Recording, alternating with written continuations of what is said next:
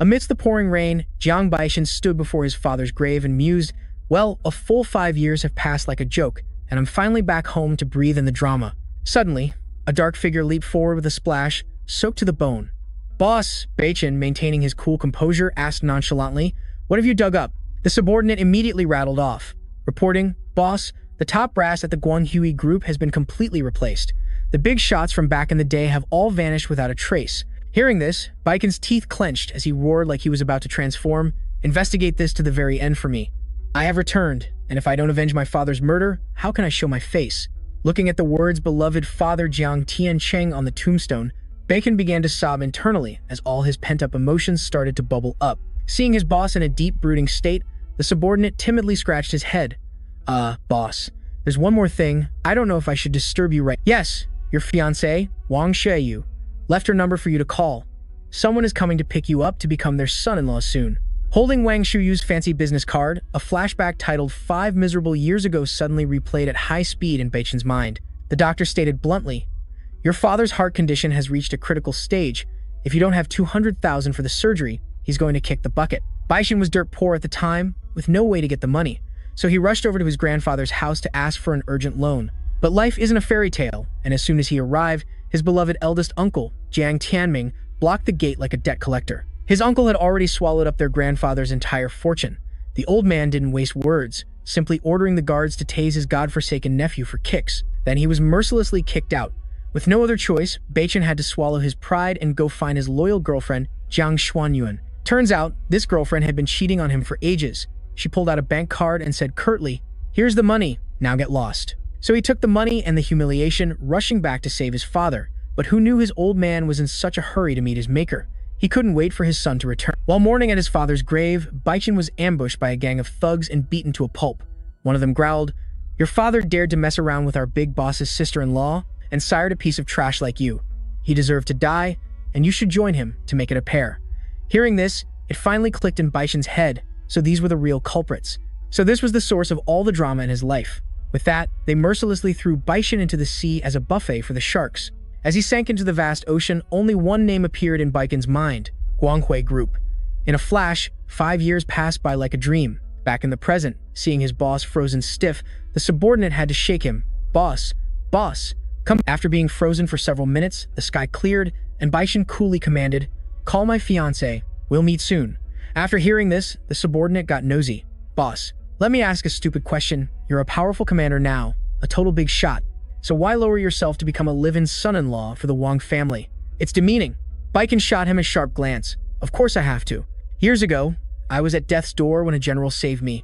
Feeling guilty, that General Wang married his precious daughter, Wang Shuyu, to me to atone. It must be fate. What a sweet deal. I need the cover of a rags-to-riches guy to make my moves, and it's the perfect chance to drag out my sworn enemies, the opportunists who profit from chaos, and all those who watched me die back then. I'll put every single one of them on my blacklist and deal with them one by one." With that, Baichin turned and walked away coolly, leaving behind a dashing silhouette. And so, his hidden boss-style revenge journey officially began. Meanwhile, on another street, the assistant, He Qian, couldn't help but butt in and ask Wang Shuyu, "Miss Shuyu, why are you stooping so low to pick up that country bumpkin Jiang Baichin? It's so beneath you. We have a meeting with Boss Chen about the billion-dollar project soon. We're screwed if we're late." Shuyu sighed and explained, "It's an order from my father, not that I have any choice in the matter. Just step on the gas so we can get back to business." Hearing this, He Qian pouted, "I don't know what's gotten into Mr. Wang lately to make him so confused. It was clear as day my younger sister broke the engagement, yet they threw me over to marry that useless guy as compensation. And now look where we are. My younger sister is now comfortably the young mistress of the Jiang family, living a life of luxury, while our girl Shui Yu remains silent, as if tacitly accepting her miserable fate." Just then, Beichen was carrying his suitcase while talking on the phone. "Young master, I heard a rumor that you've returned home." The voice on the other end sounded incredibly old, but was extremely deferential to Beichen. He replied with a superior air, "Oh, your news travels remarkably fast." The person on the other end immediately started flattering him. "Ever since you saved my entire family's lives 3 years ago, this old man has been secretly keeping tabs on your every move. Now that you're back, just give me a shout if you need anything. This old man has a bit of influence here in Yunhai City." Beichen flatly refused. He had his own plans and didn't want to stir the pot. Hearing this, the person on the other end found another way to suck up. "How? How about this? You'll need a cover story while you're out and about, right? How about I just hand over the Vinding group for you to manage for fun? I'll have my secretary, Jiang Miao, send you the details in a bit. What do you say?" Before the man could finish, Bei Chen hung up abruptly. It turned out he had spotted his ride arriving. He quickly smoothed his hair and put on his obedient husband face. Bei Chen seemed to transform into a completely different person, a world away from his previous ice-cold expression, now grinning from ear to ear. He waved as he trotted towards the car. Xu Weiyu and her assistant, He Qian, didn't even bother to get out, shouting from inside the vehicle, "Is that you? Hurry up and get in, we're in a rush." Despite the blatant disdain, Bei Chen just smiled sheepishly. "Oh my, sorry to have troubled you both." Seeing him act like this, Xu Yu was utterly disappointed. He was in the army for 5 whole years and came back just as clueless as before. Would it have killed him to improve even a little bit? Just then, He Qian received a call from President Chen. Before she could even schedule a meeting, she frantically reported, "Miss Xu Yu, President Chen said there's no need to rush. He's already gone straight to your house and is waiting there." Hearing this, Xu Yu had a bad feeling. It's just a business discussion. Why on earth would he come all the way to my house? Meanwhile, at the Xu family villa, President Chen was boasting to Xu Yu's mother, "Auntie, my company is about to receive a 20 million investment. I can spare 10 million for Xu Yun Company to help Xu Yu get through this crisis." At the mention of money, Xu Yu's mother's eyes lit up like high beams. "Oh my goodness, that's absolutely wonderful. President Chen, you're really soaring to new heights. In the future, my daughter Xu Yu will have to rely on your care and guidance." President Chen then gave a meaningful look. "So, about the matter between me and Xu Yu." She understood his meaning instantly. Xu Yu's mother replied, "Rest assured, as soon as that good-for-nothing Jiang Bei Chen gets back, I'll persuade Xu Yu to kick him to the curb and be with you." As luck would have it, Xu Yu arrived at the door just then. Without so much as a greeting, she got straight to the point, her annoyance clear on her face. "Business matters should be discussed at the office. President Chen, for you to come all the way to my home, doesn't that seem a bit inappropriate?" The shameless man named Chen replied. "Oh, come on. We're about to be family soon. Talking at home is much more personal." He and Xu Yu's mother were perfectly in sync. "Exactly. Xu Yu, what are you still being so picky about?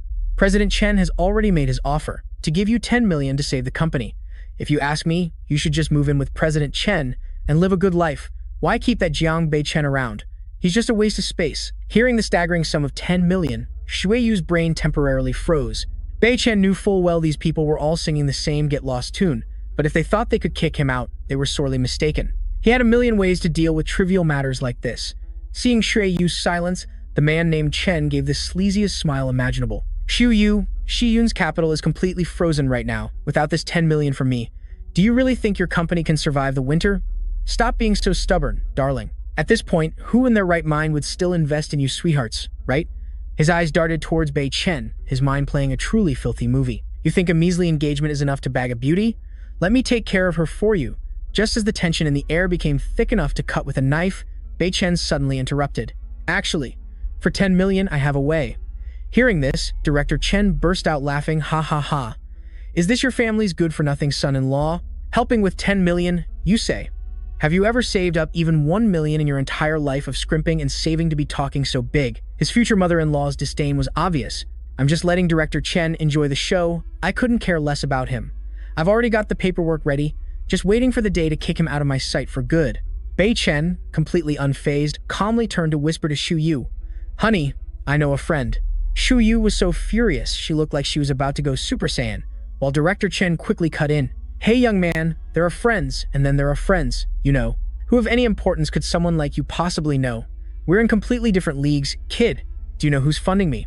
It's the Vin Din Group, the final boss of all of Yunhai City. And you, oh, the irony. Isn't that the very same group that was just handed over to Bei Chen?" But before he could even open his mouth to brag, he was cut off by Xu Yu's order. "Stop causing trouble. This isn't a joke.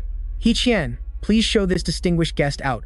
The moment the son-in-law was out of sight, Director Chen scrambled over to Xu Yu like a dog on a bone. "That's more like it. That's a good girl. Kicking that little punk out was the right move. Stick with me, and your future will be bright." It seems he had gravely misunderstood Xu Yu's intentions as he tried to place his wandering hand on her back. Just as that shameless hand was about to land, Bei Chen appeared out of nowhere, grabbing the old man's wrist and flashing a friendly smile like a pyramid scheme salesman. "Oh, my apologies, Director Chen. I was just leaving and forgot to shake your hand goodbye." But alas, this was no ordinary, polite handshake. Director Chen shrieked in agony like a stuck pig. "Hard. It hurts. Damn you, "You useless bastard. You dare lay a hand on me? I'll make you pay." This scene scared the mother-in-law out of her wits. "What do you think you're doing? Are you insane? Let go of him immediately." In her eyes, this Director Chen was the gold mine she was targeting, and she was willing to marry off her daughter to be his gold digger. Bei Chen toyed with his opponent for a bit before finally, gently releasing his grip. Just as Xiu Yu was about to apologize to smooth things over, Director Chen flew into a rage and roared, "Everything is off. There will be no deal. I'm pulling my investment." Hearing this, the mother-in-law's face went deathly pale as she hurriedly pleaded, "No, please don't, Director Chen. I'll make him get on his knees and apologize to you." Meanwhile, Director Chen's face was ashen, and he was clutching his throbbing wrist. "An apology? You think a simple apology is enough to settle this now? Drag him over here. Make him lick my shoes clean, then kowtow and beg for forgiveness. While he's at it, he can sign the divorce papers. If he does all that, maybe I'll be merciful enough to spare him." With that said, he plopped down onto a chair, crossed his legs, and pointed to the tip of his shoe, commanding in a tone that suggested he owned the world. The mother-in-law shot Bei Chen a razor-sharp glare and then shrieked, "What are you still standing there for? Look at the mess you've made. Drag yourself over here and apologize this instant." In her mind at that moment, Bei Chen was nothing but a useless burden. Completely worthless. And yet, in the midst of this heated crisis, Bei Chen still managed to flash a perfectly innocent smile. "Apologize? Hold on. Let me just make a quick phone call." A moment later, Director Chen's phone suddenly chimed. "Wait, it's news about the investment." His attitude changed faster than flipping a switch, and he grinned from ear to ear as he looked at his screen. "Unbelievable. It's a call from the high-level assistant, Zhang. This must be it. My project has caught the eye of the big bosses," he thought to himself, his expression becoming incredibly smug. He grabs our Bei Chen by the collar and shoves the phone right in his face. "This is the phone of the super-duper VIP, Assistant Zhang from the Vin Din Group. Open your beady little eyes and take a good look, you punk. This level of connection? You could grind games your whole life and never reach it." Hearing this, Xiu Yu's future mother-in-law rushed over, her voice as sweet as honey. "Oh my goodness, is this the legendary Assistant Zhang himself? The word on the street is that this number is exclusively for the big bosses." Yet, the moment Boss Chen made the call, his cheerful face turned pale as a ghost. "The investment. From this moment on, the Vin Din Group is officially saying goodbye to all investments in your company. All commercial partnership contracts are also being terminated." These words hit Boss Chen like a bolt of lightning, making him tremble like a leaf. "Wait, please wait, Assistant Zhang. Wait, didn't we already close the deal? Can you please check again with your boss? He was the one who approved this whole thing." But the person on the other end stated coldly, "There's been a change of plans. Your chairman Chen is out of the game now." After hearing that, our boss Chen was so terrified he burst into tears like a Before hanging up, Assistant Zhang mercifully gave him one final piece of wisdom. "You just kicked a hornet's nest." In an instant, Boss Chen's internal danger radar started blaring, pointing straight at Bei Chen. The hand grabbing his collar let go faster than an electric shock. For some reason, his brain automatically concluded the culprit is Bei Chen. This guy was pulling all the strings from behind the scenes. Bei Chen calmly smoothed out his wrinkled collar, giving a smile as friendly as a pageant winner. "What's wrong, Boss Chen? Is the investment still going smoothly?" Hearing that pretty much sealed the deal. Boss Chen instantly came to a conclusion. This big shot was someone he could not afford to offend. So he quickly executed a smooth landing on his knees. "I'm sorry, sir. I was wrong. Please, I beg you to be merciful. I worked like a dog to get the approval from Vin Din. If they back out now, I'll be homeless, sir. I'll shine your shoes with my tongue. I'm begging you." Hearing this, the future mother-in-law was so shocked she nearly fell over, her jaw hanging wide open. "What? Vin Din is backing out? Does that mean our entire investment has just gone up in smoke?" Meanwhile, Xiu Yu just stood there looking like a deer in headlights, her brain still trying to process what was happening. Everyone had a giant question mark hanging over their heads. Did we do something wrong? Why is the ever-so-mighty Boss Chen suddenly cosplaying as a sinner, kneeling and begging Bei Chen to spare him? Seeing Boss Chen wailing miserably and banging his head on the floor like he was chopping wood, Bei Chen stopped him. Hey, I deeply sympathize. Unfortunately, I'm just a poor man with no connections, and I'm certainly not in the same league as you. The spirit is willing, but the flesh is weak. I really want to help, but my hands are tied. Who knows, maybe for the rest of your life, you can pursue a career as a scrap collector to get by." He was smiling like an angel, but the killing intent radiating from Bei Chen was absolutely spine-chilling. This remark left Boss Chen speechless, unable to force out a single word. He just knelt there on the ground, sweat pouring down his face like rain. His mouth kept muttering unconsciously, "I scraped and clawed my way to this position. It can't all collapse in a single moment like this." He started to panic, his brain working overtime to calm himself down. Stay calm. Even if Bei Chen knows Assistant Zhang, so what? He's not the final boss of the Vin Din group. He can't be all-powerful. That's right. As long as I sincerely repent to Assistant Zhang, there must still be a way back. And with that, he scrambled out of there like the wind, trying to grasp that last fleeting glimmer of hope. Seeing this, the future mother-in-law turned sharply to Bei Chen and started yelling at the top of her lungs. You useless freeloader! What the hell did you do?" In response, Bei Chen put on a completely innocent face. "Huh? I didn't do anything. I don't understand why Boss Chen suddenly flipped out like that either. It's so strange." The future mother-in-law was so angry she started trembling and nearly collapsed right then and there. Fortunately, Shui Yu and He Chan were there to soothe her. "Mom, calm down. Be careful of your blood pressure. It must just be a coincidence that right when Bei Chen got here, that piece of trash has no way of making the Vin Din group pull out. He's not even worthy enough to carry Assistant Zhang's shoes." Seeing his identity was still safe and his cover hadn't been blown, Bei Chen breathed a silent sigh of relief. Phew, it's a good thing that Jiang Miao girl didn't let anything slip, and with these people's infinite IQ on top of it all. Oh well, I guess I'll just keep my useless trash mode activated to play the part perfectly. Over here, Shu Yu was worried sick, trying her best to come up with an optimistic explanation. Maybe the public restroom at Vin Din is just clogged or something. Hichian patted her shoulder to bring her back to reality. "Sis, are we really going to beg Director Chen after this whole fiasco? Are you dreaming? That Jiang guy just relentlessly chewed out Director Chen a moment ago. I'll eat my hat if he even deigns to look at us now. And the grand family banquet is in just a few days. By then, the Wang family matriarch might just ship our entire family off to live under a bridge, turning us into a limited edition beggars guild." Hearing this, Shui Yu's mother flew into a rage. She pointed right in Bei Chen's face, unleashing all her frustration. "This is all your fault, you useless bum. My brilliant plan is completely ruined because of you. Get the hell out of my sight. This house has no room for a walking disaster like you." Bei Chen hurriedly tried to explain. He said he could take care of the 10 million yuan, but unfortunately, his words seemed to be on invisible mode, as no one paid him any attention. After all, in their eyes, he was just a mooching live-in son-in-law. Where would he possibly get that kind of massive sum? Just then, Bei Chen's heart suddenly glitched. His whole body trembled violently as he clutched his chest. Oh crap, the old bug is acting up again. I can't delay it any longer. With no time for lengthy explanations, Bei Chen bolted upstairs. "Auntie, please calm down. I'm just going to log out for a moment. I'm just sore from the long drive, so I'm going upstairs to recharge my batteries." Seeing this, Shui Yu's mother's blood boiled. Recharge what? This is outrageous. Absolutely outrageous. Does he have any respect for this family? How dare he ignore me? Shu Yu quickly tried to soothe her mother. "Mom, calm down. I'll go negotiate the divorce papers with him for you later. I promise he won't be an eyesore anymore." To steal her daughter's resolve, Shui Yu's mother dramatically collapsed backward. Quickly divorce him, my dear.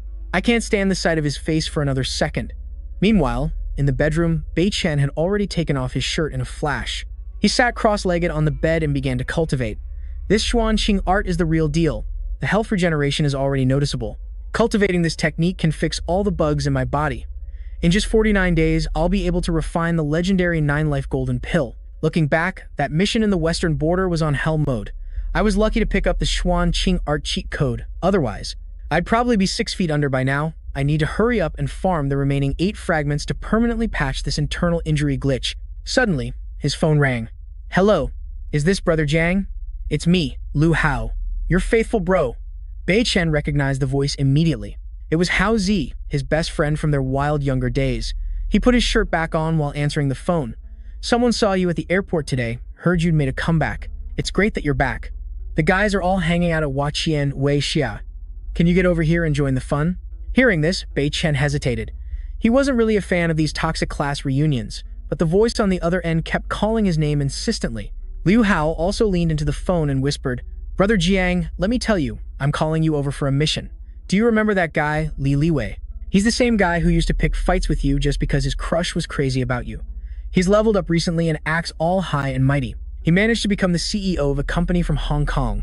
I have a make-or-break contract that I need him to sign, but he's making it a condition that you have to be there before he'll do it. Brother Jiang, for old time's sake, please carry me on this one." Hearing that his best friend needed help, Bei Chen agreed instantly. After successfully getting his help, Lu Hu pulled out the contract and scurried over to flatter Li Liwei. "Come on, everyone, let's raise a glass to Brother Li. We'll be counting on you to look after us in the future. Brother Li, you're the only pro player from our class. Oh, and Brother Jiang will be online soon. This contract is my family's livelihood. Brother Li, please take a look." Li Liwei, with his arm wrapped around a pretty girl's waist, didn't even bother to give it a single glance. All right, I've heard enough. Just wait until Brother Jiang arrives, then you'll see. We'll show that Mr. Li what it means to make empty promises. Don't worry, my brother Jiang is a man of his word, his reputation is rock solid. Or perhaps Mr. Li should just sign it now to keep things moving while we wait. At this, Li Liwei grinned widely. The fish had taken the bait. His face twisted into a sneer. Sign my A****. Are you deaf or something? Just at that critical moment, our Bei Chen entered, pushing the door open like a deity. Lu Hao practically flew out to greet him. Oh, Brother Jiang, you're here. Please, have a seat, have a seat. The guys have been craning their necks waiting for you. Meanwhile, Li Liwei shot Bei Chen a burning glare, thinking to himself, "Aha, so you finally decided to show your face. Weren't you so high and mighty back in the day? Today, I'm going to utterly humiliate you, make you grovel at my feet." The expression on his face at that moment was indescribably vile. Well, look who we have here. If it isn't the second young Master Jiang, you arrived in a flash. I thought security might not let you in. I was just about to send a fleet of 8-wheeled supercars to escort you in grand style. Quick, get the young master a chair. The moment he spoke, one of his goons performed a divine free kick, kicking a chair straight towards Bei Chen. It was clearly a greeting that showed the utmost disrespect. Seeing this, Li Hao spoke up indignantly. "Mr. Li, we're all supposed to be friends here. What kind of stunt is this?" Bei Chen's eyes turned ice cold as he thought to himself, "Ah, so it's a pre-staged drama." Meanwhile, Li Liwei swaggered closer, puffing on a cigarette and acting like some Hong Kong mob boss. "I hear our second young Master Jiang spent the last few years serving in the military. I wonder, was life in the army?" Bei Chen answered nonchalantly, "I'm temporarily discharged, just waiting at home for the right time." Upon hearing this, the crowd began to whisper, "Wow, so he's a discharged soldier, meaning he's unemployed for the long haul?" A young man named Henry curled his lip at Bei Chen's appearance. "Mr. Li, for the next reunion, please don't invite people like this. He's seriously dragging down our class." You could tell at a glance that this whole crowd was in on it, deliberately setting up this scene to humiliate Bei Chen. Li Liwei took a long drag from his cigarette and blew the white smoke right into Bei Chen's face, like he was misting a houseplant. Li Liwei feigned righteousness. "Hey now, why are you all treating this second young Master Jiang this way? Look, out of respect for our old friendship, why don't you come and work for me? Coincidentally, my company is short one security guard. You're ex-military, so it's a perfect fit, isn't it?" The classmates around them chimed in, their timing as perfect as circus acrobats. Someone else interjected, "Hold on, Mr. Li's company is a world-class enterprise. Even a security guard position requires a college degree and fluency in 2 foreign languages. Our dear Bei Chen doesn't even have a high school. I'm afraid he's not qualified. Mr. Li, you shouldn't put him in such a tough spot." The entire group erupted in raucous laughter. "Don't be ridiculous. We have to help our friend find a job, or how will he feed himself? I remember he even had the nerve to beg Wang Jia for money. Oh, that reminds me, Hanran. You're lucky you were smart back then, Hanran. Otherwise, he'd probably be at your house mooching off you every single day." After hearing this, Hanran made a face of pure disgust, as if she just Ugh, please don't lump me in with that deadbeat. I must have been blind back then to have seen anything in him. My boyfriend now is a real HR director. From the prestigious Yongding group no less, and he's incredibly capable. Taking their cue, the entire group turned their attacks on Bei Chen, their voices rising like a swarm of cicadas. "So listen up, ladies. This is a hard-earned lesson. You have to pick a boyfriend with real capabilities. If his family happens to fall on hard times, he can still rely on himself to get back up, not like someone who can only mooch off his family's past glory. But let's not say any more. The poor thing. Look, I think he's about to start crying." Yet, our Bei Chen paid them no mind, treating the buzzing flies as if they were air, his gaze remaining calmly locked on Li Liwei. Just then, Lu Hao finally snapped, shouting as he grabbed Bei Chen's arm. "That's enough. Did you ask me to bring Brother Jiang here just for this pathetic show? You've gone too far. Brother Jiang, let's get out of here." Li Liwei curled his lips into a nasty smirk. "Not so fast, Haozi. I just remembered something hilarious. Didn't you tell me before that? You're desperate for money to buy your kids milk, and your wife is about to throw you out on the street? So what's this now? Trying to be a hero saving the pretty boy?" Lu Hu froze as if a bucket of cold water had been dumped on him, breaking out in a profuse sweat.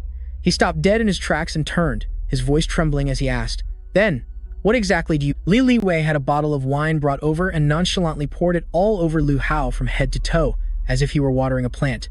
"All right, how about this? The two of you kneel down right here, admit you're a couple of pathetic losers, and I'll give you the funding. That's a Lu Hao's eyes glazed over. He lowered his head to the floor and whispered, "Liwei, we were classmates. Do you really have to take things this far?" Li Liwei laughed his head off and waved his hand dismissively. "Oh please, What does a lowlife like you need dignity for? You want funding? Easy. Just get down here and be my doormat. At that moment, a horror film titled Arguing with the Wife Over an Empty Wallet suddenly replayed in Liu Hao's mind. His missus had given him an ultimatum. If you don't close this deal today, you can come home and sign some other papers. The pressure was immense. This was his last lifeline. If he didn't grab it, he'd sink. After a fierce internal struggle, Liu Hao decided to temporarily set his pride aside. Big brother Li, please don't push me too far. I'll kneel. Just as he was about to get on his knees, a firm hand belonging to Bei Chen grabbed his collar and pulled him up. Stand up straight, your knees are— Seeing this, Li Liwei sauntered over to mock him. Well, Jiang Bei Chen. You're past your prime, but you still like to play the hero saving the world? Let me get this through your head. 15 years ago, you might have been the mighty second young master Jiang, but now you're just washed up. Save who?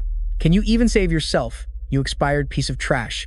But before his trash-talking mouth could finish spitting out the word useless, Bei Chen casually redecorated his head with a wine bottle. Everyone in the room had a collective jaw-drop moment. Li Liwei clutched his head, which was now gushing a red spring, and squealed like a stuck pig. You dare lay a hand on me?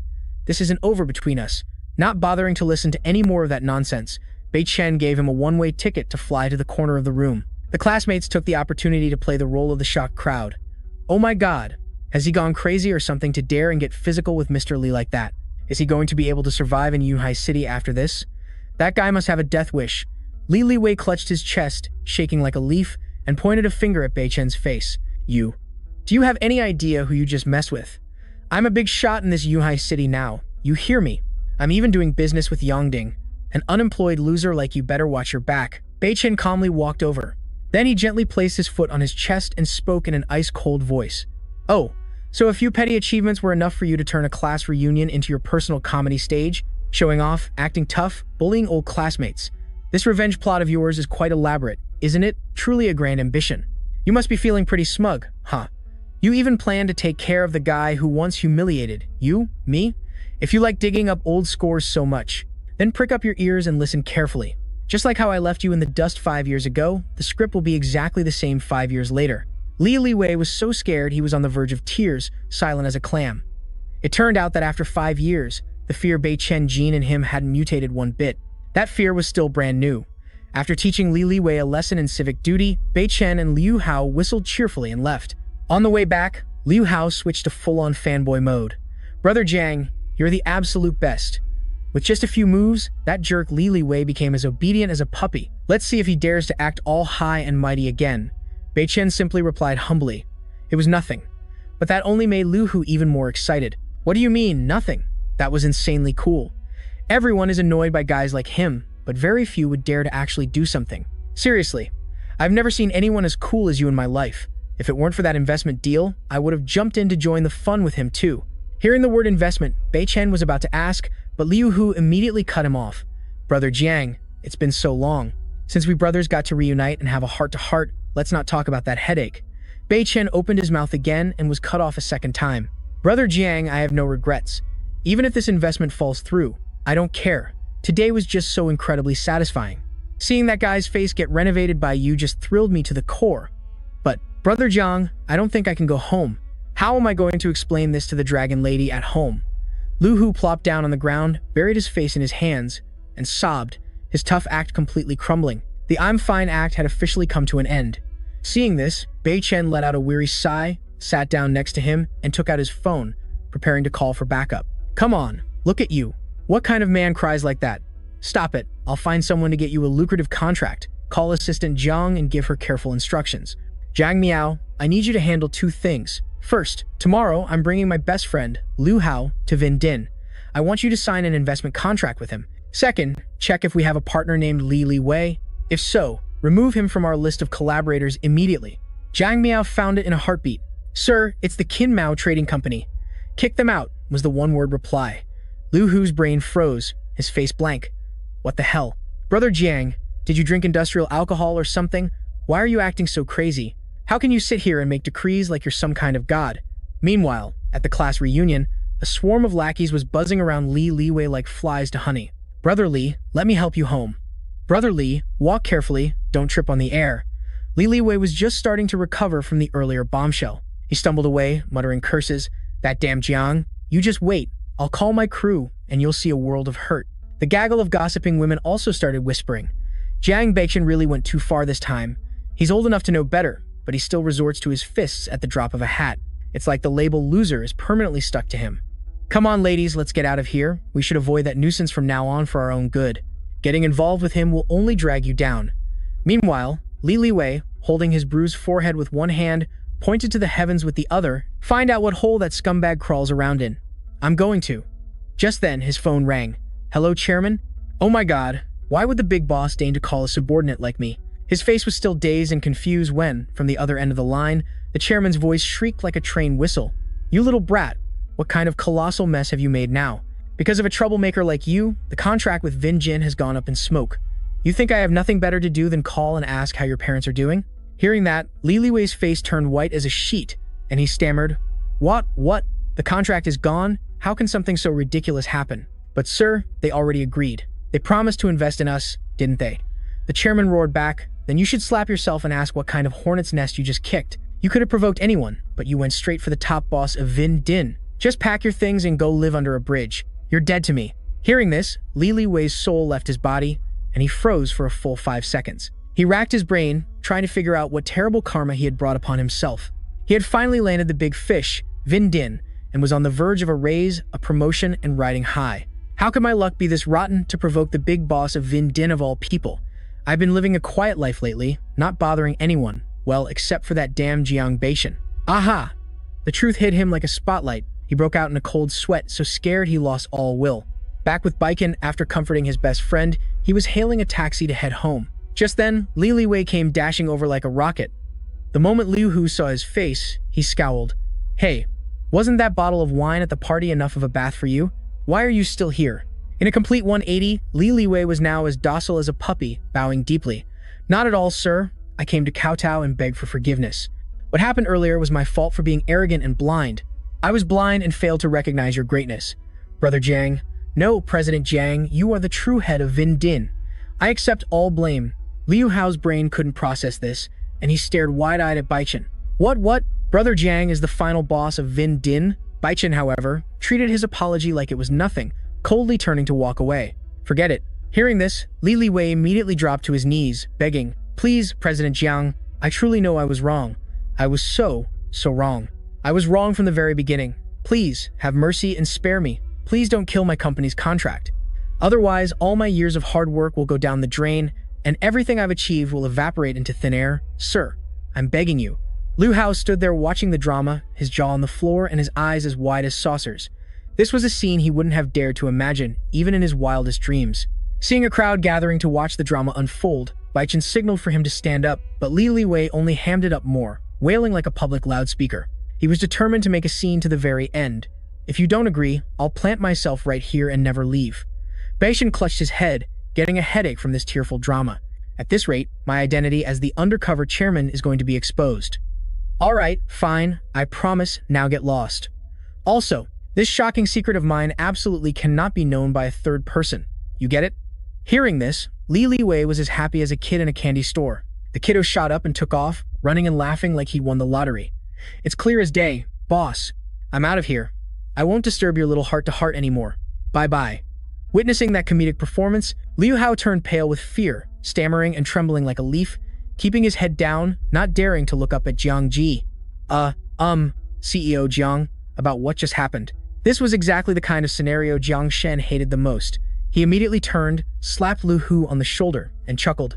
Monkey, don't overthink it. Jiang Ji is still your Jiang Ji. It's not like I've turned into Superman, so don't worry. Hearing these cheesy words of comfort, Liu Hu was moved to tears, sniffling like a child. Jiang Jie. Deep down, Baichen just wanted to be a normal brother, not let his larger-than-life status strain their brotherhood with this sworn buddy of his. Meanwhile, in a parallel universe known as the Wang family home, Xie Yu was sitting in the living room, tearing her hair out with a glum look on her face. Oh my god, tomorrow is the Grand Martial Arts Tournament. The board of directors meeting, and the funding issue is still up in the air. How am I going to Just at this critical moment, a ding was heard. An email from Ron Ding arrived like a lifesaver. Our senior assistant Jiang has signed off on the approval. Tomorrow, the funds will be officially transferred to the Ziyun group. Although she was overjoyed, a nagging thought bothered Shui Yu. Why was Assistant Jiang suddenly so nice, funding Ziyun as if it were a piece of cake? Could it be because of Jiang Baichen? No, no, that's ridiculous. It's already a blessing for 70 generations that the deadbeat hasn't caused me more trouble. I'll have to go investigate this assistant Jiang someday. Just as she was lost in thought, Baichen loomed in the doorway, having just returned home. Shu Yu quickly put on an act, composed her expression, and spoke. You're home right on time. Sit down, let's talk about going our separate ways. As soon as he heard the word divorce, Baichen's face turned as cold as ice, and he silently walked past his wife. Sorry, that topic is not within my scope of discussion. Seeing his crappy attitude, Shu Yu quickly grabbed his arm and growled, Jiang Baichen, I'll give you a villa and 1 million in spending money as a severance fee, so you won't have to leech off anyone in the future. How about it? Hearing this, Baichen laughed out of anger, tightening his grip on her hand. Ridiculous. Your chump change in my eyes isn't even worth as much as toilet. Never mind. I, Jiang Baichen, served in the army for 5 long years. I will absolutely never accept this kind of cheap transaction. Suddenly, a memory flashed in slow motion through Baichen's mind. Asterisk flash asterisk. Once upon a time. That day, after landing a massive punch on Jiang Xuanyuan, Baichen was relentlessly chased by a whole squad of guards. With his battered and bruised body at the time, there was no way he could escape. Just as he was hanging by a thread, Shu Yu suddenly appeared like a heroine, spreading her arms to block the guards. That's enough. Give him a chance to live. The Jiang family is already a mess. Don't try to fish in troubled waters. Besides, you guys provoked him first, so you deserve to be punched. What are you complaining about? This ends here. I forbid anyone from chasing him, or else don't blame me. Baichen ran for his life with tears welling in his eyes, screaming inwardly, My goddess, I am forever in your debt. Asterisk flash asterisk. Back to the harsh reality. After reminiscing, Baichen regained his composure and gently released Shui Yu's hand. I'm sorry, I went a bit too far just now, but divorce is off the table. Don't you ever mention that word again. You'll soon realize that marrying me is a blessing for 8 generations of your family, not a mistake. Seeing this cold, overbearing CEO aura, Shui Yu froze for 5 seconds, her heart pounding. Huh? Is this really my good-for-nothing husband? But her brain quickly refused to believe the harsh reality, and she hurriedly deceived herself.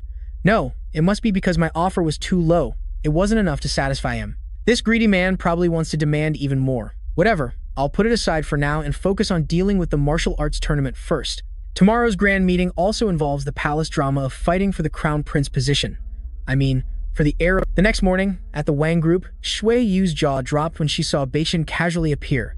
You have to know that only shareholders have a ticket into this crucial meeting. Shui Yu thought, but couldn't for the life of her understand why the old master would personally invite her good-for-nothing husband, who held no— Out of nowhere, a group of menacing-looking goons stormed in, led by Wang Shu, the direct grandson of the Wang family and Shu Yu's cursed cousin. This guy managed the Wang family's Saidian company, and the moment he saw Baichen, he couldn't resist mocking him. Well, look who it is, the soldier boy back in town. Today is the Wang family's grand assembly. How did a small fry like you wander in here? Or are you planning to leech off grandma's fame and beg for some small handout, little buddy? Let me tell you something, the Wang family has no time to feed a free— Shui Yu was about to step in and fight for Baichen, but he stopped her, proving that trash will always be trash. He doesn't even dare to let out a single bark. My dear little sister, I heard a rumor that you just snagged a huge investment, so you haven't been kicked out of the company for now, huh? Oh, you're so lucky. Being pretty really has its advantages, doesn't it? Looking so fresh like this, I bet you just have to bat your eyes a little and the money comes flying right into your arms. It's unbelievable that these golden words came from a cousin. This is max-level trash-talking, utterly disgusting. While Wang Shu was still busy spewing garbage, Baichen suddenly spoke up. Oh, is that so? Only then did the guy realize in horror that his hand had just brushed against Baichen's chin, and he jumped back several steps in fright. Holy crap, why is it you? The other shareholders saw the amusing scene and joined in the mockery. I never knew our CEO Wang had such unique tastes. From now on, we brothers will have to be careful with our backsides. Even though we're shareholders, we can't be selling our bodies. Maybe I should go buy some underwear with a combination lock. Utterly embarrassed, Wang Shu hurriedly waved his hands, explaining it was just a simple misunderstanding. He glared daggers at Baichen, screaming internally, You dare humiliate me here, Jiang Baichen. You just wait. This debt, I will definitely pay you back in full with interest, plus a bonus combo of getting wrecked. After everyone had gathered, the matriarch finally graced them with her presence. Seeing her, Baichen respectfully bowed his head. Hello, Grandma. Grandma Wang approached and asked him perfunctorily, It's been a while, little Chen. How were your years in the military, son? Baichen grinned widely and replied that he had been temporarily discharged. Hearing this, Grandma Wang's face stiffened slightly. Oh, Discharged? So, what is your rank now? When she heard Bei Chen casually say he was a grunt with no rank, she tried to salvage the situation. So, did the military arrange any position for you in the government? Bei Chen, still as innocent as ever, replied that he was currently in a state of temporary unemployment, sitting at home waiting for a job. Upon hearing this, Grandma Wang's face turned as black as the bottom of a pot, a storm brewing in her heart. Good heavens, 5 years in the army, and he couldn't even get a measly officer's rank? Other people serve for just 3 years and might even become a battalion commander. What a good-for-nothing, a complete waste of food. She had originally harbored some hope that this grandson could climb up to some official position so the Wang family could bask in his glory. Who knew he was still a huge liability, hopelessly useless? But it wasn't appropriate to badmouth him in front of every— Grandma Wang could only turn away in disappointment. All right then, just find a corner and sit down. As obedient as a puppy, Jiang Chen immediately found a spot and sat down quietly. He didn't utter a word or draw any attention. Starting the meeting, Grandma Wang cleared her throat. All right, let's get back to our main topic for today. Shu Yu, I heard your Siyun company just received an injection of 10 million in capital, escaping its financial crisis. Is that right? Well done. But remember, that's just a temporary lifeline. If you want to survive and thrive, you need sustainable growth. Those words were true, and Shu Yu nodded seriously. Then, Grandma Wang tossed out 2 documents. The Rongding Corporation has just launched the Xuan Pavilion project. Our Wang family will send 2 of our champions, Si Yun and Si Dian, to compete for the bid. But before sway, you could even cry tears of joy. Grandma Wang immediately doused her with cold water.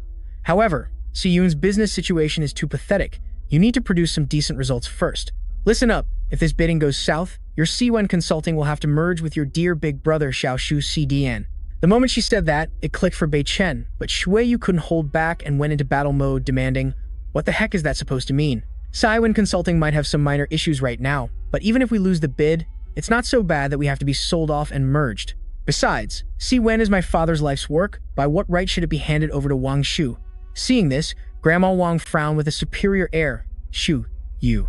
Whether it's Siwen or Si Dian, they are all just assets of the Wang family. And I am the master of this family. If I'm not happy, your director position at Siwen could disappear in a heartbeat. Understand? So, my dear granddaughter, do you still want to talk back to your grandma? Shu Yu immediately deflated and slumped back into her seat, not daring to make a peep. Why on earth? Why does grandma always dote on Wang Shu just because he's the direct male heir? Just then, Wang Shu stood up, clapping his hands as he spoke. Absolutely perfect. Grandma's decision is as clear as day. The big fish eats the small fish. That's the business principle of our Wang family. Grandma's only doing this for the greater good of the Wang Corporation. Why would she waste time feeding shameless parasites who only leech off the family's assets? He pointed a rude finger straight at Bei Chen, laughing heartily. But our man Bei Chen wasn't fazed at all, just smirking to himself. It's about time I go accept my position as CEO at Rongding. That afternoon, Bei Chen and Lu Hao headed straight to the Rongding group to casually sign the contract. Even now, Lu Hu's brain was still buffering. He couldn't believe that Bei Chen was the final boss of this place. As soon as they stepped through the door, they ran right into Shin Ran, who was busy putting on makeup. Huh, Jiang Bei Chen and Lu Hao too? What are you two doing here? Applying for a security guard position? I remember you talked a big game at the class reunion. Lu Hao's blood boiled, and he yelled, "Then what are you doing here? Cleaning toilets?" Brother Jiang is. But he didn't get to spill the beans about Bei Chen's true identity. Before he was cut off by him, "We have things to do, just ignore her." Seeing this, Shin Ran felt emboldened and pushed further with her sarcastic remarks. "I'm not like you guys. My boyfriend is the HR director here. Impressive, right? He's already arranged a position for me. A cushy job where I'll be waited on. I don't even need an interview." Seeing Bei Chen stop and look curious, she became even more delighted to show off. "What's more, I don't even have to work. I just have to show up and clock in every day. And I easily pocket nearly 40 million a month." Just as she was bragging, her boyfriend ran over saying hurriedly, "Let's go. Hurry up. The new CEO is taking office today.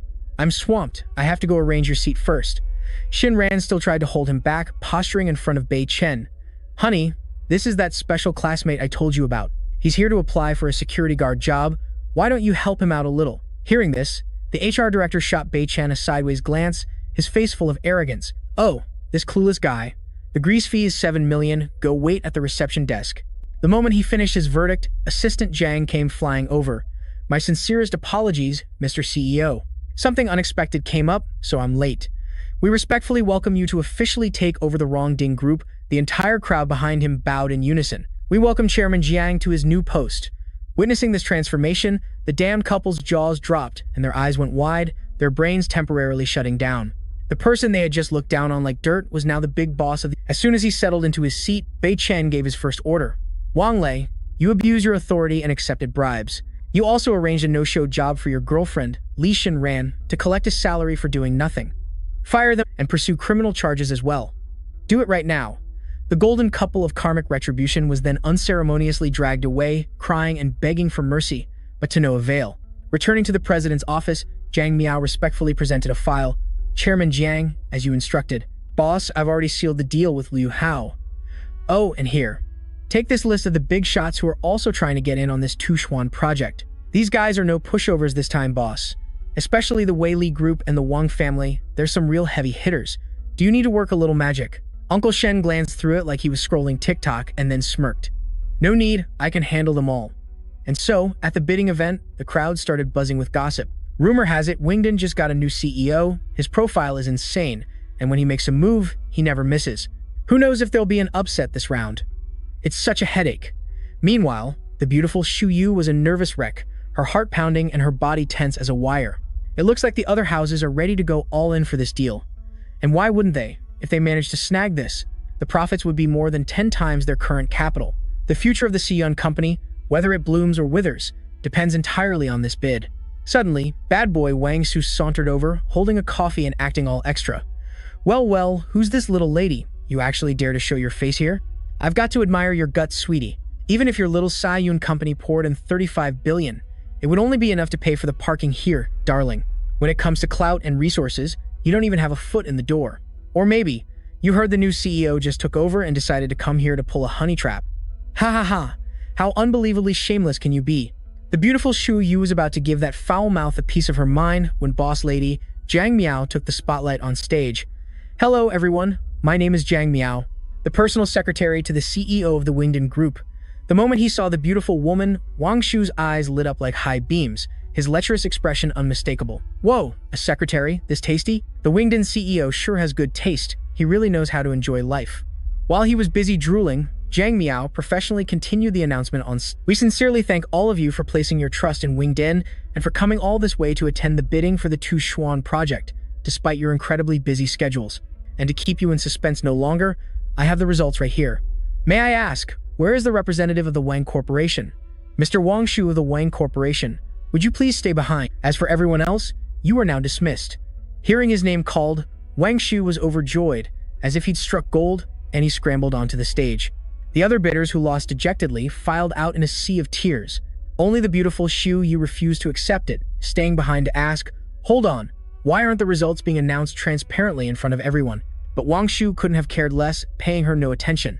He was just thrilled that he'd hit the jackpot, tears of joy streaming down his face. Xu Yu's blood was boiling at the sight, and she stormed up to confront Jiang Miao face to face. We poured our blood, sweat, and tears into this bid, and you people just pull a backdoor deal, choosing a winner without even a proper review. Are you really eliminating us in such a shady manner? This isn't fair play at all. With her extensive experience as a top-tier assistant, Jiang Miao was all too familiar with this kind of outburst. She replied coolly, fairness, oh honey, fairness is a concept for the powerful. The weak don't get a say in what's fair. You're from the Wang clan and you don't understand the simple rule of big fish eats little fish. Remember this carefully. This is Wingdon, and this is our playground. Here, what we say goes. If we say it's fair, it's automatically fair. Do you understand now, sweetie? After hearing this, Xu Yu was stunned speechless for 5 seconds. The beautiful woman was left speechless, unable to argue back. Seeing his chance, Wang Shu chimed in mockingly. That's right, little sister Xu Yu, you should just pack up and leave to save yourself the embarrassment. After that display of dominance, Jiang Miao presented the contract to the Wang Corporation in a private room. But Wang Shu's mind wasn't on the text at all. His eyes were like magnets, completely fixed on Jiang Miao. Noticing this, Jiang Miao moved to stand right in front of him. She decided to use a little charm to get his attention. CEO Wang, the contract is right here. Please take your time reviewing it. Your gaze seems to be wandering. If you have no further questions, please sign right here. I've been waiting ever so patiently. Upon hearing her voice, Wang Shu was completely mesmerized, not even bothering to glance at the contract for a second. So, he signed it with a quick flourish without thinking twice. Once that was done, he started to make his move. Miss Jiang, are you by any chance free later? I know this great restaurant. The beds there are especially big and comfortable. Zhang Miao gave him the cold shoulder, turning away abruptly. That won't be necessary. The contract is in 2 copies, one for you and one for me. Our business here is done. Vin Din Group will keep 1 copy, and Director Wang, you should take this one home to frame it carefully. Vin Din Group's 2 Xuange project is all riding on Director Wang. Right now, Wang Shu is over the moon, practically drooling. He gleefully took the contract home to show off his victory to his grandma. Grandma, I snagged the deal from Vin Din Group. Soon, Xiyun will be mine too. Hey, look at this. Grandma Wang took the contract, as happy as if she'd struck gold. Yes, good. You're worthy of being my eldest grandson. Our Wang Corporation finally has a worthy successor. Wang Shu stood with his hands on his hips, grinning from ear to ear. Haha, just rest easy. Grandma, I promise I'll do my absolute best. The crowd gathered around him, competing to praise him to the high heavens. Only Shui Yu was sulking in a corner, her expression grim. Losing the bid meant that, according to her promise to her grandma, she would soon have to say goodbye to Xiyun. Dad, I'm sorry, I'm so useless. Meanwhile, Grandma Wang was still sweet-talking her grandson. My dear grandson is so talented, my spoiling you wasn't in vain. Indeed, a grandson is still the best. Now, let me see what this Vin Din Group project is all about. But suddenly, the smile froze on her lips. A tiny clause suddenly appeared in the contract, the Tusheng project of the Vin Din Group by the Limited Liability Company. Yunhai C. Dian Lingerie will act as the processing agent, factory, and distribution channel. Will be handed over to its partner, Xiyun Company, to borrow for free for the mutual development of both parties. Seeing her grandson's signature right there, Grandma Wang's gut twisted in anger and Wang Shu, what the hell is this? It turned out that everything, from A to Z, was already in the palm of Bei Chen's hand. After reading the contract, Grandma Wang's blood boiled as she crumpled it up and threw it on the floor. Only then did Wang Shu realize he'd been massively tricked. Shui Yu picked it up and read it, her eyes lighting up like headlights. Xiyun won the bid. It's Xiyun. We won. This is fantastic. She quickly wiped away her tears of joy, but her mind was filled with a giant question mark. But if they had already chosen Xiyun, why did they have to troll Wang Shu so badly? Could it be that the new chairman of Vin Din Group has some kind of grudge against my cousin? Although Grandma Wang was burning with rage on the inside, she still wore a bright smile. Haha. Even though it was a bit turbulent, in the end, it's still a project for our Wang family. I knew our Shu Yu was talented. Wang Shu Yu brought back the Vin Din Group's project, so of course, she is the greatest contributor to the Wang family. I have decided. From this day forward, Wang Shu Yu will officially take the position of Vice President of the Wang Corporation. Hearing this, Shui Yu was ecstatic. Vice President, a position second to only one person but above thousands. How awesome. This means Grandma has chosen me as the successor. She really does love me the most. But our girl was too naive. Grandma Wang still had a butt up her sleeve. But this also means that Xiyun Company will be under Little Zhu's management. From now on, just let him handle everything there. Wang Shu, who was sobbing his heart out just a moment ago, now shot up and laughed foolishly as if nothing had happened. Shu Yu froze, not understanding why her luck was so rotten. She had clearly worked her back off to win this project for Xiyun, yet when it came time for the reward, all the credit flew right into someone else's pocket. On the surface, she was promoted to vice president for prestige, but her actual power had completely evaporated. It was truly a title in name only. After her announcement, Grandma Wang gripped her hand tightly, warning her in a gentle voice. Shu Yu, this vice president position is second only to me, you hear? You must work hard. Besides, you're a girl anyway. Won't you eventually get married and take care of your husband's family? Wang Shu quickly chimed in from the side. That's right. Don't worry, little sister. Big brother will steer the Xiyun ship very well. You can just go be your figurehead, vice president, in peace. Understanding the hidden meaning, Shu Yu quickly snatched her hand back and shouted, No, I don't agree. Besides, oh grandma, you only got the Wang family name because you were a daughter-in-law yourself. If you could do it, then why can't I? The moment she finished speaking, Grandma Wang unleashed her iron sand palm, giving her granddaughter a swift trip back to childhood. What kind of tone are you using with me, you brat? I married into the Wang family fair and square, with my feet in the ancestral hall and my hands on the family fortune. You hear me? And you? You're just like spilled water. Your future children will take someone else's name. The Wang family's legacy is not for you to meddle in. Aha! So you finally show your true colors. Shui lost her patience and roared like Tarzan. Fine, if you won't give it to me, then don't. Xiyun is mine and Dad's brainchild. I can't just let it disappear. Seeing her stubborn granddaughter, Grandma Wang switched on her Oscar-worthy actress's mode and began her sob story. Oh my heavens, you dare talk back to me? She then executed a legendary fall, not onto the ground, but into Wang Shu's arms, and started her dramatic performance. Wang Shu immediately seized the golden opportunity, playing the part of the filial grandson and berating Shu Yu. You are truly an unfilial descendant. Look at you. You've made Grandma's blood pressure spike. If anything happens to her, I swear I will hunt you to the ends of the earth. The gossip squad, who had been silent until now, took the chance to whisper, wow, this Wang Shuyu is really the black sheep of the Wang family. She just landed one project and is already so arrogant. See, she should be more like young Master Wang Shu, handsome and filial, the legendary perfect child from the stories. Shu Yu stood all alone, trembling like a leaf. Oh, the fate of a woman. How could she possibly handle this whole circus by herself? All right, Grandma. Please calm down and take care of your health.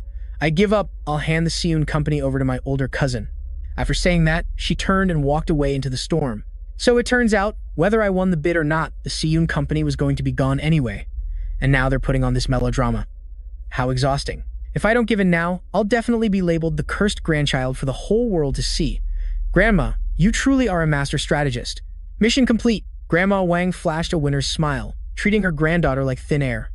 A few days later, at home, Shuyu sat brooding in a corner, turned to stone and not saying a word.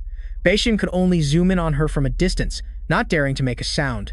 It's been days since she lost the Seiyun company, and she's still lagging. This shock seems to have been a bit too much for her. Wang Shuyu, are you really going to stay in this down mood forever? Suddenly, a ringing phone shattered the gloomy atmosphere. On the other end was CEO Chen. Hello, CEO Chen. Is there anything you need from me calling so late? On the other end, CEO Chen gave a smile that couldn't be any sleazier. My dear Shui Yu, I've heard all about your situation. This old Chen here deeply sympathizes with you. I missed out on the deal with Yingting last time, but now I'm working with Boss Lu from the Caitian Company, and it's a really sweet deal. There's a super huge project, and it's very urgent. Boss Lu has heard of your great talent and is very interested in you. Really? How about we go out for a little chat right now? Hearing this, as if grabbing a life raft, Shu Yu shot up like a spring, her face frantic. It's urgent, very urgent. Right now I'm getting the cold shoulder from Grandma, so with a project in hand, what's there to fear from a few hardships? Let's get down to business. But, no matter how urgent it is, I still have to be cautious. But, it's very late now. That CEO Chen knew full well his prey was like a drowning person clutching at a straw. He chuckled. Shu Yu, opportunity waits for no one. After a moment of hesitation, Shu Yu gritted her teeth and agreed. Okay, please wait for me. The target had taken the bait. The two creeps shared a meaningful smile, their minds already starting to wander. Cutting back to Baiken, he stood behind Shu Yu, his heart burning with anxiety. Ever since he started practicing the mystic azure art, his hearing has been his five senses are now much more pro than a normal person's. He heard every single word of that phone call. Oh, Wang Shuyu. Wang Shuyu.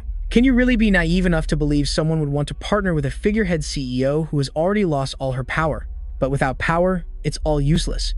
As soon as she sat down, manager Lu Feng next to her shot her a smile that couldn't have been more smug. Miss Wang is truly a woman of the modern 4.0 era. We've only just started talking, but I can already sense your wisdom. You're a perfect fit for this project. Director Chen, sitting next to him, quickly chimed in with flattery. Haha, I told you so.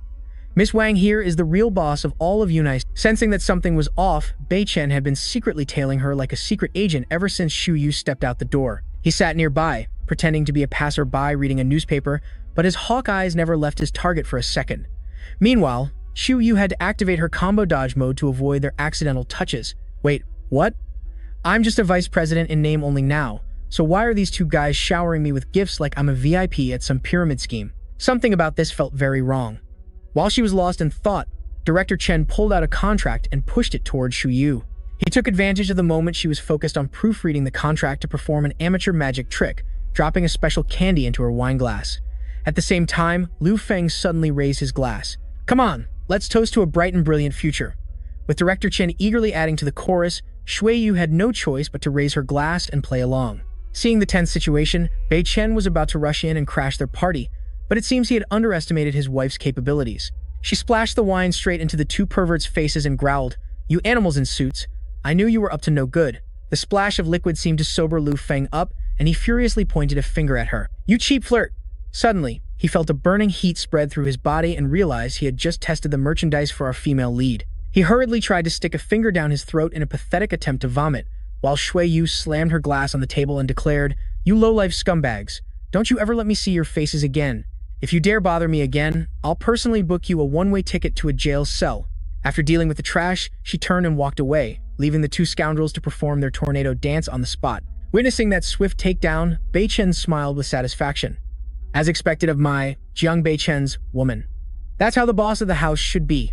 The two scoundrels' plan had officially gone up in smoke. Director Chen frantically tried to do damage control. Manager Liu, are you alright? Don't worry. I'll make sure she pays for this wine-splashing incident with interest on your behalf. Liu Feng's whole body was trembling, his face as red as a beet, as he yelled. Shut up, the drug is already kicking in. It's too late to throw it up now. Hurry up and find me a fire extinguisher. When it came to this sort of thing, it was Director Chen's specialty. He was confident he could complete the mission in a heartbeat, but how was he planning to do that? The final boss, Bei Chen, had appeared behind them like a ghost at some point. Gentlemen, I know a great place. Why don't you let me take you there to cool off?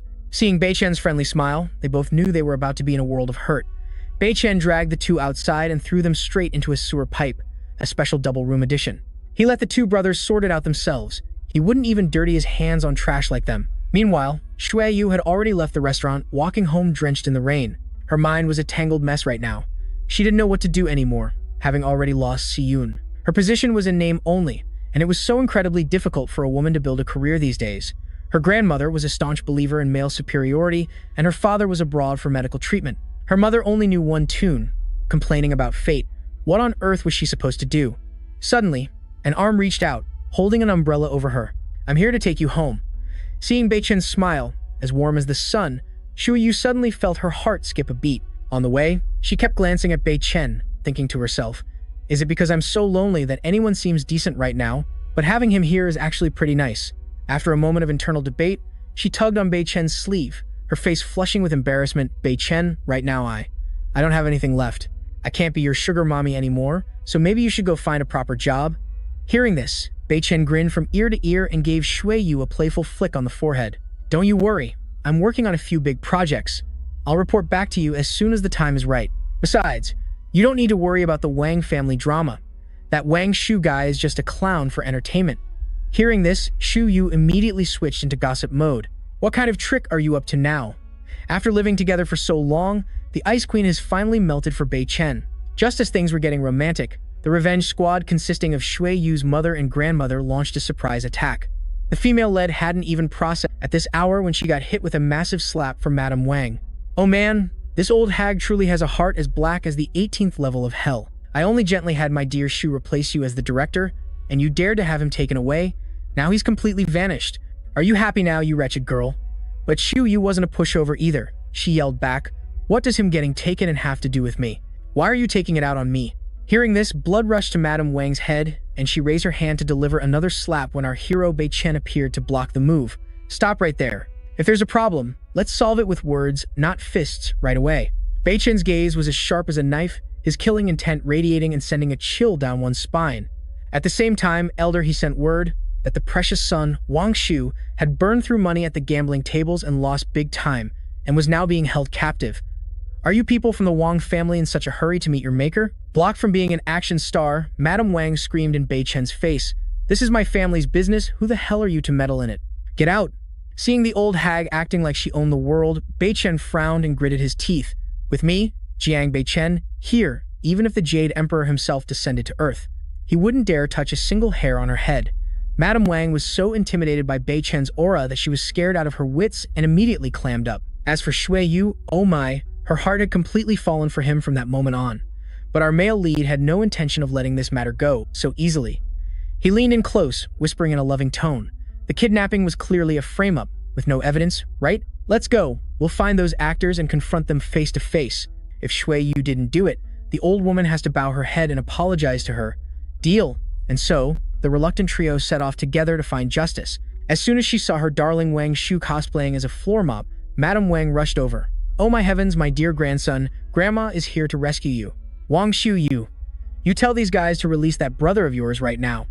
Suddenly, the thugs formed a semicircle, tightly surrounding the trio. Following the natural instincts of a handsome hero, Bei Chen immediately stood in front of Shu Yu like a shield. Just then, the kidnappers finally spoke with their golden voices. We've been waiting forever for you. I trust you brought the $45 million in tea money? Upon hearing this, Madame Wang's jaw dropped and her eyes went wide. What? $45 million? What $45 million? Aren't you actors hired by that brat Wang Xiu to act with my grandson? Bei Chen then added some subtitles. Madam Wang, they've made it as clear as day and you still don't get it through your head? This is a casino, not a film set. As for that huge sum, a little bird told me that your young master donated it to the casino, and now he's still head over heels in debt to these brothers from the streets.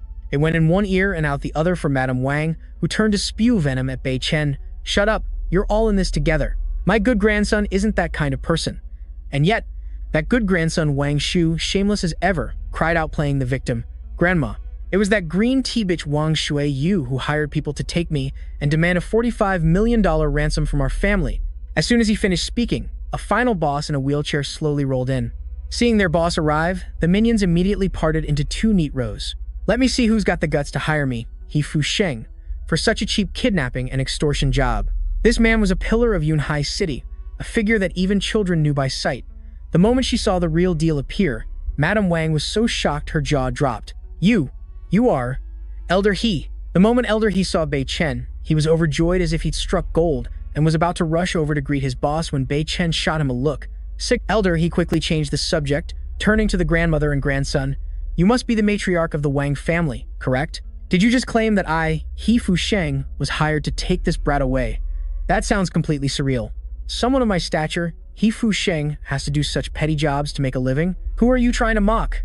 The grandmother and grandson were so intimidated by the big boss's aura that they trembled like leaves, hastily trying to find an excuse to cover things up. Oh my god, a misunderstanding. It's a huge misunderstanding, Elder He. In this city of Yunhai, if you say the word, who would dare to even breathe? With just a flick of your finger, my entire Wang family would be wiped out.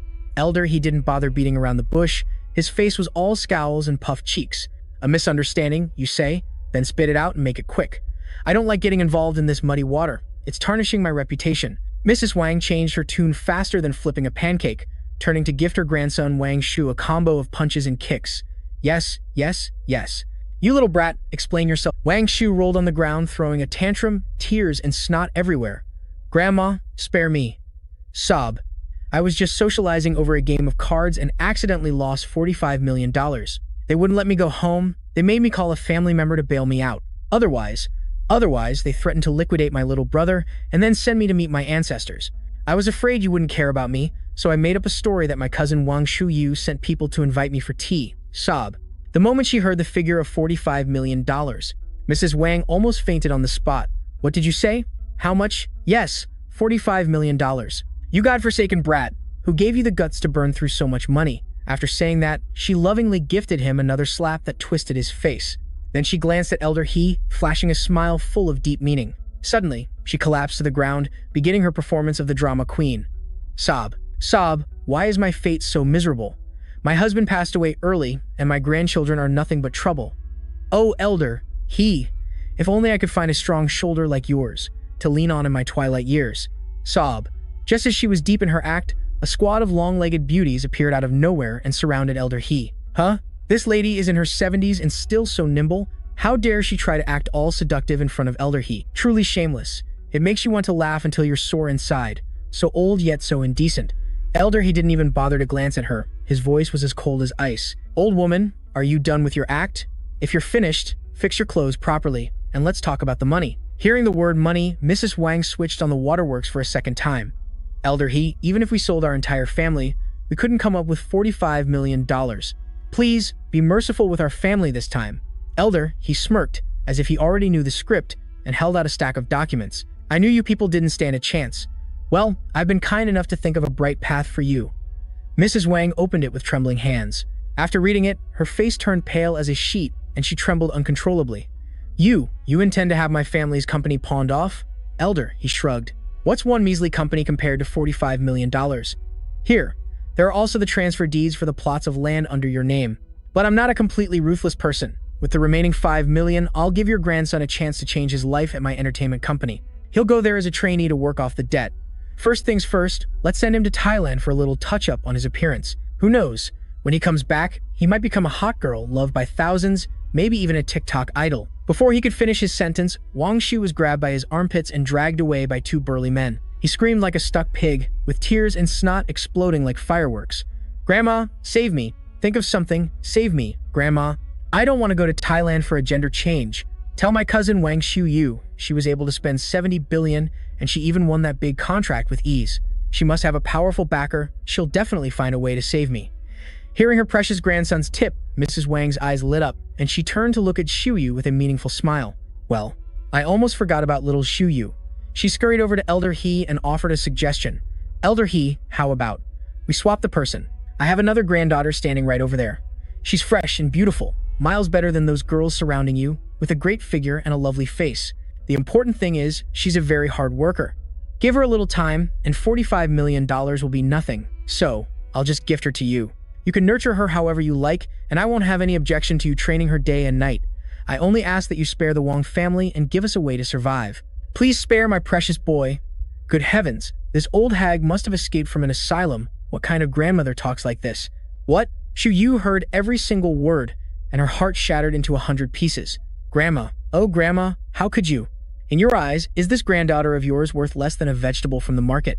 Not only was Madame Wang shameless, but she also strained her neck to yell even louder. You shut up. Girls are worthless. Just a freebie. Using you to save your cousin is a blessing for 3 generations. At least you finally have some use. These words officially lit the fuse on the powder keg named Bei Chen. Although he did not say anything, his killing intent was already through the roof, ready to transform into his Super Saiyan. Just then, Elder, he spoke up, Madame Wang, truly a genius mind. Your reasoning is also quite sharp. Hearing this, Madame Wang was ecstatic, her eyes shining like headlights. Really? Then Elder. Please hurry and release my precious grandson. But Elder, he was not finished. Unfortunately, I happen to be severely allergic to the whole favoring boys over girls thing. So, let that liability of yours go. If you hesitate to sign, your grandson will not need to spend money on a trip to Thailand for a change. I will have my men slice him up into premium sashimi right here for you to enjoy. As soon as he finished speaking, the henchman immediately moved forward, intending to inspect the goods on Wang Shu. Terrified of losing his family jewels, Wang Shu shrieked, Boo-hoo, Grandma, save me. Sign it, Grandma, sign it quickly for my sake. Unwilling to let the only branch of the family tree be pruned, Madame Wang gritted her teeth and signed. Thinking of her family's fortune vanishing, she immediately staged a faint-on-the-spot scene. The next morning, the headlines were buzzing. Young master of Wang Corporation gambles away entire family fortune, setting a new record for burning money this century. All of the company's real estate was slapped with red seizure notices. The queen, Madame Wang, was so furious she coughed up blood, had a stroke, and was rushed to the emergency room. Rumor has it that for the rest of her life, her only companion will be a hospital bed. After reading the news, Bei Chen nodded in satisfaction. Elder He, thank you for your seamless cooperation on this case. You helped Xiuyu get back what was rightfully hers. And lately, the Rongding Group has also brought me quite a few perks too. I am truly grateful. Hearing this, Elder He quickly waved his hands, looking flustered. Oh my commander, you are making me blush. You are being far too polite. Back in the day at the western border, if it were not for you, my whole family would be pushing up daisies by now. Let us let bygones be bygones.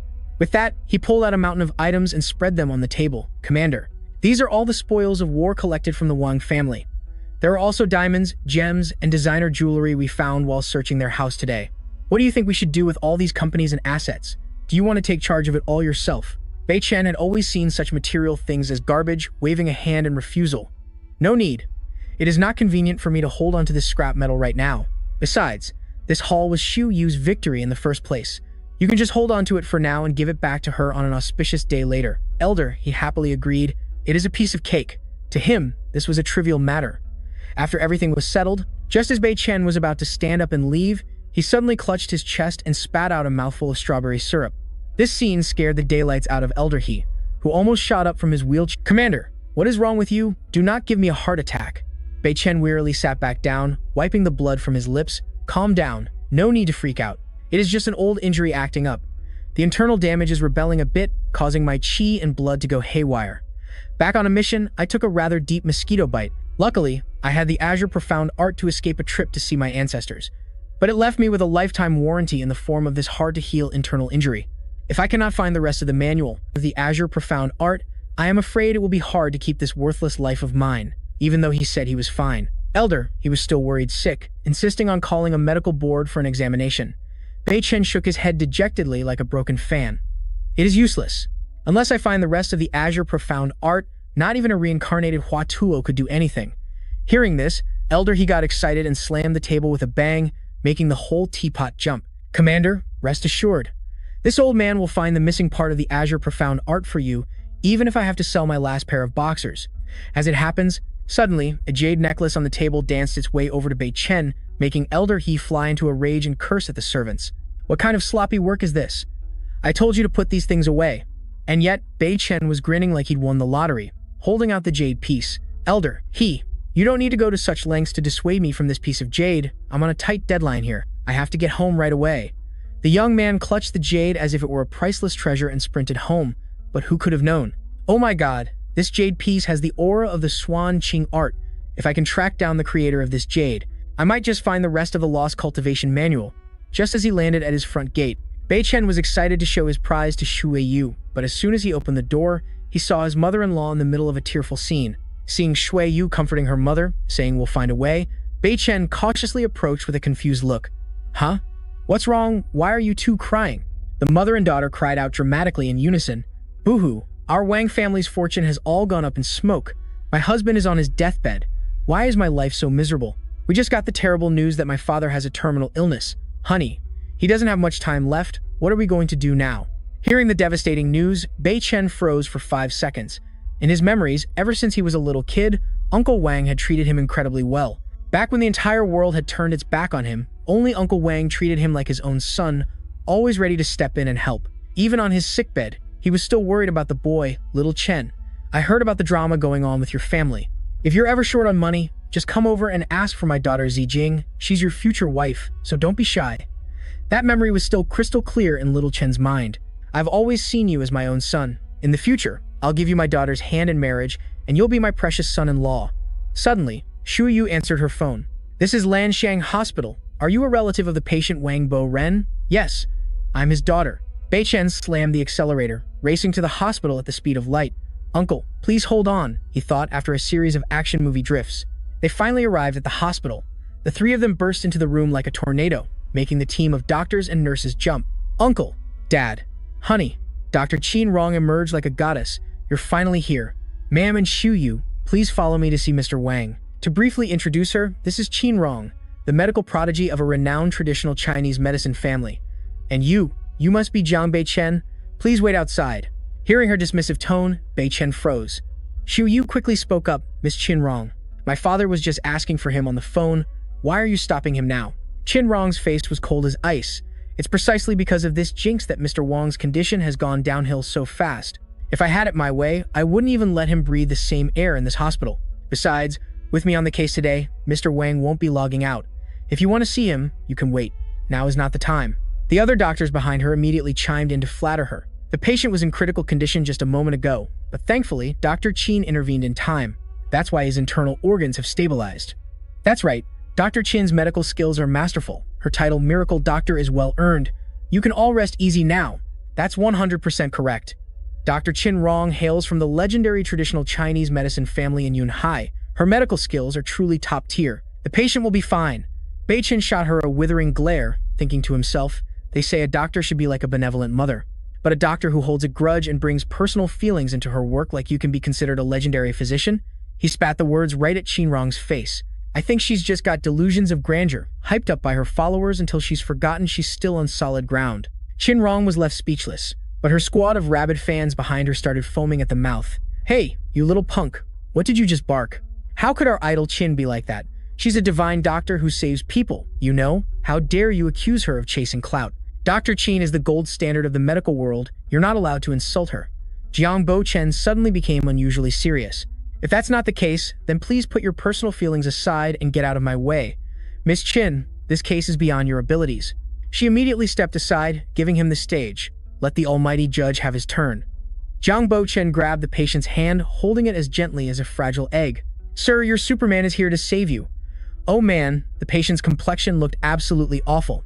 He could only rasp out a single word, Bo. Jiang Bo Chen, I'm here. Just from that brief handshake, he instantly scanned the situation. The old man's face was rosy as if he'd just been sunbathing, but his pulse was as weak as a snail's. This was a classic bait and switch. What recovery? It was clearly a final burst of life before the end. Jiang Bo Chen quickly turned around. He's about to kick the bucket. Quick, where's your kit? Let me borrow it. Qin Rong's face was ice cold. What kind of act are you putting on? I just gave Uncle Wang a few needle pricks. The situation is very stable. The crowd of onlookers behind them were true connoisseurs of cheesy drama. Are you planning to use those needles for sewing? Do you even know acupuncture? Do you have any degrees or licenses to be acting so high and mighty? What a load of nonsense. Just shut your mouth.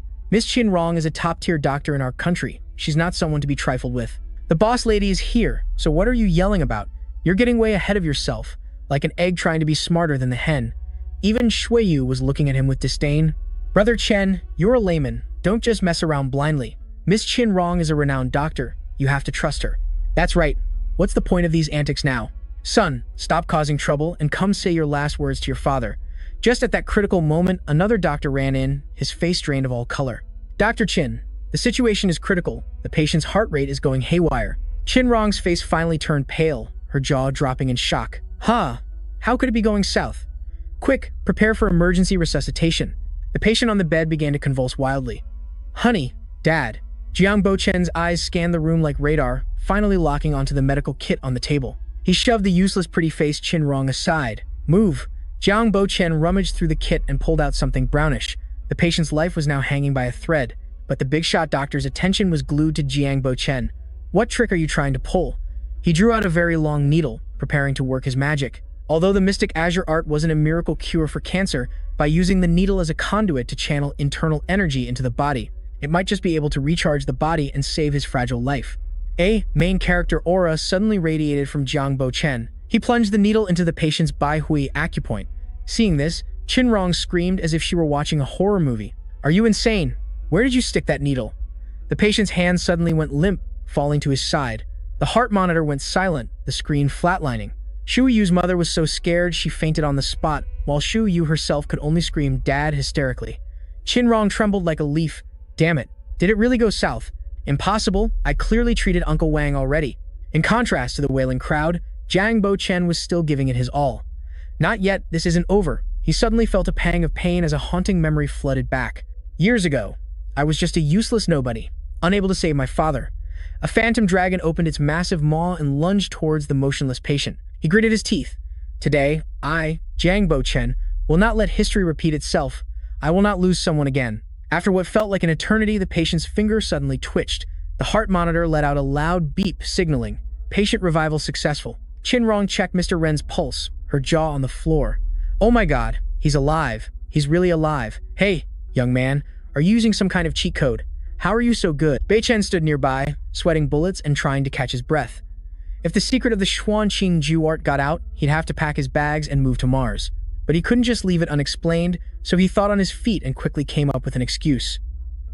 This is something from back when I was in the army. I had the good fortune to learn a secret, traditional first aid method from some super mysterious tribes out on the frontier. Chin Rong looked at him blankly. A mysterious ethnic minority? That sounds like a total lie.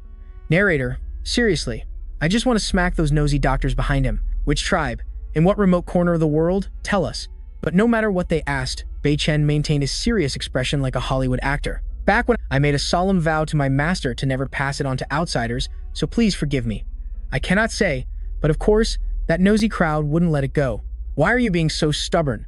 If such a miraculous technique really exists, do you know how many lives it could save? That's right. That's right.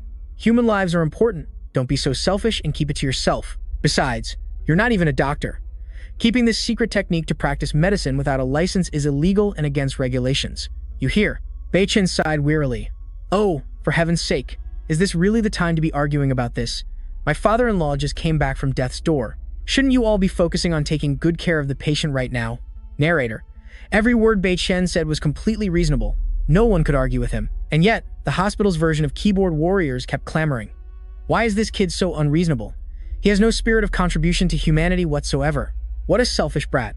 Fortunately, the boss lady Chin Rong stepped in to quell the chaos. That's enough. He's right. Our job right now is to care for the patient, not to turn this room into a chaotic marketplace. Disperse. Go check on the patient, now. Yes, Dr. Chin. The crowd sheepishly dispersed, and the room suddenly became quiet. Chin Rong turned back and shot Bei Chen a sharp glare. You're a world apart from the good-for-nothing I heard about in the rumors. Bei Chen just nodded modestly. You flatter me. That's what she said, but she was already plotting something else in her head. Chin Rong's in her thoughts. Bei Chen, you might have fooled them, but you can't fool me. That whole mysterious tribe story sounded fake from the start. I will definitely uncover your secret. After dealing with the external threat, Bei Chen turned to the internal one. Oh wait, I mean his beloved wife, Shu Yu. Are you okay? To his surprise, without a word, she rushed forward. Bei Chen was so surprised his eyes nearly popped out of his head. Shu Yu's voice was as soft as a whisper. Thank you. I really mean it. For saving my dad. His expression immediately switched to wife-doting mode as he gently patted her head.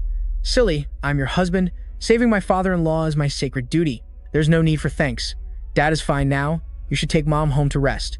She just fainted, so she'll need you to look after her while she recovers. You can leave dad here with me. I'll take care of everything. Narrator interjects, this scene might seem cheesy, but just wait a few more chapters and you'll be in for a huge shock. Shu Yu's face turned beet red as she mumbled, oh, okay husband. It was like a bolt of lightning struck Bei Chen. Huh, what did you just call me? She turned away in embarrassment, denying it completely. I didn't say anything. You must have misheard me. Anyway, I'm heading home now. With that, she bolted. After a long and exhausting day, night finally fell. And yet, Bei Chen was still floating on cloud 9. Damn, that one word, husband, sweet as honey, kept replaying in his head all evening. He was sitting thoughtfully by his father-in-law's bed when suddenly, the old man's tired eyes slowly opened. Lost in his thoughts, Bei Chen jumped in surprise. He quickly rushed over, asking, Dad, you're awake. How are you feeling? Mr. Ren looked much more refreshed. I'm fine. It's strange. I just took a nap, but I woke up feeling completely healthy, as refreshed as if I'd just had a massage. I could have sworn I was about to meet my ancestors earlier. Don't say such ominous things, Dad. It must be because you're a good man, so your ancestors are watching over you. By the way, where are Shui, you, and Mom? Bei Chen said as he helped Mr. Ren sit up. Oh my god, my mom nearly fainted from all the intense drama, so Tuyet Vu had to carry her back to her room to rest. The old man put on his glasses to look more intellectual. Not bad. By the way, I have some juicy gossip I want to share with you privately. Back then looked dumbfounded, not understanding what this old uncle wanted to spill. Turns out, the old man had it all planned. Impressive, huh? For the past few years, my time has been running out. I've already taken care of Tuyet Vu and my wife. The only one left that I'm deeply concerned about is you. The young man was confused. Huh, uncle? What is there to worry about me for? But you can't fool an old man. You're still bitter about that incident, aren't you, son? About the day your old man passed away. The young man's face turned as black as thunder. Don't worry, I have no intention of being an obstacle. Whatever you want to do, just go all out. Back then, your father was in his prime, strong as an ox. It seems that the incident where Back then's father kicked the bucket was completely absurd. Suddenly, the project went belly up, then he fell gravely ill and died. If you call that a coincidence, I'll be the first to object. This Uncle Nan doesn't believe in such fairy tales. These past few years, even though I've been a bit low on battery and bedridden, I've still managed to overhear the drama. And I've dug up some very interesting clues, according to my renowned detective skills. After hearing this, Back then's jaw dropped. The old man's face hardened, switching to serious mode. That plot twist, back then, where your father's project vanished into thin air. It was all orchestrated by your eldest uncle, Jiang Tianmin. Back then was like, I knew it. I've suspected that guy for a long time. Uncle Nan was so angry his voice trembled as he began to recount the story. That old bastard sold out confidential information, leaking your father's lowest bid, and just like that, the project went belly up. Then he even colluded with the board of shareholders, staging a perfect play to kick you and your father out. Recalling the scene where Back then was blocked at the gate. The entire Jiang family fortune is mine now. I won't even lend you a single penny. Thian Min puffed on a cigar, looking incredibly tacky. Now your project is bankrupt. You'll be living on the streets soon. You're truly a good-for-nothing, can't do a single useful thing. I'd rather use that money to feed a few more doggos, it'd be more useful. Remembering this classy past, the young man couldn't help but feel bitter. Jiang Thian Min, you're the type to bite the hand that feeds you, changing your tune in an instant. You caused my father to be kicked out of his own home. He didn't have a single cent to his name, riddled with illness and no money for treatment. I, Jiang Back than, swear I will show you what a living hell truly is. It's too late for regrets. Little brother, don't come over here. Ah. A scream tore through the night. The scream came from Thian Min's mansion. The old man was trembling like a leaf, clutching his head, having another nightmare. Thian Min's face was as pale as a ghost. Is it because the company has been under too much financial pressure lately? But no, it's all because of that troublesome brat Jiang Hianvian. I clearly told him to bring some gifts or a few sweet young things to the boss in charge of the Liao family's project. And yet, he just sat there like a car out of gas, refusing to go. The more he thought about it, the more his blood boiled and Thian Min roared. Where's Jiang Hianvian? If you can hear me, drag your butt in here. Hearing the summons from his royal father, Hianvian scrambled inside as fast as he could. Father, I'm here. I'm here. What is it? Did you call for me with any instructions? Where have you been hiding these past few days? What have you been so busy with? Well, I heard that Tutin's father has a terminal illnesses and is beyond cure, so he just returned to the country. Lately, I've been busy pulling strings and making arrangements for him to get treatment in Van Sun City. The boy probably thought, but to his surprise, smack, Thien Min threw a pillow right at his face. The company is on the brink of collapse. It's about to go under. And you have the nerve to worry about some other man's father? The old man continued his tirade. I told you to go close the deal on the Liao family's project, and the result is you've made no progress at all. You're such a disaster. Hien Vian hurriedly tried to calm him down. Father, please calm down, calm down. There's trouble with the Liao family. We've set a trap and are waiting for Zixing's father-in-law to show up in Yunshan. Tianling gritted his teeth. Huh, what does the Liao family's business have to do with them? He scurried over to the bed and whispered, the head of the Liao family is drooling over our Shu Yu, Dad, and the Wang family is desperately searching for a cure for old Wang Boren. We just need to do this and then do that, and we'll be done. Tianming was visibly pleased and thought to himself, this little rascal actually has a brain. Okay, approved. Just go ahead with the plan, son. Yes, sir. Yunshan City, at the Jiang family mansion. The three of them moved back in. Beichen looked at the massive villa before him, his heart filled with emotion. Jiang family, I have returned. He was determined to reclaim everything he was owed this time, with interest. His mother-in-law had been in high spirits ever since. Zixing had bailed them out. She had never cared about family matters before. Who knew she would come through so impressively in a time of crisis? Honestly, I can't understand how this mother-daughter duo can fall for empty promises time and time again without ever learning their lesson. She said she would take us to a center called immunotherapy that specializes in eradicating cancer cells. I hear they have the best treatment regimens on the planet. They're guaranteed to cure your father's illness. Just you wait and see. Phew, thank goodness for our dear daughter Zixing. Father is saved. She excitedly rang the doorbell. Hello, is anyone home? Zixing, it's your mother. I've come to see my darling daughter. Huh, strange. Why isn't anyone coming to the door? I'm sure I arranged a specific time with her. Why is she standing me up like this? But even after shouting herself hoarse, it remained completely silent inside. Xiu Yu pulled out her phone to call, but there was no answer. Baichen sensed that something wasn't right. He then strode forward confidently. Auntie, no one can hear you ringing the bell so softly. Allow me. Without another word, Baichen sent the door flying with a single kick. Xiu Yu and her mother were left completely dumbfounded, and just like in a movie, a large squad of guards suddenly swarmed out from nowhere. Hey, who goes there?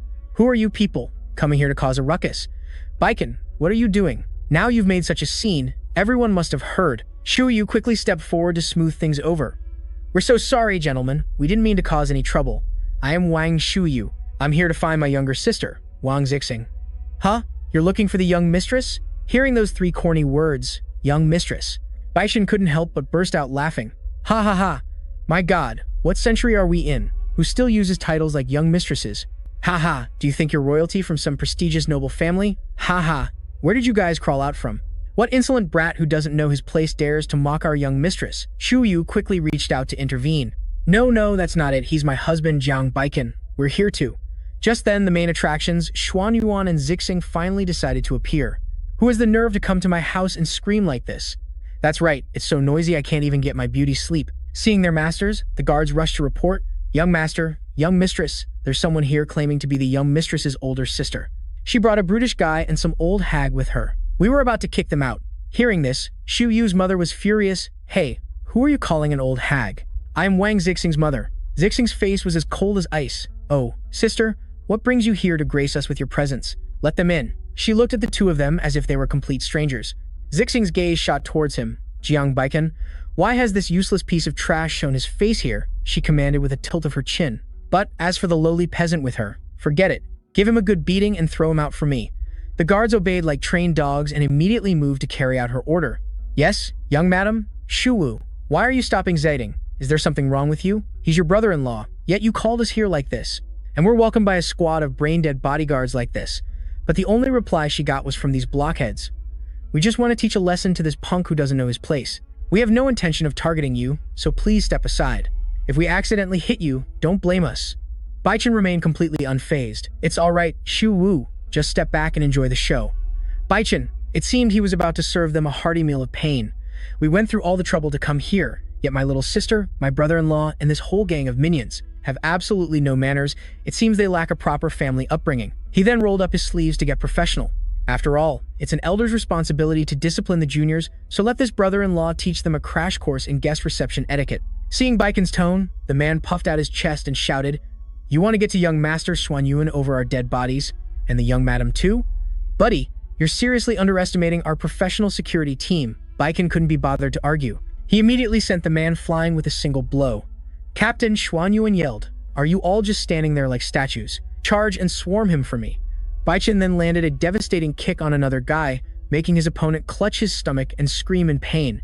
Baichen's hands were as fast as lightning. He grabbed another man and swiftly gave him a free ticket to kiss the ground, all in just a few short minutes. He had completely cleaned up Xuan Yuan's entire ragtag army. Now then, it's the turn of our two hospitable hosts, my brother-in-law and sister-in-law. The couple's faces went pale as they watched, but Ziding probably already had a script ready in her head. She began her act. "Jiang Becken, I'm warning you, if you dare lay a single finger on us, I'll call the police immediately. Furthermore, with the power of the Xuan Yuan family, I'll make sure you rot in prison for a very long time." Baishen smirked. "Rot in prison for a long time? That sounds pretty interesting. Go ahead and call. I'm looking forward to it." "Jiang Baichen, you're insane. Screw it. Just call the cops and have them haul him away. Hurry." Xu Ranyuan immediately pulled out his phone and dialed. Xu Wu quickly tried to intervene. "Baiken, maybe we should just stop. If the police really come, we won't be able to talk our way out of it, even with 100 mouths." A corner of Baishen's mouth curved up. "Don't worry, just trust my skills." While Baiken stood his ground, Xuan Yuan was as quick as the wind to call the police. "Hello, is this the police? There's a lunatic wrecking my house. You guys need to get over here and arrest him." "What? It'll take 5 minutes? All right, just please get here as fast as you can." This dim-witted couple was thrilled, thinking they had a brilliant plan. Ha ha. An emboldened Ziding lifted her chin smugly. "Jiang Baichen, your number is up, buddy. In just 5 more minutes, get ready to rot your butt in prison for the rest of your life." In contrast to the couple's glee, Baichen was perfectly calm. 5 minutes? That's more than enough time for me to dislocate both of your legs. Then I'll pop them back in, and we can repeat that a few times just for fun. Tell me, after I put them back in place, do you think the cops could find any proof that you've been disassembled and reassembled, even with a microscope? Ziding was trembling like a leaf, but she still tried to act tough. "Jiang Baichen, you are truly shameless."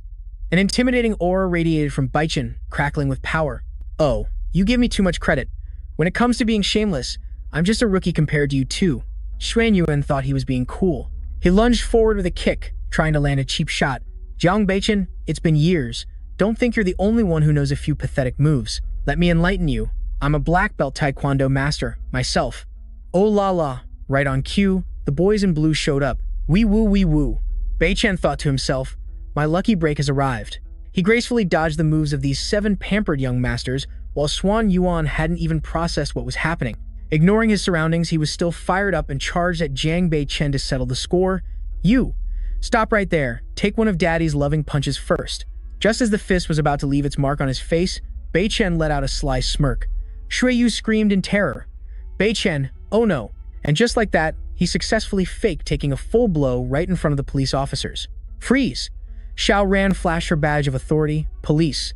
Only then did the couple realize they were in big trouble. Xuan Yuan and Zijing started to break out in a cold sweat. She pointed her finger right in his face. "Move again, and I'll send you on a long-term vacation to the slammer." Xuan Yuan's face twisted in disbelief. "I've been framed." He clearly hadn't even touched the guy. Meanwhile, Baichen was successfully playing the victim of the year. "Off, officer. You're a godsend. I don't understand where all this blood is suddenly coming from." Baichen clutched his wound, looking to be in utter agony. "He was trying to off me, officer." Xuan Yuan's face went pale. "What? You've got it all wrong, officer. I swear I haven't even laid a finger on him. This blood isn't Ev."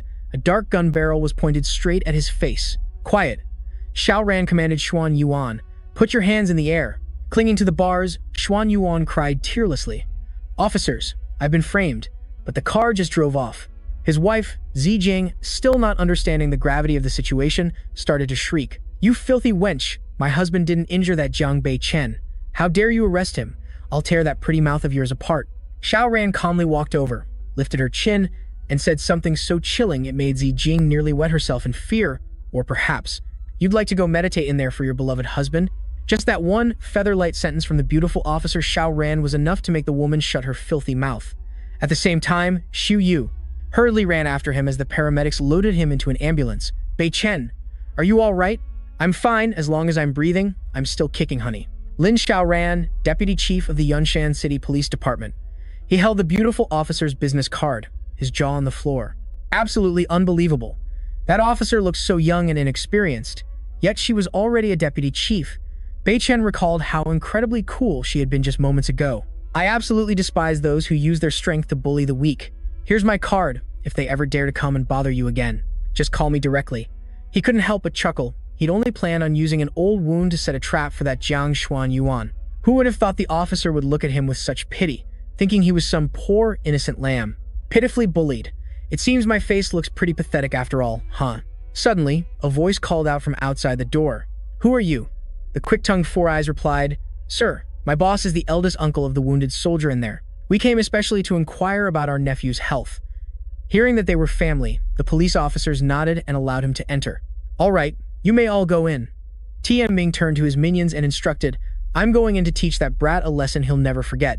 You guys stand guard out here, and remember, no matter what happens inside, even if all hell breaks loose, do not let a single cop in. Yes, sir. You had to admit, this old man's face was just as punchable as his son's. Jiang Bei Chen, it's been a while. How are you, nephew? He said he was there for a visit, but his foot landed right on Bei Chen's hospital bed. You've got some nerve, barely back, and you're already stirring up trouble. Making your cousin go to the station for tea, you must feel pretty proud of yourself, huh? Or have you forgotten how I taught you a lesson all those years ago? Weren't you scared enough? But he wasn't the same person he used to be. Uncle, are you planning to teach me again? I'm so very scared. Tian Ming immediately grabbed his cheek and growled. It's good that you know fear. Now, hurry up and change your statement. Just say you and Xuan Yuan were only playing around, and that he had absolutely no intention of harming you. Once that was over, the young man dragged his body to the door, banging his head on the floor, to apologize to Xuan Yuan and the punching bags he had beaten up. This old master will graciously forgive you. Bei Chen shot him a death glare. Old master, you look like a flea that's been starving for 3 days. Did you crawl in here to suck my blood or something? Tian Ming was baffled. Huh. What are you blabbering about? Without a word, Bei Chen threw off the blanket and with a loud crack, bent the old man's index finger backward. Tian Ming let out a piercing scream. The cops outside, with ears like radar, were startled. Hey, sounds like something's happening inside. What's that wailing sound? Let's go check it out. But Tian Ming's bodyguards were quick as lightning, moving to block their path. Whoa, hold on there, officers. There's nothing going on, sirs. Us bodyguards just saw how you officers are working so hard day and night, all wound up, so we wanted to provide a little entertainment. So we decided to put on a little homegrown musical performance to help you relax. The theme is, everyone has body hair, so we'd like to sing a song about hair. The goons nodded knowingly to each other. The boss must be disciplining that punk. Man, listen to that pathetic scream. The old man still got it. Our boss is so vicious, we can't let them hear. We have to sing louder, drown out the boss's private conversation in there. We absolutely cannot blow his cover. He slapped 2 of the buff guys on the rear. What, did you skip breakfast this morning? Louder. Now, let's break down the different types of body hair we have, shall we? Let me sing you a little tune. We have eyebrows, eyelashes, armpit hair, and there's also. Meanwhile, inside, Tian Ming had cried a river, but Bei Chen remained completely calm, his hands still holding the lock. I know you're here for your precious baby, Jiang Xuan Yuan. You want me to change my testimony, right? Well, you'll have to show a little sincerity then. What do you want? The young man didn't hesitate to state his price. I want the entire Jiang family fortune, every single asset registered under your name and your darling son Jiang Yuanzum's. Tian Ming felt a world of pain, but as it turned out, he loved his money more than his son. Bei Chen, do you have any idea what nonsense you're spouting? You've got some nerve. Bei Chen then added another affectionate comment. If you can't bear to part with your fortune, then we can just let your precious son go study abroad in the slammer for a few years. I'll hire the best lawyer and make sure he gets the full prosecution package. I guarantee he'll serve a full 15 years, and as a special bonus, I'll break 2 more of your fingers. How's that for a deal? Crack.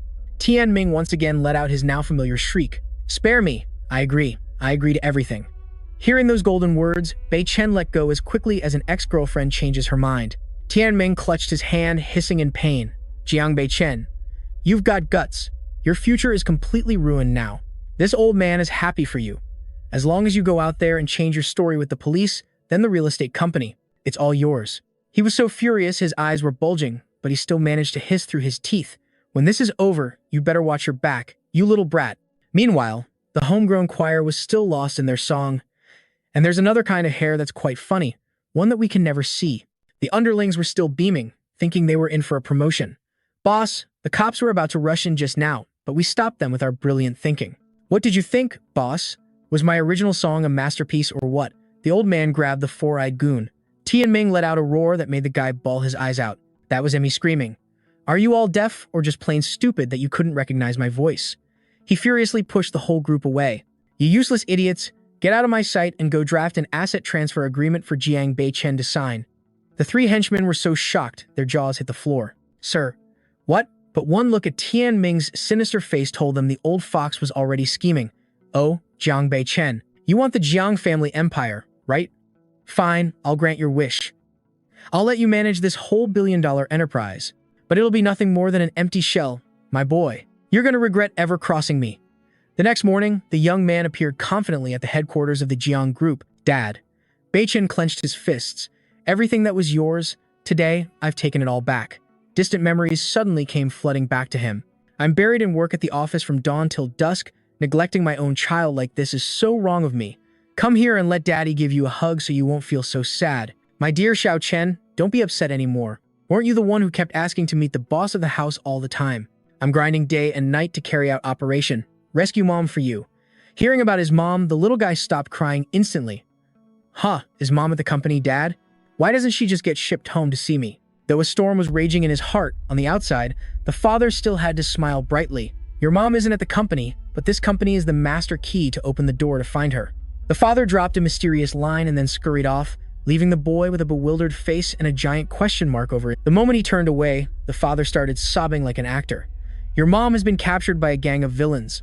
The only way is to turn this company into an empire. Only then will I have the level to open the final boss room where your mom is being held. And only then can Xiao Chen be reunited with her. Bei Chen replayed the memory, but his brain was still lagging, unable to decode it. What kind of game hack or cheat code was this key anyway? While lost in thought, whoosh, an unidentified flying object shot toward him, and Bei Chen immediately executed his divine evasion technique, barely dodging in time. Oh, so it was flying eggs, a specialty from the workers who were holding a live show to demand their wages. Pay up, pay us now. Give us back the sweat we shed for your deadlines. Give me back the justice for my empty wallet, this unethical company. Just then, an army of vulture-like reporters sniffed out the drama. Discovering their juicy target was him, they swarmed in like zombies spotting a brain. Good heavens, countless microphones were pointed at his face, looking like a forest of weapons. Even with a garden of mics shoved in his face, Bei Chen could still hear clearly. Mr. Jiang, care to share a bit of the spotlight? How does it feel to be publicly roasted like this right after taking office? Are you the type of person who'd do anything for money? Exactly how many months have you withheld your employees' salaries? Can you reveal the number for the folks waiting for the drama? Do you plan to bow your head and admit your fault? Looking at this bunch of reporters and their over-the-top acting, it was definitely orchestrated by director Tianming. Suddenly, a mysterious hand grabbed his shoulder. Chairman, the escape route is this way. Get in. Quick. Outside, the reporters pounded on the door. Open up. Please answer our questions. As soon as he was safely inside the company, Bei Chen turned and immediately asked Zhang Miao. What on earth is the emergency? She explained concisely. Chairman, we've been caught in a massive scam. Let's walk and I'll give you the scoop. Zhang Miao pulled out a thick file. After taking over this mess, I had someone recheck the books, and was shocked to discover that the Jiang group is drowning in a sea of debt and full of ghost invoices. The employees' salaries have been delayed for over a year, and now, that old geezer Jiang Tianming is holding a press conference to slander your name. With that, she snatched the remote and turned on the news channel for him to enjoy. Meanwhile, outside, an army of workers was protesting fiercely against him taking over the group. Please, enjoy the movie, Chairman. Tianming began his performance playing the victim. Today, I have an important announcement to make. From this day forward, the Jiang group will be handed over to the son of my late younger brother, to inherit. Hearing this, Bei Chen's face turned as black as the bottom of a pot, and he perked up his ears, not missing a single word. The old man began his sob story with a tragic and pathetic voice. 5 years ago, because my younger brother was so bad at business, he suffered huge loss, causing the company to vanish 700 billion. From then on, the company basically hit a dead end. But I, with the heart of a saint, did not hesitate to take on this pile of scrap. Even though I've had to survive on instant noodles these past few years to revive the company, there have been some signs of improvement. Now, my brother's son, my nephew, has returned from his military service, and he keeps insisting that I snatch the company from his father. I really can't bear this false accusation, so I have no choice but to reluctantly hand the company over to him. Those reporters really go wherever the wind blows, immediately chiming in, What an ungrateful wretch, returning kindness with hatred. A classic spoiled rich kid, forcing his uncle to give up the family fortune. You have to admit, the old man's acting skills. Tianming's performance was truly top tier. A crocodile tear rolled down his weathered face, because from now on, ownership of the company is no longer mine. So even though his heart was breaking and he desperately wanted to resolve the issue with the workers, his hands were tied, so all he could do was hold a press conference and cry. Aiming the camera directly at the victims, he began his showbiz-level sobbing performance with tears and snot everywhere, spouting an apology so sincere it was painfully fake. After watching this circus act, our boy Bei Chen could only slap his thigh and say, "Now that's a golden actor. The Oscar should go to that old man." Zhang Miao anxiously asked her boss, "Chairman, should we go gather the 10 pieces of evidence now and send Jiang Tianming to jail? Or should we just sit back and do nothing?" That old fox Jiang Tianming already showed his hand, leaving behind a pile of useless documents and then going on TV to cry crocodile tears. He's definitely set a trap for us. I'm afraid finding any solid evidence would be like finding a needle in a haystack. She flinched. Could it be? Could it be that we have to just swallow this bitter pill and watch him get away with it? What else? Jiang Tianming is the businessman of the century, after all, so kind that he willingly handed over the— What a pitiful nation's uncle. He thought silently, imagining his old man's toothless face, and couldn't help but chuckle. Bei Chen smirked mysteriously. "Don't worry, the real show is yet to come. I've already prepared everything. This debt, I'll make him pay it back tenfold, down to the last penny." A man of his word, he turned to give Zhang Miao a task. The most urgent matter right now is to clean up that madhouse outside. Zhang Miao, follow me. Yes, Chairman. The moment the door creaked open, a whole choir of workers waiting outside immediately hit their notes. Zhang Miao bravely stepped forward to clear a path. "Please make way. We will be holding a press conference soon to set the record straight, so please don't be hasty. Please wait until then to shove your microphones in our faces. Mr. Jiang Bei Chen, please give us a comment. The public is calling you a traitor who bit the hand that fed him. What are your thoughts? Rumor has it you're just a mere soldier with zero management experience, so how can you possibly take over such a huge company? That's right, why should you get the company? Pay us our wages, cough up the money now. Justice for the workers." The young man looked wearily at the battlefield before him and whispered to Zhang Miao, "Sorry for making you my human shield. Don't worry, you'll get a big bonus after this."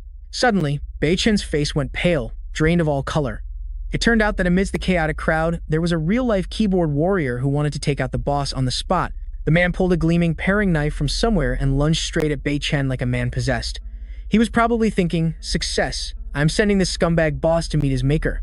Trying to get away with not paying us? If you won't cough up the money, then go to hell." Zhang Miao screamed in terror. "Chairman!" The surrounding crowd probably froze for a good 5 seconds. Just as the knife was about to kiss its target, Bei Chen casually grabbed the man's wrist, accompanied by his signature smirk. It was a smirk that seemed to say, "I've seen this move before, Tianming." All those years in the military weren't for peeling potatoes. He effortlessly foiled the amateur assassin's plot. The assassin probably never expected the new boss to be a martial arts master. As easy as pie, Bei Chen locked his arm and slammed his face to the ground to get acquainted with the cement. His face radiated killing intent. Are there any other artists who want to perform a knife circus? Come on up all at once. I'll package you all up with a promotional one-way ticket straight to the police station for convenience. The choir that was shouting so loudly just moments ago was now dead silent, as if watching a silent film. Bei Chen then unleashed a move that no one could counter. Very good. It seems we have nothing but model, law-abiding citizens here. Since you're all being so well-behaved, then I, on behalf of the Jiang Corporation, solemnly declare, everyone's salary, I will pay double. Zhang Miao, following the chairman's order, pulled out her treasure, a stack of contracts. Now, I invite all of you to form a neat and orderly line and register one by one with my secretary, Jiang. As soon as verification is complete, the money will go cha-ching right into your account. Oh, but that's not all. There will also be additional compensation for the emotional distress of making everyone wait so long for their pay. The workers were stunned, unable to believe their ears. Is this for real? This young boss speaks in a way that's a world apart from that old Jiang Tianming. And his face doesn't exactly look like a scammer's either. Bei Chen picked up the knife from the death delivery guy earlier and declared coolly, I, Jiang Bei Chen, mean what I say. And what I say goes. If I break my promise, you all are free to use this item to scratch an itch for me next time, and I swear I won't dodge even an inch. Seeing the young man was playing for high stakes, the crowd nodded in agreement. All right, now that's what a real man sounds like. We'll trust you on this one, just this once. The crowd dispersed, and Zhang Miao asked in confusion, Chairman, they caused such a huge scene and we're just letting them go that easily? Bei Chen just smirked. These people are just pawns being manipulated by Jiang Tianming. This debt, plus all the compounded interest from before. The entire bill will be sent straight to Jiang Tianming. Meanwhile, at the Jiang family mansion, the three masterminds were gleefully clinking their glasses. They thought their plan was a complete success. Cheers! Our Xuan Yuan is finally free. Dad, you're a genius. This move of yours was top-notch. This time, that Jiang Beichen will be saddled with our ridiculous mountain of debt, and we'll be flush with cash to start a brand new company. A squeaky clean, debt-free company. Zixing beamed, raising her glass. You said it. Dad's plan was a real lifesaver. It really saved our Xuan Yuan's skin. She breathed a huge sigh of relief. Just thinking about Jiang Beichen going to the company today and getting crushed by that angry mob. Teaching him a lesson he'll never forget already makes me feel ecstatic. Jiang Tianming grinned from ear to ear. Hey, that's nothing. He subtly reminded them, don't forget our main goal is the Liao family project. Zixing, is everything all right on your sister's end? Zixing gave a deceptively sweet smile. No problem at all. That guy's drowning in debt now. My sister will definitely kick him to the curb to lighten her load. Then, I'll set her up with Mr. Liao, and I guarantee she'll be incredibly grateful to me. The three genius brains happily clinked their glasses again. Little did they know their future was as bleak as can be. Heh, perfect. Just like that. We'll use this project to get into the top 10 most prestigious families in Yunshan City. Let's see who dares to bring up Jiang Beichen's father to mock us then. Come on, let's have another round. Absolutely, father-in-law, let's drain this glass. To our bright future. Suddenly, Jiang Tianming's ears perked up. Huh, who's blasting club music at this hour? Wait, no, I think those are sirens. This remixed sound is kind of familiar. I think it's stopping right in front of our gate. With that, the old man scrambled outside to see what was going on. He wasn't wrong. Xiao Ran had brought a whole squad to the main gate. The security guards immediately moved to block them. Hey, what do you think you're doing here? The officer coldly flashed her badge. Police, we have a summons, please cooperate. Inside, Zixing muttered in annoyance. Why is it this shrew again? Didn't Jiang Beichen say he withdrew the complaint? Jiang Tianming hurriedly pushed forward. Move, let Chairman Jiang handle this. Everyone just calm down, put your toys away for now. Let me go negotiate with this fine officer. He then walked up to Xiao Ran.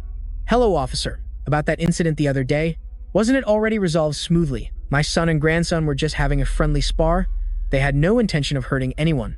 Jiang Tianming thought everything had been handled under the table, but Xiao Ran just stared at him silently, her gaze as sharp as a razor, making him break out. She spoke in an icy tone. I know about that case, but today, I'm here to invite the three of you for some tea. The three of them shouted in unison. What? Officer, we've been framed.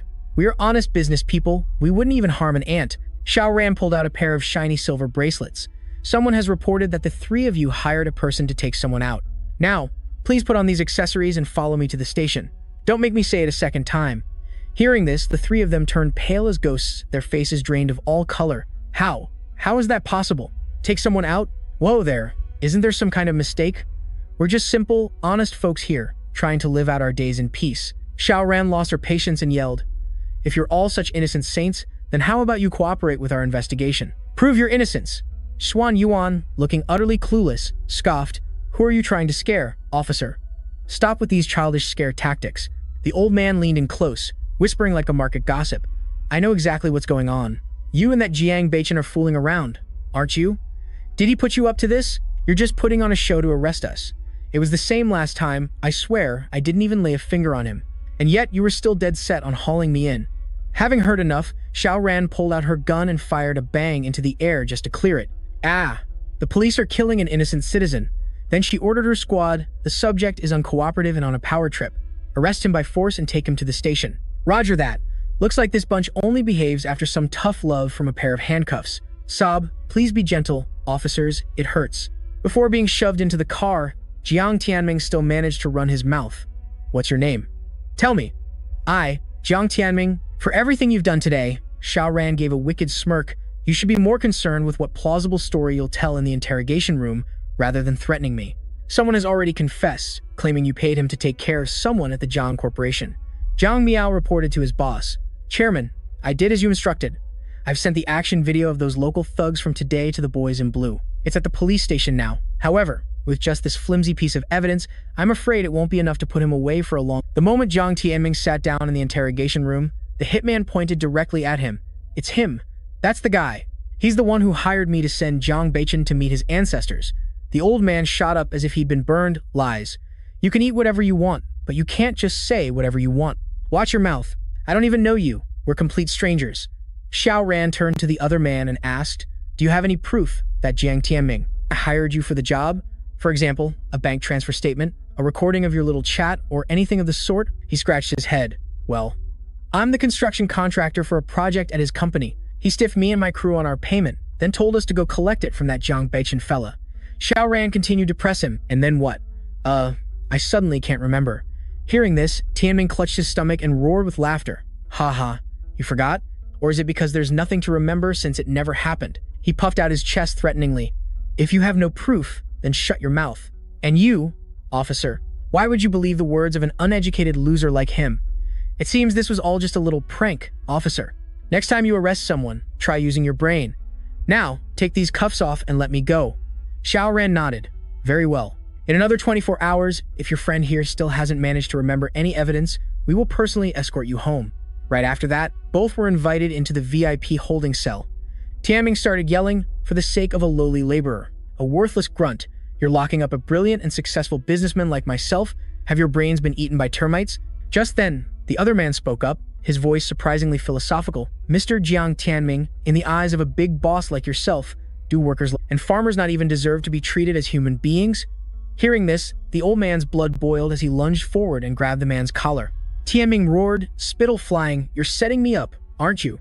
You uneducated country bumpkin. Why didn't you go after that Jiang Beichen guy? Why drag me into this mess?" But the other man seemed unfazed, merely repeating his question. "I just want to ask you one thing.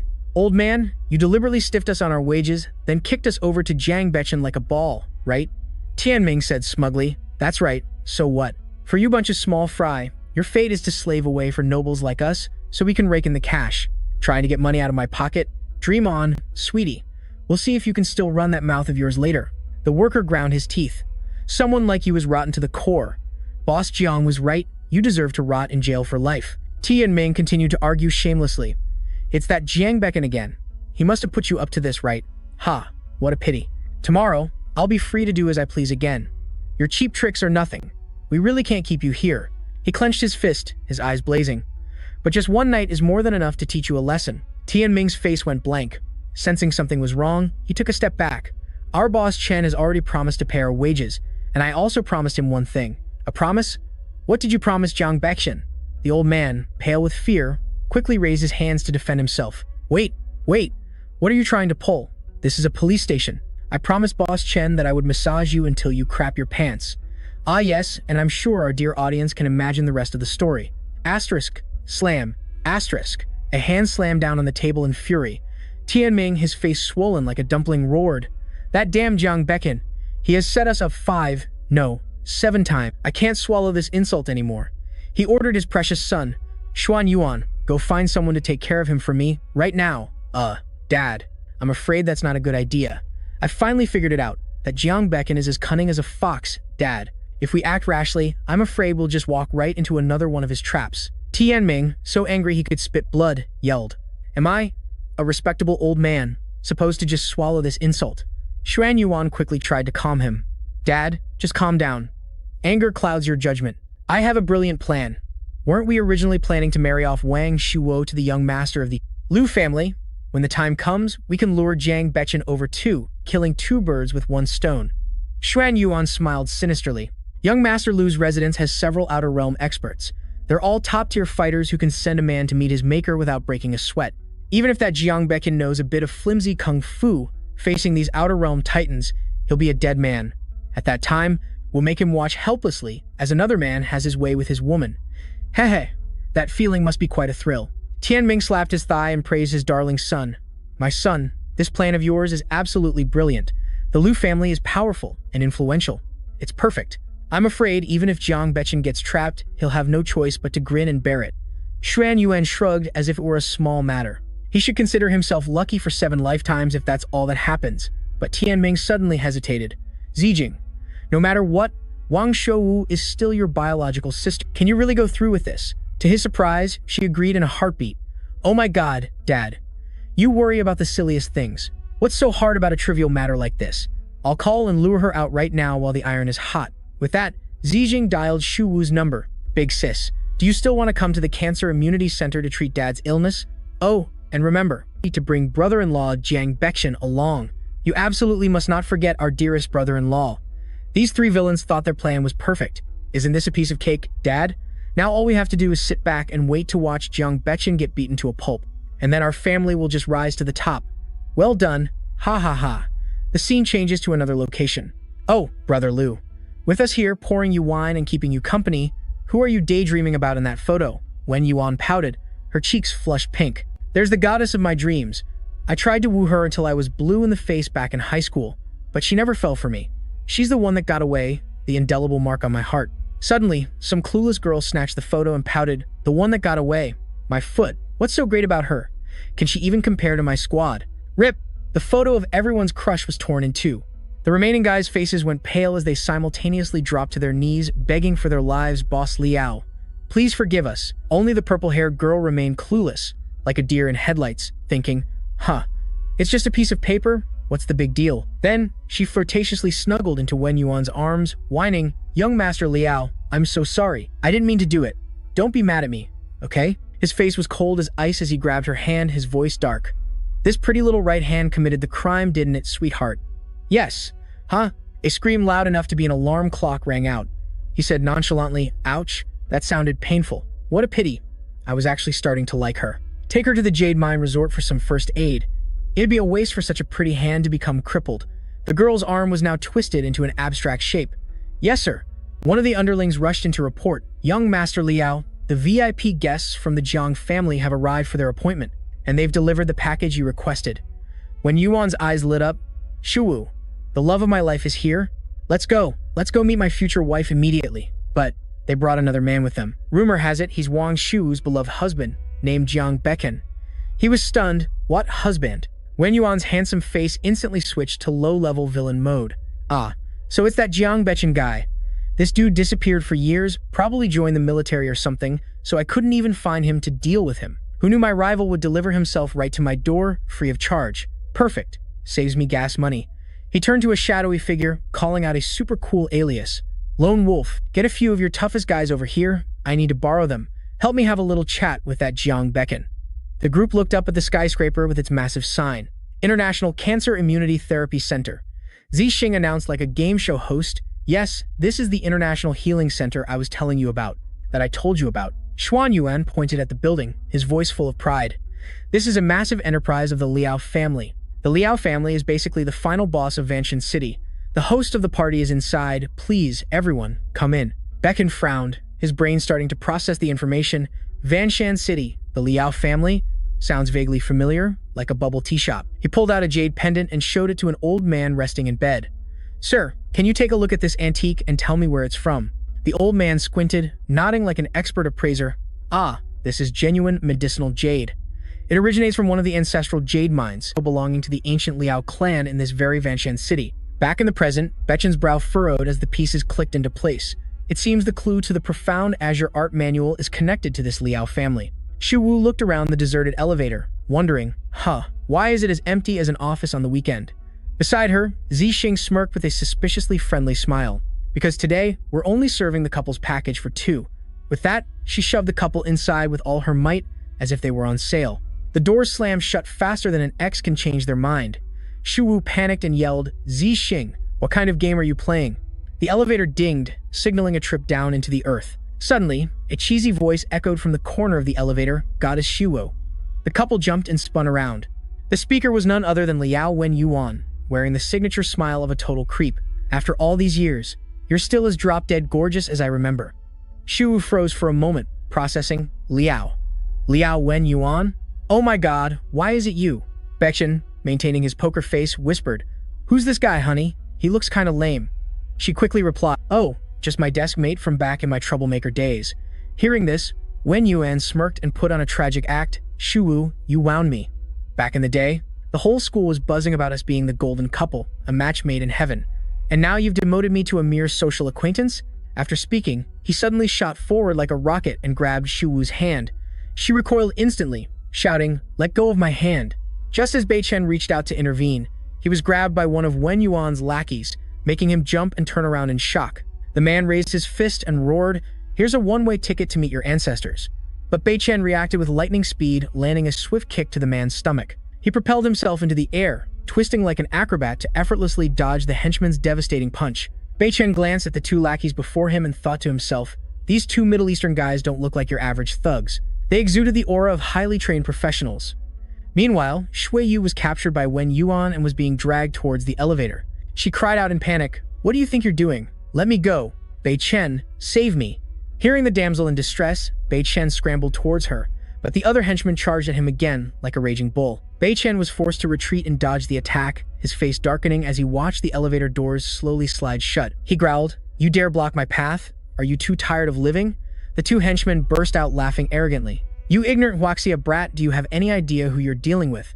Outside, Zijing clung to Xuan Yuan, laughing as if she'd won the lottery. This time, Jiang Bei Chen is definitely done for. He's got some serious skills, but I wonder if young Master Liao's men can handle him. Xuan Yuan smirked. Of course. Young Master Liao's men are all elite, extraordinary individuals. Among them is a pair of Middle Eastern brothers. One is as agile as a squirrel, able to leap up trees as lightly as a butterfly. The other one possesses inhuman strength and can dent solid steel with his bare fists. Zijing's eyes sparkled with admiration. That's incredible. However, the scene inside was completely different. Amidst the swirling dust, one of the two henchmen was doing an involuntary headstand on a rock. The other was being held by the throat by Bei Chen, struggling to breathe, as Bei Chen stared at him with an ice-cold expression. "Stop buzzing in my face like a fly, you're annoying me. Now tell me, how do I open this elevator?" Bei Chen slammed the henchman's head to the ground with a loud thud and asked again, "How do I open this metal box?" The man was sweating bullets, his voice trembling uncontrollably. "This elevator. It only works with young Master Liao's VIP card. You have no hope of getting in." Bei Chen turned and stood up, while the henchman quickly clutched his own aching neck. Bei Chen clenched his fist, gathering all his strength. An earth-shattering punch landed squarely on the elevator door, letting out a massive boom, but despite the force, the door didn't even have a scratch. Clutching his neck, the henchman sneered, "It's useless, pal. This door is made from a special limited material. Even my brother with his monstrous strength couldn't put a dent in it. Your flimsy little kung fu won't do a thing." Bei Chen said nothing, remaining silent. Suddenly, a crack appeared on the door. The henchman's eyes bulged in disbelief, his jaw hanging open. "Oh my god, that's impossible." A few seconds later, the door shattered completely. At the same time, Xu Yu was mercilessly thrown onto a bed by Wen Yuan. She stared at him, on high alert. "Lu Wen Yuan, what are you trying to do?" Wen Yuan smirked devilishly as he started unbuttoning his shirt. "Why to discuss the meaning of life with you, of course." Xu Yu pushed him away, struggling fiercely. "Stay away from me, I'm married. Plus, you'll go to jail for this." He completely ignored her, suggestively licking her hand. "It doesn't matter if you're married. After tonight, you'll just be my cute little widow." With one swift motion, he ripped her dress. "I'm not afraid of the police. They'll never be able to catch me." Xu Yu screamed in despair. "Don't." She sobbed and cried out, "Bei Chen, save me." He slowly closed in on her. "Don't you worry, sweetheart. Honey, your hero isn't coming to save you." Suddenly, with a loud bang, the unfortunate door was blown away, and before Wen Yuan could even process it, he felt something flying straight at his face. He took a devastating punch to the face, sending a few of his teeth flying. Wen Yuan's entire body shot back like a leaf, crashing into the wall before making an unsafe landing on the ground. Bei Chen rushed to Shui Yu's side, gently asking, "My princess, are you hurt?" She whimpered, tears streaming down her face. "Bei Chen, I want to go home right now." Like a gentleman, Bei Chen immediately took off his jacket and draped it over her, his voice as sweet as honey. "Okay, my love, let's grab a cab." Suddenly, he noticed a group of thugs lurking by the door. Wen Yuan, grinning maniacally, reached out with surprising strength and grabbed Xu Yu's leg. She jumped and screamed, "Ah, Bei Chen, he's still moving." He crawled closer to her, flashing a chillingly friendly smile. "Xu Yu, my dear, with me here. Where do you think you're going?" Wen Yuan's face at that moment looked like something straight out of a horror movie. "Xu Yu, there's nowhere for you to run?" His horror show successfully made the heroine faint right there in Bei Chen's arms. Yet, he stubbornly kept his grip on her leg, refusing to let go. Hey, my dear Shui Yu is so delicate. She must have fainted because she was overwhelmed by my handsome looks. Sprawled on the floor, Wen Yuan was still running his mouth. "Jiang Bei Chen, that punch of yours really packed a wallop. Too bad, it's useless. We of the Lu family have a secret ancestral technique that lets us heal faster than a pay-to-win gamer." Bei Chen smirked, his voice dripping with sarcasm. "Oh, really? That miraculous, huh? Then let's see how you handle this. Can it heal itself from this?" As he finished speaking, he gave the man's arm a sharp twist, accompanied by a sickening crack. He watched the man convulse on the ground like an eel. "I can feel it now. It's the chi flow from the Swan Qingju that's giving him an auto-heal ability." It seems the missing piece of the Xuanqing Ju is in the Lu family's possession. This Wen Yuan guy wasn't bluffing, and sure enough, his arm was slowly healing. He was overjoyed, as if he'd struck gold. "Oh, Jiang Tianming, you plotted and schemed to destroy me, but who would have thought you'd end up delivering the long-lost piece of the Xuanqing Ju right to me? Truly, a blessing in disguise." Wen Yuan sensed things were taking a bad turn. He immediately yelled for backup. "Lone Wolf, what are you just standing there for? Get over here and deal with him for me." Lone Wolf slowly emerged from behind the other goons. He boasted arrogantly, "That's Lone Wolf, the undisputed #1 assassin from the Middle East. You've just bought yourself a one-way ticket to the afterlife. Jiang Beichen, if you've learned your lesson, just cut off your own manhood with your own 2 hands, in front of all my men here, and I'll consider letting you live. Let's see how tough you are now." Without batting an eye, Beichen replied coolly, "Are you daydreaming, honey?" Feeling humiliated, Wen Yuan flew into a rage. "Fine. If you're so eager to die, then I'll be happy to oblige." Then, Wen Yuan ordered, "Lone Wolf, send him on his way." Beichen reacted in a flash, spinning around. An object whizzed past him at lightning speed, embedding itself in the wall behind him. It happened so fast that Wen Yuan didn't even register the excruciating pain, only noticing that his crotch was slowly being stained red. Wen Yuan collapsed to the ground, clutching his precious jewels. Beichen taunted, "Young Master Lu, I wonder if that fancy chi technique of yours comes with a warranty for this situation. If you can't heal from that, I'm afraid we'll have to call you Eunuch Lu from now on." It seems these 2 experts already knew each other. Wen Yuan couldn't believe his eyes. "Lone Wolf, what the hell? I told you to take him out. Why did you turn around and take care of me instead?" Beichen casually slung an arm around Lone Wolf's shoulders. "Lone Wolf, the Middle Eastern assassin. It's been years, but your skills are as unique as ever. You always have a penchant for aiming at people's weak spots." He turned to look at Beichen. "I never imagined the person standing before me would be the final boss of the Western border. The big boss of the Western border, instead of staying in his territory, comes to this dump to play weak and ambush the strong. If I hadn't recognized you, I'd be a dead man, wouldn't I? Were you planning to send all my men to meet their ancestors?" Van Vien's face was drenched in sweat as he yelled, "Poison Wolf, how do you know this guy? Are you ganging up with him to set me up? The Lu family's martial arts manual. You don't want it anymore, I suppose." Poison Wolf glanced at Van Vien as if looking at an alien, thinking to himself, "I could handle anyone else, but provoking the monster of the Western border just for you, I'm out. Young Master Lu, your family's secret manual is too valuable for the likes of us to accept. Let's consider this deal off." With that, he waved to his men to scram, retreat. This problem child, Lu Van Vien, will leave him completely at Boss Jiang's mercy. Van Vien's jaw dropped as he watched Poison Wolf pack up and flee for his life. He trembled like a leaf, his legs turned to jelly, and he collapsed right onto the— Who the hell are you that even Poison Wolf had to run for the hills? That's not important. Back then leaned in close to his face. "You dare lay a hand on my wife? I should have erased you from existence, but I've suddenly become interested in your family's manual. The one belonging to your Lu family. If you obediently hand over the manual, I might consider sparing your worthless life. I'll even call an ambulance for you while I'm at it. Take your time to think it over." Unfortunately, Van Vien was a classic spoiled rich kid, so his ego was still bigger than his life. You beat me to a pulp and now you want to steal my family's manual? In your dreams, back then didn't bother to argue, simply picking Tuyet Vu up in his arms. "Fine then, I'm leaving. Oh, and by the way, there's not a single soul left in this. If you don't drag your body to the hospital soon, I'm afraid your little brother down there will be officially retiring early." Van Vien's face turned pale with fright and so, he hastily crawled over, begging, "Boss Jiang, boss, please don't go. I'll give it to you. I'll give you the manual right now. Please call an ambulance for me. I don't want my family line to end with my generation. Boo-hoo." Back then calmly examined his prize. The paper that Lu Van Vien had just coughed up was indeed the missing piece of the mysterious azure art. Unfortunately, it wasn't the complete set, but just obtaining this piece meant that Uncle Vuong's difficult ailments, even cancer, would be a trivial matter to treat. Even his own internal injuries could be significantly healed. While he was engrossed in unboxing his new find, his wife, Tuyet Vu, startled awake beside him. She was having a nightmare and screamed, "Ah, stay away from me."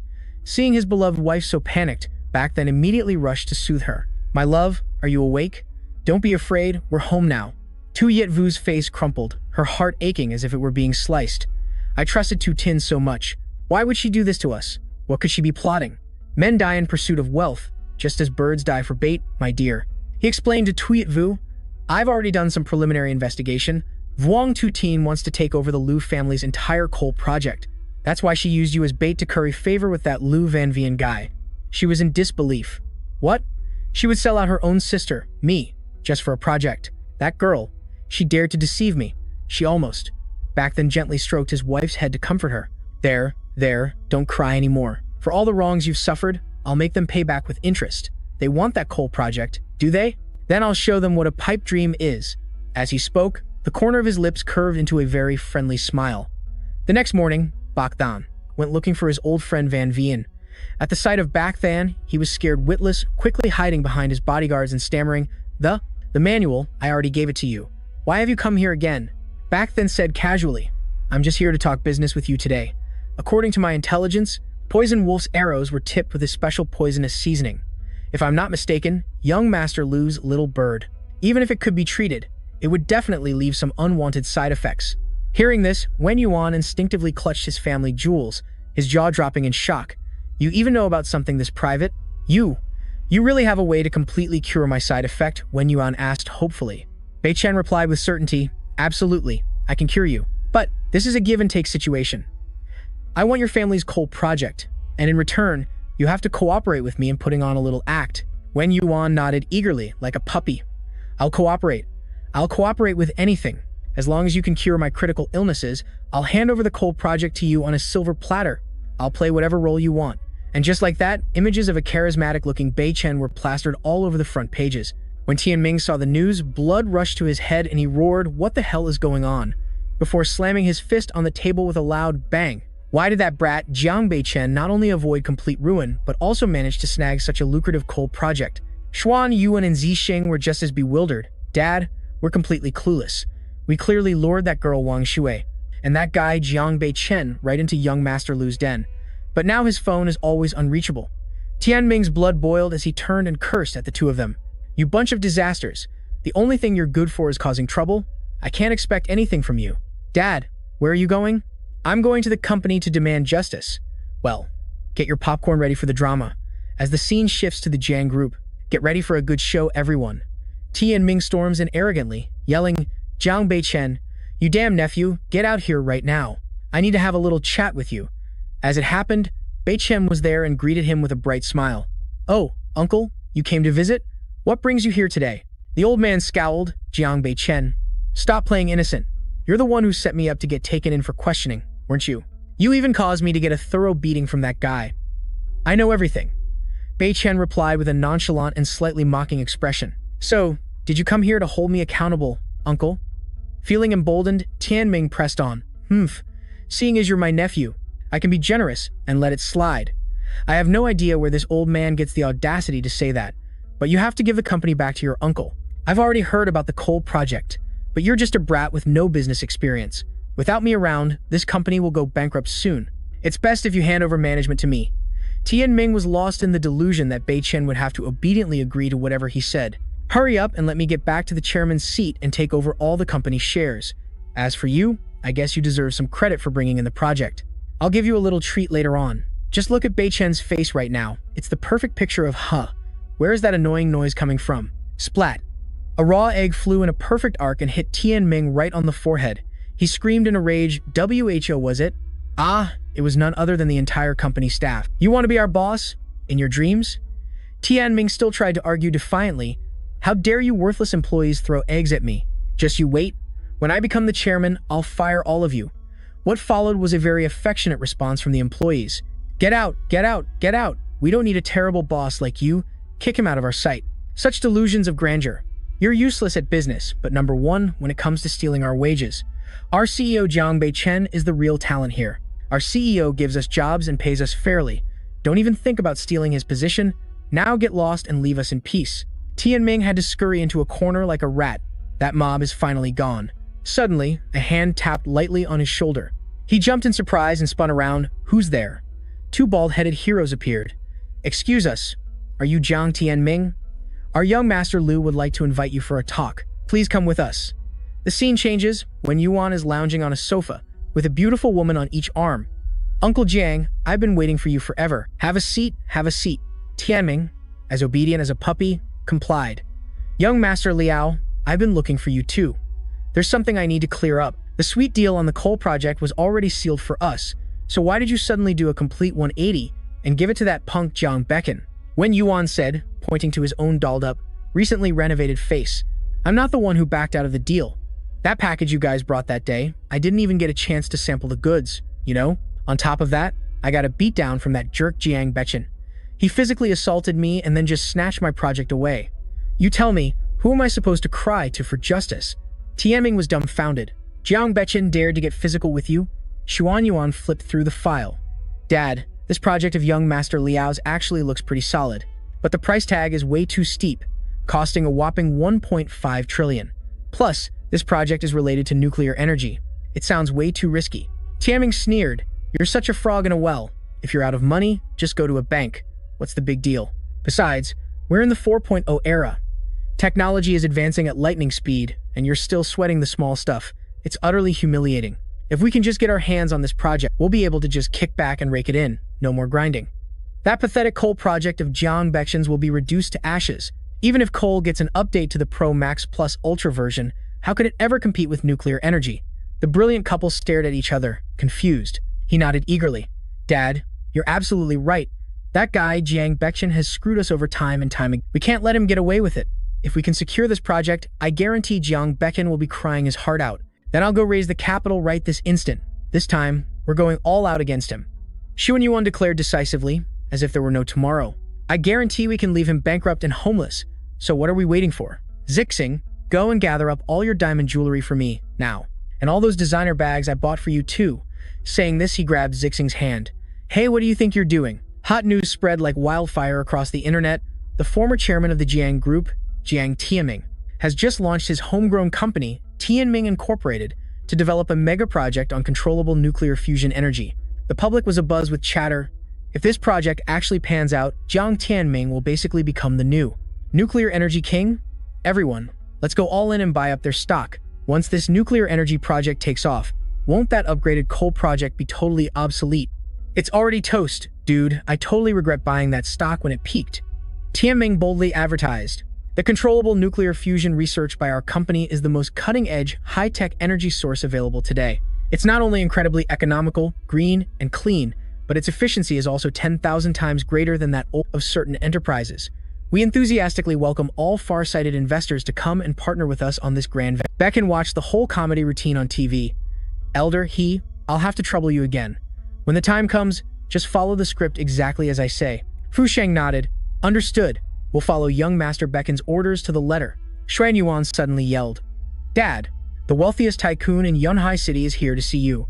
I heard he was originally planning to inject capital into Jiang Bechin's company, but now he says he's had a change of heart and wants to pull his investment to fund our miraculous nuclear energy project. He's waiting in the living room now. I've already let him glance over the project proposal. Tianming was ecstatic. Great, take me to meet this VIP immediately. The father and son, faces beaming with joy, rushed out to greet Fu Sheng. Elder your grand visit truly brightens up our humble home. He cut right to the chase, forgoing any handshakes. This old man doesn't make a habit of physical contact with strangers. I've just reviewed your proposal and plan. Take a look at their project, Elder What do you think? Bei Chen whispered instructions through his high-end Bluetooth earpiece. Tell them this project looks pretty solid. I'm sealing the deal for 3 trillion. On the other end, Fu Sheng obediently followed the big boss's orders. This project looks decent enough. I'll invest 3 trillion. Hearing that number, Tianming's eyes lit up like car headlights. 3 trillion? Elder, he truly has a discerning eye. The coordination between the two was top-notch, but then he added, I have one small condition. Losing this golden opportunity would be a disaster, so Tianming hastily said, Elder just name your conditions, I'll agree to anything. With a cunning look on his face, Bei Chen whispered his instructions. Just tell them that looking at these numbers, the energy output seems pathetically weak. This nuclear reactor's power output is pathetic. If within the next 3 days, you can boost its output capacity to 3 times the current level, I'll invest the money immediately. No further discussion needed. Hearing this, everyone's faces went pale. 3 times the output? Are you trying to get us killed? We can't do that in 3 days, it's fatally dangerous. Annoyed by the chatter, Tianming turned and smacked his precious son on the back of the head. What do you know? Stop speaking out of turn, you talk too much. Shut your mouth. This is the first time I've seen a son who's actually smarter than his father. I thought you were going to ask for something difficult. This is a piece of cake. Who needs 3 days? Let me just make one call to the power plant. I'll show you what light speed really is. Fu Sheng smirked. Very well, I'll be watching. Tianming immediately dialed the number. Chairman, do you have any instructions? He growled into the phone. Crank the power output up to 3 times the current level for me. Right now. Let me see here. The female employee's face went pale as she quickly protested. Chairman, please don't. It's incredibly dangerous. Bei Chen whispered again, and Fu Sheng immediately put on a disappointed act. In that case, let's just forget it. I'll have to reconsider this investment then. Hearing this, Tianming started to panic. Hey now, Elder He, calm down. Let's not be so hasty. What do you mean dangerous? You people are just being lazy and making excuses to get out of work, aren't you? Who's the boss here? When I give an order, you follow it. Are you arguing with me? Now increase it to 3 times the output, quickly. The employee was helpless. A vein throbbed on her forehead, but she had no choice but to comply. Yes, sir. Increase the power output to 3 times the current level. Yes. Tianming turned to Fu Sheng with a fawning smile. Elder He, just sit back and enjoy the show. You'll see immediate results, and so the show truly began. Report, the reactor core is out of control. Shut it down, now. Activate the emergency freezing protocol. Meanwhile, on the other end of the line, Bei Chen calmly counted down as if watching a fireworks show. 3, 2, 1. Boom. An earth-shattering explosion erupted. The explosion could only be described as absolutely massive. Fu Sheng looked bewildered. Huh, why did the screen go black? Tianming quickly tried to do damage control. It's probably just a network lag. Let me call them back and see. Before he could finish his sentence, a shockwave from the explosion hit them. The windows shattered into a million pieces. Tianming looked utterly baffled. What the hell was that?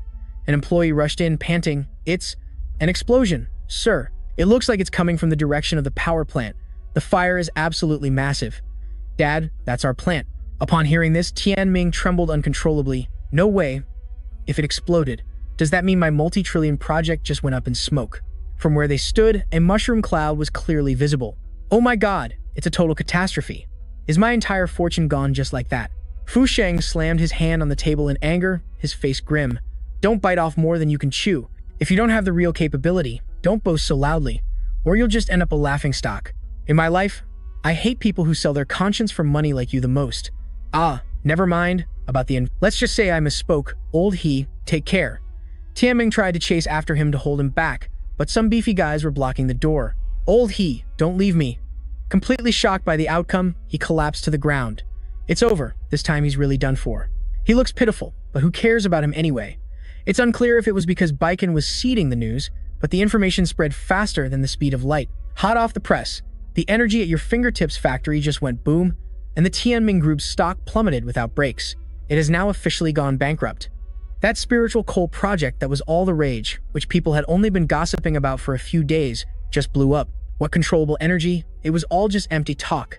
That's right, I heard it was supposed to be very tame and wouldn't explode. But because the boss got too clever, wanting to snatch up investment capital, his management was like a comedy sketch.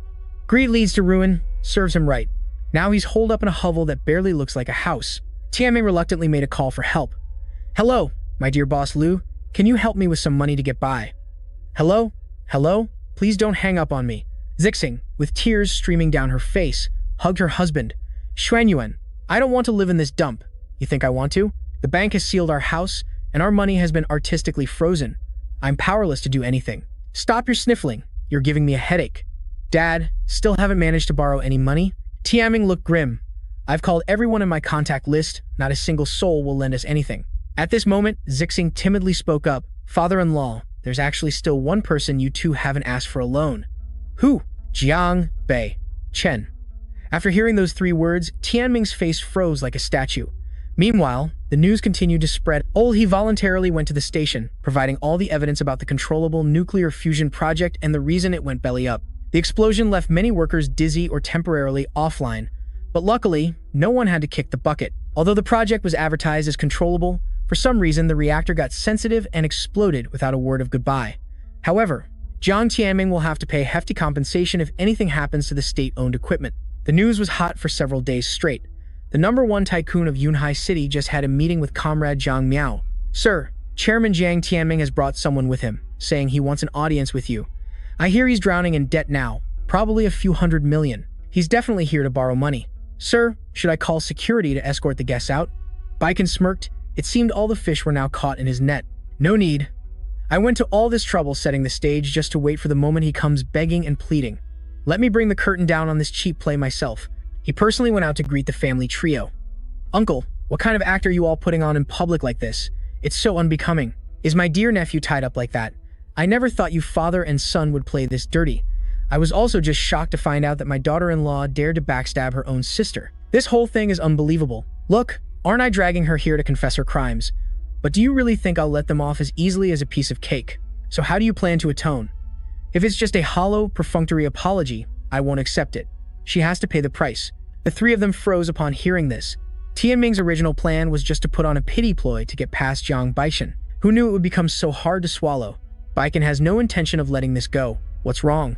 You didn't come here to sincerely apologize? Was it all just an act? No, of course not. That's not it at all. He hurriedly turned to his precious son. Xuan Yuan, hurry up and discipline your wife. Yes, he dropped the gentle husband act and ruthlessly ripped off the tape, slapped a piece of tape over Zijing's loud mouth, then gave her a loving slap so hard it could dislocate her jaw, adding, "Some sister you are, full of nothing but malice. How dare you sell out your own sister and not immediately apologize to your brother-in-law?"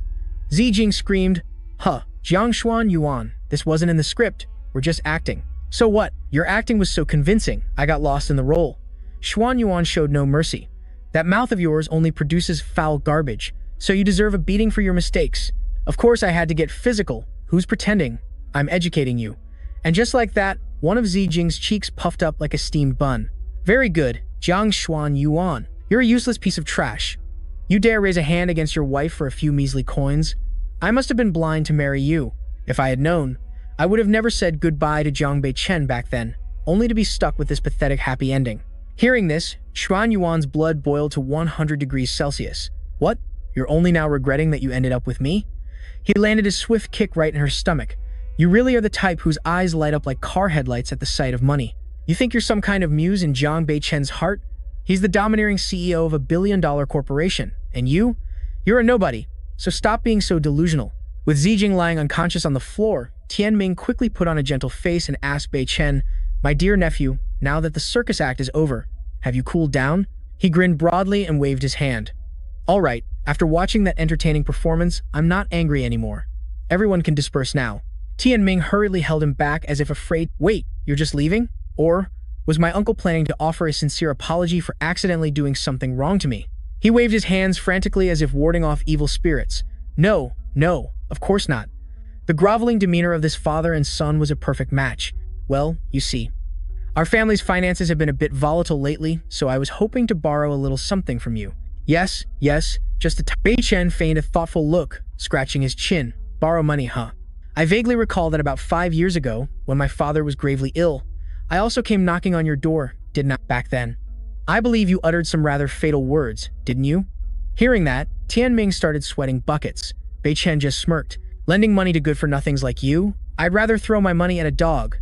"Uncle, weren't those your exact, immortal words?" Backed into a corner, Tianming dropped to his knees, whimpering, "Beichen, I was wrong, so terribly wrong. I'm on my knees begging you. Please forgive me this time. If you don't bail us out this time, my son and I are truly done for. But life isn't a fairy tale, and some mistakes can't be fixed with a simple apology. Uncle, to be honest, I'm still holding a grudge. But seeing as you're getting older, I can't bring myself to be too harsh. How about this? Why don't you try practicing a foreign language? You just need to bark woof woof a few times, and I'll consider you my pet. And as my pet, I, your master, will naturally provide for you completely. How does that sweet deal sound?" Tianming trembled like a leaf. "Jiang Beichen, you're shameless." Suddenly, a series of woof woofs rang out, startling them both. Turning around, the singer was none other than Xuan Yuan. You had to admit, this guy's brain had a few more wrinkles than his father's. "Woof woof, dear cousin. What do you think of my cosplay? Are you less angry now? Woof woof woof." Beishen gave a faint smile. "Cousin, you're quite talented. Your barking is very skillful. All right, fine, I'm not angry anymore. Go find Zhang Mu and collect your pay. But remember, this money is for your pocket only," he emphasized, "and if you share even a single penny with your father, I'll reclaim it immediately. Yes, rest assured. I absolutely won't tip the old man a single cent." "What?" Tianming's blood boiled. "You unfilial son. I wasted so many years feeding you." Before slipping away, Xuan Yuan didn't forget to add a few more parting shots. "For so long, we've been cursed at left and right and beaten like stray dogs. I'm sick to death of being broke. If only I had a better quality father, my life wouldn't be in ruins. Forget it, I don't acknowledge you as my father anymore. From now on, whoever has money is my daddy." He flew into a rage but was held back by the security team. "You God-forsaken brat." Bei Chen said it to his face. "Uncle, let's finalize the deal. Are you going to learn the foreign language or not? If not, then please get lost. You're not welcome here." The words made Tianming's face turn purple with rage. I am your biological uncle. Nephew, I'm begging you, don't push it. Just throw me some cash and I'll disappear. Back then rubbed his forehead, annoyed. Sigh, if you don't want to learn how to woof woof, let's make a deal instead. Back when you and the Kwang Hoi group joined forces to stab my father in the back, you tell me who the ringleader was and I'll give you some money. Hearing this, the old uncle broke out in a cold sweat. Hey, back then? Are you joking? Me? Betray your father? Besides, that Kwang Hoi group, I don't know a single one of them. Thien Min's face went pale as he recalled that man's warning from years ago. If you dare to speak a single word, well, if you're so forgetful, we can just forget about the money. Hearing this, the uncle immediately blurted it all out. Wait, I remember now. It was a guy named Du Van Hoi. He was a classmate of your father's back in their wild school days, but a few years ago, he vanished without a trace. Back then frowned, muttering to himself, my father's classmate, Du Van Hoi? Thien Min sidled closer. See, I told you everything, so can you ka-ching me now? Back then generously tossed him a card. Take it and spend it. There's only 200,000 in here, are you messing with me? Only 200,000? Back then gently reminded him. Uncle, it seems you've forgotten about your woof act. Paying 200,000 for a tiny scrap of information is already me doing you a huge favor. Wait, I'll do it. I'll bark, all right. Without a moment's hesitation, Thien Min started barking right then and there. Back then coldly waved him away. Sorry, uncle, but it's too late. My family just adopted a new pet named Zhang Hien Vien, so we're not looking to take in another. You can show yourself out. When his attempt to get money failed, the uncle's demeanor changed in an instant. Jiang back then. You brat, you dare to mess with me. I swallowed my pride to bark like a dog, and you only give me 200,000. What is 200,000? It's not even a drop in the bucket. I owe the bank 3 billion. You're drowning in money, yet you can't spare this tiny handout? I'm your blood uncle, we're family. Acting so cruelly like this, aren't you afraid I'll strike it rich one day and come back to repay you? Brutally. Before Thien Min could finish running his mouth, he was swiftly detained by security. Immediately after, a familiar pair of silver bracelets were snapped onto his wrists. The officer, Tun Yem, stepped forward. Jiang Thien Min, you will face legal prosecution for instigating an employee to violate safety protocols, causing a severe explosion at the nuclear power plant, which led to catastrophic casualties. Please come with us. Thien Min yelled out. This can't be, I already told you that. It was that employee who messed things up on his own. It had nothing to do with me. How the heck did they know? When the employee who was directly responsible is still unaccounted for. Ah, it seems our boy back then had planned it all. I saw it on the news this morning. Elder Ha has already handed over all the video and audio files of you to the police. You're taking the fall for this nuclear plant explosion. Haven't you been following the news? Every move you made was right in the palm of my hand. There's no way for you to turn the tables now. Your final destination is a prison cell. The uncle's screams echoed throughout the entire company. Oh my god, look. A military officer is visiting our company. He's got legs for days and is absolutely gorgeous. Well, our CEO Zhang has amazing legs too. I bet CEO Zhang would look incredible in a uniform. Ah, there he is, and he's kneeling before Back Than. Reporting, sir. The investigation into Du Van Hoi is complete. Triu Quan reported, 5 years ago, his account received a large sum of money from an unidentified source. Afterward, he colluded with Jiang Thien Min to stab your father in the back. He has now changed his name to Ma Van Win and is hiding out in the Jiangnan region. He is also still running a majority of the businesses belonging to the Kwang Hoi group. Back then took the file out of its folder and skimmed through the contents. Aha! That's the face. Even after 50 years, I could never forget that steamed bun face. Your father dared to touch a woman he shouldn't have, giving birth to an unwanted extra like you. Both you and your father deserve to be punished by the heavens. And on top of that, he dared to backstab my father. That old man whispered sweet nothings into a child's ear and even wanted to throw me to the sharks. I, Baiken, still have the face of that friendly man seared into my memory. And he even plotted to send me to meet my ancestors. Hey Zhao Jun, listen up, wait until I'm done with this birthday banquet, then I will personally go to Jiangnan. I will personally deal with Tu Wenhui and clean out the nest of vipers behind him. Zhao Jun, go and prepare at once, understood? Meanwhile, in another universe, Xu Yu was on the receiving end of the timeless lecture from her queen mother. The party is coming up, my dear daughter Xu Yu. Baiken that he must announce to the whole world that my daughter is the one who wears the pants, the biggest shareholder of the Jiang Corporation. And while you're at it, take over his entire fortune. After hearing this, Xu Yu felt faint. Mom, isn't that going a bit too far? That's his company, and he's the one who saved Dad's life. How can we be so shameless as to demand his assets? Her mother's blood pressure shot up.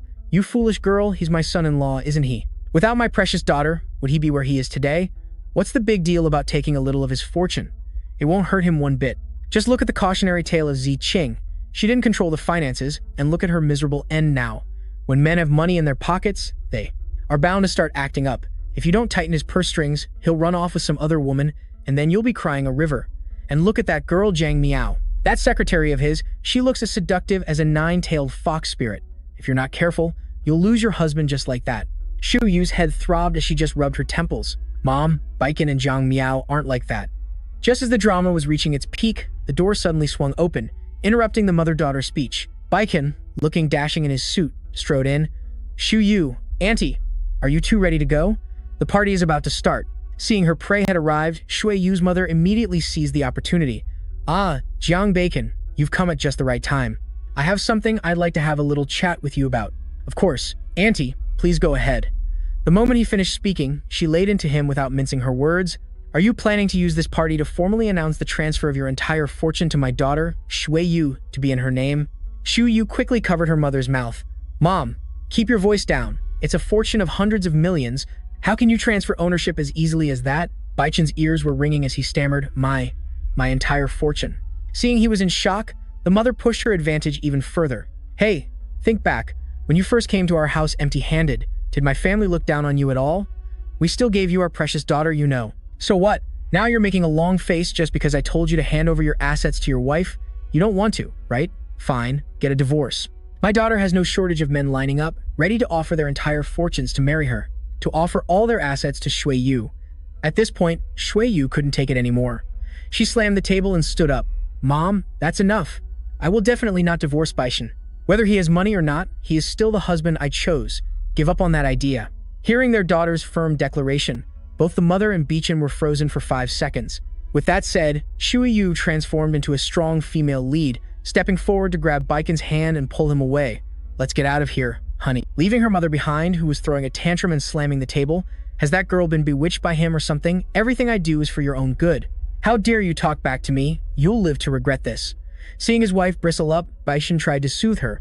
Actually, what Auntie said makes sense. We're married now, so of course my wife should hold the purse strings. Shui Yu pouted, feigning disinterest. I don't care about your money. I can make my own. He gave her cheek a loving pinch. Then just think of it as you helping out this husband of yours. I accidentally made a bit too much money, and now I don't know how to manage it all. I humbly request my dear wife to lend a hand and help manage a little of it.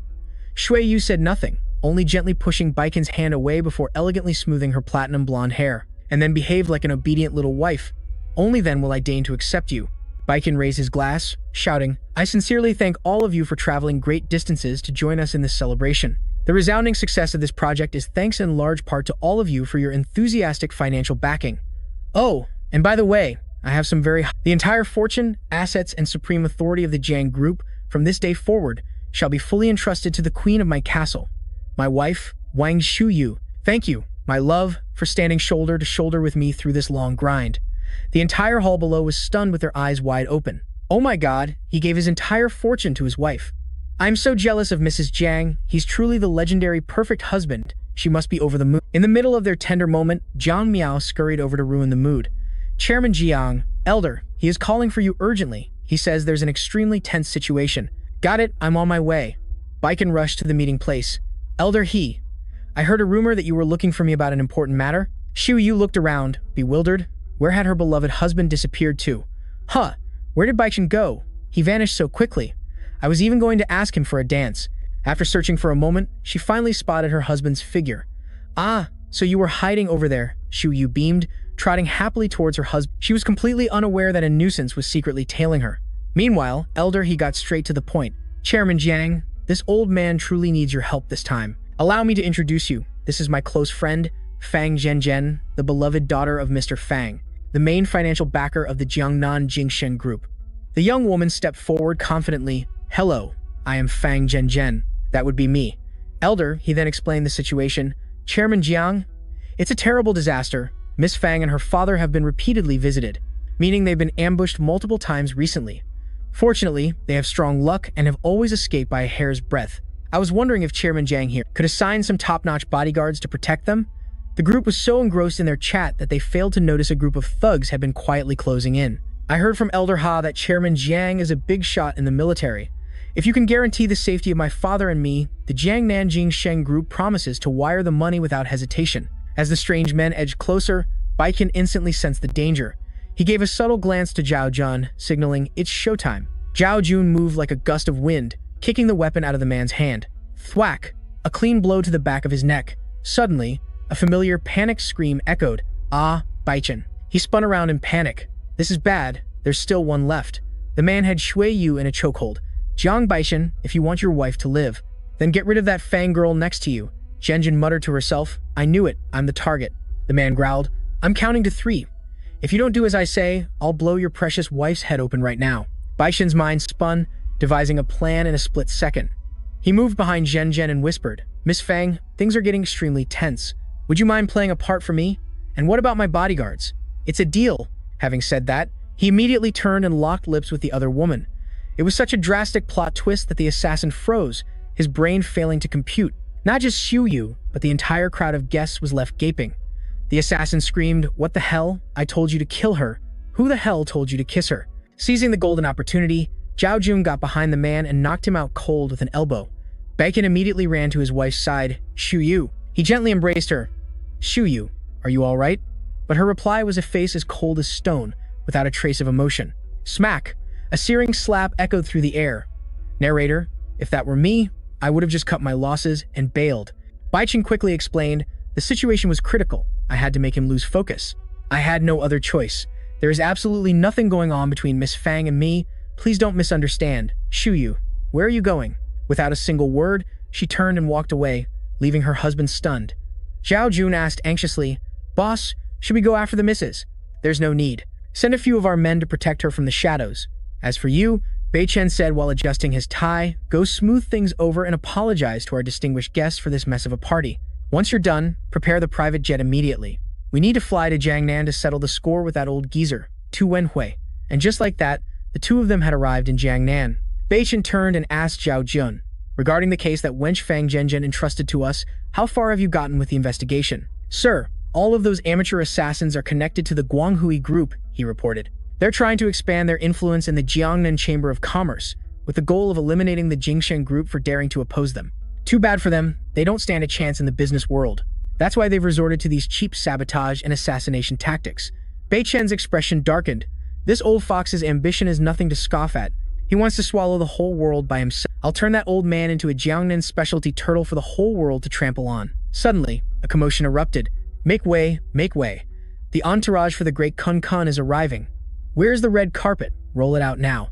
Baichen and Zhao Jun instinctively turned to watch the drama unfold. You can tell they're rabid fans at a glance. If you're not a fan of Kun Kun, use another exit immediately. "Don't block the way here." "It's this godforsaken crowd again," Zhao Jun whispered. "Sir, please keep your voice down. It'll be a real pain if you provoke them. They might swarm you and start something." An elderly man, not paying attention, accidentally strayed onto their holy ground. A young woman immediately lunged out and pushed him to the ground. "This is the royal carpet for my Kun Kun. Don't you dare get it dirty, old man." The poor old man tumbled down the stairs like a ball. Yet, that witch didn't even bat an eye, just sneering. "Why aren't you guys dragging this nuisance out of the way? Don't let him delay the great Kun Kun's arrival, and why are you all just standing there like idiots? Looks like he's having some kind of episode. Should we call airport security?"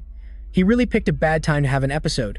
Just drag him into a corner so he's out of sight. Kun Kun's priceless appearance cannot be delayed, just drag him away. "Stop." Baichen could not stomach this scene any longer. He stepped forward and carefully helped the old man up. "Sir, are you all right?" That airheaded girl started spouting nonsense again. "Hey, are you too done with your little drama? Our idol is about to land, so get lost and clear the area." Baichen scoffed, "This is a public airport. Since when did it become your private property to section off? Are your eyes just for decoration? Can't you see this old man isn't well? Or is your idol the same kind of uncultured vermin as you, with no sense of respect? You really don't know your place." As expected, he had just poked the hornet's nest. "Who are you calling vermin, you punk? What gives you the right to even utter the name of our universe's greatest Kun Kun? It's because of people like you that genuine idol fans get a bad reputation." "Exactly. I hate it when people who know nothing about Kun Kun open their mouths just to criticize him." You scum better apologize to Kun Kun immediately and then buy 3,000 copies of his latest album. If not, don't blame us for being ruthless. Bei Chen casually slipped his hands into his pockets and raised an eyebrow. Oh? And if I refuse, how exactly do you plan on being ruthless with me? The girl's blood boiled with rage as she yelled to a man in the crowd. It seems you won't learn until you're staring at your own coffin. Yang Shi, go teach him a lesson. The man immediately charged forward, yelling, "How dare you anger my goddess? Die!" But before he could even lay a finger on Bei Chen, he was sent flying back to the Stone Age by a single kick from Zhao Jun. It finally dawned on the onlookers, heavens, Yang Shi is from the Ziwu Hall Taekwondo Association. And he was taken down in a single move? Good heavens, who on earth are these two? Everyone was stunned, except for that one dim-witted girl, who was still shouting defiantly, "Not only did you drag our Kun Kun's name through the mud, but you dared to hit a member of his harem. I'll mobilize the entire fan club. Kun Kun's fan club will beat you to a pulp." Bei Chen simply curled his lip into a contemptuous smirk. "Oh my god, you girls are always threatening to dox people and put them on blast. Aren't you afraid your idol will find out and be left with nothing to eat?" That girl acted completely unfazed. Afraid of what? Our Kun Kun is the king of forgiveness. Okay. He said it himself.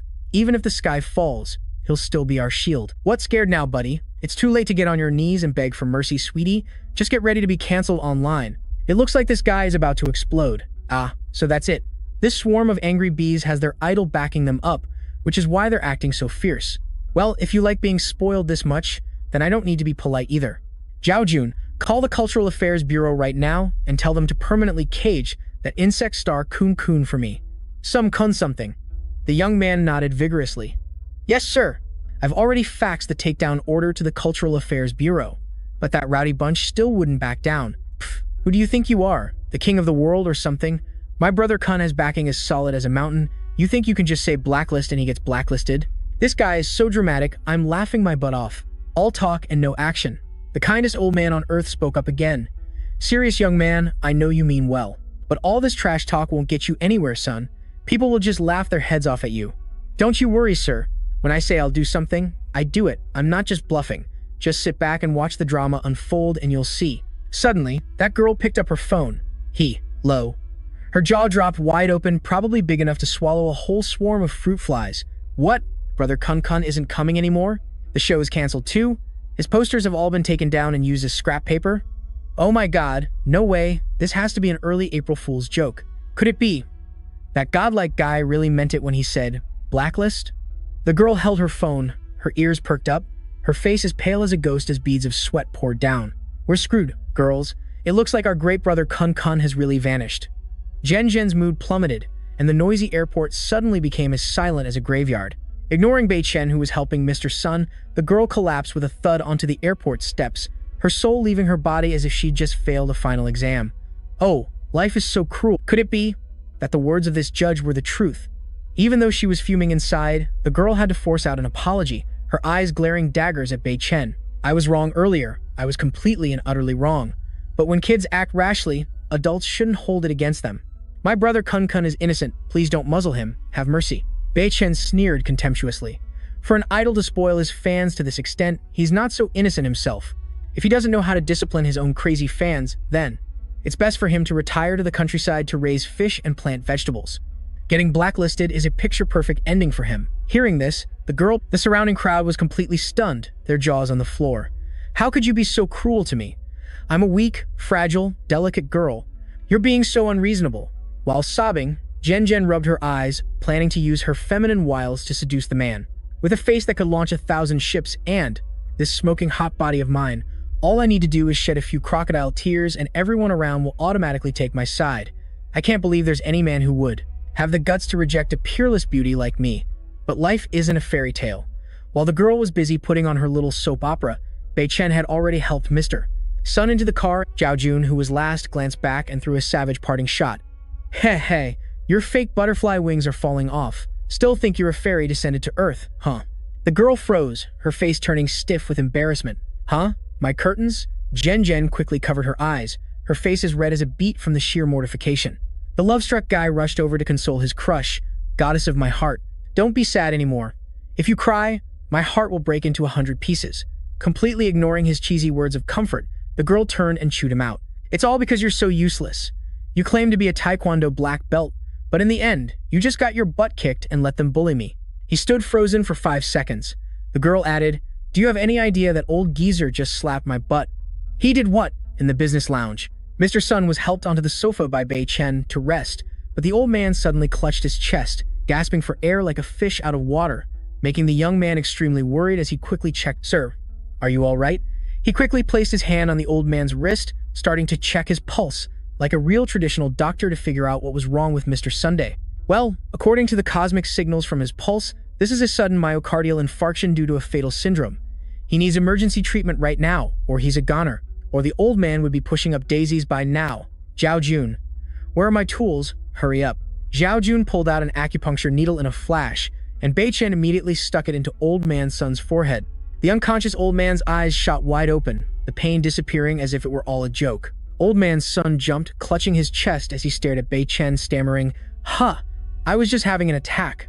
Why do I feel perfectly fine now? What kind of magic is this?" "It's you again, young man, saving this old man's life.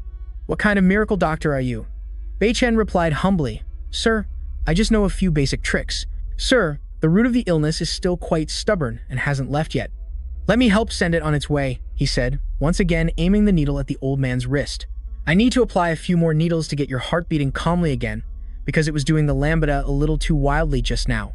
Suddenly, Tian Tian burst in like a whirlwind, her face drained of all color. "Stop right now," she yelled, swatting the needle from Bei Chen's hand, leaving old man Sun completely stunned and bewildered.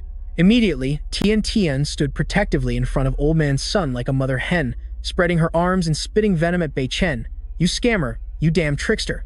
What were you trying to do to my grandfather? You dare try to scam him? Watch out, or I'll have the cops haul you down to the station." Standing behind them, Zhao Jun watched this unfold as blood rushed to his head, his face contorted with a murderous aura as if he wanted to eat the girl alive.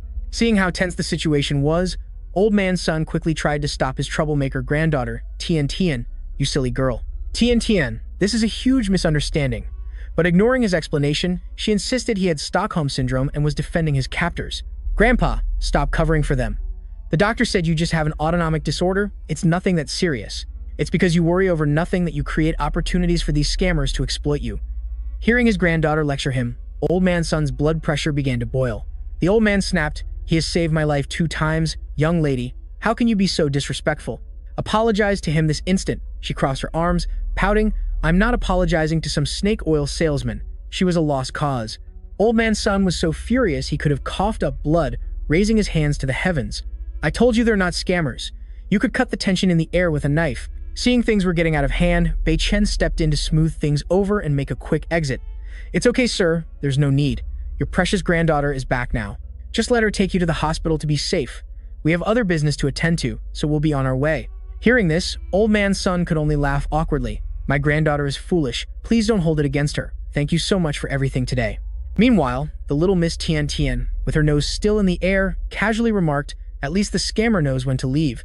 Get lost so you don't stir." Before she could even finish her sentence, old man Sun's eyes suddenly bulged, his forehead creased, and sweat began pouring down as he clutched at his shirt. Old man Sun clutched his abdomen and groaned, causing Tian Tian to turn pale and nearly jump out of her skin with fear. She frantically tried to console him. "Grandpa, please don't scare me. I'll take you to the hospital right away. Right away." Meanwhile, inside a luxury car, Zhao Jun reported, "Brother Chen, the troops are already in position in the suburbs. We're just waiting for your order to proceed to the Feng Corporation and carry out our reluctant babysitting mission." Suddenly, screech! The car slammed to a halt. A group of youths in taekwondo uniforms blocked the road, led by a tattooed boss and followed by the same guy Bei Chen had beaten up the other day. The lackey pointed them out. "Boss, that's them." The boss, looking smug, cracked his knuckles loudly, his voice booming like a megaphone.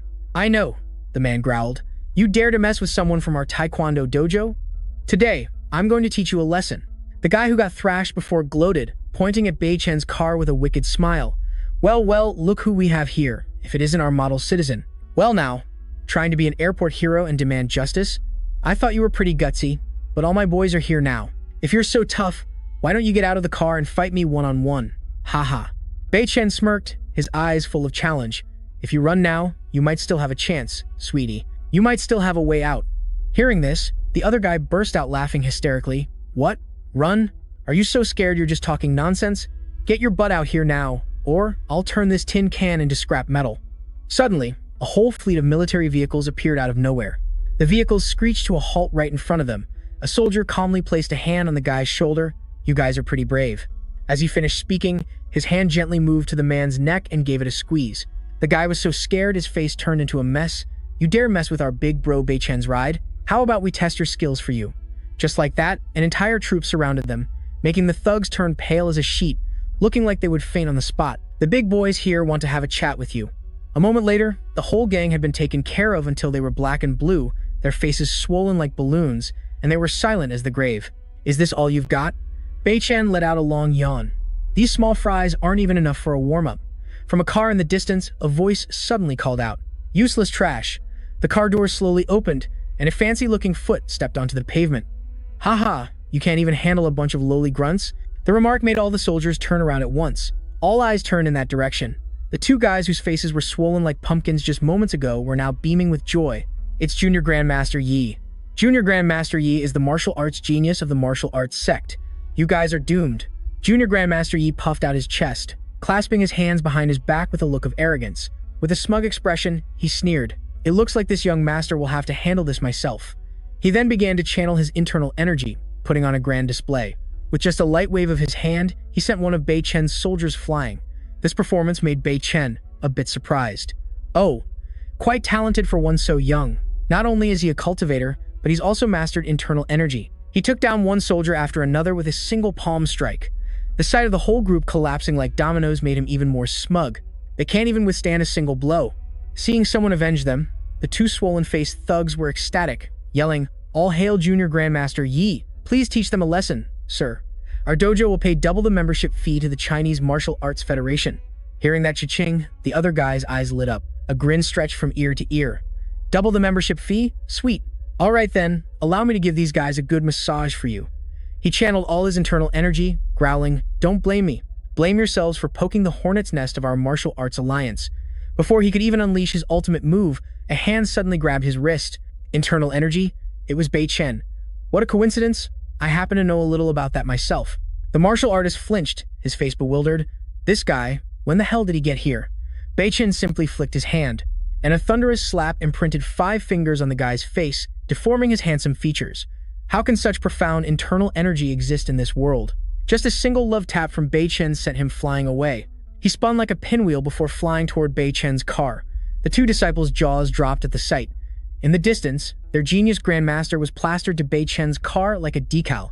Meanwhile, Bei Chen glanced at his brothers sprawled on the ground and smirked. "All right, you can stop the act now. All of you, get up." He gestured to his men with a wave of his hand. "I told you not to use internal energy on normal people. But this kid here is no ordinary opponent, so you guys can go all out." Bei Chen leisurely walked back to his car, leaving the battlefield for his soldiers to handle. Each one of them began to channel their energy, their auras blazing like a furnace. They had all been waiting for this one command from their boss. Finally, we can let loose. Holding all that in was killing me. The Taekwondo brothers, seeing the terrifying sight, huddled together trembling, then ganged up to corner Wu Dao against the wall, scaring the pants off him. Who was that loudmouth just a moment ago claiming he would take care of all of us? Such an arrogant rookie. His face was drained of all color, and his mouth was a bloody, "Please spare me." The next morning at the Fang family estate, bosses Jiang finally graced them with his presence. Bei Chen quickly spoke up. "My apologies, everyone. Traffic was a bit heavy, so I'm a little late." Zhen Zhen promptly introduced him to Mr. Jingsheng. "It's no problem at all. Please come in, Mr. Jiang and your men." Zhen Zhen turned to her father. "Dad, this is Mr. Jiang Bei Chen, whom Uncle He, introduced to us. He's going to be our super elite bodyguard." Feng Jingsheng, the chairman of the Shengjing group, shook his hand while praising him profusely. "Young friend Jiang, you are truly talented for your age. It's an honor to meet you." Bai Chen returned the greeting. "Hello, Mr. Feng, the pleasure is mine." He glanced at the beefy bodyguards behind Mr. Jingsheng and thought to himself, these guys are supposed to be protection, but no matter how he looked at them, all he could see was an ordinary squad of muscle heads. Mr. Jingsheng nodded. "You're absolutely right. This batch of assassins is not to be underestimated." "Then these guys are just for show," Bai Chen added. "It seems these soldiers have nothing going for them but their muscles." Miss Zhenjian quickly interjected. "Not at all. We also have masters from the Martial Arts Association and the Chinese Martial Arts Federation here." Wang Shui rested his chin on his hand with a smug look. "Miss Zhenjian, only exceptional talents from the association and the Martial Alliance, such as myself, are qualified to handle this sweet gig." These muscle-bound soldiers are only good for scaring children. They can't protect a beauty like you. The safest bet is to let this Wang Shuai personally shield you. Standing beside Baiken, Zhen quickly interrupted. Mr. Wang Shuai, excuse me, but my father is offering a reward of 10% of the company's shares for this. Is compensation. These so-called masters probably don't want to share such a fat prize, which is why they're being so nasty. Baishan let out an ah, instantly understanding the issue. Zhen turned to him with a determined gaze. Don't worry, I assure you, that you, Mr. Jiang, will absolutely not leave here empty-handed, Zhen declared, not wanting Baiken to be shortchanged. Gentlemen, I know you are all martial arts masters, Zhen said, but at the last party, it was Mr. Jiang and his subordinate, Mr. Zhao Jun, who saved my life. I trust that they will be able to protect me this time too. Hearing this, Wang Shuai's blood boiled and he roared. Oh, so you're the punk who got fresh with Miss Feng and then had the gall to claim it was for her protection. You were clearly just taking advantage of the situation to pull a fast one. Zhen's face flushed crimson as she frantically waved her hands to explain, no, it's not like that. The situation was life or death. Mr. Jiang had no other choice. Mr. Jingsheng looked thoughtful, his expression serious. Young friend Jiang, I am truly grateful to you for saving my beloved daughter and for agreeing to protect our family. Then he continued with a serious tone. However, our enemies this time aren't the small fry assassins from before. We fear it will be difficult for you to handle this alone, young friend Jiang. Therefore, Zhen quickly pleaded with her father. Dad, I'm sure Mr. Jiang can protect us. Seizing the opportunity, Wang Shuai chimed in, Old Master Feng, how about we do this? Let him have a match with me. If he loses, he can take his ragtag group of soldiers and get the hell out of here. So, how about it? The man said smugly, making mocking gestures at Baiken. If you don't have the guts to face me, then get on your knees right here and slap your own face 50 times in front of everybody. We'll call it punishment for daring to touch Miss Feng, and I'll be generous enough to let you off the hook. Once you're done punishing yourself, take your raggedy-ass soldiers and get as far away from here as you can. His surrounding underlings also took the chance to jeer. Master Wang is so skilled, there's no way that punk would dare to fight you. Either choice is equally humiliating for him. Well, it looks like a good show is about to start. Zhen, looking furious, snapped right in his face. Wang Shuai, this is my business, so you can just keep your nose out of it. Getting scolded by the young lady, the guy's face darkened as he growled. Miss Feng, this is a man's business. Don't be a busybody. On the other side, Jing Sheng and Wang Shuai's minions were facing off, when one of them suddenly said something that made Bei Chen's face darken, and a murderous aura flared up around him. Unless Mr. Jiang here admits he's not a real man, hey. Sensing the palpable tension, Jing Sheng's face went pale. He rushed forward to intervene. Big brother Wang Shuai, you're a professional after all. You've even cultivated internal energy. It would be a shame if you were to accidentally injure Mr. Jiang. He shot a smug glance toward his rival. Turning to Elder Feng, he arrogantly declared, I don't like to force anyone. As long as he admits he's weak, I will generously let him go. To me, this is a trivial matter. Bei Chen calmly adjusted his tie with one hand, a smirk on his lips. Okay, I'll take you on. His words were as light as a feather. His words immediately made Zhen and Jing Sheng's jaws drop in worry, while Wang Shuai laughed in delight and the surrounding crowd started buzzing with chatter. I heard Wang Shuai is the #1 star of the Yudu Association, who has even mastered profound internal energy. A normal person trying to fight him is just asking to get wrecked. Looks like someone's about to end up in a wheelchair. Hearing the crowd's gossip, Bei Chen remained as calm as if he were taking a walk in the park, his expression completely unfazed. All right then, if I win, you'll take your entire martial arts association and get out of here. Deal? Bei Chen's terms made the atmosphere more heated than ever.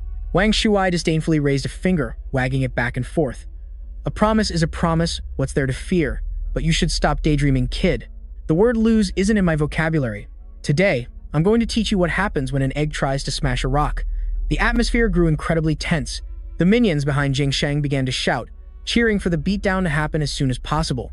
Elder Feng, those two are fired up for a fight, just let them go at it.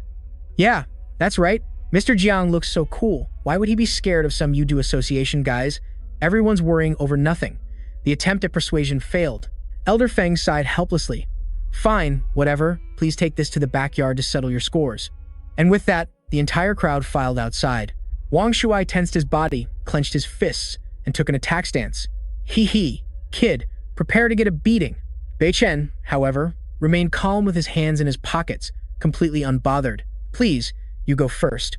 Upon hearing this, Wang Shuai began to channel his power, his eyes glowing red as his body levitated like a superhero, drawing in the spiritual energy of the world. Seeing Wang Shuai's flashy move, everyone's jaws were on the floor, but Bei Chen's expression remained completely unfazed.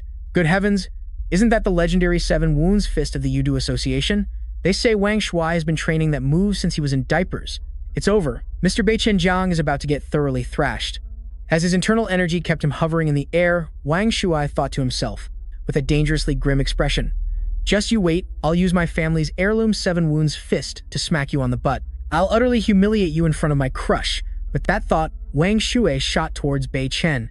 His devastating punch was easily caught with just a single hand. Wang Shuai froze, his eyes bulging. What in the world? With only one hand? Huh? This is my Seven Wounds Fist, right?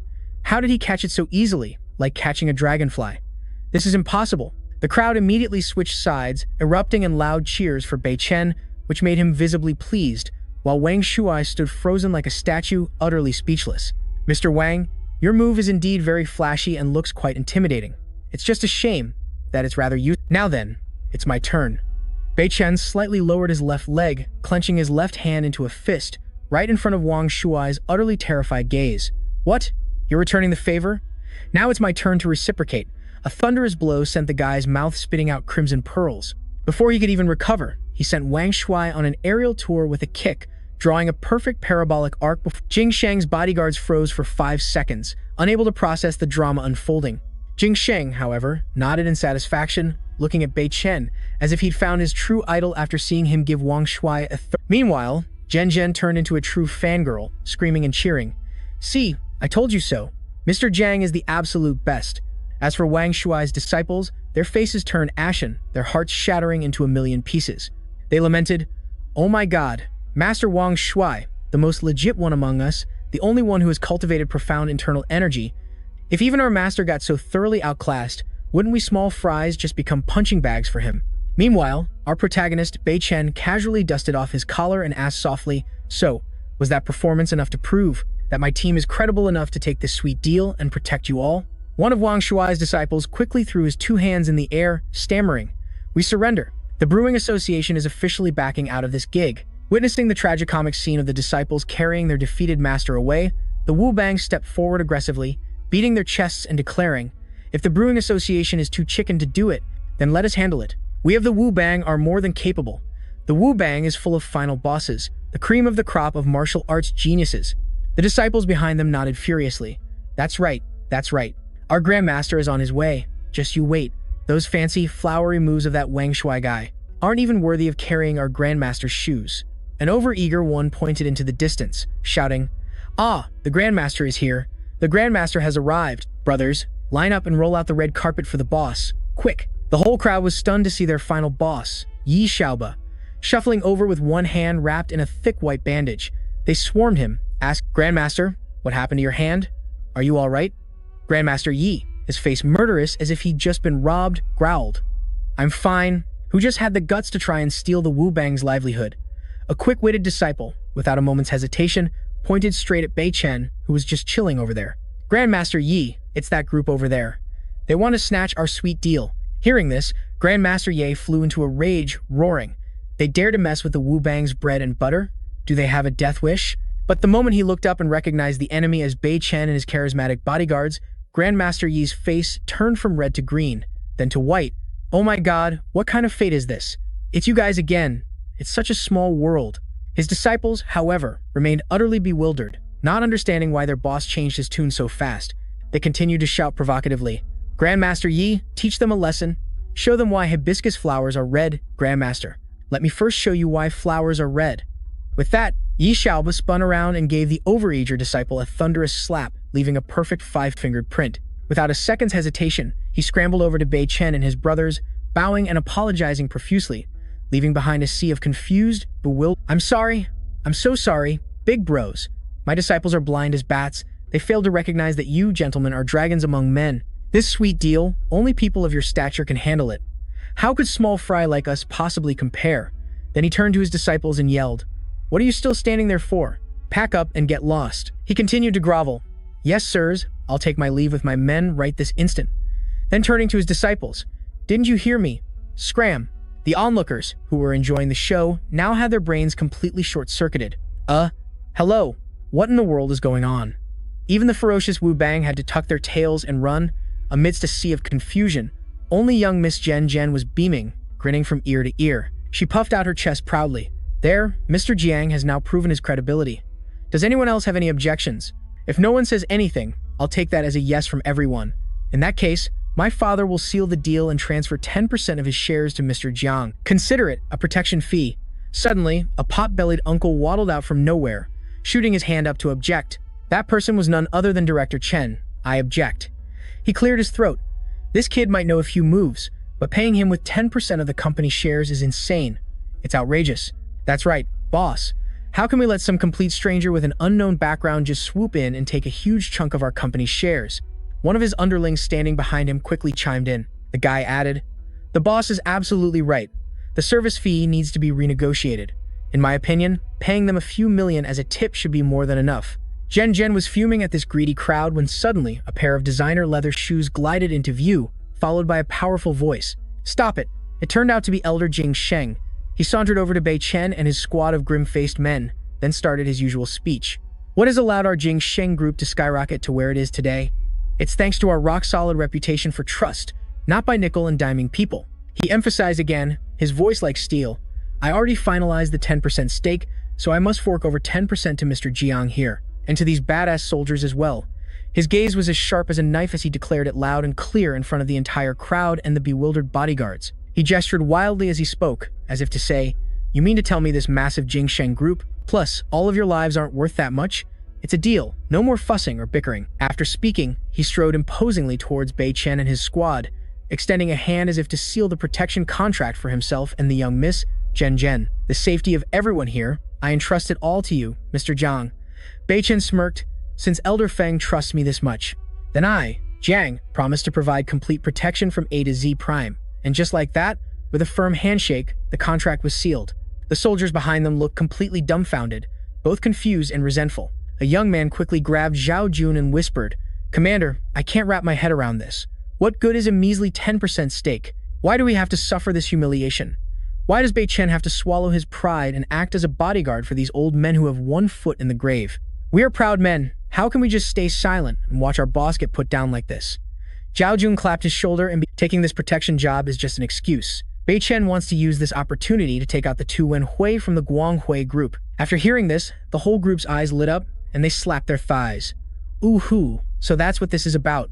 Our brains really are made of mush. If it helps our boss serve the enemy on a platter, forget protecting these grumpy old men. I'd treat them like fresh young beauties. Another soldier yelled, "Exactly. The boss's enemy is a thorn in our side too. If they dare show their faces here, we'll beat them toothless." Zhao Jun quickly put a finger to his lips. "Shh. Okay, keep it down, you guys. Don't cause any unnecessary drama for Bei Chen." Just then, Bei Chen, while adjusting his tie, shot a razor-sharp glance towards Zhao Jun. "Are you guys putting on a play? Have your brains gone rusty after just a few days without a beating? Do you need me to push the start button for you to do anything?" The soldiers jumped, shouting in unison. "Yes, Bei Chen, we will deploy a defensive formation right here, right now.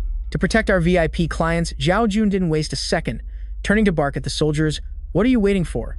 Get your asses in gear." The entire squad saluted in perfect unison. "Sir, yes sir." Suddenly, Bei Chen's phone rang loudly. The name Shuiyu flashed on the screen. It was the powerful boss at home whom Bei Chen treasured so dearly. As he was glued to his phone, Zhao Jun furtively peeked over his shoulder and asked quietly, "Bei Chen, is the madam still ignoring you?" Bei Chen held the phone, his face cold as ice, and decided to decline the call. "Yeah, not answering. Looks like he'll have to waste time placating the baby again."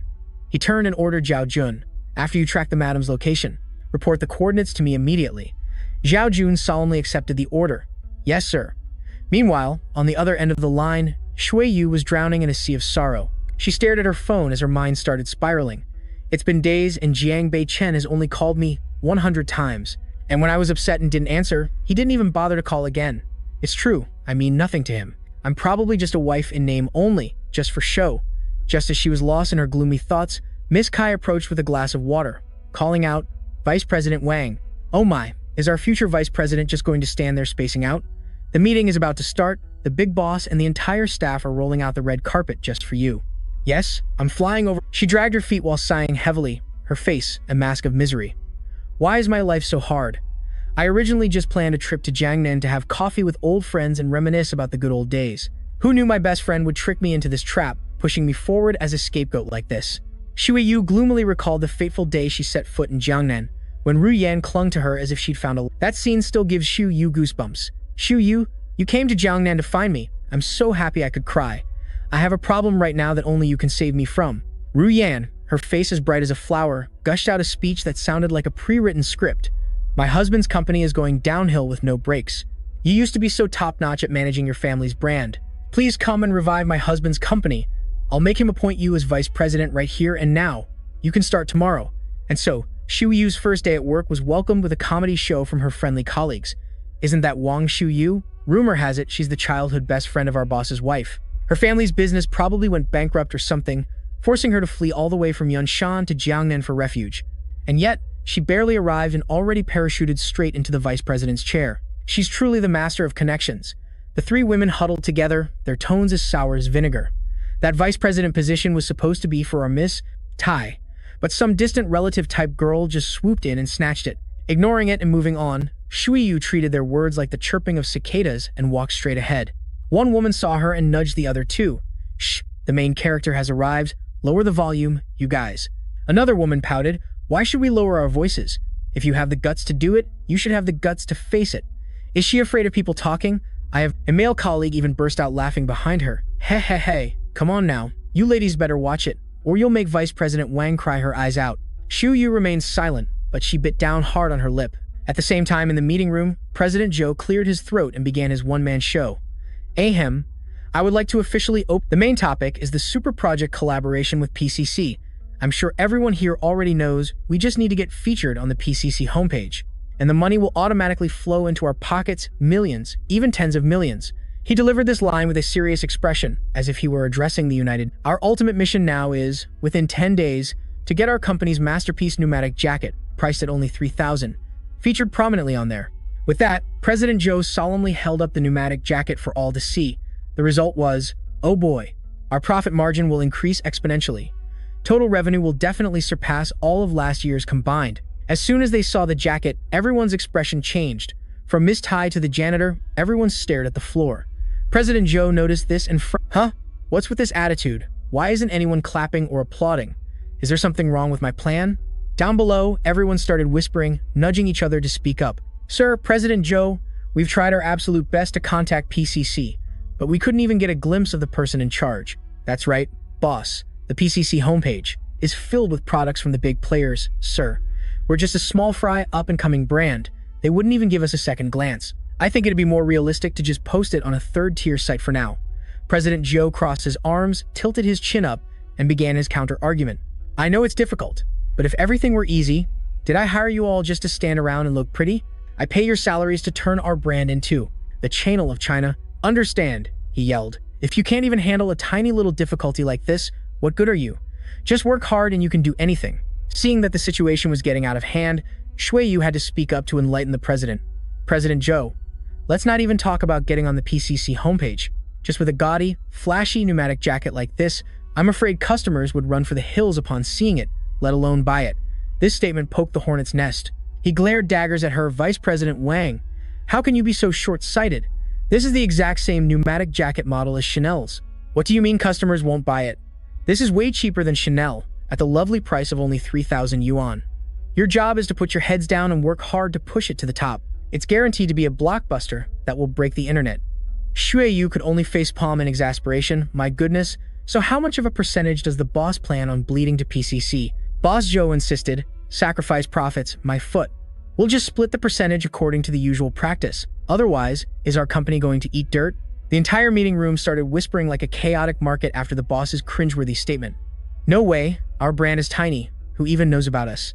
Are we supposed to just bring our products over, hang them up for decoration, and then beg them to sell it for us for free? And who in their right mind would buy this jacket that looks like a stage costume? How could it possibly become a hot trend? The boss's ambition is truly higher than Mount Everest. Seeing the funereal expressions on all the employees' faces, the boss slammed the table with a bang, shot up with her hands on her hips, and roared, "What are you all whispering about? If you have a problem with me, just say it to my face. Hearing this, Miss Tai, as if seizing a golden opportunity, slowly stood up to speak. Boss Joe, I think this idea is indeed a challenge of cosmic proportions, but as long as it's assigned to the right expert, it will definitely be a resounding success. Flattered, the boss nodded in satisfaction. Indeed, only Miss Tai understands me. So, in your opinion, who is the expert capable of shouldering this great responsibility? Miss Tai dramatically pointed her finger straight at Shu Yu, causing the girl to freeze for 5 seconds before coolly declaring, "Of course, it's our corporation's new vice president. Who else could it?" Miss Wang, Shu Yu. Me? Me? Seeing that Miss Tai had set the stage, the boss sealed the deal. That's right, Miss Wang. Our Miss Shu Yu was the founding mastermind behind the famous lingerie brand. Her abilities are certainly no joke.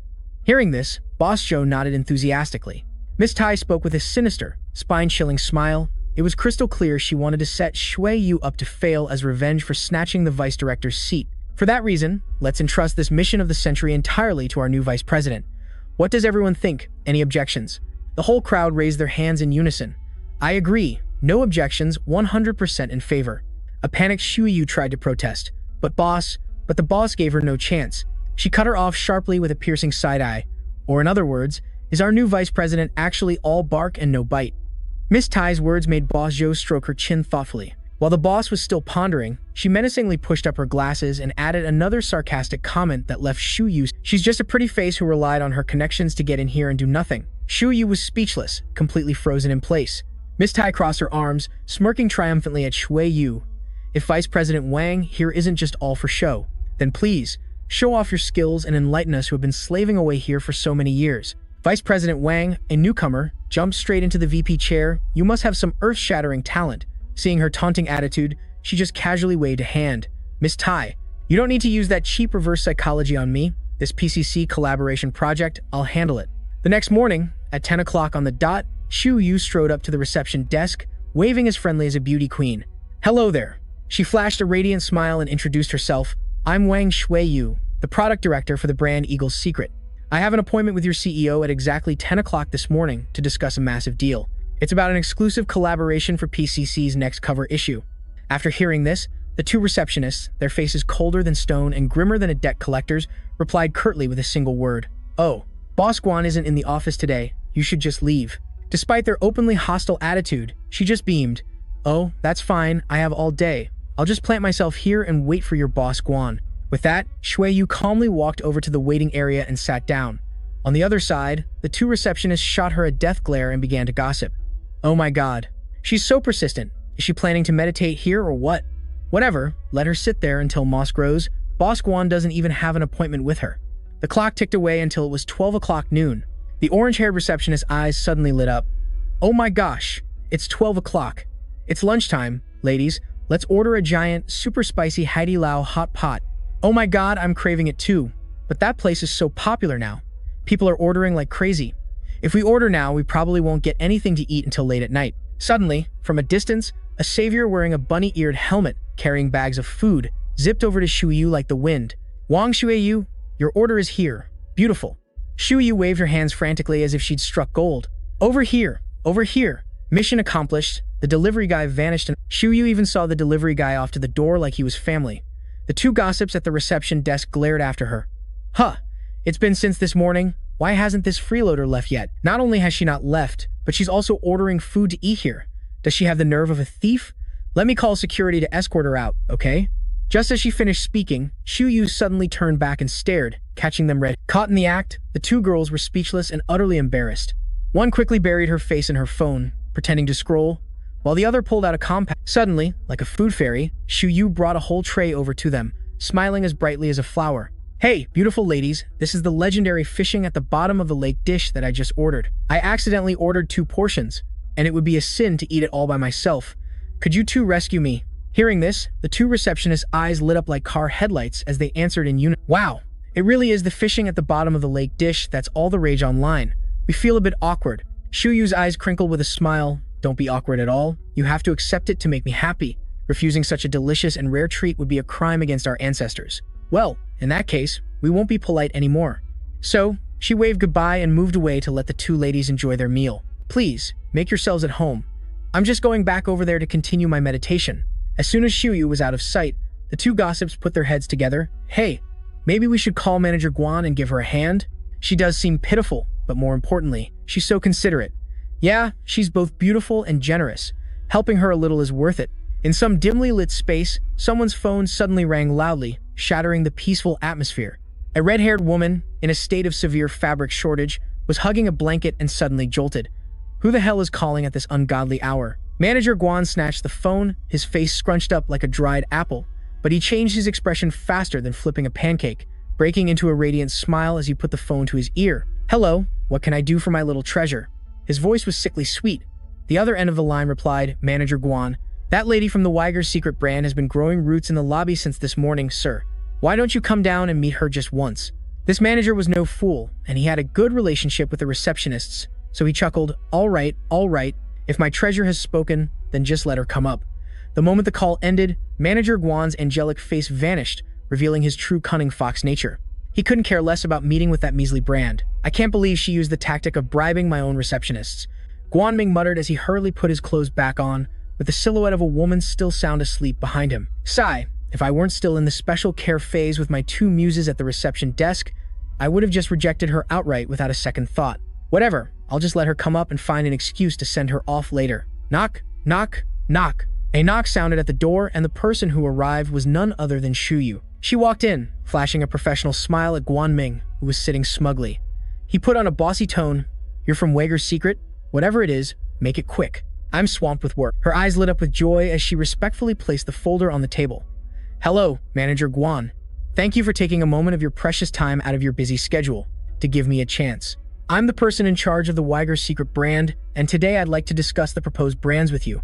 On the next page of the PCC, while she was talking enthusiastically, Guanming was using his laser-like eyes to scan her from head to toe, and her hands still deftly flipped through the documents, full of hope that Guanming would pay attention. I've done very thorough research. The initial plan for the hot air jacket from Chanel is that we will invite popular TikTokers from Douyin, leveraging their fame to drive traffic to us.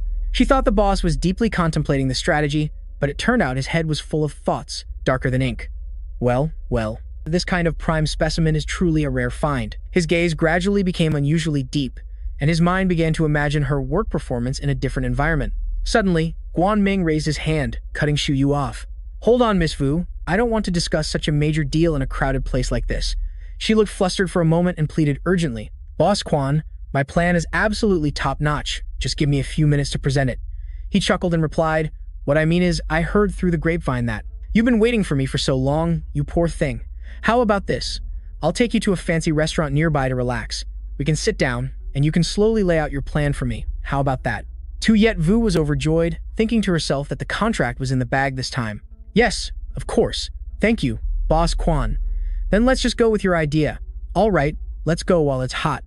At an incredibly classy restaurant, under the dim yellow lights, next to two glasses of shimmering red wine, Boss Quan and Tayet Vu were discussing business in the most romantic, This is my passion project, sir, please take a look. But his hand moved faster than his brain, suddenly grabbing her delicate hand. Easy there, my dear.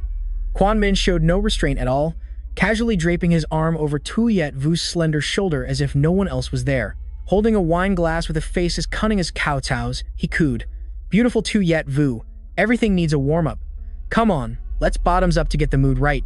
Despite her using all her strength to push the glass away, I'm sorry, boss, I'm a lightweight. Seeing this, Boss Quan narrowed his eyes at Tu Yet Vu. His eyes flashed with a predatory glint. If you don't know how, we can practice. I'll be your tutor. What's there to be afraid of? She started to feel that something was very wrong.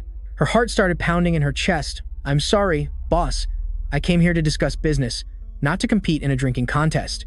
Seeing his sweet-talking fail, he showed his true colors in an instant. He grabbed the wine glass and forced it to Tayet Vu's lips. You really don't know what's good for you. No drinks, no deal. You want to discuss the contract, right? Finish this glass first, then we'll talk. The wine spilled everywhere, making her choke, but he only got more aggressive, pressing the glass against her mouth without a care for his surroundings. He didn't even notice a dark figure looming behind him. That's right, that's the way. Drink it all up like a real business person. The dark figure approached, carrying a plate of hot spaghetti. His other hand grabbed Quan Min by the neck, leaving him speechless. It was the man of the house, back then. Without a word, he slammed the entire plate of pasta onto the guy's face like a special face wash. It sent the guy sprawling, forcing him to let go of Tayet Vu. Ag. Seeing her husband, she was as relieved as if she'd found a life raft. Her eyes lit up like headlights. My dear husband, Jiang Bakthan. He's here to save me. I thought he was still mad and ignoring me. But wait, how did he know I was here? Is he tracking me? Bakthan shot his wife a scorching glare, his eyes a mix of affection and anger. Meanwhile, Quan Min was still rebooting his system after landing hard on his butt. The wine glass flew in a beautiful arc before shattering into pieces. Bakthan slammed the table with a bang and roared, "Don't you know your own alcohol tolerance? And you even dared to go drinking alone with a strange man?" Tuyet Vu wasn't one to back down, glaring back at her husband.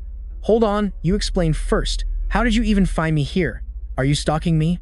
Hearing this, Bakthan froze for 5 seconds. Seeing the tense situation, his best friend quickly ran out to act as a mediator. "It's a misunderstanding, madam. I'm Boss Jiang's close friend, let me explain." A moment later, standing before Bakthan were 2 individuals, Quan Min and his beloved nanny, both tied up like sausages. Triu Quan immediately ordered his subordinates, Boss Bak, then has already cleaned up all the spies. Boss Quan, resentful and unwilling to accept defeat, yelled, "Impossible! How could you bribe so many people? Even my own trusted butler." Same here. This nanny has served my family for over 15 years. I can't believe I've been nursing a snake in my bosom all this time. Suddenly, from the door, one of Bakthan's underlings ran in, pale as a ghost, and stammered, "Boss, we're screwed. A squad of heavily armed, fierce-looking soldiers is storming in. They said they're looking for Jiang Bakthan." Bakthan's gaze was as sharp as a dagger as he looked at the group. Ah, so it's old Captain Lam. He was leading an entire platoon inside. Seeing this, Bakthan's men were scared out of their wits. "Oh crap, isn't that Captain Lam? What terrible luck brought him here today?" The 2 big shots stared each other down, the atmosphere as tense as a drawn bowstring.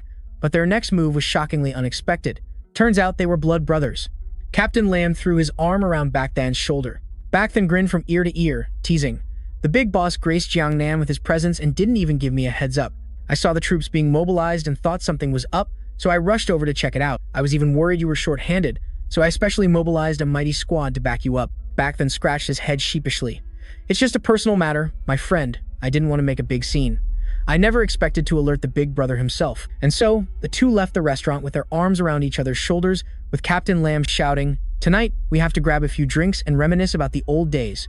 Their destination was the Kim Sun Hotel, a subsidiary of the provincial court, the perfect place for brothers to catch up and talk. As soon as they arrived, the first thing they saw was Bakthan's wife sitting right there.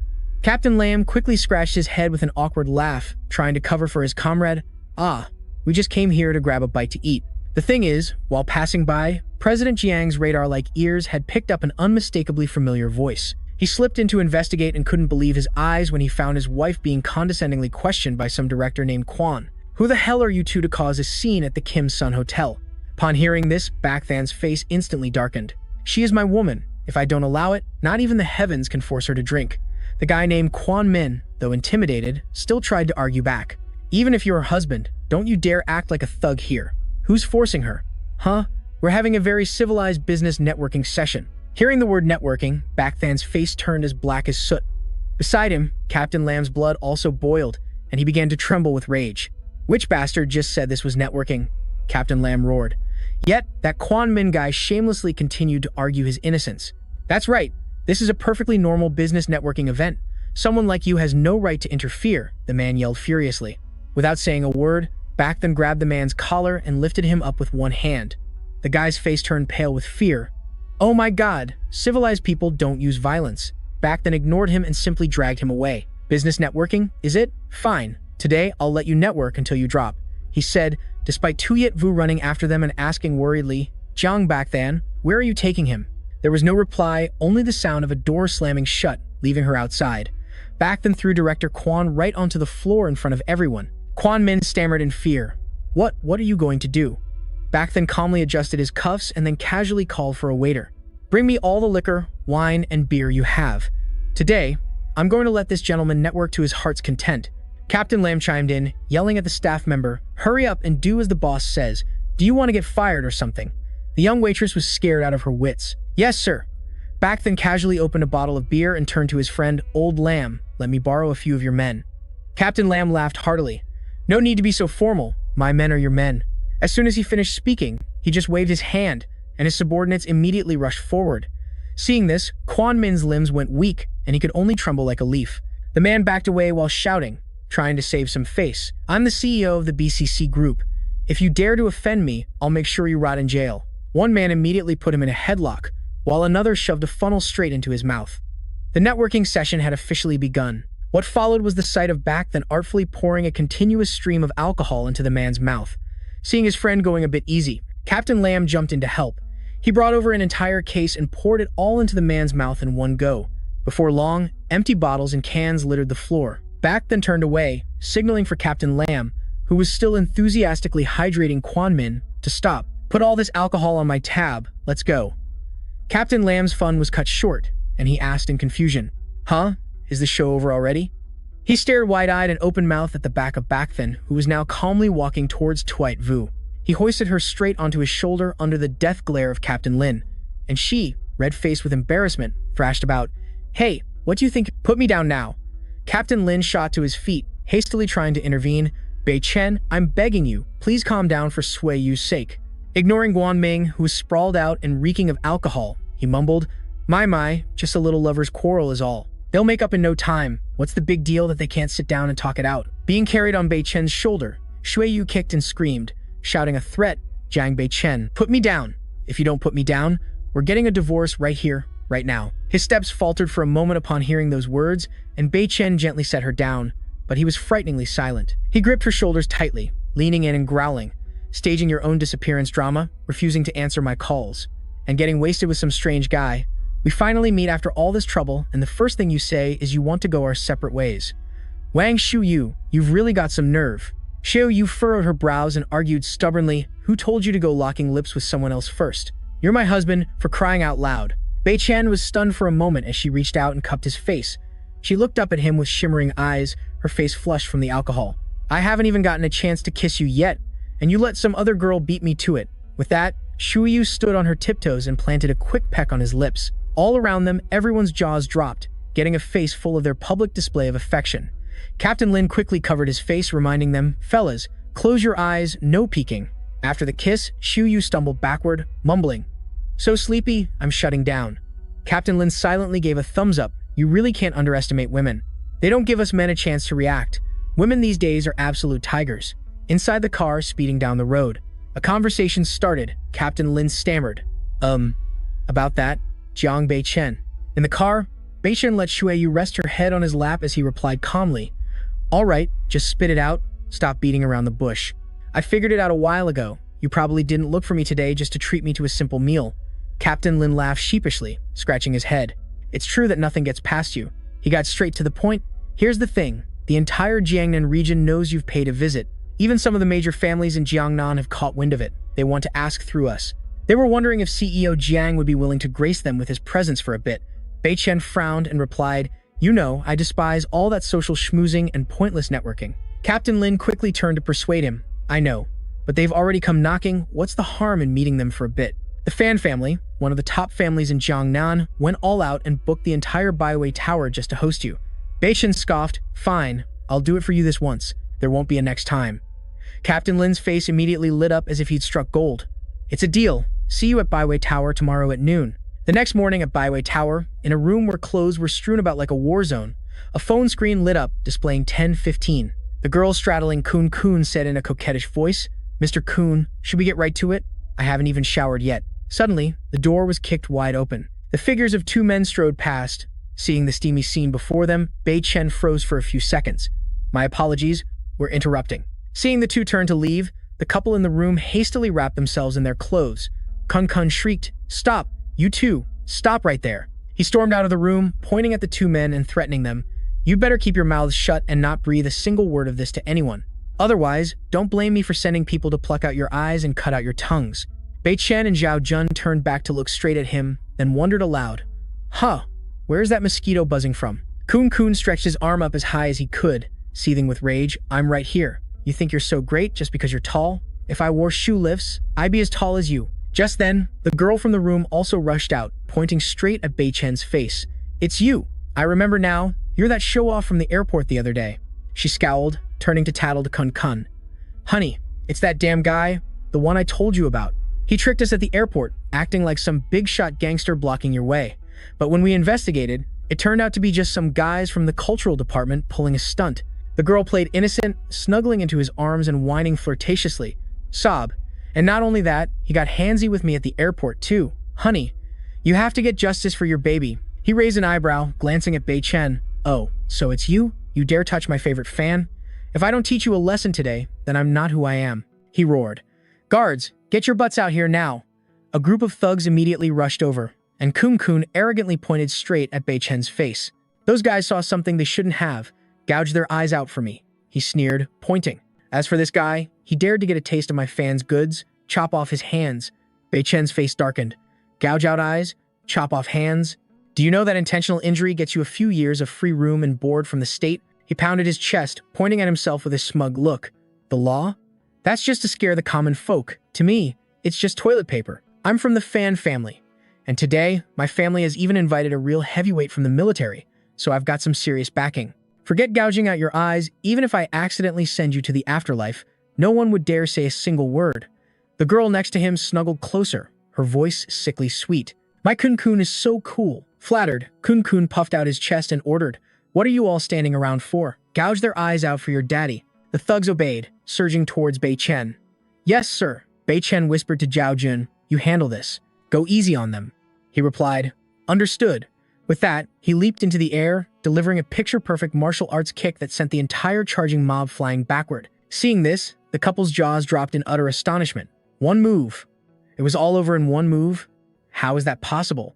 They watched as Zhao Jun began striding towards them. Kun, pale with fear, stammered, Sir, spare me. How about you come work as my bodyguard? Whatever that guy is paying you, I'll double it. Zhao Jun scoffed, Oh, thank you for the generous offer. Thinking he had found a lifeline, Kun asked, So, does that mean you agree? Zhao Jun burst out laughing. Ha, what do you think? He took a few steps back, then charged forward, swinging his fist. Instantly, Kun was treated to a non-stop combo of punches from Zhao Jun, flying like a kite with a broken string, slamming into a wall before dropping to the ground with a thud. Meanwhile, elsewhere, seeing a group of people approaching, a man quickly spoke in a flattering tone. Captain Lin, your mere presence brightens this entire place up. The speaker was the head of the Fan family, Fan Wengshuan, and the woman beside him was his wife, Yun Ru. Yun Ru smiled radiantly. Captain Lin, why isn't that important personage with you? Captain Lin frowned. He had an urgent matter to attend to, so he'll be a bit late. However, my boss has already arrived. Haven't you gone to greet him yet? The fan couple looked at each other, bewildered. Arrived already? We didn't see anyone. Suddenly, a guard rushed in from outside, panting, Master, we have a problem. Madam, the young master is getting beaten to a pulp. Yun Ru's eyes widened and her jaw dropped. What? The whole group hurriedly rushed to the scene. Kun was lying on a stretcher, being carried by two guards. He grabbed his mother's hand, crying and wailing. Mom, I was just going to gouge out the eyes of those two country bumpkins, but they dared to lay their hands on me like this. They even punched my silicone nose right off, he whimpered, his face swollen like a steamed bun. You have to get revenge for me, Mom. Yun Ru hugged her son's arm, sobbing, My precious baby, don't worry. Mom will send people to find that damn brat and tear him to shreds for you. Nearby, the girl from before was also clutching her head and wailing. Ah, my hair. Those bastards even shaved my head bald. She was livid, turning to order the guards. Go find those two troublemakers and bring them to me. How dare they touch my precious son? I'll definitely gouge his eyes out. Just then, Wengshuan finally spoke up, raising a hand to stop the guards. That's enough. We are hosting an important guest today. We can't make a scene. Other matters are trivial. If we can latch onto that big shot, our family will truly rise. Getting revenge is nothing compared to that. Anyway, I'm going back to receive Captain Lam first. With that, the old man scrambled back, dashing to Captain Lam's side with an extremely fawning expression. Captain Lam, have you managed to contact the big boss? Where is he so we can rush over to pick him up? He gave a sharp glance and replied, No need to pick him up. I just called to clarify. That VIP has already left. Van Hen's jaw dropped as he stammered, Gone? So soon? Captain Lam shot to his feet. He stared at the old man, his voice as cold as ice. Your precious son has some serious nerve, doesn't he? To dare threaten to gouge out Jiang Bacon's eyes. And he even wanted to take care of his precious hands. The old man's mouth hung open, sweating buckets. What? Don't tell me. The man my son provoked. Was the big boss? Captain Lam turned to leave, tossing back a chilling remark. Who else could it be? It was hard enough for me to invite him here, and yet your family has eyes but can't see. If you provoke Jiang Baichen with this kind of reception, you're on your own. He waved his hand, and the whole group left in a hurry. Only Van Hien remained, trembling like a leaf, his body going limp before he collapsed to his knees. This time we're really screwed. Mrs. Pham had just returned to see the group leaving and quickly shouted out, "Captain Lam, why are you leaving?" Seeing her husband kneeling on the ground with a devastated look, she rushed over in a panic. "Honey, why did Captain Lam leave? Did you get to meet the big shot? Our son is still waiting for him to help get revenge." The old man was furious and gave his wife a massive slap. "Revenge? Revenge my foot." She held her face, whimpering. "Ouch, honey, why did you suddenly hit me?" The old man roared like a wild beast. "The precious son of yours who wanted to gouge someone's eyes out is the big boss. Mess with him, and this entire family will end up on the streets." Hearing this, his wife's limbs went weak. Van Hien turned his head, his face drained of all color. "This is bad. This is really bad. I have to think of something." Just then, a voice blaring from the TV caught his attention. Breaking news, recently, Chairman Xu Wenhao of the Guanghui Group has once again dug into his personal funds, donating 500,000 to the Yangguang Welfare Institute. The old man felt like he'd found a lifeline. "Ah, that's right. I have to find Director Xu and ask him for advice." Meanwhile, the TV droned on. Xu Wenhui has been awarded the title of Goodwill Ambassador of Jiangnan. At this moment, the ambassador was happily playing hide and seek with the children. Hide well now. Just then, his secretary secretly approached. "Sir Xu, we have a problem." Instantly, Wenhui switched to child-soothing mode. "My dears, Uncle has some work to do. You all play by yourselves for a bit. I'll be back to play with you later." "Okay, we'll wait for you, Uncle." The old man walked to a stone bench and plopped down. Wenhui's demeanor did a complete 180, from gentle to ice-cold in an instant. "What is it? Speak quickly." The secretary cautiously reported, "Sir, the assassins we sent to the Feng family have all been wiped out. They somehow hired a top-tier special forces team that surrounded and protected the shareholders as if they were chickens in a coop. Knives and guns were completely useless." She held out a photo. "This is a picture of the special forces team's commander that we managed to snap." Xu Wenhui's eyes widened the moment he glanced at it. "This face, it's familiar. It's the guy from the memorial portrait in my house. It was none other than Beacon. It's him." Staring at the photo, his eyes turned bloodshot as if they were about to burst into flames. Xu Wenhui couldn't believe it. That little brat was still alive. Those tough old geezers from the Martial Union. Perhaps it's time to let them stretch their old bones. He casually sipped his tea, watching the children play, but his mind was filled with dirty schemes. Let's see how he deals with these martial arts grandmasters this time. "But sir," the secretary said worriedly, "those guys from the Martial Union are incredibly arrogant. I'm afraid they won't listen to us." He scoffed, unconcerned. "Don't those old men dote on their disciples like their precious eggs? Especially that Yi Wudao."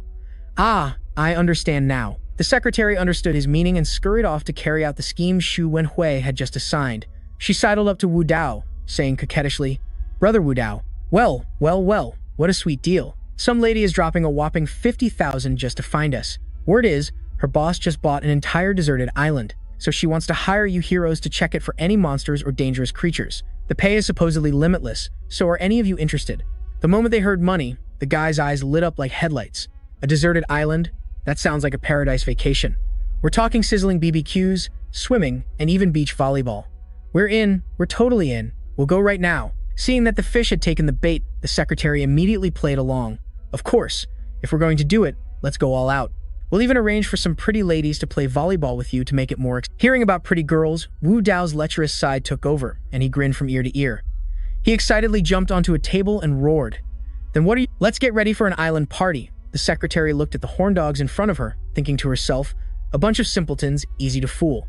The scene then cuts to a remote mountain hideout. The secretary arrived alone, her expression cold as stone, and stated her purpose. "I have a very important contract today, and I hope the Wu Bang can take this job." She then presented a photo of Bei Chen, her voice deceptively sweet. "I hope you elders can help send this man on his way." The old masters immediately waved their hands, refusing outright. "We take on any job, but we don't do assassinations. Don't you know the rules of the Wu Bang?" "That's right, we won't accept it, so please leave." The elder, Gang Hai, also nodded in agreement. "Miss, the Wu Bang may walk the path of martial artists, but we absolutely do not send innocent people to their graves. That is our code of conduct. So for this job, please find someone else." The secretary, as if expecting this, pulled out another photo with a smirk that screamed, "Rules are made to be broken." "So, what's more important, your antiquated rules or your precious young disciples?" The moment the elders glanced at the photo, they flew into a panic. "Oh my god, that's Wu Dao and his crew." What did you do to them?" She simply gave a mysterious smile, not bothering to answer. "Take your time and think about it. Give me your answer tomorrow morning. We'll be waiting for the good news." All the elders' faces turned pale, and the tension was palpable. We're screwed. How did Wu Dao get caught? If we really take this person out, the Wu Bang's righteous reputation is ruined. But if we don't, Wu Dao and his crew are finished. Without hesitation, Gang Hai slammed his hand on the table and rose to his feet. I'll send that brat off myself. The others quickly tried to intervene. Elder Gang Hai, don't be rash. This is a bad idea. That goes against the very principles of the Wu Bang. We know you're worried about your nephew, but without a word, old Gang Hai silently removed his outer cloak. Gang Hai declared loudly, "As of today, I, Yi Gang Hai, am officially out of the Wu Bang. Whatever I do from this point on has nothing to do with this group." Meanwhile, on the deserted island, "Here, boys, catch my love ball." The girl spiked a fiery volleyball to the other side. Seeing this, Wu Dao and his gang started drooling, all yelling over each other. "I got it. Let me get it. I'll get it for you." Smack. Despite getting hit square in the face, which was now swelling up, he just grinned happily. "The lady's love ball is mine. Hey. And yet, for some reason, Wu Dao suddenly froze, sensing that something was wrong. He looked up to see dark clouds swirling in the sky. A strange sense of unease began to stir within him. At that exact moment in the city, it was pouring rain with thunder and lightning. Zhao Jun was in the driver's seat. Reporting in, "Boss Bei Chen, I think we have a flat tire. I'm going to get out and take a look, so please don't mind me." Our boss couldn't care less, still busy grinding his game and muttering, pentakill incoming." But then some commotion outside caught his attention. He thought it was trouble, but it was just the sound of a claw machine. Zhao Jun, driver of the year, braved the storm to check the tire. Suddenly, a panic scream cut through the downpour. "Are you looking for death? I'll break your legs." In a dark alley, two young thugs were shaking down an old man. "Hey, old geezer, fork over everything you have right now, otherwise, we'll send you to meet your ancestors." Zhao Jun's inner hero awakened. Without a word, he launched a flying double kick that sent the two punks flying several yards. Once they were dealt with, he hurried over to help the old man. "Sir, are you okay?" "Oh, thank you, you chivalrous young man." And yet for some reason, after saying this, the old man gripped his hand tightly, his eyes gleaming the old man then produced a tattered book out of nowhere. But hold on, did anyone else notice his beard just changed color? He sized up Zhao Jun from head to toe and declared, "Young brother, I can tell your constitution is simply extraordinary. You are truly a once-in-a-10,000-year martial arts genius. I happen to have an heirloom secret manual, and since top-shelf stuff here, honey, just $100, final offer." Ah, it seems our boy Zhao Jun just finished downloading his IQ and realized the whole crowd was getting scammed by the old man. Truly, the older the craftier. A real A-list. "Hey now, the old man is picking our pockets, so why are you getting physical with us?" "Oh, I see. Our Uncle Shen is still keeping his cool, just casually giving the old man a 4K glare of contempt. I'm dirt poor too. I only have 5,000 in my pocket. Take it and turn over a new leaf. Stop scamming people. It's a terrible sin." And just like that, Zhao Jun suddenly sprouted wings, his halo shining as bright as car headlights. The entire crowd was frozen for 5 seconds. The old man immediately switched to hoarder mode, clutching the wad of cash like a mother holding her child. "No, my treasure. Nobody touches it." Suddenly, the guy's radar went beep beep. "Whoa, this aura. It reeks of the real deal, profound internal energy. Look, some strange guy is holding a sword, coming down from the sky to split a melon on the car's." The target was none other than Uncle Shen. This Kang Hai guy aimed with GPS-like precision right at the seat where Uncle Shen was sitting. Zhao Jun immediately activated rocket mode, launching himself towards Uncle Shen. His anger hit the roof. It was a wonder he didn't just sprout wings and fly off. Damned old man. Zhao Jun flexed his arm, and his biceps bulged like tidal waves. Unexpectedly, old Kang Hai wielded his sword as lightly as a feather, easily deflecting his punch. The old man's eyes widened. Ooh la. Turns out he's also an internal energy user. So young and talented, to have trained his hands to be like bronze and iron. No wonder the boss kept pushing the deadline, forcing me to make a move. Seeing this was getting intense, Kang Hai switched to parkour mode, flipping into the air. He landed lightly on a tree branch, with the grace of a circus performer. Kang Hai started preaching, "Hey, my good friend, this is adult business. Kids shouldn't butt in. My KPI doesn't include the lives of innocents, so you'd best not interfere. But the way you greeted Uncle Shen just now." Zhao Jun just couldn't stomach it. Get lost. He furiously charged in, unleashing a combo of strikes, forcing Kang Hai to struggle against the spam. Bracing against this young man's rage was utterly exhausting. The old man thought to himself, "At this rate, this job won't be done until the cows come home." So Kang Hai played dirty, somehow managing to transfer the damage to the onlookers behind them. Huh? Ah! While Zhao Jun was busy being a human shield, the old man unleashed a decisive blow. He managed to cover for the team, but the price was taking the full damage. The old man's entire combo was delivered straight to Zhao Jun's gut. The pain crushed his spirit, and he collapsed to the ground, shaking like a leaf. Kang Hai glanced over, assessing, just as I predicted, aside from his hands. The armor on the rest of his body is still too thin, not a high enough level to block my sword chi. He approached, looking smug. See, if you hadn't meddled in other people's business to save that old beggar, you wouldn't have gotten lightly scratched like this. You really are a good kid. Now sit tight and play there. Don't run around and get in the way of adults working. Zhao Jun remained defiant. Like hell, I'll let you touch Uncle Shen. As soon as he finished speaking, the old man didn't waste any more words. Xing **, he gifted him a genuine skewer. Kang Hai struck as coldly as your ex. I was kind enough to warn you, but you didn't listen. Well then, I'll just have to send you off with him so you'll have some company. He coldly pulled out his sword, blood splattering everywhere. But wait, did any of this is the first time we get to see Zhao Jun's windows to the soul in uncensored full HD? Goodbye, kid. Kang Hai swung his sword, preparing to endgame his life. But with a clang, the sword was stopped dead by an arm. Old Kang Hai was in a state of utter panic, looking up to see none other than Uncle Shen. Looks like you escaped death just to come over here and play this real-life version of a claw machine game, huh? You dare bully my guy? You must have a death wish, don't you? Kang Hai looked at Uncle Shen with a loading at 99% expression. Huh? You. When did you get out of the car? I clearly saw. Uncle Shen frowned and snapped. Clearly, your crooked eyes didn't see me get out of the car, right? Tailing us for the entire journey. I've known about it for ages. Finishing his sentence, he gifted the old man a devastating punch. Boom! Old Kang Hai went flying like a kite with a broken string. The old man had to plant his sword into the ground to support himself. Sweat poured down him like a waterfall as he groaned internally. Godlike speed. I couldn't even dodge for a millisecond. Bei Chen clenched his fists and dashed towards Kang Hai. Hey old man, are you cosplaying a statue standing there frozen? That was followed by a crisp smack. His punch landed squarely on the old swordsman's face. Being relentlessly pummeled by Bei Chen, Kang Hai could only brace himself and clutch his sword tightly. The old man frowned, looking at his opponent with an "I can't believe this" expression. This Wi-Fi signal of internal energy was incredibly strong, a world apart from the rookie from moments ago. He's not even weaker than me. How can someone so young be so talented? Suddenly, his brand-name sword began to crack. Kang Hai's eyes widened as if he couldn't believe he was holding a fake. Wait, what? My Kang Hai's sword is actually cracking? Could this kid's internal energy be even more insane than mine? Realizing this was a losing battle, he started sweating bullets. Kang Hai cursed inwardly. This really sucks. I'm out of tricks. Guess I have to use this final move again. As he said that, he shot a meaningful glance to one side. He immediately acted on his thought, launching a devastating blow towards the audience below. A young man nearby screamed in panic. Oh my god, old man, spare me. Bei Chen smirked. This cheap feint tactic again. But too bad for you, this trick of launching palm strikes from a distance. I know all about it. With that, he immediately spun around and unleashed his own move. Another wave of palm energy shot out, intercepting Kang Hai's attack. The unlucky spectator fell sprawling to the ground. The two forces collided, creating a firework-like boom. Kang Hai glared, seizing the perfectly timed opportunity. He suddenly shot his entire sword towards Bei Chen. Unexpectedly, the sword stopped halfway through the air, as if it had hit an invisible wall. He gritted his teeth. Why can't it pierce through? Could it be? Kang Hai's voice began to stammer nervously. You've mastered the indestructible diamond body. Bei Chen chuckled. Congratulations, you guessed right, but sorry, there's no prize. He casually grabbed the blade pointed at him. Now then, it's my turn, isn't it?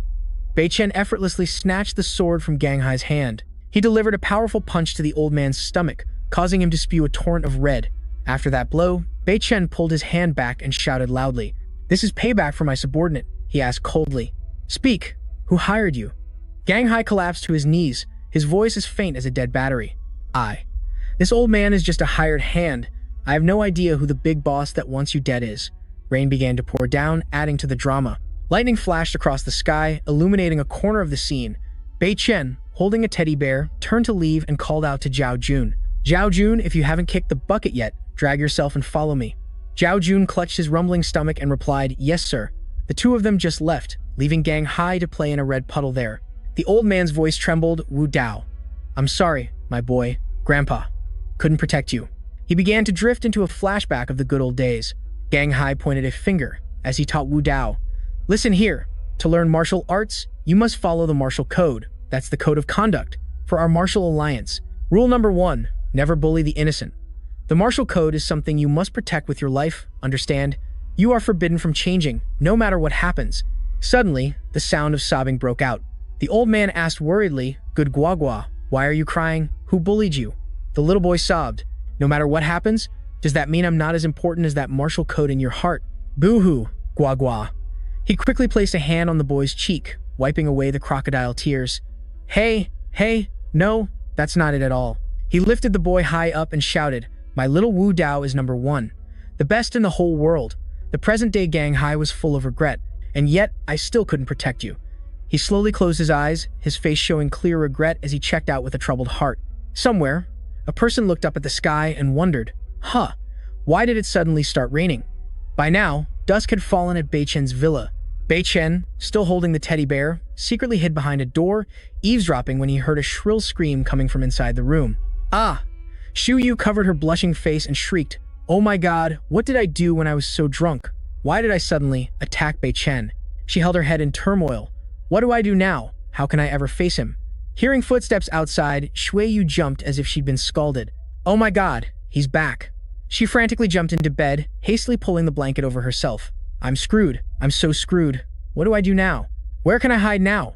Bei Chen calmly pushed the door open, lugging 2 stuffed pigs in his arms. Xu Yu gritted her teeth, squeezed her eyes shut, and muttered a mantra. I'm sleeping. I don't see anything. I'm still sound asleep." Bei Chen, completely unfazed, said nothing as he casually walked over to the vanity and took a seat. He cleared his throat. "Mama Pig, don't be upset anymore, okay?" Xu Yu's brows furrowed tightly. She couldn't believe her ears. "What, Mama? Pig?" Bei Chen held the 2 stuffed pigs and started his one-man show. "It was Papa's fault. I was too reckless. Papa admits he was wrong." Xu Yu cracked open an eye to sneak a peek. Her face was beaded with sweat from holding her breath. Bei Chen shook the Mama Pig doll again, speaking in a whiny voice. I'm not listening. Unless you give me a kiss." The Papa Pig immediately replied dotingly, "Of course, anything. I'll give you 100 kisses, even 1,000. With that, he made the 2 stuffed pigs smooch each other. Xu Yu couldn't stand it any longer, shooting up like a spring and yelling right in his face. "You're the Mama Pig, you big dummy." She coughed awkwardly to hide her embarrassment and turned away. "Besides, who would even want to kiss you? That was only because I was drunk." Suddenly, Bei Chen clutched his chest, his body trembling violently. "Ugh." Xu Yu frantically rushed to support him. "What's wrong with you?" Seeing the bloodstain on Bei Chen's shirt, she panicked. "Good heavens, why is there so much blood on you? Are you injured?" He immediately feigned a weak, whispering voice. "That's right, I carelessly slipped on a banana peel today and got injured." Xu Yu was so worried she was on the verge of tears. "Then why didn't you go to the hospital immediately?" "Quick, let me see, is it bad?" Suddenly, something clicked in her head. It didn't add up. Xu Yu glared at him. "Hold on. Your skills are so incredible. How could you possibly fall? You're playing tricks on me again."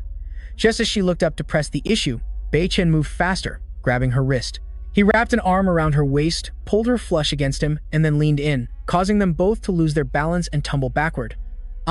They landed on the bed in a very compromising position. Bei Chen reached out and affectionately pinched her nose. "My wife is so sharp, isn't she?" Then, he gently explained, "This is just Zhao Jun's strawberry syrup. He was injured. I just got some on me while taking him to the emergency room." Xu Yu covered her mouth, her eyes wide with shock. "Injured? How? Was it like the incident at the last party? Someone trying to stir up trouble?" Bei Chen leaned his face in closer. He gazed at Xu Yu with utmost adoration. "Don't worry, it's just a noisy little cricket. I can handle it. But it would be best if you don't go wandering around by yourself these days. Be good and stay at home for me, okay?" Xu Yu's face turned bright red as she quickly averted her gaze. "Okay, I know. It's not like I can help anyway, so I'll stay home and out of trouble. But you have to be extremely careful too, you know?" He smiled and replied, Then Bei Chen's gaze shifted, and his tone suddenly grew serious. "And one more thing. About the party last time. I'm sorry." He suddenly leaned down, his forehead touching hers. "I wasn't mindful of your feelings. It won't happen again. Will you forgive me?" She looked at Bei Chen, her heart swelling with emotion. "About that, I was at fault too." Her voice softened considerably.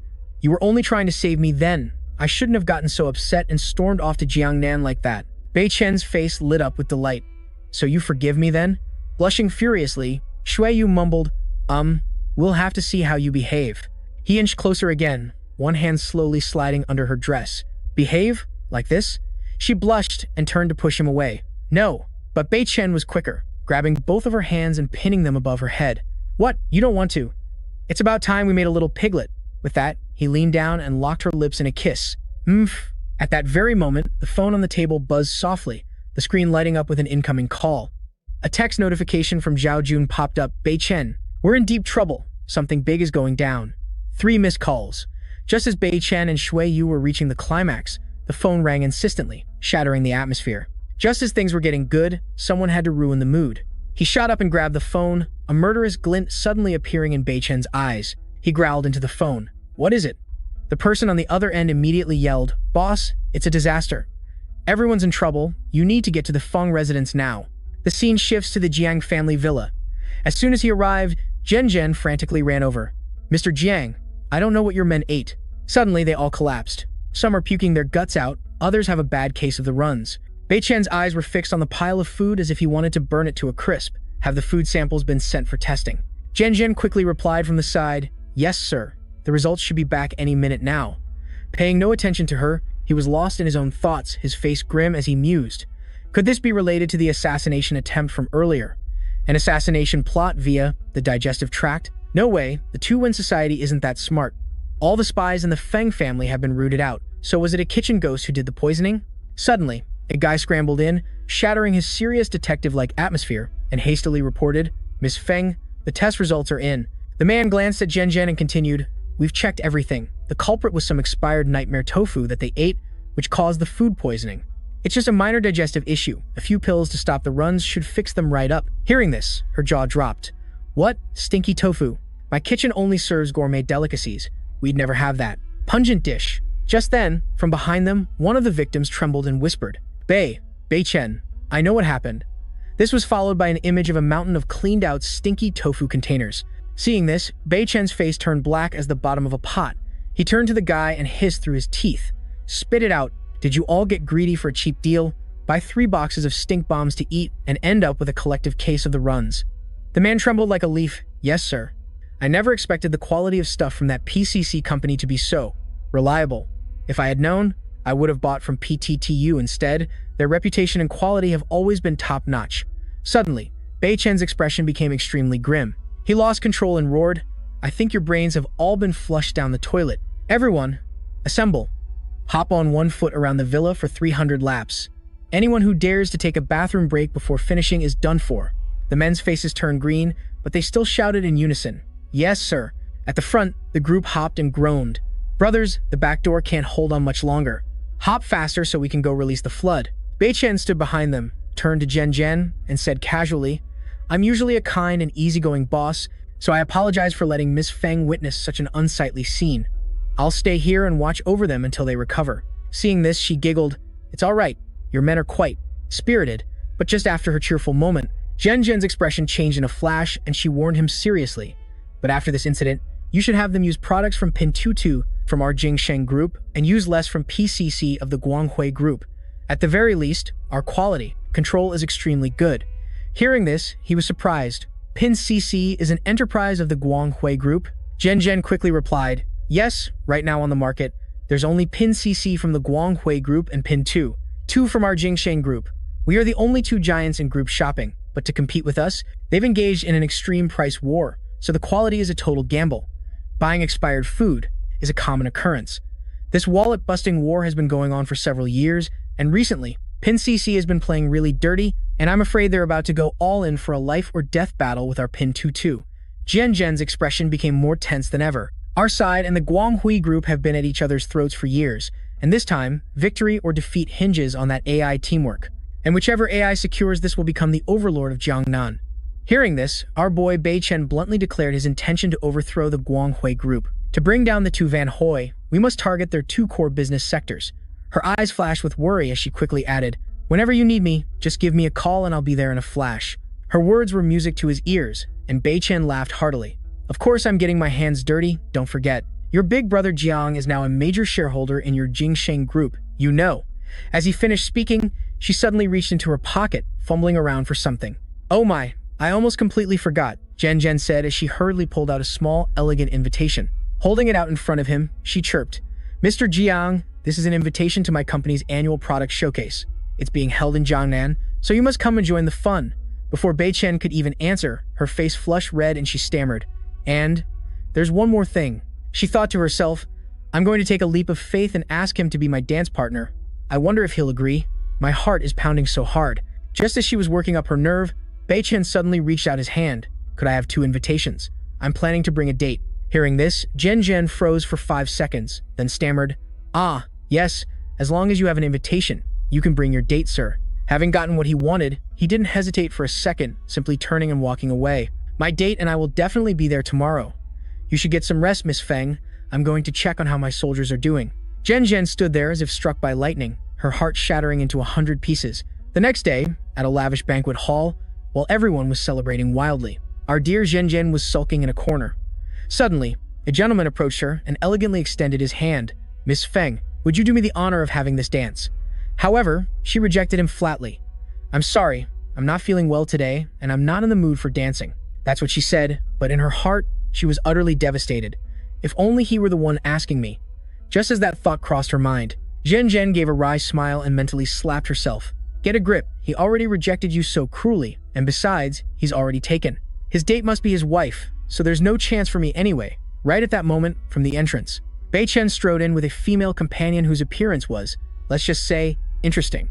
The security guards stopped them. Invitation, please. Ignoring the security guard's curious gaze, Bei-chen held out the invitation. The guard quickly waved them through without further questions. All right, no problem. Please come in, Mr. Jiang and... Your wife! I can't believe the boss is taking it this far. Boss, if sister-in-law finds out about this, isn't she going to make you sleep on the couch? Bei-chen grimaced and replied, I have no other choice. I can't let her walk into danger like last time. Someone has been trying to ambush me for the past 2 days, so I have to ask you to bear with this. Just as the two of them passed by, a strange object suddenly fell to the floor with a soft thud. You dropped something. The girl gently bent down to pick up Zhao Jun's fake breast. Tian was stunned, her jaw dropping as she stared at the couple before her. She looked bewildered for a moment, then screamed, Why is it him? Faced with Tian's explosive reaction, Bei-chen simply asked nonchalantly, Who are you? Witnessing his boss's terrible memory, Zhao Jun quickly tried to prompt him. Boss, it's the schoolgirl from the airport the other day. Hearing this, Tian was absolutely fuming. Just great. You might not remember me, but I remember you crystal clear. You're the one who gave my grandfather that shot at the airport, and because of you, his condition now is getting worse and worse. I'm going to settle this score with you. Hearing this, Zhao Jun's face darkened. Not again, this girl. We're not trying to pull anything, and we certainly didn't trick you last time. But the young lady remained skeptical, leaving the two guys flustered and only able to stammer, I. Wait, you? Aren't you the man from the airport? Tian pointed directly at Zhao Jun's face, her voice filled with outrage. How dare you disguise yourself as a woman like this? And you still have the nerve to deny you were tricking me? Zhao Jun was tongue-tied, unable to say a word. Seeing this, Tian pressed her advantage, starting to shout while the two guys were still frozen stiff. Security! Waiter! There are 2 scammers in here. Throw them out immediately. Suddenly, the young lady's eyes widened in utter horror.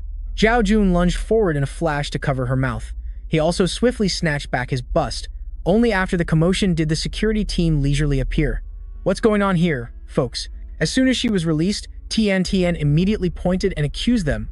It's those 2. They're professional scammers. Catch them and throw them out. For some reason, the artist decided to bless the guy with sparkling, tear-filled eyes. The 2 immediately got into character whining, Oh, security officers. Don't listen to her lies. Bo Shen, standing beside him, didn't dare look directly at the master actor Zhao Jun as he continued to whisper. Here's what happened. This girl, she's madly in love with my boyfriend. But unfortunately for her, she loses to me when it comes to assets, so she became bitter. Since she couldn't accept it, she started stalking us everywhere, spreading rumors that my husband is a heartless player. The security guards glanced at Tian and nodded in understanding. Zhao Jun deserved an Oscar for his performance right then and there. It really looked like she had followed them here just to cause trouble. Hitting a sore spot, Tian jumped up. Nonsense, how could my chest be smaller than yours? Yours is the fake one. With that, she lunged forward and hugged Zhao Jun tightly. You see, officers, even after getting an upgrade, she still refuses to admit it. Everywhere she goes, she calls us liars. Tian was so shocked she nearly went crazy. You know that's not what I meant. The surrounding crowd began to whisper and gossip. What's all this hot drama about? That handsome guy has some peculiar tastes. To be into a woman who's so built like that, I really don't get it. Hey man, with the lights off, all cats are gray. But you have to admit, that lady looks a bit strange, but her assets are definitely oversized. The experience at night must be incredible. No one bothered to listen to Tian's explanations anymore. It's obvious she's just green with envy, right? A woman's jealousy is truly a scary sight. Backed into a corner, Tian Tian could only scream in helplessness. Don't listen to them. They're the real scammers. Security stepped forward. Ma'am, we don't allow disturbances here. Please leave. Suddenly being told to leave, an infuriated Tian Tian raised her voice. Why should I have to leave? I am Sun Tian Tian, the eldest young miss of the Sun family. Who dares to kick me out? Bo Shen calmly pulled out an invitation. We came here with a proper invitation. Beside him, Zhao Jun awkwardly whispered, Hey, that's enough acting, stop groping me. Bo Shen turned to Tian Tian and asked, You say you're the eldest young miss of the Sun family, so where is the invitation to prove your identity? The young lady hurriedly rummaged around, looking for her invitation. Of course I have it. Huh, that's strange. Where did my invitation go? I'm sure I put it in here. Immediately, the poor young miss was escorted out. Let me go. I really am the eldest young miss of the Sun family. Suddenly, the two guys' eyes met, and a powerful sense of camaraderie surged between them. Neither of them could continue the act any longer and rushed off to have a good puke. Once they were done, the two straightened their clothes. Time to get down to business. They had important work to do today. Inside the hall, a person was flattering Mr. Shu. Thanks to your contributions, the renewal of our city's infrastructure has proceeded incredibly smoothly. I also heard that you've established a scholarship fund for all the orphanages in Jiangnan. You truly are the great philanthropist of this Jiangnan region. The man beamed, replying humbly, Not at all, not at all. It's simply what I ought to do. Wen Hui also smiled in return, appearing as friendly as possible. The moment he turned away, his expression changed in a flash. I'm going upstairs to rest. Call the guards outside to come in. If someone showed up, he'd find a way to escape, but then a deafening boom suddenly echoed. It startled the bodyguards. They had just managed to yell, Who the hell is that? When they saw Tru Quan and Bak Then, who had appeared out of nowhere. Seeing his imposing figure, the whole group stared at each other dumbfounded. Bak Then glanced at them and smirked, and all that was left were agonizing screams. What do you people want from me? Van Hoi, who had been bedridden for years, whispered weakly. What kind of monster was that kid Jiang Bak-chan anyway? For years, even a powerhouse like Diet Thuong Hai, who was incredibly influential, had been defeated by him 7 times and was eventually— The old man sensed trouble outside, and his secretary, pale as a ghost, ran in to report. Chairman, we're screwed. Someone is demanding to see you. Van Hoi groggily opened the door a crack, grumbling. Didn't I say I'm not seeing any visitors? I told you to get rid of them politely, didn't I? But the scene behind the door left him speechless. Back then, and Tru Quan had already put all of his henchmen to sleep. Well, Chairman 2 is quite the big shot. It's been years, and you're planning to give me the cold shoulder at the door like this? Dian Dian was fuming, shouting, Damn it, you actually believe those 2 scammers instead of me? This young lady swears she'll come back and have this cheap-ass hotel razed to the ground. Her expression suddenly turned to panic. Huh, what's that commotion upstairs? Up there, Bak Then was strangling Van Hoi like a chicken. Up there. Van Hoi, choked to the point of suffocation, stammered, You're insane. This place is covered in cameras like a spiderweb. If I die, you're going down with me. Bak Then sneered, I don't care. As long as you disappear spectacularly, that's all that matters to me. He glanced over, Goodbye, Uncle 2.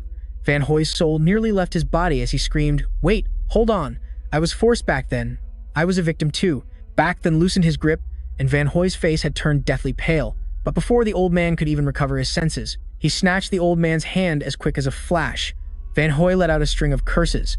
Bak Then smirked, his voice deceptively sweet. Speak up, darling. Who ordered you to do it? The old man's whole body trembled like a leaf as he was dangled in the air. Hey buddy, pull me up first. Let's sit down and have a heart-to-heart over some tea. Bak Then just scoffed. If I let go this time, there are no do-overs.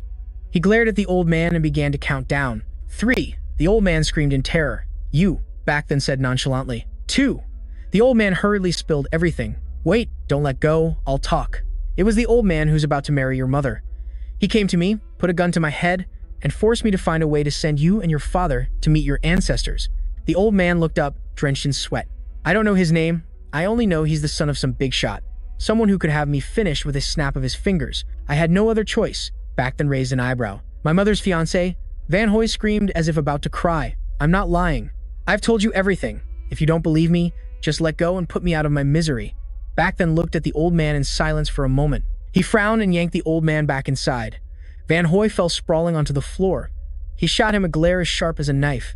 Who is my mother? Who the hell is her fiancé? Why would he go out of his way to come after my father and me? Bak Then growled out every word. Spit out everything you know. Don't you dare hold back a single word. A look of astonishment flashed across Van Hoy's face. The old man searched his distant memories and began to recount. This story is a whole melodramatic, tragic romance novel, and it all started many years ago. Back then, your folks were the golden couple at Jianghan University, so deeply in love it was all they knew. It wasn't until much later that we were shocked to find out that your mother was actually the princess of a prominent family from the north, and she had been betrothed to a crown prince from another powerful family since they were in diapers. Van Hoy lowered his head. To be with your father, your mother decided to run away from home, giving up a life of luxury to be with your old man. They were scared to death for their own lives, yet they still managed to produce you while on the run. Your parents truly were the golden couple of naivety. Two frail people trying to stand against an entire tyrannical dinosaur of a family, * chuckles times. It wasn't long before your mother was captured and escorted back to the mansion. Your father took you back to the Jiang family, crying a river of tears. It was lucky for you too that your maternal family still respected blood ties, or you would have been erased long ago. However, their fancy in-laws weren't so forgiving. He gave a meaningful smile. After all, she was his wife. And she even came with a bonus's child from another man. Do you think the noble husband would let you and your father live in peace? When Hui looked at him, his face changing colors like a chameleon. So they came to me, giving me the KPI to clean up you and your father completely. Yet our boy Bei Chen remained stone-faced, giving a razor-sharp glance. Just as things were heating up, the blaring sirens of the boys in blue echoed from a distance. All three of them turned their heads in confusion to see what was happening. Some nosy Parker was pointing frantically upstairs, rambling on and reporting, "Officers, up there. I swear I saw someone get kicked right out of the building. And there's also some hero inside making mincemeat of people." Seeing the blue uniforms, the crowd gathered in clusters, their jaws dropped. What's all the commotion? Why are so many cops here? Something bad was definitely going down. The police officers started knocking on every door, asking very politely, "Excuse me, have you noticed any strange occurrences in your room?" The guest looked as bewildered as a deer in headlights. I didn't notice anything. Please open the door for a routine spot check. We appreciate your cooperation. Wen Hui's face went pale, his smile looking more like a grimace. These officers have impeccable timing. What do we do now, son? Bei Chen was unfazed, silently escorting the little gun lying on the bed out of the room. Outside, an officer let out a long sigh. We've searched until our legs are about to break, but we haven't found a thing. Maybe that girl was cross-eyed and saw it wrong. The other officer was also exhausted but tried to rally their spirits. One last room to go. Let's do this, guys. So the two officers dragged themselves to the final room, knocking on the door as per protocol. Hello, routine check. Please open the door. The door slowly creaked open, and Zhao Jun bowed deeply with extreme politeness. The two officers froze for 5 seconds, because what greeted their eyes was the sight of Bei Chen and Wen Hui exchanging martial arts moves in a very friendly manner. Bei Chen blinked and asked with a wide grin, What's all the commotion, officers? The two officers stepped inside, glanced around the room, and replied, Well, someone filed a report, suspecting some great hero was cleaning house on the upper floors. Is there anything unusual here? Bei Chen put on a great act, his face showing extreme horror as he turned to Wen Hui. Oh my god, is it really that terrifying, uncle? I haven't seen a single unusual thing. Uncle Wen, did you see anything? The old man just kept his head down, stammering, No. I didn't see anything. The officers turned to leave. Sorry to bother you, please continue your sparring match. He waved, smiling as brightly as a flower. You've worked hard, officers. Goodbye now. The moment the door slammed shut, Bei Chen spun around, a wicked smirk on his face. Hey, Uncle Wen, don't look at me with such an affectionate gaze. Outsiders who don't know any better might think I was the one who sent you for a swim all those years ago. He patted the man's shoulder, leaned in close, and whispered, Don't worry, I was just kidding earlier. The whole script about going to the underworld together with you gives me goosebumps. His eyes glinted affectionately. I'll serve up your Guanghui group on a platter first, and then it'll be your turn. Uncle Wen, just wait for the good show. Bei Chen smirked, turned, and ordered, Zhao Jun withdraw. The other man obeyed instantly.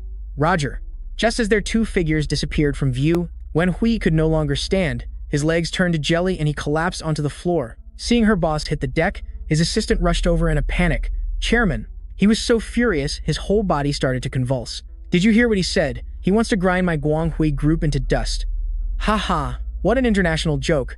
Wen Hui gritted his teeth hard. Is that punk Guangming at the hotel? Get him up here for me. The assistant mumbled. Mr. Guangming took a leave of absence, he hasn't arrived yet. The reason given was his alcohol tolerance was too high, so he's still busy cleaning out his system to recover. He roared furiously. A break, my foot. Tell him, you want to sit on Bing Shishi's big boss throne? Then drag your butt over here right now.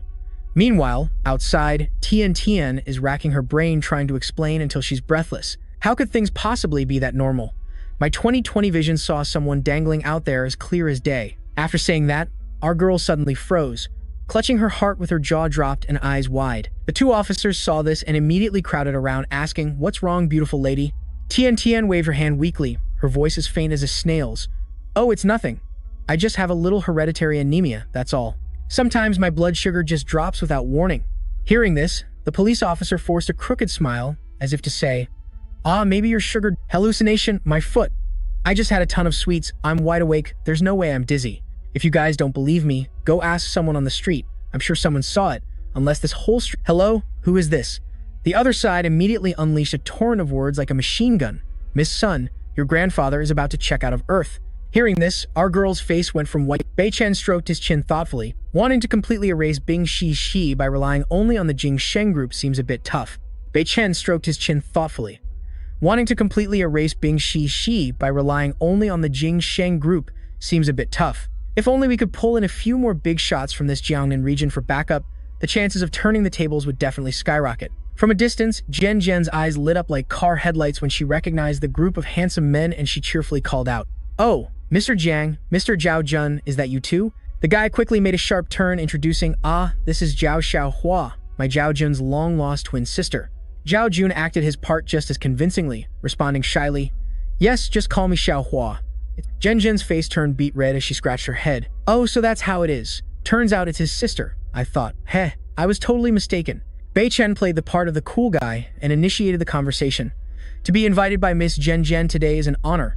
I wonder how many talented individuals and powerful families of Jiangnan this party has gathered. Among this crowd, is there any faction strong enough to help Bing Shi go all out against Bing Tutu, miss? She smiled mysteriously. Of course there is, don't you worry. But most of the big players have already picked a side. Now only two fence-sitter families, the Sun family and the Lu family, are still on the sidelines watching the show. And that is precisely the prey I'm targeting today, Bei Chen smirked cunningly. So I wonder if Miss Jen Jen could play matchmaker for me. She immediately puffed out her chest, her eyes shining brightly. "Oh my, that's a piece of cake. Mr. Jiang, Miss Xiaohua, follow me." True to her word, Jen Jen turned to her secretary. Hello. May I ask if Miss Sun, as in Miss Sun Tian Tian, has a reservation here today?" The secretary shook her head frantically. "I've already checked with the reception department. There's been no sign of Miss Sun today." Jen Jen looked pensive, her eyebrows furrowed like a rope. How strange. The Sun family is a no-show. Could it be that something happened to old Master Sun at home? Bei Chen scratched his chin, his brain beginning to load. Sun Tian Tian? Why does that name sound so familiar, like I've met her in a dream? He turned and asked Jen Jen, "Well, since the Sun family has bailed on us, let's switch our target to the Lu family first." Jen Jen quickly grabbed his arm, her voice hesitant. "Wait about the Lu family." Bei Chen smelled something unusual in her tone. "What's wrong? Is there some drama?" Jen Jen turned, waving her hand mysteriously. "Just follow me, and you'll find out. Spoiling it beforehand would ruin the fun." The moment the two set foot in the main hall, the MC's booming voice echoed. "A warm welcome to all the successful entrepreneurs and prestigious families who have traveled far to join our annual prosperity gap." After speaking, he flashed a textbook-manufactured smile, effortlessly bright. "And tonight's winner will take home the masterpiece Purple Jade Sculpture by the Great Master 20, a diamond-sponsored prize from our very own city museum." The crowd below started whispering after hearing this. My goodness, a piece from Master 20?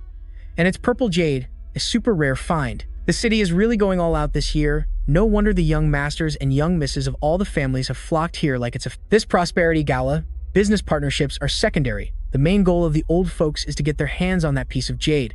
Exactly. You need good bait like this for the sharks to bite. The gossip circle continued their lively chat. Look, Pan Wenxuan and Li Rugu, the golden couple of the Jiangnan tycoon world.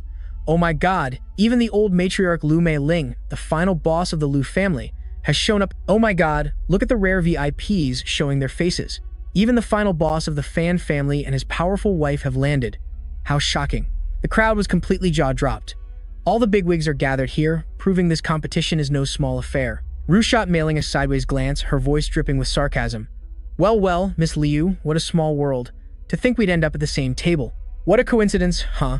I hear the prize for this little dance-off is quite grand, and Miss Liu here has had her eye on that jade sculpture for ages, hasn't she?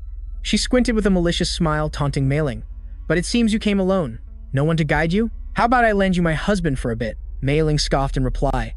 Rumor has it that your master fan can't even last a minute on the field before going limp, and he still wants to show off his moves? Hearing that, Ru was speechless, her face turning beet red with utter embarrassment. Wen Xuan, sitting beside her, nudged her and grumbled, "Just drop it. Why are you provoking that old hag and making us lose face? The Guanghui Corporation is going all out this time, calling in a whole crew of professional disciples from the Wushu Association to compete. Their goal is to snatch the jade sculpture and toss it to Lu Meiling. Why would I need to show up personally?" she replied coquettishly. "I don't know anything." Meanwhile, in another corner, Zhen Zhen was playing drama tour guide, pointing towards them. "Look, that's Lu Meiling, the matriarch of the Lu family. Rumor on the street is that she's the Grand Master of the Jiangnan region, notoriously hard to please. There's only one thing in this world that catches her eye, and that's anything related to jade. It's a safe bet she dragged herself here for that enormous prize." Shen Baichen then asked, "So if we win this dancing prize and offer it to Lu Meiling, can we persuade the Lu family to join our side?" Zhen Zhen replied, "It's possible, but it'll be tough. That Guanghui Corporation is eyeing it just like we are. I don't know where they get their intel so fast. They're even showing off by inviting an expert from the Wushu Association to be their backup. Our chances of winning are pretty slim," he said nonchalantly, turning to Zhao Jun Xiaohua. "You think this is a tough match?" The guy gave a wry smile.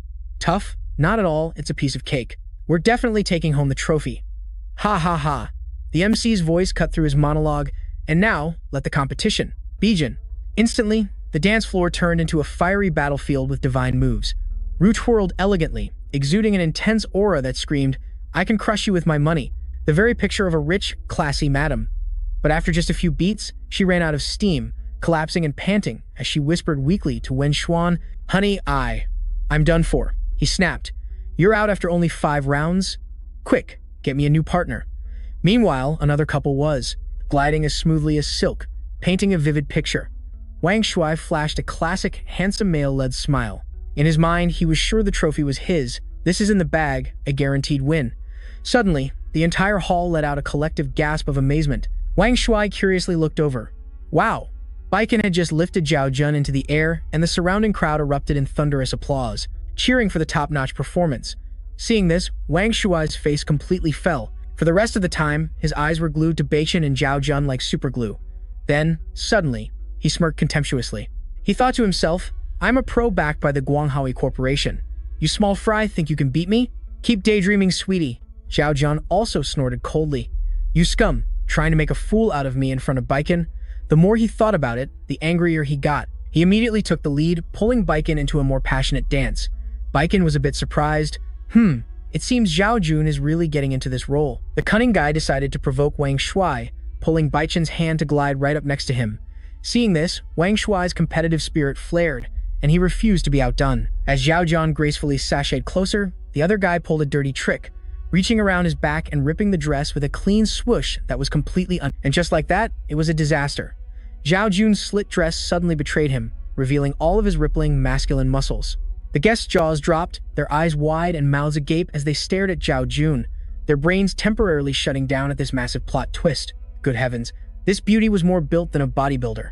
Bei Chen could only rub his forehead in frustration, not expecting the plan to go up in smoke so fast. Zhao Jun just laughed awkwardly to brush it off. Wang Shui pointed a finger right in his face, screaming, "You cross-dressing sicko! What are you trying to show off your six-pack abs in broad daylight? Have you no shame? Get the hell out of here!" The two of them could only look at each other and let out a long sigh. It was an awkward situation with no easy explanation. Thinking he had it in the bag, the guy puffed out his chest and grinned like he'd won the lottery, boldly declaring, "I, Wang Shui, am the ultimate victor." But little did he know, the center of attention wasn't his smile, but the gaping window right at his crotch. "Wait a minute, is the Gucci gang here too?" They shot him a sidelong glance and began to whisper, "Well, that size is a little underwhelming, isn't it? Truly a small fry. I thought people from the Guang Association were supposed to be impressive, but turns out he's just mini-sized." Wang Shui was completely baffled until he finally glanced down. His face slowly changed colors like a chameleon, then contorted in horror. Snickers echoed in his ears. "I guess you really can't judge a man by his stature." Wang Shuai's dance partner's illusions were completely shattered. She covered her face, cried a river, then turned and left without a single word. "Oh, I don't know this needle." Wang Shuai's face was as black as the bottom of a pot, glaring daggers at the couple laughing at his expense. While the other guy was fuming, Bei Chen coolly announced to all the guests, If there are no further objections, we'll be accepting the trophy now. Wang Shuai completely lost it, wailing like a child whose candy was stolen. Wait, I object. My team clearly spun one full turn more than them. Mei Ling gracefully spoke up. The number of spins is a minor detail. However, letting your earthworm go astray is an unforgivable offense, especially for someone from the Guang group. With that, she glanced over at Zhao Jun. As for this young lady, I believe the result is still valid, because there isn't a single line in the rulebook that says, contestants are required to dance with a biological woman. Hearing this, everyone was stunned and quickly checked the rules only to have a sudden realization. Hey, it's true. There really is no such rule. Wang Shuai trembled with rage, resorting to throwing a fit. You're all ganging up to bully me. With that, he went berserk, charging straight at Bei Chen like a moth to a flame, determined to settle the score and salvage the pride of his mini size. If my reputation is ruined, then you're not getting off easy either. Bei Chen knew with a single glance that Wang Shuai was trying to drag him down with him. Bei Chen calmly spun around and delivered a picture-perfect kick straight to his stomach, like something out of an action movie, leaving the guy speechless. That wasn't all. He even threw in a complimentary stomp on his head, a blow so powerful that the surrounding floor tiles cracked under the pressure. The MC froze for a full 5 seconds, sweat pouring down his face, as he tremblingly presented the trophy to the boss with both hands. Bei Chen, on the other hand, was the picture of elegance, giving a slight nod to accept the prize. The MC gathered all his courage, cleared his throat, and announced in a loud voice, "The champion of this year's dance-off competition is Mr. Zhang Bei Chen's team." The scene then shifts to a different room. Bei Chen's voice rang out, saying, "This exquisite, carved purple jade piece now belongs to you." He moved closer, introducing himself in a flat, emotionless voice to Mei Ling, who was sitting across from him. "Miss Liu, I'm Jiang Bei Chen." She gave a meaningful smile and a flirtatious glance, replying, "Mr. Jiang, it seems you're quite capable. In every sense of the word, I saw you arrive with Zhen Zhen, and I have also heard about her situation." Hearing this, Bei Chen immediately snapped his head around to look at Zhen Zhen. Not sure what this lady was up to, Mei Lin suddenly whined, shooting daggers at him. "But if you want me to help with something so huge, you can't just rely on a few lifeless carved jades." She boldly made a direct proposition. "How about if you, Mr. Jiang, are willing to go all the way?" Before Mei Lin could elaborate further, the guy bluntly threw cold water on her. "Aim, Miss Liu, have some decency." Rudely rejected, she didn't even bother to speak and turned away in a huff. Tesk. What a boring man.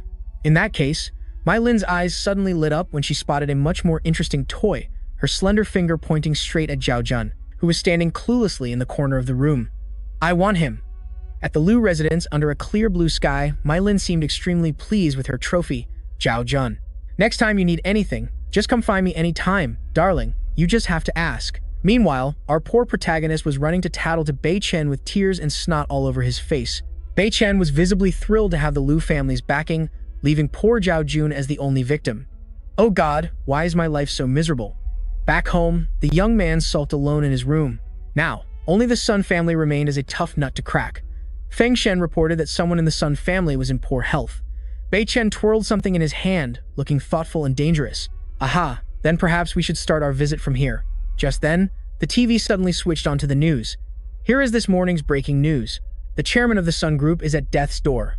The eldest young Miss, Sun Tiantian, is currently keeping vigil at the city's most prestigious hospital. He squinted. The girl looked familiar. Ah, so it was Sun Tiantian. On the screen, she was arguing at the top of her lungs with a doctor.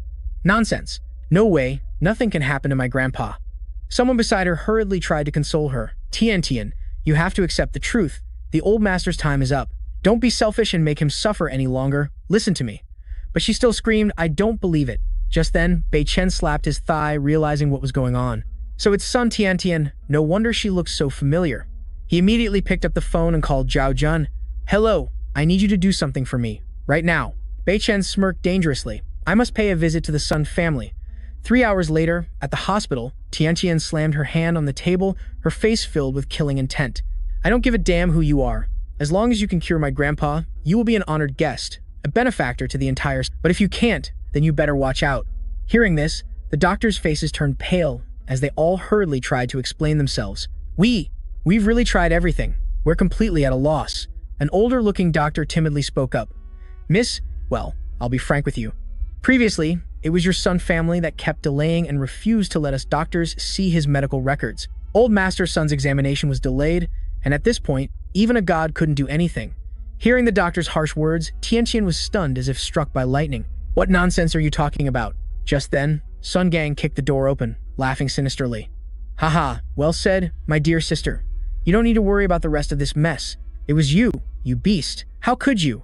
This bastard even brought a gang of goons to intimidate Tianqian, all because the old man insisted on leaving the family fortune to her. So I had to send him on his way to the afterlife a little early. He's probably meeting his ancestors by now, right? The more Sun Gang thought about it, the more pleased he became. But then again, this is all thanks to you, little sister. If you hadn't rashly declared that the Sun family would grant any wish to whoever could cure the old man, I wouldn't have needed to act so hastily. Besides, whatever you offer is my money anyway. He arrogantly kicked a chair, acting all high and mighty. Sun Gang was ecstatic, gloating because he thought his plan had succeeded perfectly. My money? Heh, it's all mine. Tianqian's voice suddenly turned cold. Are you sure? If that's the case, I have nothing more to say. Get out. She glanced wearily at the madman in front of her. That Sun Gang was still clueless about what he was up against, taunting her. Damn you, what are you barking about? Yet, a moment later, his jaw dropped as if he'd swallowed cement. Grandpa Sun was wheeled in, his face as cold as ice. Sun Gang's face drained of all color as he stammered. I must be seeing things. Grandpa, you're not dead? Sun Gang trembled like a leaf. The old master growled. I deliberately spent a fortune overseas to buy health supplements and even framed that Bei Chen. So this is that chick's accomplice? Why does this guy look so ridiculous? Trying to play the villain with a negative infinity IQ? Seeing back then slowly advance, Tan Kuang turned pale with fear, as limp as a wet noodle. You, what are you planning to do? Stay away from me. Guards! Where are the guards? Save me. Back then said nonchalantly, Oh, that poison? I can deal with it with a snap of my fingers. But never mind, it's okay if you don't understand. I was just conveniently curing the old man's baldness and his chronic blockage issue at the same time. Old man Tan, sitting behind him, coughed and spluttered, gently reminding him out of embarrassment. Ahem, you don't need to be so detailed, son. And just a reminder, this is the main character. A villain who still falls for promotional deals. Remember to stay away from that pin tattoo shop next time, you idiot. What a complete newbie who hasn't experienced the world. A vial of medicine rolled to Tan Kuang's feet from out of nowhere, and he picked it up curiously to inspect it. After reading the words on the label, Tan Kuang looked as if he'd been struck by lightning, his eyes bulging so wide they looked like they would pop out. Harming people is illegal. Do you think I'm stupid? He let out a loud laugh and then fell backward. He bitterly realized he had become a laughingstock for everyone. Oh my god, Pin Tutu is a scam.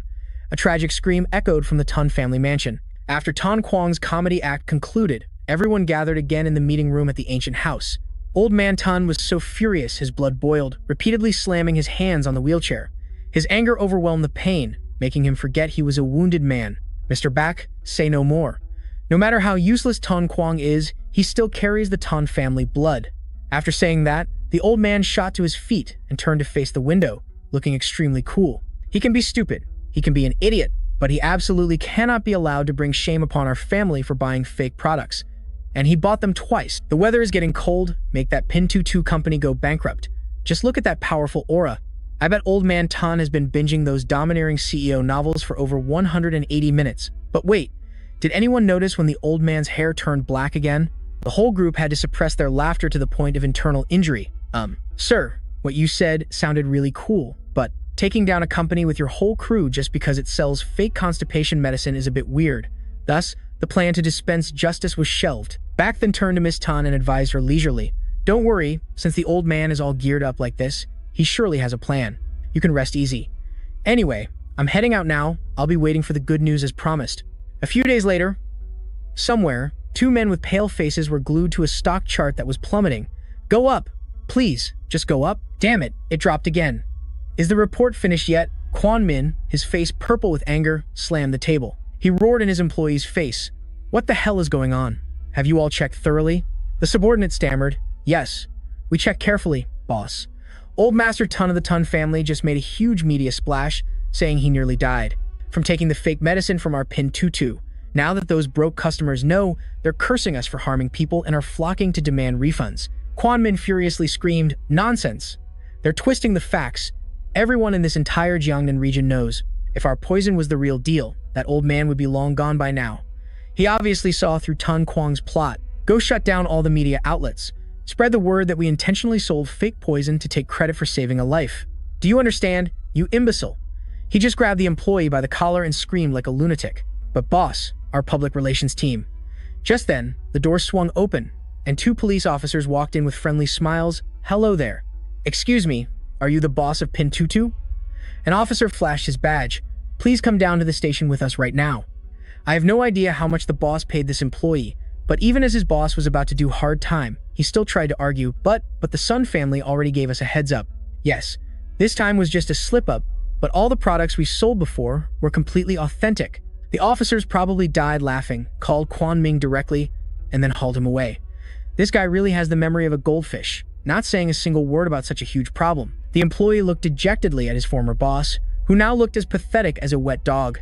The company's stock was probably only good for folding into paper airplanes. He muttered, "You think you're still, or were you waiting until you threw the whole company in my face to be satisfied?"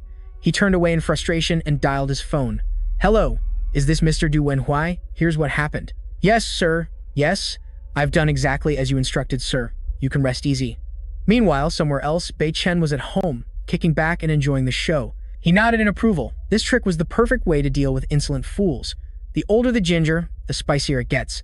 Truly worthy of an old fox, Zhao Jun had lived most of his life but never expected the old man from the Sun family to show his grandson such tough love. Facing the risk of bankruptcy, no wonder he was so ruthless. It turns out Bei Chen didn't intervene because he had foreseen this scene 8 lifetimes ago.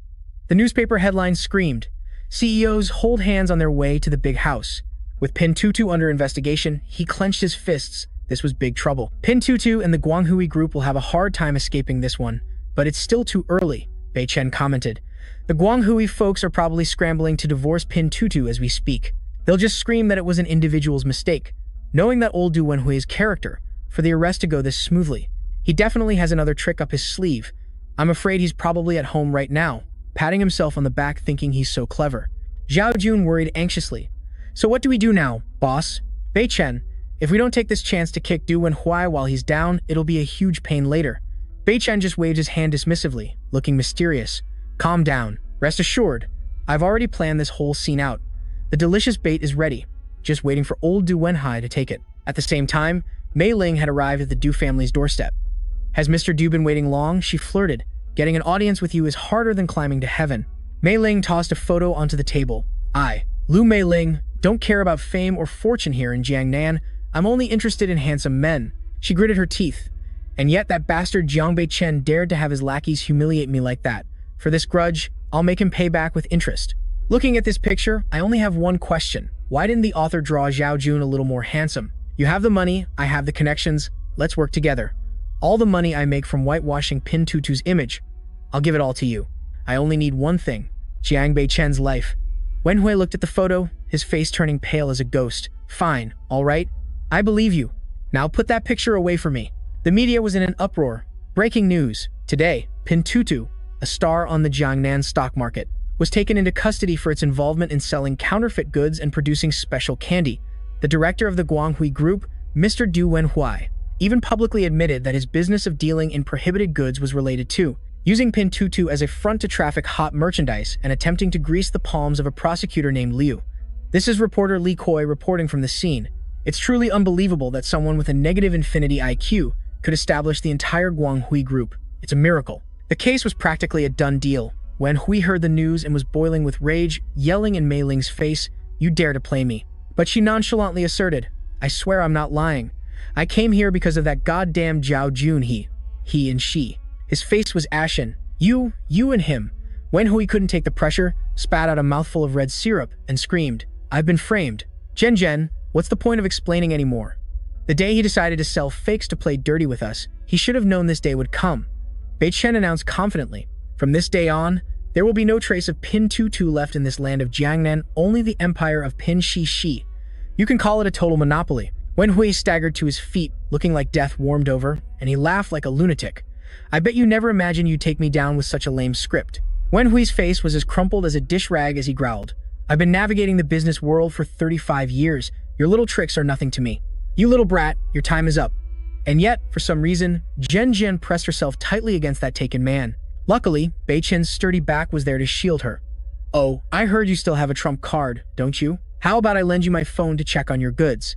He casually held out his phone, causing all of Wen Hui's confidence to evaporate instantly. Trembling like a leaf, he He took the phone, and a familiar, booming voice immediately came from the other end.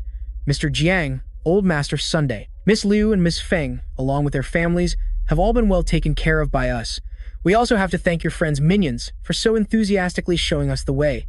Hearing this, Wen Hui's blood pressure skyrocketed. I told you guys to go clean them up, Wu Dao explained defensively from the other end of the line. Yes, we did clean up, but not Mr. Jiang's friends. It's you we're cleaning up. Wen Hui's face turned as white as a sheet, completely drained of blood. He screamed frantically. How much did that Jiang Beichen pay you? Why did you team up with him? Wu Dao went silent. Then he passed the phone to the person next to him. Of course, it's because of me. A familiar voice answered. It turned out to be Gang Hai. Surprise, old man. This old master hasn't kicked the bucket yet. The story is, just when old Gang Hai thought he was about to meet his ancestors, lying still and waiting for the end, his stomach suddenly let out a long rumble. That gurgling sound pulled him back from the gates of hell. Even Gang Hai himself was bewildered. Huh, why am I here? His underlings quickly gathered around. Old master, you're awake. We know we were wrong. Easy with your hands. Kids, you're about to crush me to death. It turns out it was Mr. Jiang who had saved Wu Dao and the others. This old master has decided to use this decrepit old body to repay Mr. Jiang's kindness and to deal with that despicable villain. The scheming, treacherous villain Wen Hui couldn't believe the tables had been turned on him so spectacularly. Suddenly, the door to the room burst open. Two familiar figures rushed in, none other than the troublemaking grandfather-grandson duo of the Gang family. Both of them aggressively rolled up their sleeves, cracking their knuckles with a snap. It's payback time, old man. Time to die. Wen Hui finally understood that all of his dirty tricks and schemes had been completely read by Bei Chen. He just smirked. Sorry, but I already figured out all your moves. Wu Dao pulled out a weapon and listed his crimes. This old geezer Wen Hui kidnapped me and even threatened Lian Mengjun. He almost sent my elder to meet his ancestors. He raised his blade. Someone's going to have to make a blood donation today. A terrified Wen Hui backed away, his face pale. Wait, Jiang Bei Chen, I'm still useful. You can't let him make mincemeat out of me, he screamed in desperation. He squeezed his eyes shut, waiting for death, but who would have thought Wu Dao didn't even make a move, just muttered, damn it, I can't believe I was tricked by such a foolish old man before. To think I actually fell for the trap of an amateur like you. Wen Hui was so scared he wet himself on the spot. If not for the fact that Mr. Jiang still had questions for him, I would have sent you to your grave a long time ago. He lifted Wen Hui by the collar, then turned and asked, Boss, do you need me to interrogate this guy for you? I'm an expert in this field. Bei Chen replied coldly, no need. Immediately, Wu Dao let go. With a thud, Wen Hui collapsed right in the puddle of his own holy water. Wu Dao clicked his tongue. Whatever, it's too filthy, better not to touch it anyway. Wen Hui lay there, cursing under his breath. Damn it. How dare you all humiliate me like this? Bei Chen looked down from above at the pathetic man. Oh, no, it should be, Mr. Jiang, shouldn't it? Chairman Jiang, please, I raise the white flag and admit defeat 7 times over. You've clearly won this round. That Bin Tutu is all yours now. You're not like those crude gangsters. Please spare me. Before he could even shut his mouth, Baiken grabbed him by the collar and dragged him away, using his greasy head as a hammer to break the glass, leaving Wen Hui dangling outside the window screaming like a stuck pig. Trying to give you a one-way trip. Huh. Hey, old man Wen Hui, did you ever imagine this day would come, after the day you sent my father to his grave and threw me into the sea as a buffet for the sharks? Wen Hui desperately begged for his life. Big brother Jiang, don't let me go. I'm afraid of heights. But Baiken was no saint who would let things slide so easily. Ever since I was discharged and returned to the city of Yunhai, my career path has been a bed of roses. My enemies just lined themselves up for me to catch and crush. And today, the final boss, Wen Hui, the last butcher on my blacklist, has finally been caught. I just need to send you to meet your ancestors right here, and my revenge movie will officially have its happy ending. Hearing this, Wen Hui's eyes shrank smaller than a bean as a film of memories flooded back. Baishan mumbled the old words, your father dared to mess with my woman and even spawned a piece of trash like you. He deserved to die, and you should follow him to make a pair. I still remember every word those old geezers blurted out. The horrifying memories of that year replayed like a 4K horror film in his eyes. Wen Hui could only weep and wail, his eyes so bloodshot they looked like they would pop out.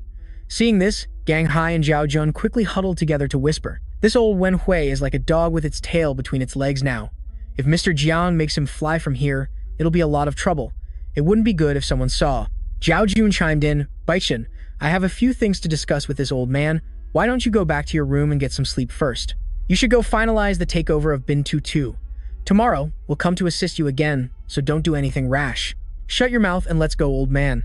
Mealing snapped as she dragged Gang Hai away, not forgetting to wink at Zhao Jun. Bye-bye, handsome. Remember to come find me tomorrow. It was only then that he realized Miss Feng was still standing there alone. Huh, Miss Feng, you haven't left yet? She immediately spoke up. This operation was a resounding success, all thanks to Mr. Jiang, directing everything from A to Z. I've always wanted to thank Mr. Jiang. But actually, I was planning to quietly retreat into the background because I heard a rumor that Mr. Jiang is already taken, so I didn't dare to say a word about my admiration. Zhao Jun quickly cut in. Wait a minute, Miss Feng, but what I saw today made me realize a truth. Only a man like Mr. Jiang is a real man. He's the idol of my heart. Hearing this, Zhao Jun broke out in a cold sweat, stammering, Wait, Miss Feng, I don't know if tonight, after Mr. Jiang finishes his work, could I invite him over to my place to hang out alone? Zhao Jun just wanted to find a hole to crawl into. I'm afraid it's too late. That Baiken probably isn't in the mood. It's a bit inconvenient. Maybe Miss Feng should just. But Jen wasn't one to give up. It's more fun when it's late. The later it gets, the quieter it is. Just tell him to meet after 12 o'clock at night. My villa's window is the perfect spot. Suddenly, a clownish figure appeared from nowhere. Wu Dao put his arm around Jen's shoulder. Hey beautiful, Mr. Jiang might be a real looker, but he's already taken. Are you trying to steal the spotlight and be the other woman? It's such a waste for a beauty like you. Stop fantasizing about him. How about the two of us go grab a bite to let our feelings grow? But she just growled in response, delivering a devastating kick straight to the family jewels of the foolish Wu Dao. Forget being the other woman, even if I had to be his pet dog, I still wouldn't deign to eat with you.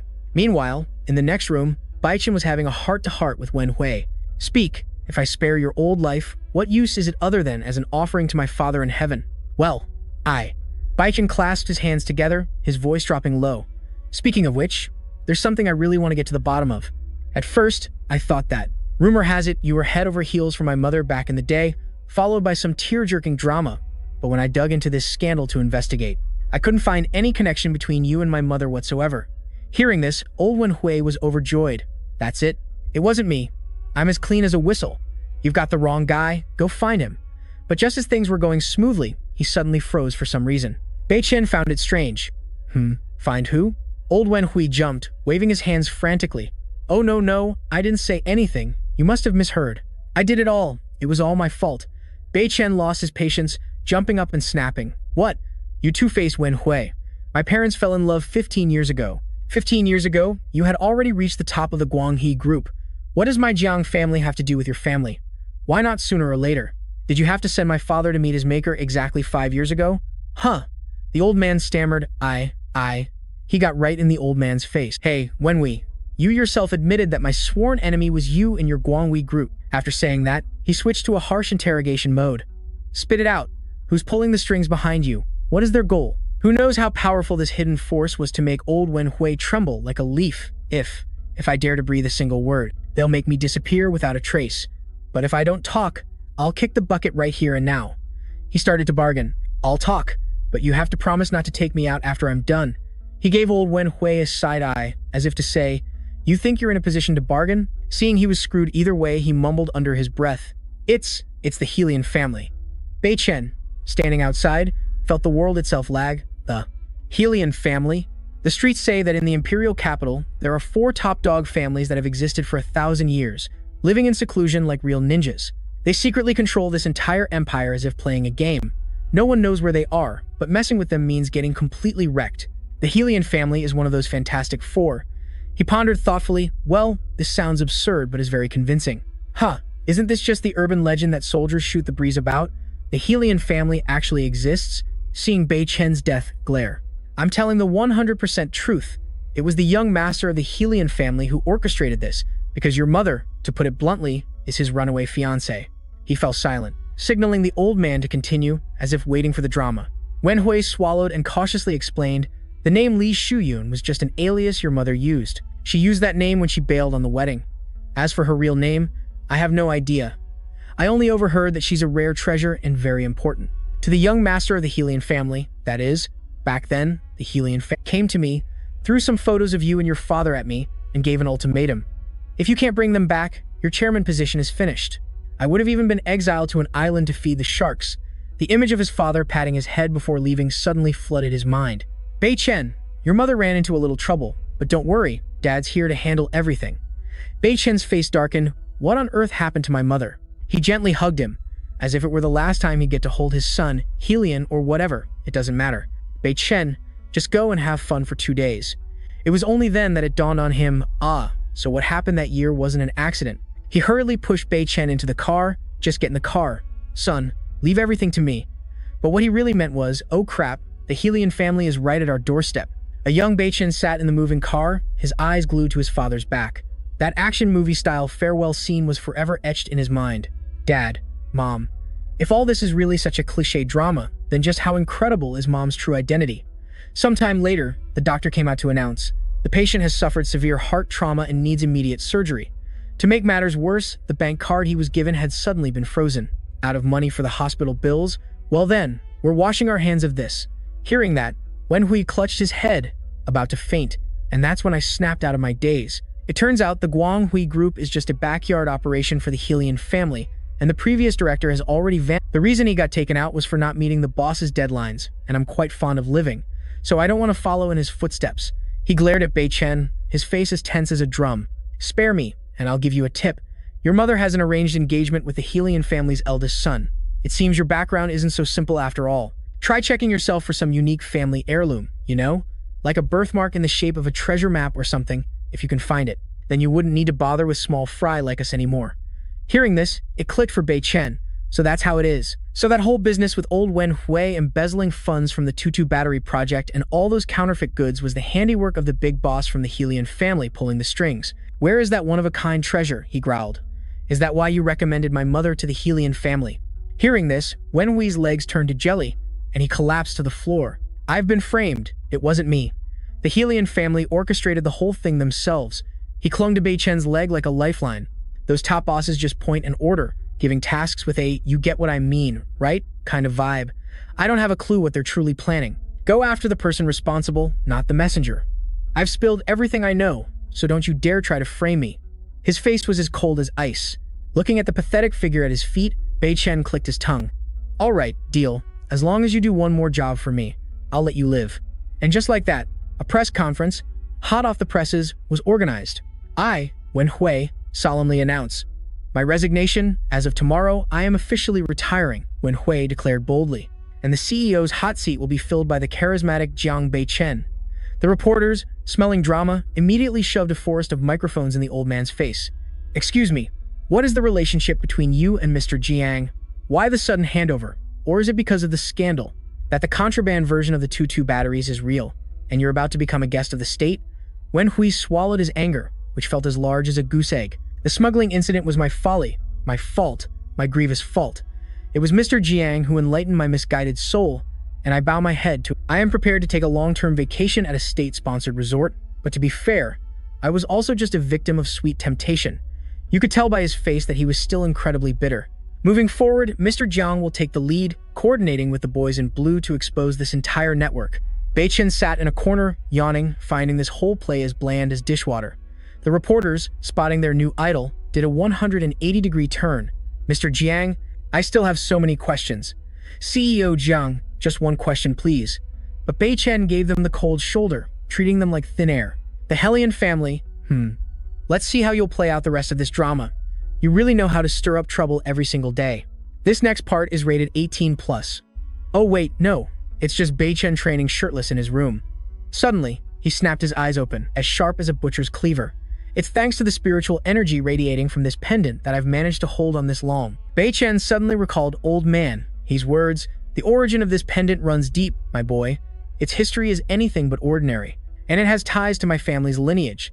The last time I went on a dungeon run, I only got trash loot, so I got discouraged and left without thinking too deeply about it. So I have to go snoop around to get to the bottom of this. The dapper young man in a white shirt toyed with the pendant, but his mind was now solely focused on the Helion family. And yet, a mysterious force made him do a complete 180. It turned out to be the boss of the house, Shu Yu. She was wearing a show-stopping outfit, and the moment Jiang Bei Chen saw his wife, his big boss vibe completely vanished, his voice turning sweet as honey. Honey, were you hiding here again? You had me searching all over for you. Shu Yu slammed a stack of papers onto the table, her voice sulky.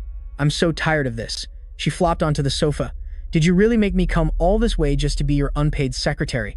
Shu Yu immediately unleashed her seduction technique, posing provocatively to entice Bei Chen, but after waiting and waiting, he remained completely unresponsive. Huh, Have my charms expired or something? When she peeked, she only saw Bei Chen in a corner, intently focused on meeting a deadline. Xu Yu's patience officially hit rock bottom. She rushed over and cornered Bei Chen against the wall. Or is it that in your eyes, I've become some old hag who's past her prime, so you don't even bother to look at me anymore? Or are you afraid some mistress of yours nearby might see us, huh? For some reason, Bei Chen's face went blank, and he quickly made an excuse. I'm just afraid of affecting your skyrocketing career. Xu Yu squinted disbelievingly. My career? Are you serious? He raised 3 fingers and swore. I swear, there's absolutely no other woman by my side except for that annoying Zhao Jun. But in reality, a completely different scenario was playing out in Bei Chen's head. He was worried the Black Lotus clan would come looking for trouble with her if they were truly as fearsome as Tu Wenhui had boasted. They could show up at any moment. How can I let my guard down? As he was deep in tense thought, the voice of another woman suddenly echoed from outside the door. In that moment, it was as if someone had hit the pause button on the couple. Ah, Mr. Jiang, it's Zhenzhen. I asked Zhao Jun, and he said you were free today, so I've already prepared everything. This whole cutesy act is so infuriating. I don't know why I hate this kind of two-faced act so much. By the time the other girl realized the situation, Xu Yu had already gifted Bei Chen a glare as sharp as a razor, filled with love. You want to play a 3-person game? It was unclear if this Zhenzhen girl was truly naive or just pretending, as she coughed lightly and whispered, cough. If it's 3 people. I'm not entirely against the idea. This suggestive answer brought the situation to a dead end. Xu Yu exploded. Bei Chen panicked. Jiang Bei Chen, have been wronged. This is just a terrible misunderstanding. I can explain. She growled, her voice as cold as ice. If you try to explain, I'll take care of you right now.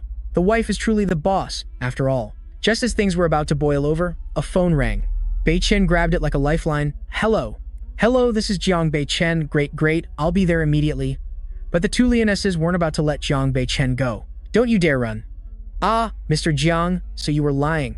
That call was from Zhao Jun on the other end of the line.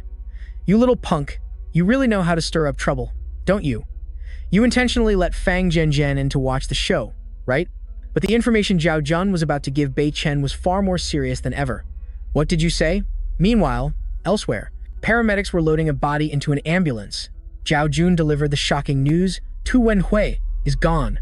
Bei Chen was startled. So, did they catch the culprit? He asked while glancing around warily.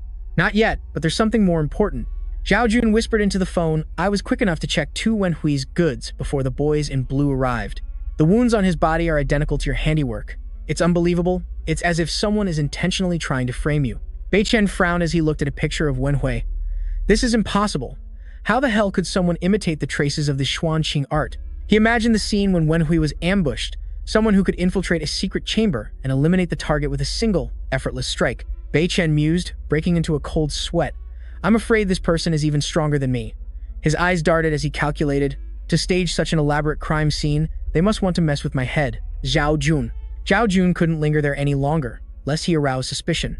Besides, he knew damn well he wasn't skilled enough to go one-on-one with that mysterious assassin, so the best thing to do was to flee for safety. Realizing this, Bei Chen hurriedly called Zhao Jun. Zhao Jun, get out of the crime scene now. On the other end, Zhao Jun managed to stammer a few words before the signal cut out. Static. Bei Chen, you told me. To be. Care. To. Full. Bei Chen panicked and yelled into the phone, Hello, Zhao Jun. But he was only met with an endless dial tone. His whole body trembled, when suddenly, the line on the other end came back. Sorry, Boss Bei Chen. Some idiot just called to mess with me. Hello? Boss, why are you so quiet? Bei Chen snapped into the phone. It's fine. Get back here this instant. Don't go anywhere, and don't bother checking on anything. Zhao Jun on the other end was utterly bewildered.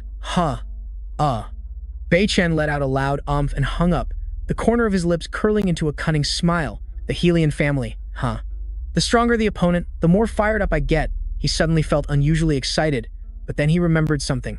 Bei Chen looked back and let out a long sigh. Well, for my own safety, I guess I'll have to crash with these she-devils tonight. They're just my wives. What's there to be so worked up about? Muttering to reassure himself, he reached out with a trembling hand to open the door. And then, the fateful door swung open. Greeting Bei Chen were 2 pairs of eyes, sharp as daggers, from the 2 beauties. They roared in unison. You still dare to show your face here? Bei Chen hurriedly tried to defuse the situation. Hey, the 3 of us.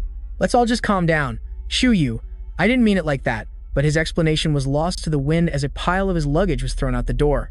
Xiuyu's steely voice rang out. Too late, you scumbag. Get out of my sight. A few days later, in a remote town near the border, a familiar figure took off his glasses and looked around, bewildered. He clumsily dragged a suitcase, hurrying to the designated location. Bei Chen couldn't help but muse to himself. The Helian family sure is calm and collected, sending a master to put the Tu-Wen society in its place first. Huh, Bei Chen said, putting his hands on his hips. Standing in the bustling crowd, he analyzed. First, they take down the Guang society, then they retreat to give me a good scare. Then they wait for the opportune moment to settle old scores. He glanced around. What a shame. A thief can try for 1,000 days, but you can't be on guard for 1,000 days. Bei Chen quickly ducked into a roadside stall and picked up a necklace to examine it. The Xuan Qingju, the failure that you all cast aside. He smirked, admiring the prize in his hand. You probably never imagined in your wildest dreams that a clue to its whereabouts would fall right into my hands, huh? Seeing Bei Chen just standing there staring, the stall owner started to get annoyed. Hey, kid, you buying or not? Say something. He looked at the owner and replied calmly. Sir, could I ask you a few questions? The owner waved his hand dismissively. Go on, get out of here. If you're not buying, don't get in the way of my business. Bei Chen just smiled, gently pulling out a thick stack of green bills and placing it on the counter. The owner's attitude did a complete 180-degree turn, his voice becoming sickeningly sweet. Ah, you were asking about this type of necklace? Of course. This is all sourced from the wholesale market. It's the crown jewel of the Shanghai knockoff industry, the owner said, crossing his arms with a proud look on his face. Of this same model, I easily sell about 1,000 or at least a few hundred units a day. It's genuine, Dongguan. Just one click and it's delivered right to your door. What's the matter? Did your wife try to pull a fast one and tell you this thing costs tens of thousands? It's just a fake, my friend. Bei Chen pocketed the necklace, rubbing his chin thoughtfully. The one I have isn't a Shanghai knockoff. He then asked the owner, so where can I buy the authentic Shanghai goods? The owner pointed towards a skyscraper in the distance. Oh, you've got a good eye. See that building over there with the tallest dome? Just go inside and ask around, they'll sort you out. The owner kindly added a warning. But let me tell you, that place is full of bigwigs, so you better be careful. Bei Chen looked up at the building, the auction house. This place, he frowned slightly. I feel like I've been here before. Bei Chen looked up at the large, ancient gate, a wave of nostalgia washing over him. Well now, it looks like this area is off limits to the public, which makes me even more curious to check it out, and just as expected. The hall was as empty as a tomb, exactly like last time. Besides a few antiques that not even a ghost would look at, our guy strolled around, browsing as if he were at a flea market. He mused to himself, wow, everything is exactly the same, nothing new to borrow. Suddenly, his eyes lit up like high beams when he spotted a vibrant green rock with a highly creative label below it that read 2 words, Mountain Rock. Bei Chen muttered, Task, the last time I dropped by, I wasn't even qualified enough to be part of the main crew. Bei Chen pressed his hand against the glass case, his face pensive as he recalled the time he was just a rookie under the big boss. Back then, I had to play hide and seek behind this rock with a guy who wanted to send me on a one-way trip. Suddenly, boom, the rock lit up with a blinding yellow light. Bei Chen's eyes widened and his jaw dropped, staring at the beam of light wrapping around him like Christmas lights. He asked in bewilderment, Huh, what's this? Did I win the lottery? He felt a surge of energy, as if he had just chugged several cans of Red Bull bubbling inside him. Oh my god, this must be the power-up of a lifetime that I've never experienced before. His old scars automatically healed. Bei Chen tilted his head back, enjoying it like a massage. Then whoosh, his whole body levitated like a superhero about to save the world. The room instantly transformed into a concert stage filled with ethereal white smoke. As Bei Chen powered up, he calculated in his head, wow, my injuries have vanished by at least 1/3. My power has skyrocketed by 70%, more than enough to slap around that hacker guy the Lian family sent. This trip was a huge score. The glass case began to crack like a drop phone screen. He thought to himself, the speaker on the stone went silent after I was fully charged. And looking closely, this material seems familiar, just like that pendant that I was gifted back then. Bei Chen's eyes were glued to the case, an image of the designer necklace appearing in his mind. It must be a limited edition piece crafted from this mountain rock. While he was busy appraising it, 2 menacing-looking men appeared out of nowhere and yelled at Bei Chen. Hey kid, what do you think you're doing here? Bei Chen nonchalantly pointed at the case, as polite as a consultant. Excuse me, gentlemen, is your big boss in? I'd like to discuss some business about this rock with him. The 2 guys frowned, their voices wary. Our boss doesn't see walk-in visitors, especially suspicious-looking ones. Now get lost and let us be. Bei Chen chuckled. Why so tense, fellas? You're in the service industry, right? I'm a potential customer, and I genuinely want to close a deal. Before he could finish, one of the two men lost his patience and threw a powerful punch towards him, yelling, "Get out of my sight!" Bei Chen casually raised a hand to block the attack, frowning as if to say, "This is a bit annoying." "Well, your auction house's customer service is certainly impressive." The two guys quickly grabbed their walkie-talkies. "Hello, hello. We have a VIP guest causing trouble here. Send backup requesting assistance. Right now."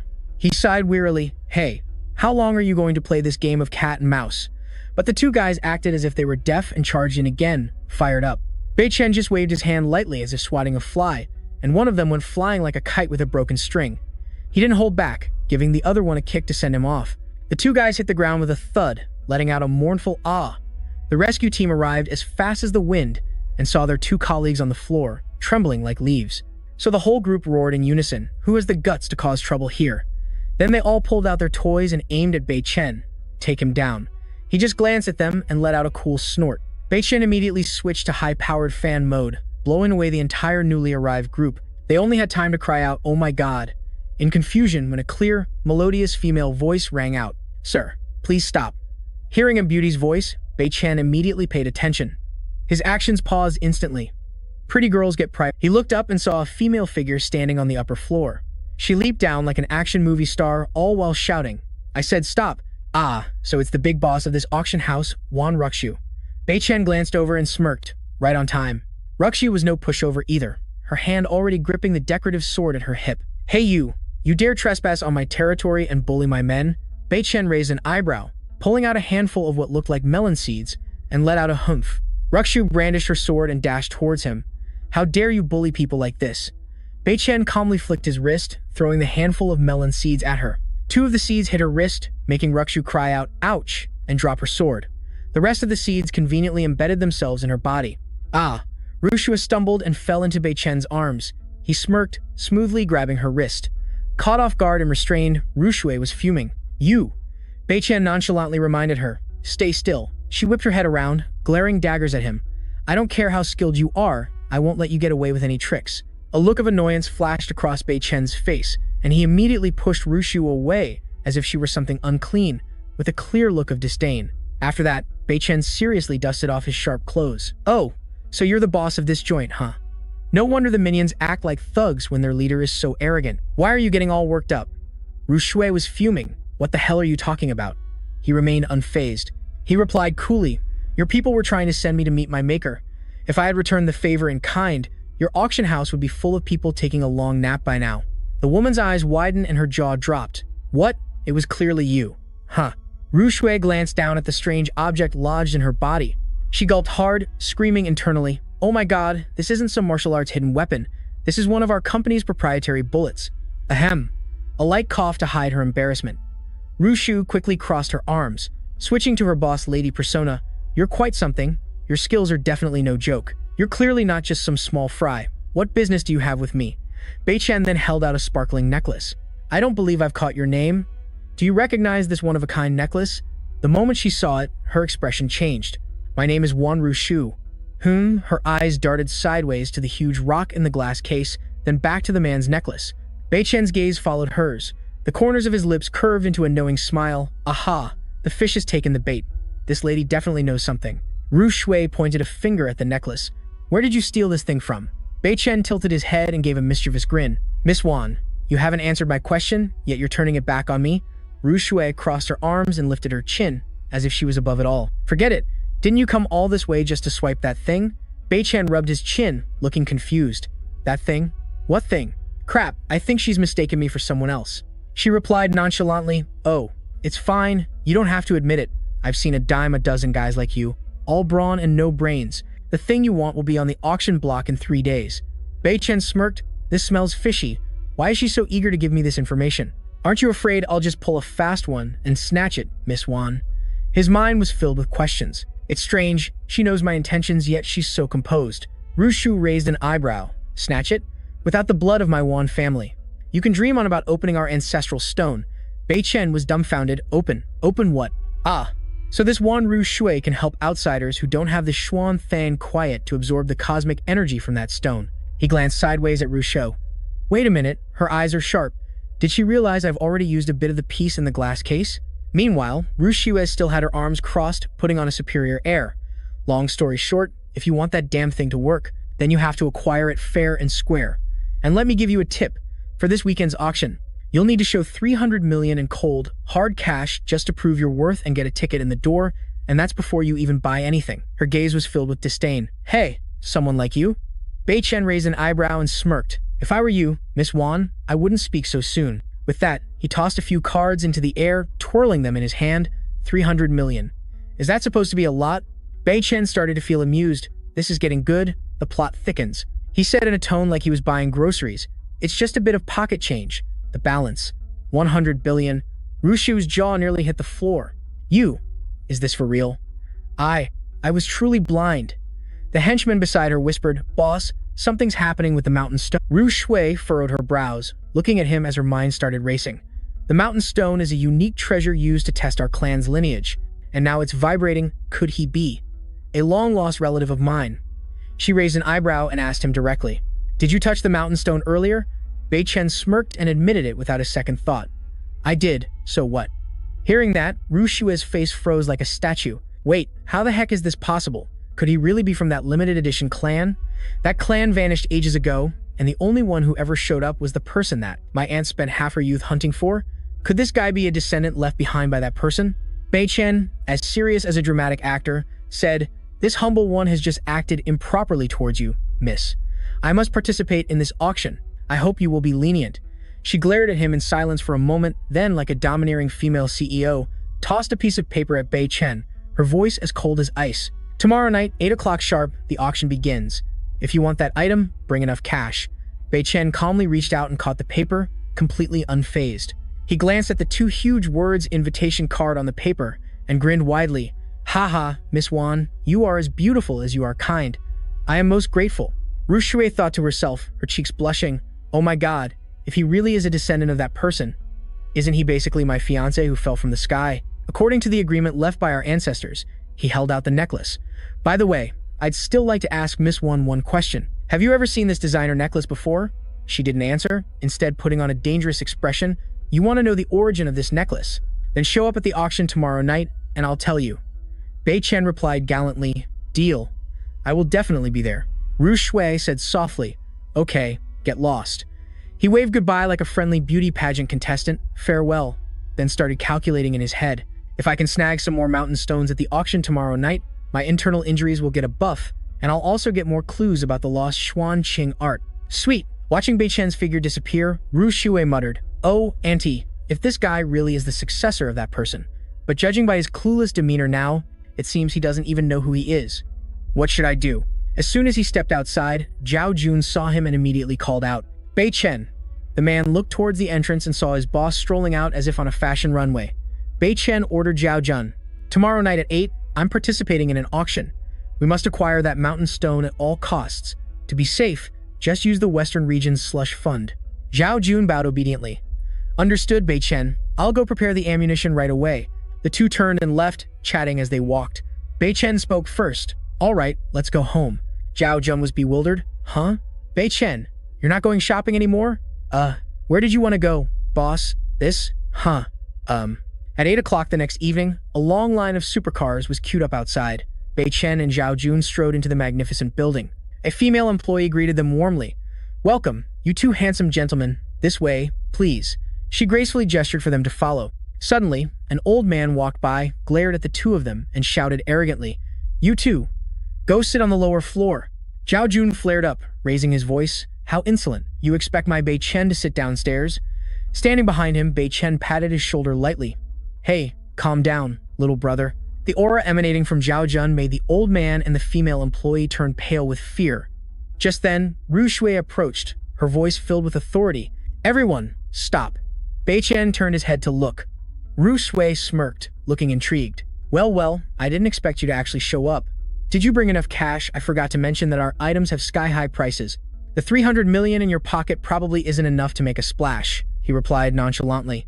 Don't you worry, beautiful. Since I dared to show up here, I will win no matter what. I just hope that after I buy the mountain stone, Miss Wan will tell me the origin of the necklace. She smiled faintly. As long as you have enough money to buy it, you'll automatically earn the right to know the earth-shattering secret behind this necklace. A secret, Bei Chen thought to himself. What kind of secret sounds so dramatic?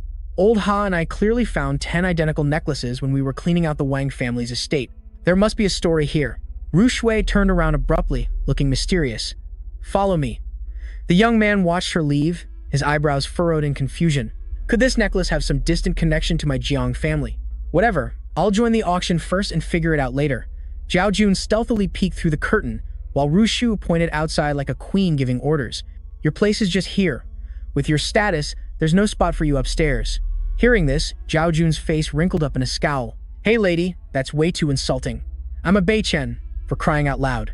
Yet, Ru Shui couldn't be bothered, completely ignoring Zhao Jun.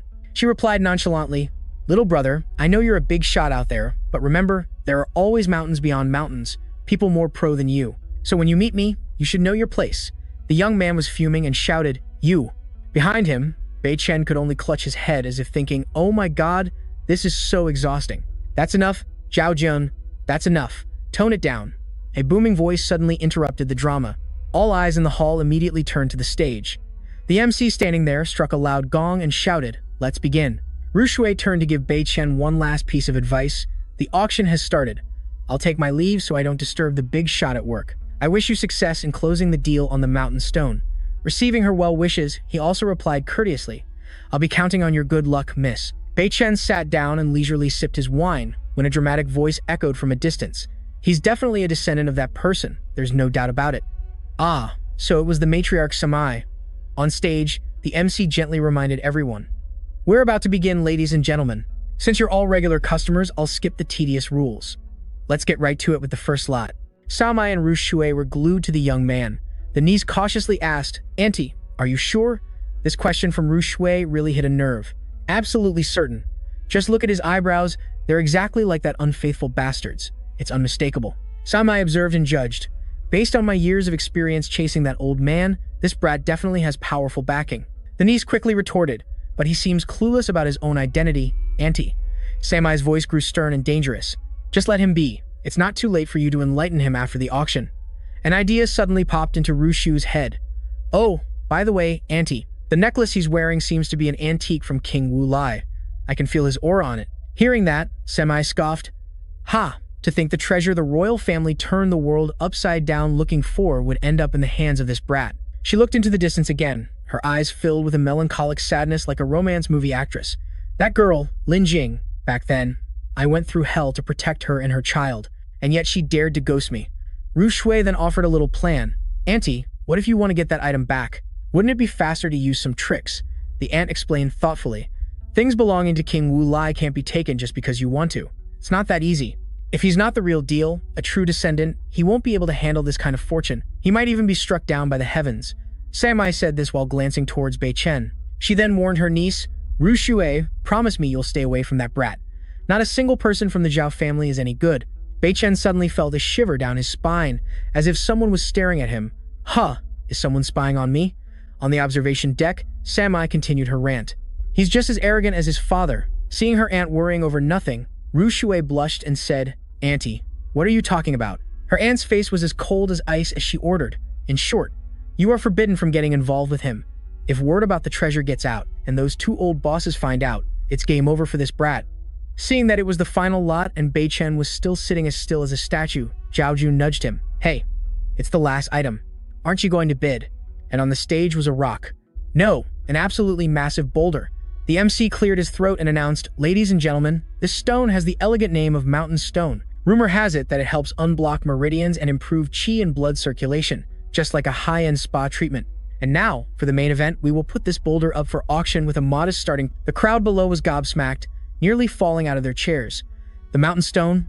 They're really selling such a unique item?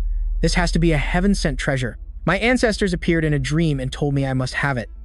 And so, a tycoon waved his hand. 20 billion. Seeing this, Ru Shui nudged Samai and asked, Ma'am, if this troublesome rock falls into that kid's hands, won't he be doomed? If he manages to get it, he'll just be eaten alive by those two big shots sitting down there. Just as she finished speaking, someone shouted a higher price, 30 billion. Samai calmly observed and replied, if that kid has enough cash to bring the Mountain Stone home, then it's his destiny. Just let him have his fun. Boom. Another voice rang out. 50 billion. A dandy young master holding a wine glass put on a posh air. 100 billion. The Ma family was more aggressive, yelling, 300 billion, then hurriedly clasped his hands together. His posture was very respectful. Young Master Nalan, the head of my family has taken a great liking to this rock, so could you perhaps yield it to us? That Nalan guy sneered in contempt. Your old master is just a lackey. What clout does he have to ask me to stop? Your boss isn't any better. After speaking, he arrogantly yelled, 500 billion. The old man from the Ma family was boiling with rage, waving his hand to signal, we're going all in. Young Master Nalan's mouth was unbelievably rude. This old man might just be a servant, but I'm still better than some trash who can't even awaken his bloodline. The old man growled, 600 billion. Feeling his pride trampled, he shot up like a spring, pointing directly at his opponent. What, you dare call me a piece of junk? We'll see about that. I'm taking this matter for the Nalan family into my own hands. Follow me if you dare, 800 billion. Seeing that Nalan wasn't backing down, the old man started sweating bullets. Oh no, 800 billion is the absolute limit my master gave me. We can't compete anymore. On stage, the MC yelled into the microphone. 800 billion going once. Are there any other high rollers willing to bid? If there are no further bids, this stone will belong to the Nalan family. Suddenly, a voice as light as a feather rang out. 1 trillion. The entire room was thunderstruck. Whispers erupted like a disturbed beehive. Good heavens, 1 trillion. That's enough to bankrupt an entire clan. This isn't a joke. What kind of powerhouse just made that bid? I have no idea. I've never heard of them. Where did such a powerful clan come from? Look, young Master Nalan's face went pale as he walked out. Meanwhile, the MC was sweating profusely after hearing that astronomical price. He quickly stammered, The guest in room number 3 on the second floor has bid 1 trillion. Does anyone else want to play bigger? Bitter and refusing to lose, Nalan waved his hand and yelled again. Some no-name punk dares to compete with me for this item? Raise the price. I have to raise it. I'll add more. 1.1 trillion. Instantly, that voice rang out again, cool as a cucumber. 2 trillion. Hearing that number, Nalan froze for 5 seconds, then screamed like a stuck pig. 2 trillion. I don't believe it. I refuse to believe he has that much money. I demand an asset verification. Hearing this from the upper floor, Ru Shui crossed her arms and looked down, her voice challenging. Young Master Nalan, you know the rules of this place very well, don't you? Are you sure you want to check his funds? The old butler, seeing his young master was about to cause a huge problem, quickly whispered in his ear. Young master, please reconsider. Verifying assets requires lighting the heavenly lantern. If he actually comes up with the money, we will have to pay the auction house the full 2 trillion as compensation. The old man quickly turned to the bidder, who was Bei Chen, clasped his hands and put on his most pleasant face. This esteemed brother, how about we settle this peacefully, and you yield this mountain stone to my young master and our Nalan family? We would be forever in your debt for this great favor. Holding a wine glass, Bei Chen leisurely stepped out from behind the curtain with a slight smile. My apologies, the Nalan family. I don't believe I know them. And as for your favor, I have no need for it. Seeing Bei Chen dare to disrespect his family, Nalan roared furiously. This little brat, he's clearly determined to oppose my Nalan family to the end. Whatever, I don't care. I'm going all in, light the heavenly lantern for me. And so, the dazzling heavenly lantern was lit. The crowd got a whiff of the drama and gathered around, whispering, Whoa, he's playing for high stakes, lighting the heavenly lantern? It's been over a decade since we've seen a play like this. If I recall correctly, the last person to light it was that same guy. Young Master Nalan is way too confident. Isn't he afraid of choking? Well, the kid on the second floor is probably the one who should be sweating, seeing that much money is terrifying. If you can't pay up, you'll have to compensate the auction house 10 times the amount. Ru Xiu glanced over, asking Nalan Tu one last time, Are you absolutely sure about this? Hearing that, Nalan Tu's blood rushed to his head, and he pointed a finger straight at her. Absolutely positive. But let me tell you something. The moment that lantern is lit, I want that guy's assets verified immediately. The old butler behind him tried to calm him down in vain. Young master, please calm down. Ru Shui then cast a flirtatious glance up to the second floor, asking Bei Chen, So, dear sir on the second floor, do you dare to go all the way with this heavenly lantern? Our guy crossed his arms, looked up at her, and replied nonchalantly, Humph, why wouldn't I dare?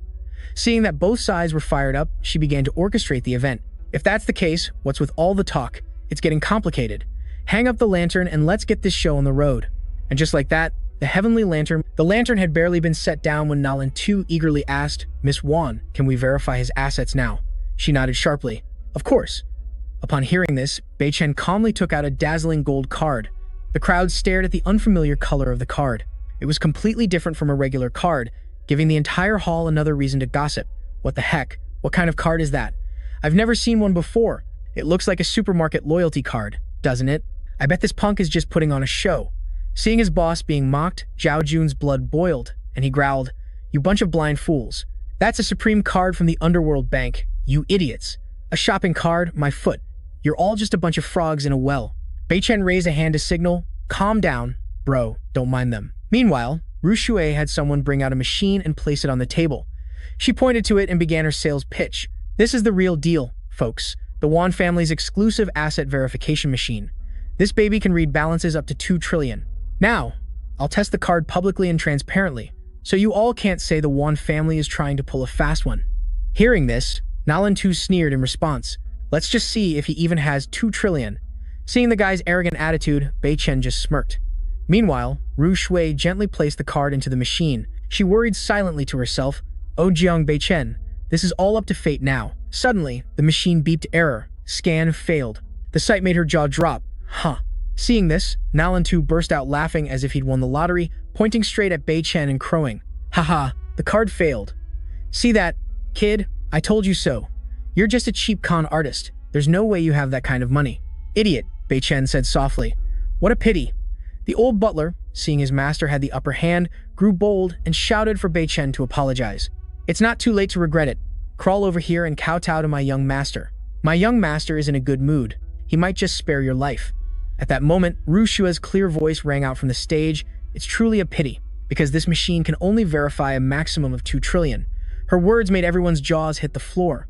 One audience member slapped his friend on the head. "What does that mean, you idiot?" "It means his card has more than 2 trillion. Get it? Oh my god." Nalan Tu froze for 5 seconds, his face completely blank like a statue. "No, I don't believe it. What in the world is happening?" Bei Chen slowly clasped his hands together, smiling as he thanked young Master Nalan. Many thanks to young Master Nalan for conceding. With that, he channeled his energy and leaped into the air, glancing down at Nalan Tu with a wide grin and "My humble self is untalented and weak, with nothing but money, so I had to use this pocket change to show off my poor skills before an expert."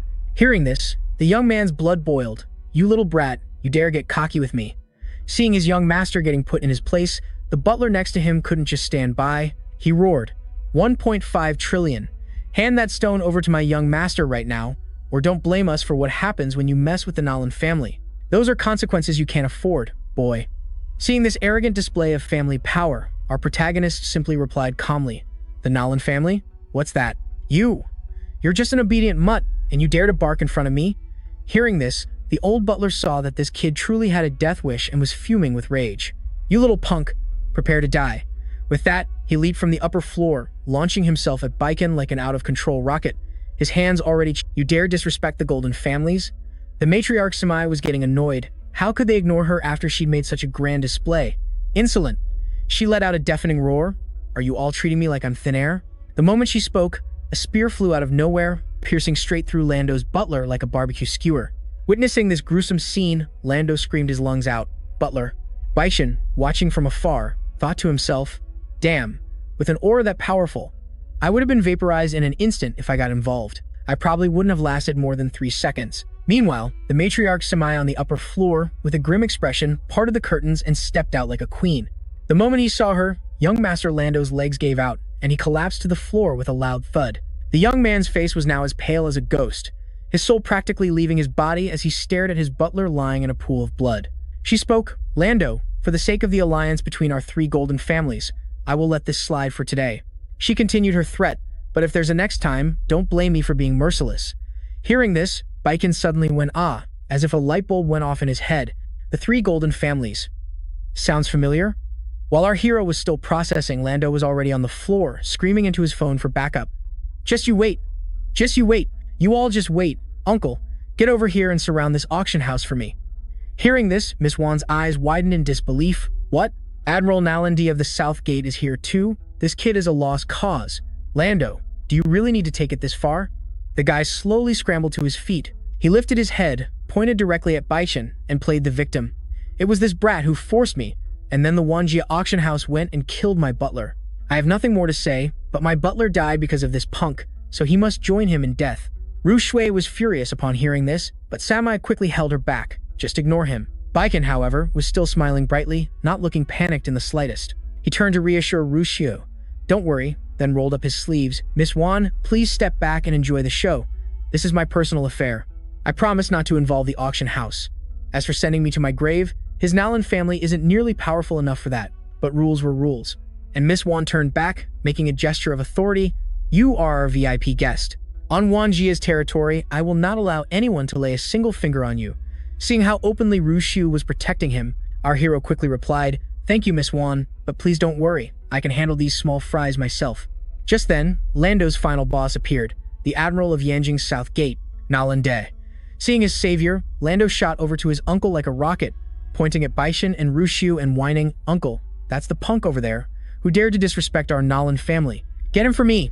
Nalan De frowned, shooting an annoyed glance at Miss Wan Ru Shu, but she was not intimidated in the slightest and replied bluntly, Admiral, surely you are aware of the rules here. It was your Nalan family that broke them first. This has nothing to do with this young man. The Admiral remained firm. Miss Wan, I didn't come here to break the rules of your auction house, but someone has dared to provoke the Nalan family. For the honor of our clan, I must teach him a lesson. With his uncle's support, Lando instantly became cocky again. Wan Ru Shui, hand that brat over right now. Your Wanjia family is already on the decline. If you dare to offend my Nalan family as well, your Wan clan will be utterly destroyed, especially once we join forces with the Ma family. Just as he finished speaking, members of the Ma family appeared, clad in brilliant red and exuding a powerful aura. Master Ma quickly chimed in to suck up. Oh my, every word young Master Nalan says is absolutely correct. This humble one begs your permission to add a few. Moreover, how can a treasure like this mountain stone fall into the hands of some nobody? Hey, young man, spit that stone out now, and we'll be generous enough to spare your worthless life. Trying to scare a kid, he replied calmly. T-S-K-T-S-K.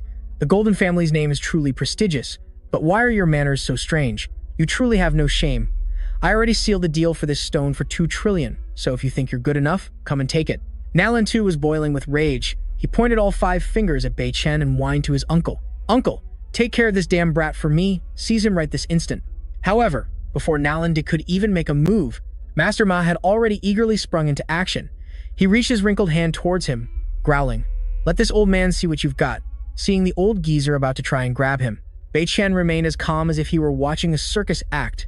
Ruxia, standing beside them, was horrified and screamed out, Be careful. But her worry was unnecessary, as Bei Chen easily grabbed Master Ma's hand. He gave it just a slight twist. Crack. The bone-deep pain made old Master Ma's jaw drop and eyes widen, letting out a scream that could shatter the heavens. Bei Chen dusted off his hands as if nothing had happened. Ugh! Master Ma clutched his nearly broken arm, his mind reeling. Where did this kid crawl out from? I'm a renowned master on the Dragon Transformation ranking. How could I be taken down so easily by him? Could he be?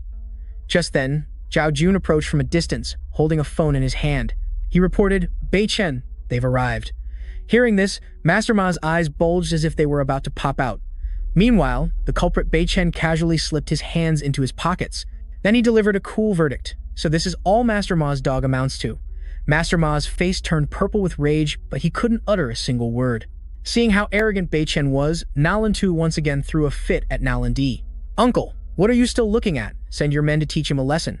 Yet, old Nalan De remained composed, speaking to Bei Chen with a superior air. Listen here, young man. Having a bit of brute strength doesn't mean you can show off in front of the Nalan family. Obediently hand over the stone, and I, the Admiral of the Southern Gate, will spare your insignificant life. What do you say? He shrugged, smirking. Oh, the Admiral of the Southern Gate is so impressive. What a big talker. Nalan De frowned.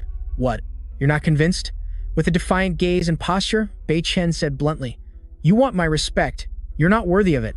Hey, Admiral of the Southern Gate, why don't you try calling your lackeys outside and see if they still have the breath to answer you? Before he could finish his sentence, one of Nalan Di's soldiers suddenly burst through the wall with a crash.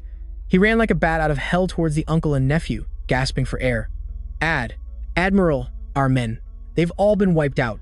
Nalan De froze for 5 seconds. What? Bei Chen looked at him and explained leisurely, My dear Admiral, I have long heard of the fame of the Imperial Guard, so I wanted to test their strength for myself. Having met them today, I find them rather ordinary. Not even a fraction as good as my own soldiers. That is all. Hearing this, Nalan De stared intently at Bei Chen as the pieces suddenly clicked in his mind. Blood Buddha followers. This commander. He stammered, the master of the western border? Ru Shu, standing nearby, was completely stunned. Huh? The legendary divine commander of the western border? Oh my god, I can't believe he's the big boss of the western border. And he's so young too? Seeing that his identity was exposed, he turned to Nalan De and asked in a nonchalant tone. So, Do you still want my stone? Nalandi's face went pale as a sheet as he frantically waved his hands. Ah, Commander Jiang, you must be joking. We are civilized people who always abide. This stone was won by Commander Jiang in the auction, so of course it belongs to you. Nalan too, standing beside him, called out resentfully, Uncle. Nalanda shot him a glare, then turned back and continued, his voice trying to maintain a serious tone. I only hope that Commander Jiang can rein in the and not let them go mowing down people everywhere. Hearing this, Bei Chen chuckled. Ha, a small matter. Seeing that peace had been restored between the two sides, Rushou quickly stepped in. Yes, everyone, the drama can now come to a close. According to the rules, this mountain stone officially belongs to Mr. Jiang. Mr. Jiang, please follow me to complete the collection procedure. As for the rest of you, please make yourselves comfortable. With that, she led Bei Chen away. This way, please. Bei Chen nodded. Thank you for your trouble, Miss Wan. Seeing his uncle let Bei Chen leave so easily, Nalan too was not convinced and whispered, Uncle, are you really just going to let him go like that? Seeing his nephew boiling with rage, the old man quickly tried to calm him down. Calm down, nephew. We're at the border and at a disadvantage. If we charge in now, we'll just get our butts handed to us. He advised his nephew to swallow his anger for now and wait until that guy shows up in Yanjing. Then, making him disappear would be easier than melting snow in the Sunday. As she walked, she whispered in his ear, Hey mister, you just poked the Nalan family's hornet's nest. You better watch your back when you get to Yanjing, or you'll get a beatdown you won't see coming.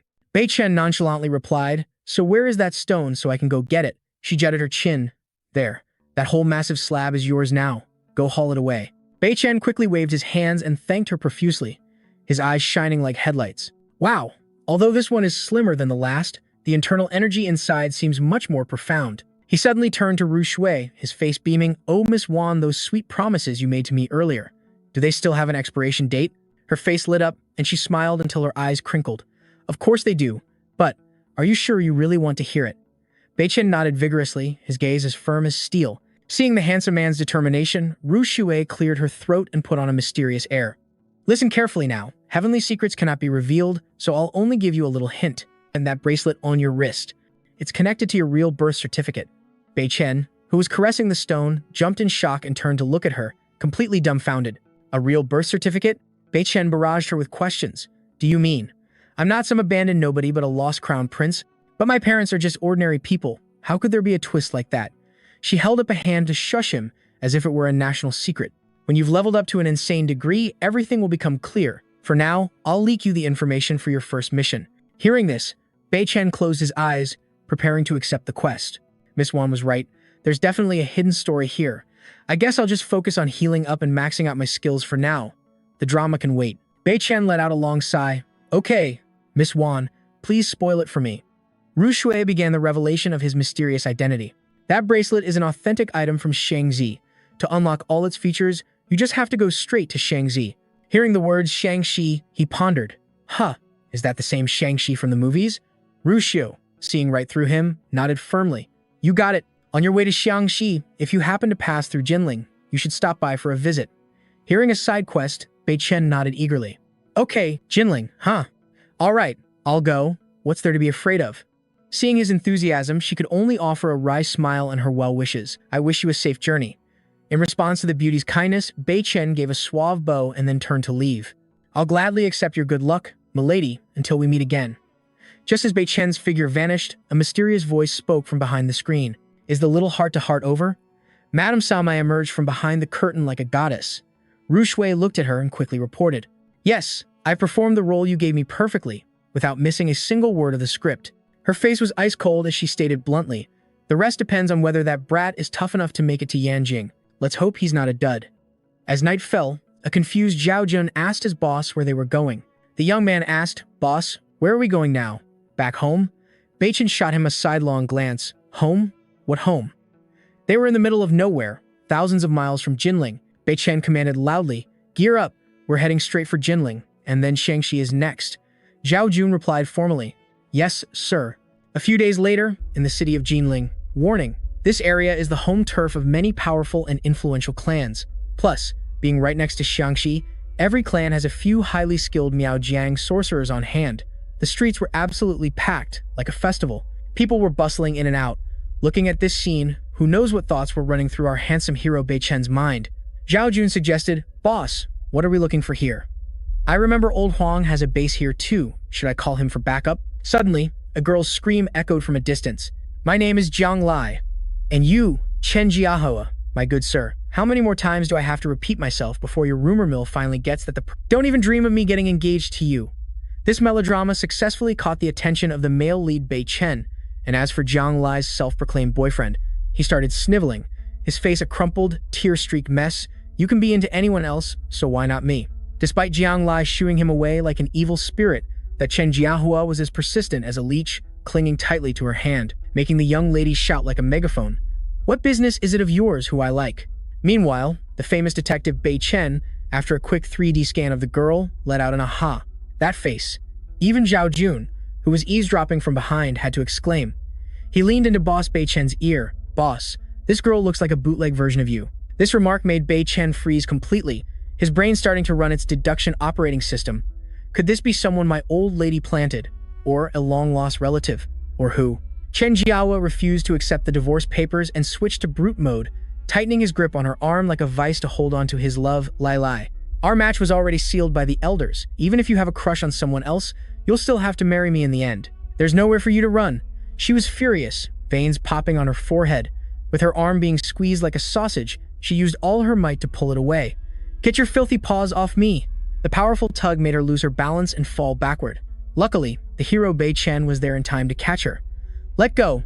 Bei Chen gently reminded him, be careful. Jiang Lai quickly looked up at her savior, and, loading, 99%. It seemed she recognized something. Meanwhile, Bei Chen's eyes were still glued to her, unblinking. You are? Her eyes were fixed on him as she stammered, you are. Seeing this rom-com scene, Chen Jiahua's face wrinkled up like a dried jujube, and he pointed straight at Bei Chen. Hey, punk, get your filthy hands off Lai Lai right now. Ignoring his screaming as if he were auditioning for an action movie, Jiang Lai stood up straight and declared firmly, Chen Jiahua, let me make this crystal clear. I, Jiang Lai, make my own decisions. When I say I won't marry you, I mean it. So stop bothering me, okay? Chen Jiahua finally got the message, his face switching to serious mode. Oh, so I'm not worthy, but this guy is? He's just a pretty boy with no background. Even if he knows a little martial arts, in my eyes, he's just a piece of trash. Hearing her rejected suitor insult her damsel in distress saving hero, Jiang Lai bristled like a porcupine and argued back, he is absolutely worthy. The worthiest of the worthy. The most worthy in the entire world. In this life, no one is a better match for me than him. Suddenly, Bei Chen placed a hand on Jiang Lai's shoulder, cutting off her impassioned speech. He looked at her like a scientist, studying a strange new specimen. Who in the world are you? She stammered, I'm Jiang Lai. Thinking to herself, oh my god, you're the long-lost brother I've been searching for. Seeing that the mirror was broken beyond repair, Chen Jiahua reluctantly accepted the situation. Lai Lai, I hope. You won't have to go back on your decision today. With that, he shot Bei Chen a death glare and growled, you little punk, just you wait. I won't let you leave Jinling in one piece. Despite the threat, Bei Chen's face remained completely unfazed as he replied succinctly, I'll be waiting. Not wanting to waste another second on this cheap drama, Jiang Lai quickly grabbed his hand. Just ignore that loud mouth. Come with me. This isn't a good place to talk. She held Bei Chen's hand tightly as if afraid he would run away. Then she dragged him away, leaving Chen Jiahua behind, fuming with anger. I'll take you somewhere safer, and we can talk in detail later. But before they could leave, Zhao Jun rushed over like a whirlwind. Boss Bei Chen, he breathlessly reported about the fateful call he had just received. Old Huang just called me, asking for you to come and appraise something for him. I hear he dug up some kind of bizarre-looking bronze gift box. At the base, the car screeched to a halt in front of the gate. Is this Shangxi Poju village? Bei Chen stepped out of the car with the air of a king. Old Huang and his two disciples were already on standby, rushing to open the car door as if welcoming a head of state. Master Jiang, you've arrived. Without any preamble, Bei Chen got straight to the main event. Old Huang, give me the detailed report on this incident. Wiping away beads of sweat, the old man began to explain, it's like this, my regiment. While tilling the land for vegetables, digging fortifications, we hit the jackpot and found a bronze coffin. And this blasted thing is just indescribably weird. For 100 meters around here, not even grass dares to grow, and there's this creepy laughter echoing, while old Huang's face is as wrinkled as a prune. I was so scared things would go south that I wanted to find an expert, and luckily, Zhao Jun tipped me off that you were here. I was overjoyed. Master Jiang, I vaguely recall you have a track record of dealing with the undead in Yanzhou, so I had to trouble you urgently. After hearing this, Baiken just waved his hand dismissively, like, all right, let's see what's up. then said, "Lead the way, boss." Jiang Lai clung to her brother like glue. "I'm going too." He looked down at his clingy little tail and teased her. "If you get scared and wet your pants later, don't expect me to comfort you." The little girl puffed out her chest and looked straight at Baishan, her face determined. "I'm a bona fide strong female lead. What's crying? Can you even eat that?" So the two siblings headed for the gate. "Let's go." The girl was beaming with excitement. Oh my god, behind the gate was a massive mansion with 3 or 4 guards patrolling around. From inside the house, a dude dressed to the nines stepped out, calling out in a loud voice, "Is that you, General Huang? You're back? Who are these strangers?" Hearing this, old Huang chuckled. "Ah, let me introduce you to the real deal. This is Master Jiang, the top-tier Feng Shui master that I went all the way to Jinling to invite. He's going to help us handle that troublesome bronze coffin." Hearing this, Zhao Gang immediately went into troll mode, sizing up Master Jiang from head to toe. "Hey, General Huang, I thought I already told you. It's weird to involve outsiders in our Miaojiang affairs. Did you forget? And besides, look at that baby face. You call him a Feng Shui master? I'll believe it when I see it." This taunt made little Jiang Lai's blood boil on her brother's behalf. As for the man himself, Baikon's face remained cold as ice, treating him like thin air. Old Huang hurriedly waved his hand and scolded Zhao Gang. "Watch your mouth. Grandmaster Jiang is a Xuanmen expert, not someone to— How dare you speak so recklessly about the Grandmaster?" Then he quickly turned to Baishan and tried to smooth things over. "He's young and foolish. I hope your excellency will be magnanimous and not stoop to his level." But this tough guy didn't seem to know the meaning of fear, adding another sarcastic remark. "Oh, General Huang, our business in Shaanxi is indeed strange, but it's not like you can just invite some Xuanmen amateur and call it a day. This dark energy, especially that bronze coffin, might just be housing a final boss undead king in there. For this case, you need someone from my Miaojiang to handle it properly. Only a great shaman can solve it." Suddenly, Zhao Gang's expression changed. Baishan muttered, "Ah, the goo worm he's raising is gnawing at his soul." Just then, an old woman was seen being helped over from a distance. It was a poo in a way. "Grandma, slow down or you'll trip." Baishan glanced in their direction, his face suddenly lighting up as if he'd struck gold. The young man scrambled over to the grandmother and granddaughter. "Grandma Poo, you're finally here." Then he spun around and loudly announced to old Huang, "General Huang, let me introduce you. This is Grandma Poo, the esteemed great shaman from the Tai family of the 4 clans. She's agreed to take a look at the bronze coffin for us." Grandma Poo smirked, the wrinkles on her face bunching up. "Cut the empty pleasantries. Take me to see the bronze coffin right now." Zhao Gang immediately scurried to lead the way. "Yes, of course, Grandma Poo, this way please." Baiken casually followed behind. Jiang Lai and the town crier Zhao Jun followed suit. "Let's go see the drama." As she walked, Awei kept shooting flirtatious glances at Baishan behind her. Her fiery gaze caught his attention. The corners of her lips curved into a scheming smile. Suddenly, she masterfully staged a faceplant into Baikon's arms, leaving the guy frozen. As she fell, Awei tried to quickly plant some kind of pet on him. She imagined being embraced by the handsome guy, but who would have thought? Baishan ruthlessly flung her hand away, causing the female lead to stumble back, stunned and confused, and she planted a kiss right on the wall without a second thought. Awei's body went limp, her eyes shimmering as she looked at Baiken. "How could you be so heartless? I almost smashed my face." Baiken gave her a sidelong glance, his voice ice cold. "Who the hell are you?" Hearing his brutally harsh question, the girl's expression changed in a flash, and she beamed a radiant smile. "Who I am isn't important. What's important?" Before she could finish her pickup line, from up ahead, Grandma Poo called out sharply, "Awei, get over here now." The girl got up, conveniently bumping her hip against Baishan before walking away, which made Jiang Lai, who was standing nearby, fume with anger. "Hey, handsome. After this is over, you and I are going to have a private chat. Let's have a little heart-to-heart." Old Huang, having witnessed Awei's entire hero saves the damsel act, turned to tease Bei Chen. As if the Jiang family's luck wasn't thin enough, he was teased until his face turned red.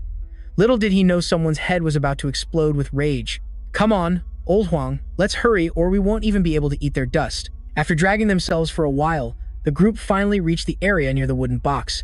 A lush, refreshing green garden suddenly embraced them. Not far from there, the supersized gift box had been excavated.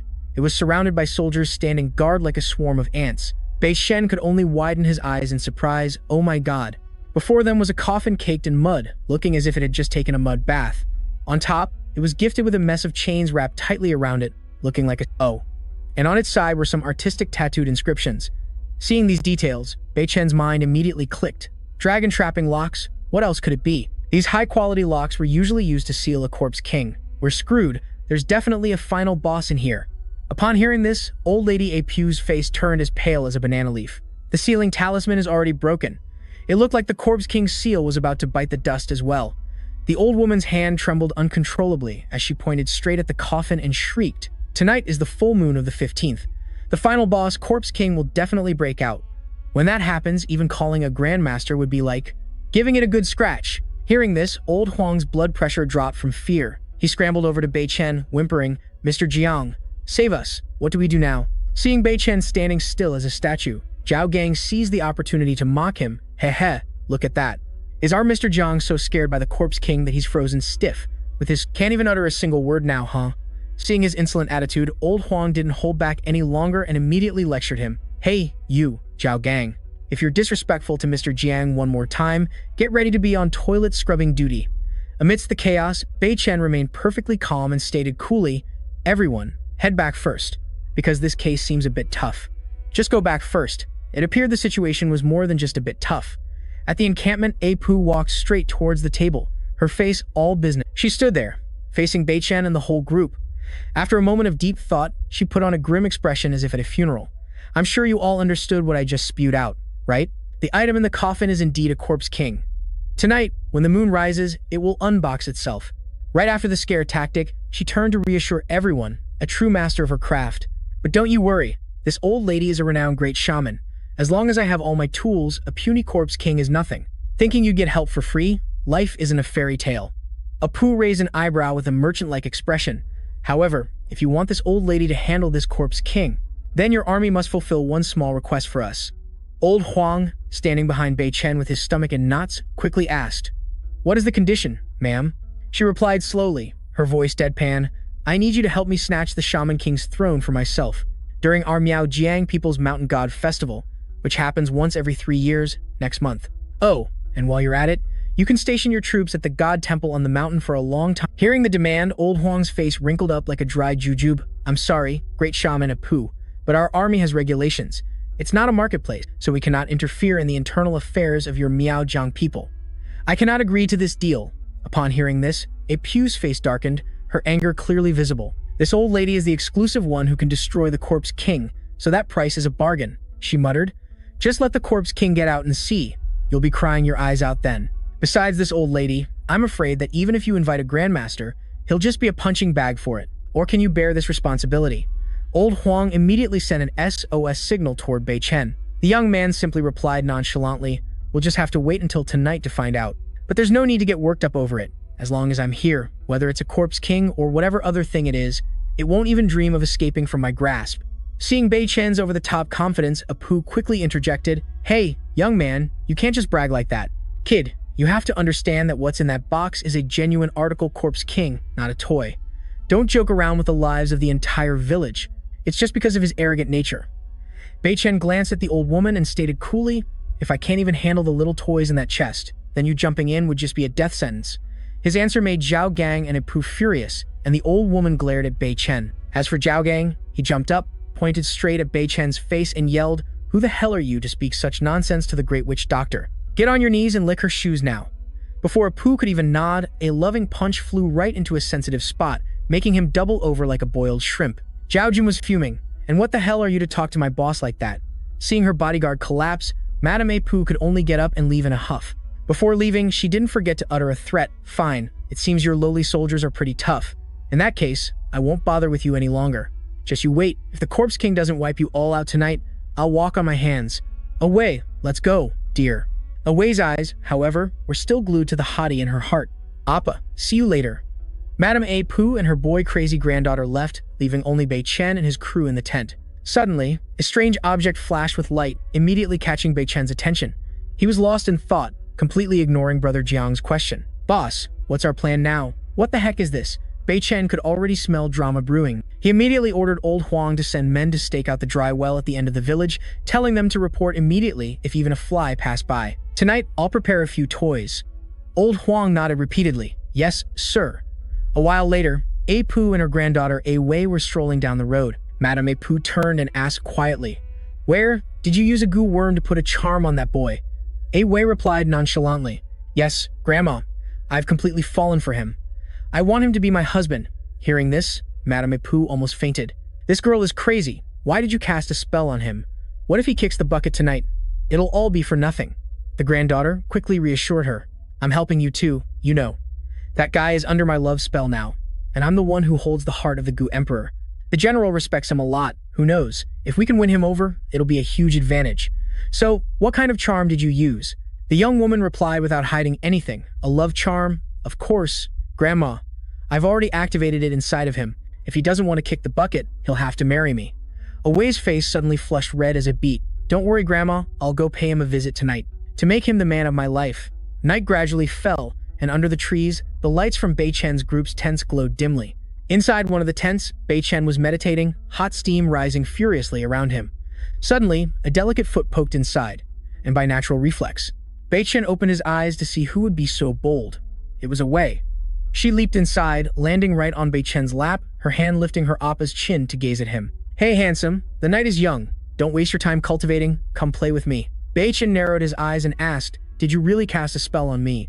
So that squirming, insect-like feeling I got when I touched her wasn't my imagination. This wench? Away was extremely surprised to see him still so lucid. Huh? How is your mind still so clear? You're not affected by my love charm at all? This only made her more excited, and she pushed Bei Chen straight down onto the bed, face to face. Truly the man I, Away, have chosen. So amazing. Away said excitedly, the night is short. Darling, let's not waste any more time. Let's enjoy a moment of ecstasy together. On the rickety bed, Bei Chen was pinned down by Away. He finally spoke up, out of respect for the fact that you're a woman. I'm giving you one last chance. Remove the spell and get off me. The girl giggled, ha ha. And what if I say no? She cast a flirtatious glance, her eyes scanning Bei Chen from head to toe, and even threw in a lick of her bright red lips. What are you going to do to me? Hey, are you planning to lecture me all night? Bei Chen heard this and shot up like a spring, grabbing Away's wrist, making her let out a surprised ah. He pinned her to the bed, face to face, and growled, do you really think I wouldn't dare get physical with a woman? Yet, her eyes lit up with anticipation. Aha, so you like to be on top? Why didn't you say so earlier so I could prepare? But just as things were getting intense, Old Huang ran in, his face drained of all color, pointing frantically behind him. We're doomed, Master Jiang, the chains on the bronze coffin. They've all snapped. The coffin lid has popped open too. The two who were getting lovey-dovey froze, turning back with blank faces, completely clueless. And what Old Huang saw was the sight of a match made in heaven, on a bed in a rather misleading position. Seeing the two look up at him, Old Huang coughed awkwardly to clear the air. Oh my, Master Jiang, I didn't realize you were busy with official business. My apologies for interrupting. Bei Chen quickly threw his coat back on and slipped out of the tent. Follow Old Huang. Let's go. Let's go see what happened. Old Huang hurriedly led the way. Oh, okay. Wei also trotted after them. Wait for me, hubby. In the dead of night, the coffin had been wide open for who knows how long. Inside was a beautiful woman in a deep slumber, entangled in chains. Apu was already there, shouting orders at the crowd. Everyone, stand still. Especially the young, able-bodied men full of yang energy. Don't you dare. Move. You might wake the lady. The guys looked at each other in confusion. What's going on, great shaman? Is something serious happening? Apu took out a few talismans from her pocket and waved them reassuringly. It's fine. It's fine. Everything is still under control. For now, the lady is still docile, showing no signs of breaking the seal. We just need to reinforce the seal, and we can keep her contained for another 180 years. Suddenly, snap, snap, the chains on the female demon's body broke like noodles. She was free, levitating into the air, surrounded by a suffocatingly thick murderous aura. Apu saw that the situation was not good at all, her face turning deathly pale. She quickly threw the 3 talismans in her hand towards the female demon. Take this. Who would have thought, with her eyes still shut tight, she just flicked her hand, and the talismans flew right back as if they were nothing. This move left Apu. Wait a minute, this isn't a corpse king that's been sealed for 1,000 years, is it? She slowly opened her eyes, bearing a set of sharp fangs as she glared at everyone. Everyone froze in terror, screaming in unison, oh my god, it's a female demon. The demon shot towards Bei Chen. He quickly shouted, she's coming. Everyone, fall back. Hearing the command, Old Huang immediately signaled for everyone to run for their lives. Run, get back. All of you, get back. Bei Chen and the female demon officially began their all-out brawl. Seeing Bei Chen being so reckless, Apu shouted from below, is this brat crazy or something? You're up against the real deal. That's a female demon. Why aren't you running instead of playing the hero? At this rate, even if a grandmaster showed up, all they'd bring home is a pile of dry bones. Kid, get back here, now. Meanwhile, in the air, Bei Chen and the female demon were clashing in a fiery battle, evenly matched. On the ground, the people whispered, Heavens, how can he be so ridiculously strong? He pushed her away with one hand, while with the other, he gathered all his power, concentrating his energy to unleash his ultimate move. Bei Chen threw a heaven-shattering punch straight at the female demon's face. Their internal energies collided, creating a blinding explosion that obscured everyone from view. With a boom, the wooden box fell to the ground, and a plume of white smoke billowed out from inside. Old Huang's jaw dropped. Is it over? Bei Chen remained hovering in the air, silently staring at something. Then his expression suddenly changed to one of utter shock. Amidst the white smoke, a streak of red smoke suddenly appeared, slithering as if trying to escape. Bei Chen's entire body suddenly erupted in a brilliant... He roared, "Vile demon, what other tricks are you trying to pull?" Glancing down at the empty box on the ground, he growled. Trying to run? Bei Chen then gathered a blue energy sphere in his palm. A little too late for that, sweetie. He shot the energy beam towards the female demon, yanking her back. Yet, in midair, there wasn't a single sound. Bei Chen thought to himself, did she actually get away? Old Huang rushed over to ask, "Master Jiang, are you alright?" He seemed annoyed and replied, "I'm fine, but this is frustrating. I couldn't finish her off on the spot." Old Huang was worried sick. So what do we do now? Judging by the direction she fled, she's definitely headed for the Miaojiang territory. I'm afraid the villagers there are in for some serious trouble. Bei Chen, with a grim look on his face, reassured his old friend. Don't worry, although I haven't sent her to the afterlife, I did leave her with a full-body disability. She won't dare cause trouble anytime soon. When I have some free time, I'll take a trip to Miaojiang and conveniently reset her for good. Just then, the old woman Apu spoke up, her voice tearful. Oh, Mr. Jiang, this old woman truly had eyes but failed to see Mount Tai. I have wrongly offended you, my lord. I beg for your forgiveness, my lord. Bei Chen pointed directly at Wei next to her. I can forgive you, but this lady here needs to remove the love charm she placed on me first. Lao Huang's jaw dropped. What? Hero Jiang, you've been cursed? Apu stammered. Well, it's not that it can't be removed. It's just that Mr. Jiang was hit with our Shi family's exclusive product called the Love Goo. Wei mumbled. This Love Goo has no antidote. The only way to remove it is for the two of us to become one family. But luckily, the product on you hasn't been activated yet, so you're still perfectly fine. Bei Chen raised an eyebrow. Why is there no antidote? That's ridiculous. Apu lowered her head and began her explanation. The Love Goo is cultivated from the caster's life, essence, and blood, so the antidote is the caster themselves. And as for the Love Goo on Mr. Jiang, it can only be cured by uniting with my granddaughter. Bei Chen shrugged, as if to say, so what? Is that the only way? Is there no plan B? The old woman immediately replied. There are still two other options. One is to use the divine 13 needles of the Ghost Gate to extract Mr. Jiang's golden soul, and then transfer it to another person. The second is to eliminate the caster. Hearing this, Wei's face turned deathly pale. Apu's voice trembled slightly. But I assume your army wouldn't be so cruel as to do that. Bei Chen just stared at her silently, with a look that said, try me. Apu mumbled, I mean, sacrificing my granddaughter. Suddenly, Zhao Jun held up a phone and yelled, Big bro, you have a call. He frantically handed the phone to Bei Chen. It's Miss Jiang Lai calling, boss. Bei Chen snatched the phone and put it to his ear. Hello, Miss Jiang. Are you all right? On the other end of the line was Jiang Lai's voice, trembling like a leaf. Brother, help me. Bei Chen frowned. What is it? What happened? Jiang Lai whispered, I don't know either. A moment ago, that Chen Jiawa guy came looking for me, saying he wanted to discuss something, but I refused, so he made me smell some kind of sachet. Nothing happened at first, and then Suddenly my body started burning up like a furnace. I think he made me inhale something. Brother, save me. Bei Chen's eyes blazed with a fury that shot through the roof. Bei Chen stared at the phone, his body trembling with rage. He growled an order to Zhao Jun. Take the shadow guards and capture that bastard Chen Jiahua right now. Bring him to me alive, and if he's dead, bring me his body. With that, he dragged Wei by the hand and walked away, calling back to Apu. Old woman, I'm borrowing your granddaughter for a bit. A moment later, with a loud bang, the room's door flew off its hinges from Bei Chen's kick. He frantically shouted her name throughout the room. Jiang Lai. Bei Chen saw her on the bed, shivering pitifully, and cried out in alarm, My God, how did it come to this? He rushed over and wrapped her tightly in a blanket. Are you okay? Jiang Lai grimaced, her voice petulant. Brother, what took you so long to show up? Wei glanced at Jiang Lai's condition and declared knowingly, From the looks of it, she's been afflicted by a love goo. The love goo inside her has been switched on by someone. Once activated, if yin-yang harmony isn't achieved in time, it will begin to drain the host's life force. If this continues, she'll die. Jiang Lai let out a few weak moans. Brother. She looked at him, on the verge of tears. I don't want to die. I haven't even officially acknowledged you as my older brother. I haven't heard you call me little sister once, and I haven't had the chance to introduce you to the Jiang family clan yet. I don't want to die so young. Boo-hoo. After hearing this, Bei Chen froze like a statue, completely losing his composure as he questioned her urgently. Whoa, hold on. What are you talking about, sworn brothers, a platonic sister, and also being named Jiang? No one can understand you when you ramble like that.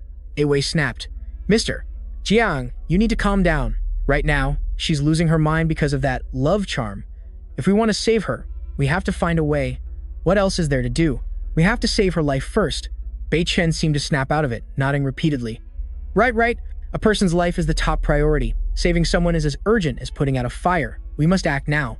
Zhao Jun rushed in, out of breath, to report. Reporting, Sir Bei Chen. That damn guy with the surname Chen has vanished into thin air.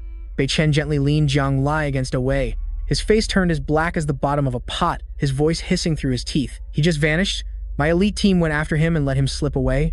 Give me an explanation that actually sounds convincing. Otherwise, you can just submit your resignation right now.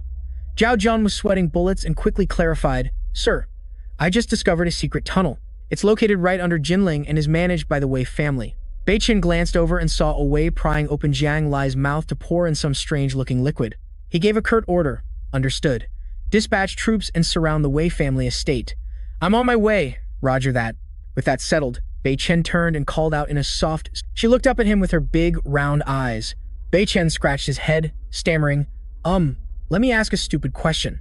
Can you do what Pu said, suck the love charm out of Jiang Lai and transfer it into me? Wei's eyes widened in disbelief as she yelled. Mr. Jiang, are you out of your mind? You already have one type in your system, and now you want to load another one in? You'll be pushing up daisies.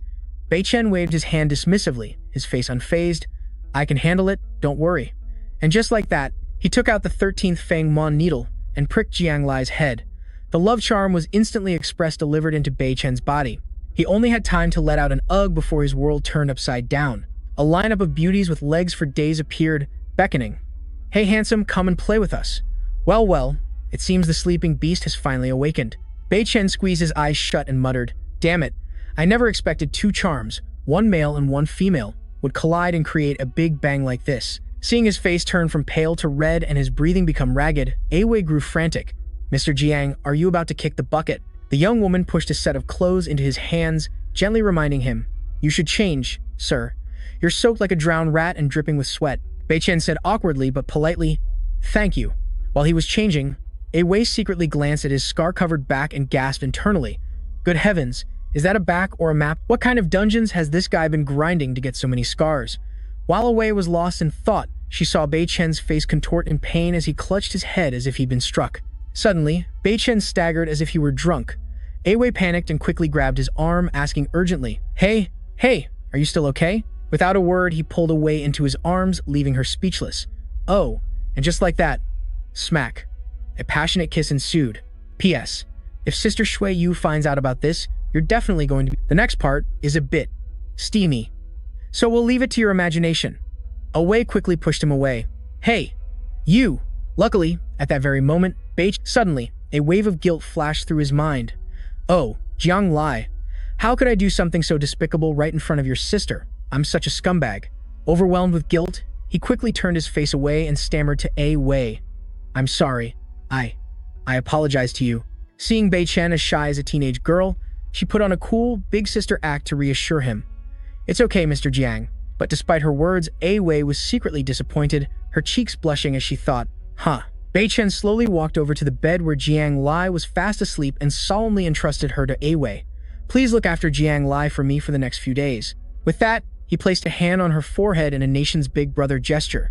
Good girl. Big brother is going to take care of this mess now. Hearing Bei Chen say this, Wei's eyes lit up and she nodded eagerly. Okay, you can go, Mr. Jiang.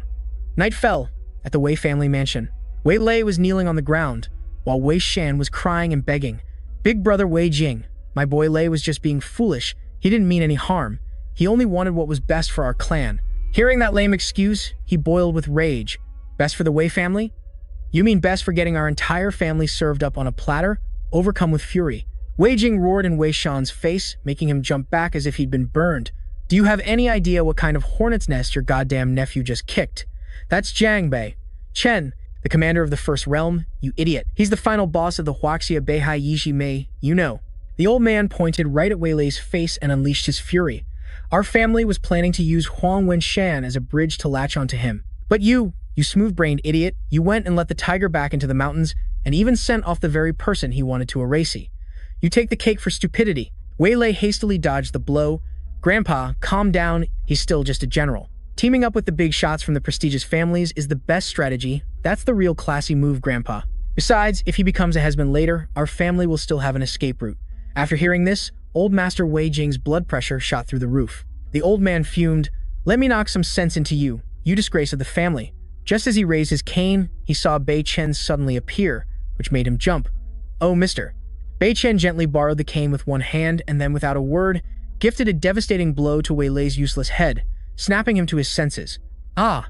The cane broke into two pieces, and strawberry syrup gushed out like a spring, while Bei Chen's face was blacker than the bottom of a pot, ignoring Wei Lei, who was now cosplaying as a beggar. I don't know if other people have a back door to escape through, but today, your Wei Lei family's emergency exit has definitely been sealed. Bei Chen stuck both hands in his pockets, striking a CEO pose, and looked at Wei Lei to spit it out. Where did you ship that bastard Chen Jiahua off to? Seeing his fate was sealed and there was no escape, he stammered, I'll talk right now, sir. He went to Black Stone Town in Shangxi. I heard he's looking for some high-level sorcerer to exorcise you, sir. Having gotten the information, Bei Chen turned on his heel coolly. I'll spare you this time, consider yourself sensible. Brothers, let's roll. But in reality, he was struggling with all his might to maintain his image until he was out of sight. Zhao Jun scurried over. Big bro, are you all right? Bei Chen clutched his chest with one hand, his face pale, but his words were tough. I'm fine. He thought to himself, this Guqing thing, although it's been muzzled by the Xuanqing art, it still acts up sometimes, affecting my handsome face. I'll send that bastard Chen Jiahua to meet his ancestors first, then I'll deal with purging the poison later. The next morning, at a certain family fort, a shiny car screeched to a halt right at the gate. Bei Chen thought to himself, the parasite inside me is temporarily getting a beatdown from the Xuanqing art, so it's lying perfectly still. I have to find a way to expel it as soon as possible. The car window slowly rolled down, and Bei Chen spoke in a voice as sweet as honey. Excuse me, sir, can I ask which way to go to get to Black Stone Town? The person he asked was the master of the Fu family fort named Fu Tong. This guy acted as enthusiastic as a tour guide.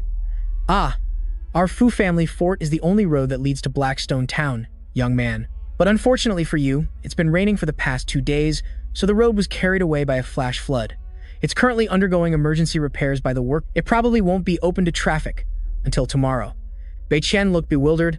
Huh, I can only go tomorrow? Fu Tong nodded in confirmation. That's right, but our fort has a cheap homestay for stranded travelers. Would you like to come in and get some rest, my friend? It sounded appealing, so Bei Chen nodded. Sounds good, please lead the way. Fu Tong immediately said enthusiastically, follow me. So, the man led Bei Chen up a few steps to a row of houses that looked quite decent. This is my mansion, make yourself at home, just pick a room to settle in. After the brief tour, he turned and walked away, just as his servant came running over in a hurry. Reporting to the fort master, I have secret intel to report. Fu Tong frowned, what's the rush? The servant's hand was holding a small piece of paper. As he spoke, he shoved the piece of paper at him. There's an urgent dispatch from Blackstone Town. We must stop the guy in this photo. Under no circumstances can we let him get to the town. Fu Tong took the paper, his gears started turning, he connected the dots and realized, wait a minute, the face in this photo looks familiar, isn't it the guest who just arrived? Seeing the old guy's expression, you could tell his head was full of bad ideas. He shot a sideways glance at Bei Chen and smirked sinisterly. Tonight, take some men and follow this plan for me. The servant obeyed, but his sixth sense was screaming, trouble, there's trouble. Strange, my intuition tells me something dramatic is going to happen tonight. Well, I'd better stay on high alert just in case.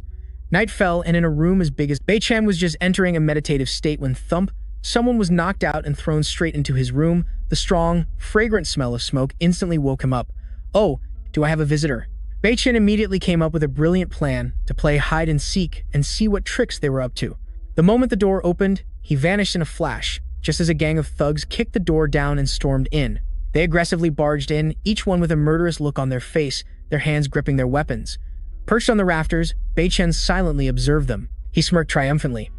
Ah, so they're here to take my life. The leader, Fu Dong, aggressively advanced towards the bed, sensing that something wasn't right. He suddenly stopped, a growing sense of unease washing over him. He ripped the blanket off the bed. Where is he? A sharp-eyed subordinate spotted something and yelled, "Chief, he's up there." Hearing this, Fu Dong quickly looked up at the ceiling. Instantly, Bei Chen leaped down from above like a god. "No, trying to take my life? Do you guys even have what it takes?" He launched a devastating kick straight into the man's face. Ag! Fu Dong was sent flying, tumbling like a soccer ball. This guy was prepared though, and quickly pulled out a small, bright green jar, flinging it straight at Bei Chen. "Just die already?" Bei Chen was slightly startled, but this little toy wasn't enough to faze him. He quickly regained his composure. He shattered the jar with his bare fist. Smash! From inside, dozens of glowing insects swarmed out, surrounding Bei Chen. "Oh, so these are golden goo worms." They rushed to attack him, clearly not realizing they had just bitten off more than they could chew. Bei Chen scoffed. "How preposterous. A bunch of tiny bugs dare to act so boldly before me? I've heard rumors that these golden goo worms are the embodiment of the great Tao. In that case, this master will treat you as a first-class tonic to nourish myself." The power of the bugs was gradually being drained as the full might of the golden goo worms converged on Bei Chen, and there was a massive number of them. Seeing this, Fu Dong grinned from ear to ear, gloating inwardly. Once the golden goo worms attack, then this guy is dead for sure. Bei Chen mimicked his words sarcastically, taunting him while forming a hand seal. The chief sounds so confident." Seeing Bei Chen still standing there unharmed, Fu Dong's glee turned to utter disbelief as he shouted in astonishment, You're still alive? How the hell are you not dead?" Hearing this, Bei Chen calmly retorted, "How am I not dead? What gave you the absurd confidence that these tiny little bugs could ever defeat me?" He opened his palm, which was now filled with the poisonous gift from the golden goo worms courtesy of Fu Dong, and looked at him. "In consideration of you letting me stay for a night, I will spare your life." As he spoke, Bei Chen unleashed the full, potent toxic energy of the golden goo worms. He sent the gift back to Fu Dong with a flick of his fingers, shouting, "Whether you live or go, meet your maker is all up to fate now." Only blood-curdling screams of "ah" were left to tear through the silent night. Meanwhile, Bei Chen clutched his chest and quickly made his escape. He rushed to the escort vehicle, one hand on the steering wheel and the other clutching his chest tightly. Ugh, it seems these golden goo worms have some serious side effects. Damn it, this burning sensation inside me just won't go out. With that thought, he floored the gas pedal and sped off like a demon was chasing him. "I need to get out of here fast, find a quiet place to treat my injuries and put out this fire." The next morning, in Shangyao of Miaojiang, a man named Huang Fengjian was frantically chasing after a girl, Hua Ruo. "You stop right there for me. You're going to be my wife soon," he shouted as he ran. "In all of Shangyao, I am the most powerful man. If you don't marry me, who else are you going to marry?" The girl shouted back while running, "I'll tell you what, I would rather die than ever marry you." While running, Hua Ruo suddenly screeched to a halt. In front of her was a massive wall, causing her to panic. "Oh no, it's a dead end." Behind her, Guolong and a henchman had caught up. "Hurry, she's over there. Grab her for me." Seeing her desperate situation, she decided to risk jumping over the wall. But out of nowhere, Bei Chen suddenly came flying over from the other side. The guy suddenly slung his arm over Huan Ruo's shoulder. Pressed so close, her face turned red as a beet as she stammered, Mr. Jiang, how in the world did you get here?" Bei Chen looked like he just swallowed a fly and started coughing violently. Huan Ruo panicked. "Oh my gosh, what's wrong with you? Do you need me to call 911? She suggested, "Hey, how about we get out of here first?" So the two of them shuffled off to another inn and landed straight on the bed. Bei Chen was silent and began circulating his profound internal energy. Huan Ruo sat beside him, staring for a moment before declaring, "Mr. Jiang, did you get hit with that special goo poison?" It seemed this bug was the Pro Max version, tormenting him to no end. Even after mustering all his strength to use the Xuanqing art, he still couldn't suppress the love curse that the golden insect had thrown in as a bonus. Huan Ruo flew off the bed, slipping on her shoes at the speed of light. "Mr. Jiang, just hang in there a little longer. I'll go buy the Miaojiang miracle cure to rescue you right now." But Bei Chen had reached his limit. His battery was about to run out. He grabbed her hand, let out a cry, and pinned her down on the bed with a thud, leaving Huan Ruo dazed like a deer in the headlights. "Mr. Jiang, calm down. Breathe in, breathe out." Bei Chen, looking as anxious as if he were on pins and needles, replied, "I'm sorry, I'm shutting down. I can't take..." Seeing this, Huan Ruo had no choice but to give in, closing her eyes and taking the plunge. "Mr. Jiang, if you really can't hold it in anymore." He looked at her, his eyes blazing with passion. The two of them rushed at each other like moths to a flame. Well, you can imagine the rest. He quickly started to take care of her clothes, making her shy. "How embarrassing." "I'm sorry." Bei Chen quickly reassured her, "Don't you worry. After this is over, I'll give you a lifetime warranty." The next morning, after the deed was done, both were fully dressed and sitting on the bed. Bei Chen's face was full of guilt. "I'm sorry. Yesterday I..." The girl next to him replied softly, It's okay, I'm fine. I know you were basically hacked and didn't do it on purpose. I don't blame you at all, and I won't make Big Brother Jiang take responsibility for the consequences either. Saying that, she forced a smile. After all, you're the one who saved this worthless life of mine. Without you, I would have been pushing up daisies a long time ago. Just consider this me repaying my debt to you, Wan Ruo said while pulling back the blanket, showing off her perfect figure before quickly getting off the bed. Big Brother Jiang, you just rest up and regain your strength. I'm out of here. My family is rushing me to get engaged. I actually ran away from home to have some fun. My old man is probably raising hell right now. Suddenly, a hand stopped Wan Ruo. Do you take me, Jiang Bei-chen, for a use and dump kind of guy? With that, he pulled her into a hug, startling her. Big Brother Jiang? He looked at her with a wide grin. You're taken now, Ji Ruo. I forbid you from marrying any other guy. His domineering words made her face flush bright. So now, can I take my wifey out to eat our way through the city? She shyly nodded yes, as the streetlights outside began to turn on. Hand in hand, Bei-chen was taking Huan Ruo on a date when suddenly, the clang of a bell rang out, followed by a booming shout. The beasts are here. All living people get out of the way. A motley procession of people with hats on their heads and scarves covering their faces walked in a long line, their arms stretched out stiffly in front of them. Bei-chen looked at this strange fashion sense and odd behavior. The specialty of Xiangxi corpse hurting. Suddenly, a demonic smile from one of the men in the crowd radiated a chilly aura, which for some reason annoyed Bei-chen. That guy just now had such a strong air-conditioned chill, didn't he? Could it be the big sister Nuba? But this scent doesn't seem quite right. Huan Ruo, seeing him lost in thought, gently shook his arm. Bei-chen? Brother Bei-chen, what's wrong? Don't tell me you're bummed out because you're scared. Hearing this, he reached out and stroked her head with the utmost affection. Me? Scared? As if? That's the famous corpse walking of Xiangxi. She grinned and replied, You bet, that's exactly it. Huan Ruo suddenly had a bad feeling and whipped her head around, her face pale as a sheet. Seeing her terrified expression, he asked, What's wrong? She quickly hid behind Bei-chen, pointing with a trembling hand toward 3 people in the distance. Look over there, the man in the brocade robe. That tall guy is the guy my father is forcing me to marry. He's the precious son of the great chieftain of the Kwa family. His name is Kwa Long. After hearing this, Bei-chen snorted with laughter and replied, Aha, so that's my love rival, is it? She clenched her fists and shot him a scorching glare. Love rival, my foot. I can't stand him. Come on, don't say such silly things. He quickly stroked her head to soothe her, his eyes filled with adoration. All right. There, don't be mad. You go back to the hotel and rest first. I'll go lure those flies away. Huan Ruo hurried away, looking back to remind him. Then you better come back soon. After watching the beauty's figure disappear, Bei-chen spun around 180 degrees and dashed straight towards Kwa Long, blocking his path. Kwa Long was just vibing when his path was suddenly blocked and his blood boiled as he roared, You little punk, where are your eyes?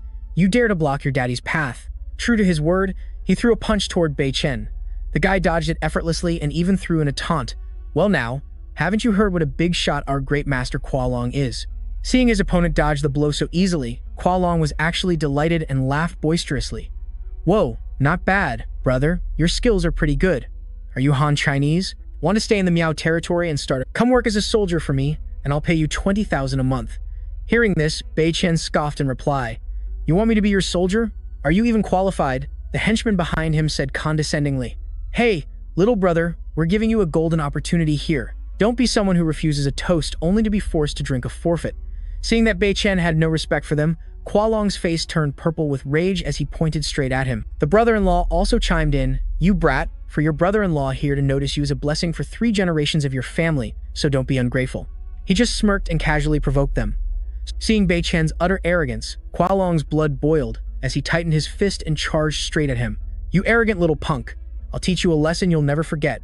Just then, quick as lightning, Bei-chen's hand grabbed the waistband of his pants while he nonchalantly asked, Teach me a lesson, you say? Don't you 2 brothers feel something strange, an unusual breeze down below? He froze for a few seconds, then both of their pants dropped without warning, leaving them both frozen like statues. Oh my god! From a distance, Bei-chen gave a cheeky farewell wave, while Kwa Long and his dear brother-in-law could only fume as they held up their pants and watched him go. Both of them were fuming. Damn it. The next time I get my hands on that little brat, I swear I'll make him pay. In the middle of the passing crowd, 2 young men struggled to hold up their pants. With a click, the door swung open, and Bei-chen strode in confidently. Seeing him, Huan Ruo was overjoyed and chirped, Bei-chen, you're back. The girl cheerfully pointed to the strange woman on the chair. I forgot to introduce you. Bei Chen. This is E. She's a tourist just like us, and she even offered to buy us a drink. Bei Chen stared at the person before him, his eyes wide and his jaw nearly hitting the floor. A female ghost. He hurriedly pushed Hua Ruo out the door, quickly making up an excuse. Hua Ruo, I'm suddenly craving a fried donut could you run and get one for me? I have a little business to discuss with Missy here. Bei Chen's attitude was incredibly... The girl asked in confusion, Huh, didn't you just complain they were too greasy? The moment she was out of sight, Bei Chen slammed the door shut, locked it, and leaned against it, panting heavily. Bei Chen spun around, glaring at her. I can't believe you managed to track me all the way here. The ghost's eyes suddenly glowed with a demonic light as she revealed her true form. Her messy hair stood on end, and she let out an earth-shattering shriek. Don't think I won't dare to touch you just because we're in Miaojiang. I have 100 ways to make your soul scatter to the winds. Her hair suddenly elongated, tightly wrapping around Bei Chen's arm. A stream of unfamiliar memories suddenly transferred directly into his brain through the strands of her hair. Whoa, are these the memories of this big sister? When she was alive, she was a person cherished by the gods like a precious jewel. That's why everyone had to revere her. Unbelievably, in life, the female ghost was a Luo Hua Dong Nu. A Luo Hua Dong Nu, in simple terms, is a girl chosen by a god. But tragically, as a person chosen by a god, she was strictly forbidden from falling in love or marrying. To put it bluntly, it was a curse to be forever single. And yet, she fell in love with a young man. The two of them ran away together, but their happy ending was short-lived as she was captured and dragged back. They locked her inside a wooden box with a glass lid, an act of unimaginable cruelty. An extreme sense of pain washed over Bei Chen, and her hair suddenly released his arm. Bei Chen suddenly had an epiphany. So that's it, you want me to bless your marriage, right? Since the Miaojiang mountain god is the deity who controls the rain, wind, and lightning, this ghost lady mistook me for the Miaojiang mountain god. Hearing this, the female ghost let out a long, heavy sigh, her expression turning somber, with the ghost girl quietly tagging along behind to see what was up. While leading her by the hand, Bei Chen replied curtly, Yeah, let's go. In a flash, they arrived at the Cao family cemetery, a hilly area with tombs packed closely together. It was definitely the Cao family's graveyard. As Huan Ruo was walking with Bei Chen, she suddenly waved frantically at a girl up ahead. Sister Jin He. This is the eldest young miss of the Cao family, Cao Jin He. Seeing Huan Ruo, Jin, he looked visibly surprised. Huh, Huan Ruo, what are you doing in this godforsaken place? While she was still bewildered, Huan Ruo quickly linked arms with Bei Chen and boasted with a wide grin, I brought an expert here to deal with the corpse king. After hearing this, Jin He's eyes skeptically scanned Bei Chen from head to toe, and her hopes plummeted. The one to deal with the corpse king? This kid? Looking so young and inexperienced, what could he possibly do against a corpse king? The ghost girl who had been following along was also there and saw Jin He's distrustful expression. Huan Ruo immediately started hyping him up. Bei Chen's power is totally insane, sis. Jin, he didn't want to hear any more and cut her off. Alright, that's enough. You don't need to sell him to me anymore. I've already invited a master to help suppress the corpse king. He has no business here, so just take him home and stay out of it. Just as she finished speaking, a servant came running up, his face pale as a sheet, and stammered, Eldest miss, it's a disaster. The corpse king can't be suppressed any longer. Master Zhang says we need the dragon-subduing wood to handle it. Jin, he froze when she heard this. What, you can't suppress it? Jin, he hurriedly ran after the subordinate, shouting, I always have the dragon-subduing wood on me. Quick, bring the dragon-subduing wood to Master Zhang now. Seeing how tense the situation was, Huan Ruo turned and asked, Big brother Bei Chen, what do we do now? Looks like something big is about to go down. The young man said with a serious expression, let's go in and check out the situation. In front of them was a coffin exuding a dark aura, plastered all over with talismans. In the middle of a large courtyard, a master was performing frantic rituals within a magic array. While the coffin lay perfect, he was forming hand seals and muttering some kind of dangerous-looking incantation. Bei Chen and Huan Ruo had just reached the entrance, and as she was about to rush in, he pulled her back. Wait. Huan Ruo was confused. What is it? Before she could finish her sentence, the coffin lid suddenly shot into the air with a loud boom. Bei Chen's expression suddenly changed. It's awake. From inside the coffin, a gigantic ape leaped out and casually sent the master flying to his doom. Oh my god, that girl suddenly went wide-eyed, grabbed her weapon, and charged like the wind, screaming, You inhuman monster! I'm sending you to hell today. With a loud bam, the ape sent her flying into the distance. Seeing their young miss in danger, the maids screamed their heads off, Oh my god, young miss, while the ape raised its hand again, probably wanting to land another hit. Her brain still buffering, Jin, he could only sit on the ground, her limbs trembling, as she thought to herself, It's over, I'm definitely a goner this time. Suddenly, lightning crackled around the brutish ape like a disco ball. The surrounding crowd stared with their jaws agape, shouting, "The mountain god has descended. Everybody, the mountain god is here." Jin. He quickly turned her head, and her eyes fell upon Bei Chen, who was frantically forming hand seals. She was stunned. "It's you?" He swept past her like a god and said coolly, "Step back, sweetie." Kim Ha looked on with a completely bewildered expression. Meanwhile, Back then stood opposite the ape with a cocky attitude, not showing a hint of fear, prompting someone to shout from behind, "Be careful." The young man crossed his arms and muttered, "To take a heavenly thunder strike and still get back on its feet. What a tough beast." Suddenly, a female fiend appeared out of nowhere, drifting towards Back Fan. Her eyes were bloodshot red, and her mouth gaped open to reveal fangs sharper than daggers. The female fiend dashed towards the enraged ape, aiming a fist brimming with killing intent straight at it. Back then watched the drama from a distance, observing the battle between the two powerhouses in great detail. The young man immediately realized something was off. This female fiend's attacks were like a kitten's scratches. She wasn't using her full strength. What's going on? He thought, activating his Could it be? This Corpse King is the female fiend's old flame. While he was speculating, the ape quickly landed a devastating punch on her, sending her crashing to the ground. The female fiend clutched her stomach, blood trickling from the corner of her mouth, as she called out sorrowfully, "Vu." In response to her earnest plea, it just growled in her face as if to say, "Do I?" She staggered back to her feet, reaching out towards it while still calling, "Vu." The ape frowned, bared its fangs menacingly, then abruptly turned and walked away, leaving the female fiend all alone. So it turns out that Ape was the Vu King, the female fiend's beloved. Seeing her sobbing, Back then stepped in to console her, saying, There, stop crying now. When we find him later, I'll help you check if his brain is still working." The female fiend, with tears still welling in her eyes, said resentfully, "I just can't believe it. After they upgraded me into a female fiend, they didn't even spare him. For this grudge, I will make them pay back everything with interest." Witnessing this tragic Korean drama scene, Back Than's blood also boiled as he cursed inwardly. That old Vosu from 1,000 years ago really racked up some inescapable karma. How could he have the heart to turn a deeply loving couple into this mess, one into a female fiend and the other into a corpse king? It's so unbelievably dramatic. Unable to let the couple suffer any longer, Back Then promised firmly, "Rest assured, once we find the corpse king, I will rack my brain to find a way to bring you two back together." His words moved the female fiend to tears, and she immediately knelt and kowtowed repeatedly. "Thank you, great master." After that was settled, he stood up and walked back to Kim Ha. Hoa Nuog jumped and hugged Back Then tightly. He then said, "Let's go. Hoa Nuog, we should head home." She happily agreed without a moment's hesitation. "Yes, Master Back Then is the absolute best." In the distance, Kim Ha, seeing she was about to be left out, hurriedly spoke up.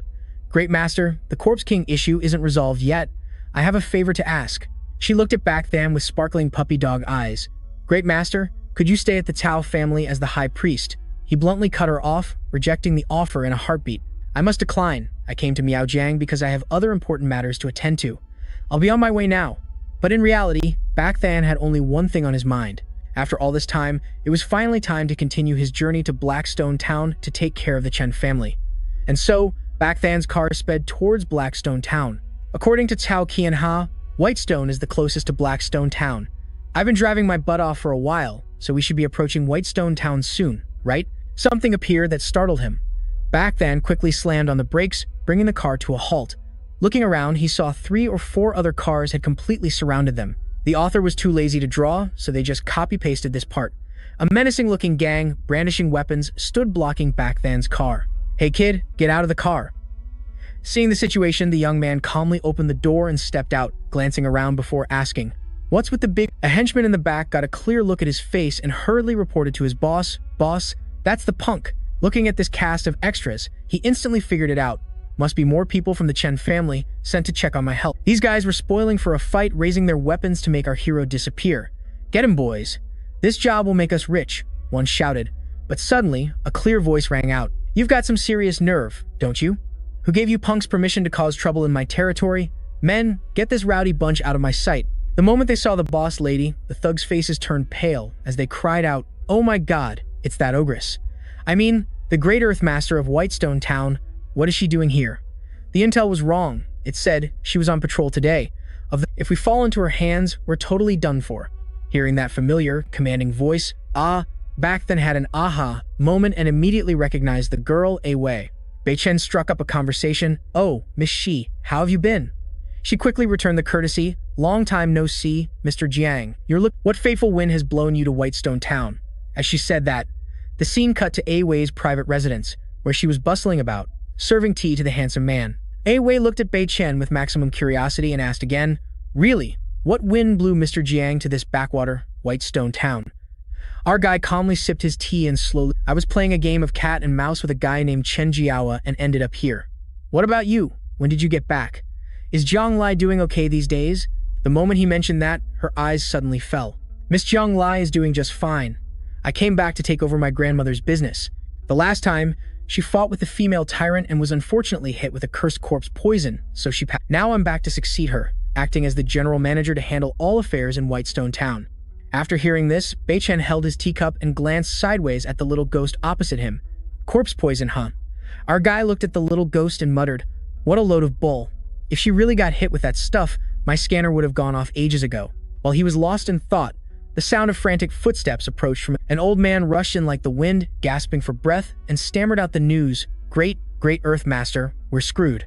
The gang from Black and White Town has brought their forces to ambush us." A Wei jumped in surprise. "What?"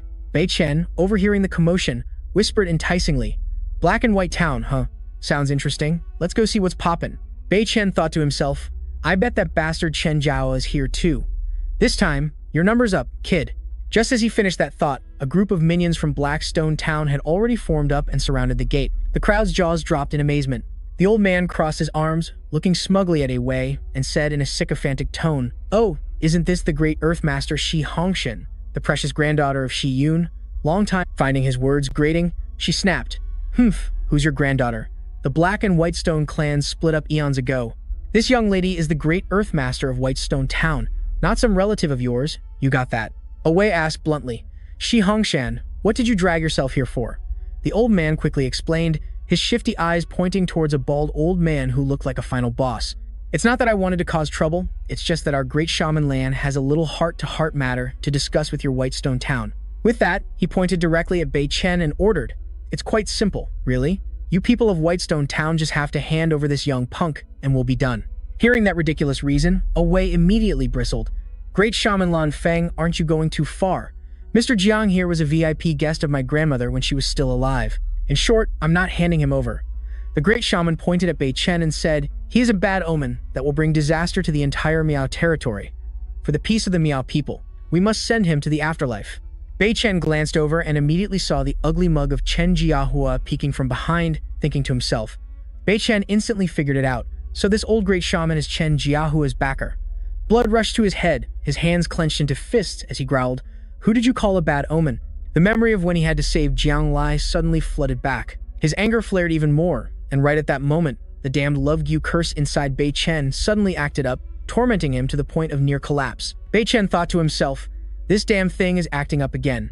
The only mission, destroy its controller so I have a chance to live." He shot a death glare at Chen Jiawa. "Chen Jiawa, today will be your death anniversary." His hands began to channel energy, his power surging. From a distance, the great shaman yelled like a sports commentator, Look at those pitch-black marks on his body." Without a word, Bei Chen shot forward, preparing to send the whole lot on a trip to the afterlife. He threw a thunderous punch towards him, shouting, "Chen Jiawa, surrender your life." Seeing our hero looking as ferocious as Rambo, Jiawa was scared out of his wits and quickly turned to beg. Jiawa screamed, "Great Shaman Lan, save me." The old man jutted his chin and ordered his minions, "All of you, charge. Mince that brat for me." A group of disciples responded in unison and charged forward. Even though he was barehanded, Bei Chen took care of the whole group as if he were clearing out weeds. Every move he made was a powerful combo to vent his anger. Bei Chen grabbed Jiahua's collar with one hand, brought his face close, and sneered, "Hey buddy, when you were messing with Jiang Lai, did you—" The guy turned pale with fear, stammering and begging, Ugh, big bro Jiang. "I know I was wrong, please spare my life this time," while our hero coldly clenched his teeth. "Too late, honey." With a single smack, he punched him straight in the neck, and Jiawa spat out a torrent of blood.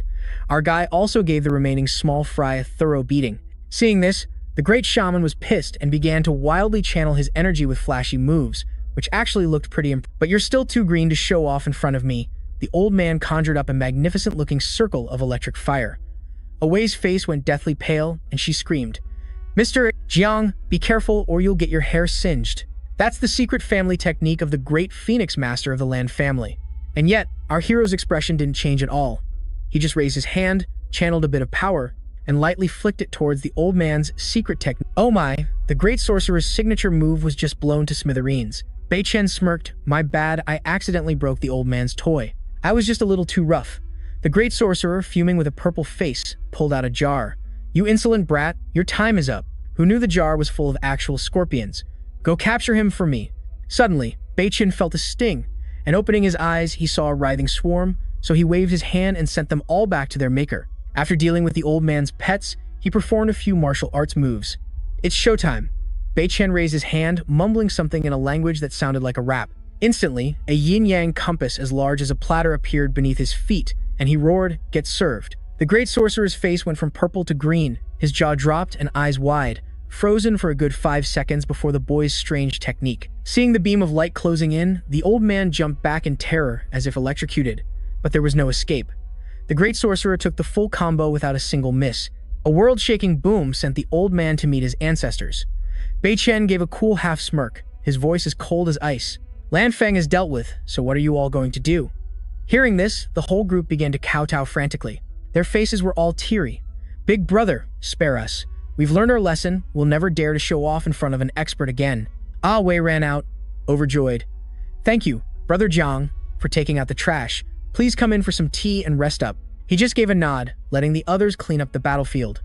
Suddenly, a figure rushed over from the distance at lightning speed. His voice was breathless. Alert! Alert! Great Earth Master, the Corpse King has appeared. It's wreaking havoc at our Tang family estate. Please, leader of the 4 great families, dispatch 500 men to the Tang family for support to hunt the Corpse King boss together and restore world peace. Ah Wei looked bewildered, her face full of question marks. The Corpse King? Never heard of it. Bei Chen then gave her a summary of the lore behind this boss. Oh, I see now. Ah Wei smiled sweetly. I believe in you, Brother Jiang. It's a deal then. In 3 days, I'll lead reinforcements. The servant breathed a sigh of relief. That's wonderful. Oh, by the way, the day after tomorrow is also my young Mrs. engagement ceremony with the young master from the Guo family. At that time, you are all invited to the Guo family estate for the party. My master, the Great Earth Master, will treat you. Bei Chen thought he had heard wrong and asked again, An engagement for your young miss? The man nodded, Yes, sir. Without another word, Bei Chen spun around and walked away. The surrounding atmosphere suddenly dropped to sub-zero temperatures. Nonsense. Tanghua Ruo is a flower that already has an owner, and that owner is... The scene quickly shifts to the Tang family estate. Tang Yan's face was wrinkled with worry, his eyes fixed on the doctor taking his father's pulse. He asked anxiously, Doctor, how is my father? The doctor shook his head and let out a long sigh. The situation is dire, my boy. It doesn't look good. This corpse poison is extremely stubborn. Ordinary medicine is useless against it. Only the mountain god fruit, a one-of-a-kind, rare item, can cure it. His voice lowered. But the divine mountain is desolate now. Where would we find that fruit? Upon hearing this, Tang Yan's mind raced. He said to the doctor, I think the Guo family has one, but I don't know if they still have it. He then wearily rubbed his forehead. It's a complete dead end, unless the Tang and Guo families were to be joined by marriage. But our eldest young miss refuses. Hello, did someone mention me? Hua Ruo appeared as if out of nowhere. She pushed the door open and declared firmly, as long as the Guo family is willing to offer the mountain god fruit as the engagement gift, I will marry him. 2 days flew by in a flash. The wedding of the century between the Tang and Guo families was held with great fanfare, painting the entire sky red. The festive atmosphere was shattered by a loud crash as the main gate was obliterated. A few guards ran out to block the way, but Bei Chen sent them all flying like birds with a single kick. The group only had time to let out a scream, ah! Now, who would dare to stand in his way? The others, sensing some major drama, gathered and started whispering, What's with the tension? While another guy squinted at the stranger. Who the hell is this guy? How dare he come and ruin a happy occasion? Bei Chen's face immediately turned smug, his voice as nonchalant as a main character's. I am Jiang Baiken, and I am here specifically to claim the bride, the eldest young miss of the Tang family, Tang Huanruo. Seeing this, Tang Yan crossed his arms and sneered. Hey, who gave you the balls to come here and steal someone else's girl? Huh? Standing beside him, Guo Long's blood pressure shot up upon hearing that. Where's my blade? Bring it here. If I don't send this brat to the afterlife today, then my last name isn't Guo. The young man started to lose his patience, glaring at the 2 goons and declaring, I came to take my bride peacefully today and don't wish to get my hands dirty, so don't push me. Tang Yan immediately changed his tone, speaking sweetly to Bei Chen. Hey little bro, today is a joyous day for our Tang family. Bloodshed would spoil the fun. How about this? I'll give you 2 tea hills. You come work for me, and you'll have more beautiful women than you can handle. How's that for a sweet deal? Bei Chen glanced at him and replied, "No thanks, my family has plenty of tea hills. I only want Huanruo." Suddenly, an old man dressed in a pitch-black robe like Batman stepped out. The old man cleared his throat and warned, "Kid, if you turn your tail and leave right now, I'll spare your life, so scram. Otherwise, this day next year will be your death anniversary." As he finished speaking, he shot the young man a scorching glare, the killing intent in his eyes slowly rising like smoke. Bei Chen wasn't one to be trifled with either, getting powered up the moment he was threatened. A tiny, gleaming golden vortex appeared in his palm as he began to charge his technique. Glaring back at the old man, he growled, "I came today to bring Huanruo home. Who are you to stop me?" After saying that guy pointed at Bei Chen and yelled like a megaphone, "Get him, take him down for me." Immediately, a crowd of minions rushed into attack. Suddenly, a voice as cold as ice rang out. "Let's see who dares to make a move." Jin, he led a formation of incredibly cool-looking Taoist priests toward the young man. She bowed respectfully. "Mr. Jiang, we're late. Sorry to have given you a scare." Hearing this, Tang Yan's face turned as black as the bottom of a pot. He reverted to his taunting tone to threaten her. "Hey, Miss Cow, today is my sister's happy day, and I don't want anyone ruining the party. If you insist on protecting this brat, then our 2 families, the Tang and the Guo, aren't to be messed with either." Another female voice cut in, "Oh, is that so? My Shi family will be watching today to see what you 2 families can possibly do." Tang Yan's jaw dropped when he saw her appear. Shi Yun. Why? Why is it you? His mind was a complete mess. What the hell? This guy has only been in Miaojiang for a few days, and he's already formed such powerful alliances. The young woman announced to Bei Chen, "Mr. Jiang, the reinforcements have arrived." The young man then turned to the enemy side and coldly ordered, "Hand over Huanruo. Otherwise, I, Jiang, will make a scene here today." Tang Yan frowned, extremely annoyed by the young man's cocky attitude. "You," Huanruo, who had appeared out of nowhere, spoke up to intervene. "Stop fighting, you guys." She was dressed in a brilliant red wedding gown. Her face as radiant as a flower. She called out in a sweet voice, "Brother Jiang." The young man stared at Huanruo, mesmerized, not even blinking. He was frozen for a few seconds by her dazzling beauty. After she spoke, Bei Chen opened his arms and pulled her into a tight hug, comforting her. "Don't be afraid, I'm here to take you home as my bride." Huanruo whispered in a guilt-ridden voice, "Brother Jiang, I'm sorry." Suddenly, a servant ran in, out of breath, to report, "Young master, it's a disaster. The Corpse King has invaded our Guo family's territory. The Great Earth Master has led the mages to quell the chaos, but our team ended up taking heavy losses. Even the Great Earth Master was wrecked by the Corpse King and is now completely poisoned." Guo Long, who was still holding a grudge against Jiang Beichen, stammered when he heard the shocking news. What? My dad got hit too?" The servant replied, "Please calm down, young master. After the Great Earth Master ate the mountain ginseng, the situation has temporarily stabilized." Tang Yan was furious, grabbing the man's collar and yelling, "Your Guo family has run out of mountain ginseng, haven't you?" Standing to the side, Huanru's eyes filled with tears. "Oh, father, what's wrong with you?"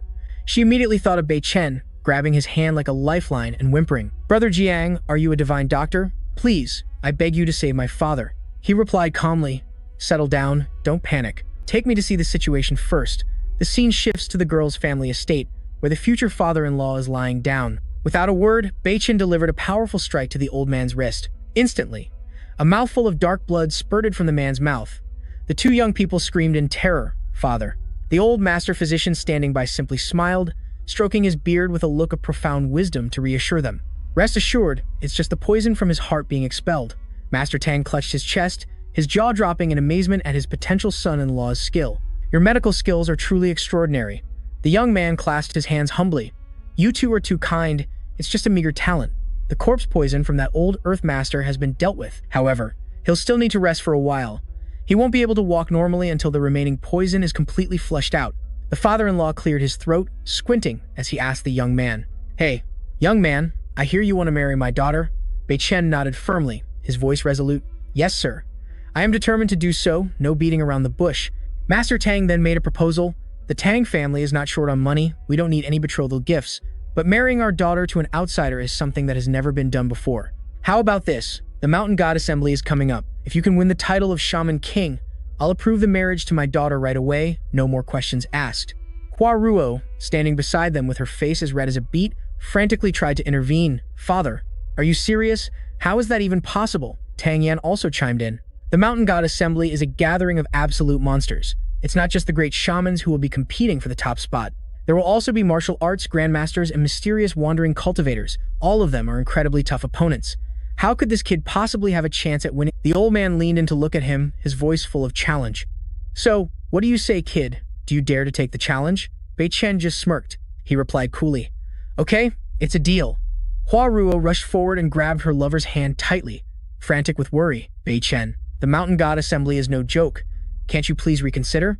He pulled her closer. His gaze was as gentle as water. Hua Ruo, you have to trust me. This is a promise from a man to his woman. Master Tang let out a cough, interrupting the romantic scene. All right, that's enough. In 3 days, it will be the Miao People's Festival. The Mountain God Assembly will take place after that festival. You should go and prepare thoroughly. He then added one more thing. For the sake of Hua Ruo's reputation, you two are not to see each other again before the assembly. Bei Chen nodded. Very well. In his mind, he had already made a firm resolution. I must win this Shaman King title so I can officially make her my wife. Bei Chen, A Wei, and the others went for a stroll around town. The weather was picturesque, the festive atmosphere was bustling everywhere, and the sound of laughter filled the air. People eagerly flocked to watch the various entertainments, and the atmosphere was incredibly lively. A Wei said excitedly. They have dragon boat racing, buffalo fighting, and all sorts of things at the festival. It's a lot of fun, Mr. Jiang. We have to go check it out. Jin, he also nodded in agreement. That's right. Suddenly, Bei Chen noticed a temple up ahead and asked, what's that temple over there? She replied, oh, that's the ancient god's temple of the Miao people. It's been here for ages. He narrowed his eyes, sensing something was off, and whispered to the other two, let's go check it out. Something smells fishy. The three of them walked up the moss-covered steps and entered the ancient temple. Just as they crossed the threshold, they saw a group of people kneeling devoutly, muttering as if performing some kind of mysterious ritual. Bei Chen froze for a few seconds at the sight. Before him was a giant painting of a glowing, bright yellow beetle, flanked by 2 slithering, bright green snakes. He blurted out, golden cicada. Suddenly, Bei Chen felt a strange surge of energy. He quickly clutched his chest, wondering what the hell was happening. The golden dragon inside me is making a racket. I thought it was already snoring away. Meanwhile, the leading Taoist priest, the whole group suddenly felt a strange chi drift by, making the old Taoist priest jump as if he'd been burned. He hastily raised his staff to the sky like he was trying to catch a Wi-Fi signal. His voice trembling uncontrollably, he shouted, good heavens, it's the ancient god. The ancient god has revealed himself, people. The minions behind him rejoiced as if they'd struck gold. Oh my god, the ancient god has been... Well, this is just great. Bei Chen thought to himself, and, while the crowd was busy with their trance, he quietly turned to slip out the door. This place is too much trouble. I shouldn't linger. It's safer to leave now. Although his mind, that golden cicada from before, was acting like it wanted to rebel and move out. I'm sure I made it sign a lifetime employment contract when I caught it, so why is it throwing a tantrum now? Bei Chen quickly came to a conclusion. It seems that something you hunted down isn't as reliable as something you raised yourself. Oh well, if it can't be taught a lesson, I'll just have to send it on its way for an early reincarnation. Just then, a servant with eagle eyes spotted him and hurriedly pointed him out to young Master Guo Long. Look who's here. He frowned, giving our guy an annoyed look, then sneered. Well, if it isn't Jiang Bei Chen, this guy has a lot of nerve, daring to show his face here again. Guo Long, still salty about last time, waved his hand to command his cronies. Get him. Boys, let's go have a little talk with him. Du Sheng, standing nearby, smirked with utter disdain, then turned to flatter him. Brother Guo, do you have some kind of feud with this brat? He let out a brazen laugh. Ha. Little punk, surprised? It's your unlucky day to fall into my hands. Guo Long took a small box out of his pocket, flashing a wicked grin. This grudge is a deep one. As he spoke, a bright green snake shot out from inside the box and slithered onto Guo Long's arm. He roared furiously, this brat dared to steal the woman I love. Today, I'll make sure you disappear for good. Du Sheng laughed inwardly. My father told me to engage more with the great young Master Guo. This is a golden opportunity to get on his good side. The guy immediately seized the chance, stepping up to suck up. The feud over a stolen woman is a grudge one cannot live with. Brother Guo, let your little brother handle this for you. Bei Chen simply smiled at the circus act before him and asked softly, are you all sure you want to spar with me right here? The other guy didn't deign to answer, just let out a loud snort. With that said, a brilliant golden light suddenly gathered in the man's hand. Du Sheng launched a surprise attack that looked as gentle as a dance, but its killing power was no joke, leaving a long streak in its wake. The man laughed in delight as if he hit the jackpot. You little brat, I'm a chi condensation grandmaster. I can move mountains and fill seas with a mere wave of my hand. If you're scared now, then hurry up and kneel down to apologize to Brother Guo, and maybe I'll spare your life. Hearing this, Bei Chen couldn't help but burst into a sarcastic laugh. Move mountains and fill seas? I think you might have a slight misunderstanding of what moving mountains and filling seas actually means. The moment he spoke, a small vortex of energy started forming in his palm, then erupted. It unleashed a terrifying stream of power that shot straight towards the sea. This little demonstration was enough to stir up the ocean, creating mini tsunamis that sent several people sitting on a boat flying high into the air. He casually remarked, "Now that's what moving mountains and filling seas is supposed to look like." Then, he turned to glare at Guo Long and his crew. His gaze clearly expressed his intent to show them the door. He began gathering an even larger sphere of energy in his hand. It looked like he wasn't just bluffing, it was a genuine threat. Guo Long and Du Sheng were scared out of their wits, their legs gave way, and they flopped right onto the ground. It was only then that the guy realized, stammering, "You're a martial grandmaster." Guo Long was scared witless and begged for his life, so Bei Chen lowered his hand and began to teach them a lesson. "Consider yourselves spared this time, but you better watch out next time." After saying that, he felt a sharp cramp in his gut. The pain was excruciating, so Bei Chen quickly turned to make a run for it, as sweat was already streaming down his forehead. "This damn bug is causing trouble again. I have to get home and suppress it immediately." Guo Long clenched his fists, shooting daggers at him. "You just wait. In 3 days, at the Mountain God Festival, I'm gonna tell my dad to deal with you. Let's go, guys. Asterisk. Quick scene transition asterisk. Whoa, the scenery here is absolutely surreal, like something out of a painting. Inside the room, an old man is calmly brewing tea. Kwa Q asked doubtfully, "Great Elder, are you absolutely sure that's the golden cicada?" The old man nodded firmly, positive. The mural contains a secret left behind by the Witch King. Only the golden cicada can receive its signal. Yao Liet looked thoughtful and stated bluntly, "I'd bet my old life on it. It's definitely the golden cicada, no doubt about it." Kwa Qa then pried, Don't tell me your younger brother Yao Hong is back? I remember that unique character. He was the one who swiped the golden cicada back then." Yao Liet waved his hands dismissively. "No way. I just did a tarot reading last night, and the card said he's kicked the bucket. The golden cicada has a new master now." The other man froze for 5 seconds upon hearing this. "What? Yao Hong is really dead?" Yao Liet smirked at his old friend. "What's the matter? Aren't you glad he's pushing up daisies? You should know that my brother took the fall for you back in the day, Kwa Q, so you wouldn't get reamed out." After hearing this, the other man slowly pushed himself up, his voice sulky. "Great Elder, must you be so harsh with your words?" Kwa Q's voice suddenly deepened. "That year, your brother Yao Liet was having an affair with the Witch Queen, and unluckily, the Witch King caught them. If we hadn't sent off the Witch King, I'm afraid your entire family would have been wiped out." He sneered. "But whatever, there's no point in dredging up the past now. Our 2 families are in the same boat, as long as during the Mountain God Festival. If I become the Witch King, won't this entire land of Miao be ours to share?" Yao Liet calmly lifted his teacup. "Easier said than done. The Mountain God Festival isn't some village market where only your family is participating. Look, you have the Tang family, the Tao family, the Shi family, none of them are pushovers." Kwa Ku quickly reassured him, "Just calm down. I've already joined forces with Wan Zun, the #1 Grandmaster of Lingnan. When the time comes, he'll carry the team for me." He let out a cunning laugh. "Besides, that bunch from the Tang family still thinks I'm on my last breath from the corpse poison. A mere brat who dared to betray the Kwa family, who dares to aim for the Kwa family's Mountain God title. Just you wait. After I become the Witch King, the first thing I'll do is to make that little girl from the Tang family the Mountain God's wife." 3 days later, the Mountain God Festival officially began, revealing a magnificent arena. The crowd swarmed in, eager for drama and ready to watch the fiery battles. Bei Chen looked around and exclaimed, "This stadium must be nearly 1,000 years old. Right, Jin?" He explained, "This is an ancient battlefield. Way back in the day, whenever the tribes had a conflict, the Witch King would herd them all here to settle it with a one-on-one duel." His face lit up with excitement as he grinned at everyone. "Come on, let's go check it out." Bei Chen strode into the arena with the confidence of a supermodel when a voice as sweet as honey called out, "Bei Chen." It was Hua Ruo, waving her hands wildly to cheer him on. "You have to do your best." Bei Chen looked at her with an affectionate gaze and replied confidently, "You got it." In another corner, Kwa Long was fuming as he tattled to his father, "Dad, that's the guy who stole my girlfriend. You have to get justice for me." Kwa Q's face turned as black as the bottom of a pot. The old man scolded him, "You disgraceful son. Are you really crying for your father to get revenge over a girl that's already been used by someone else? Our Kwa family doesn't make a habit of picking up leftovers." The head of the Tang family, sitting nearby, heard this and slammed the table, questioning him with a furious expression. "Kwa Ku, how dare you insult my daughter?"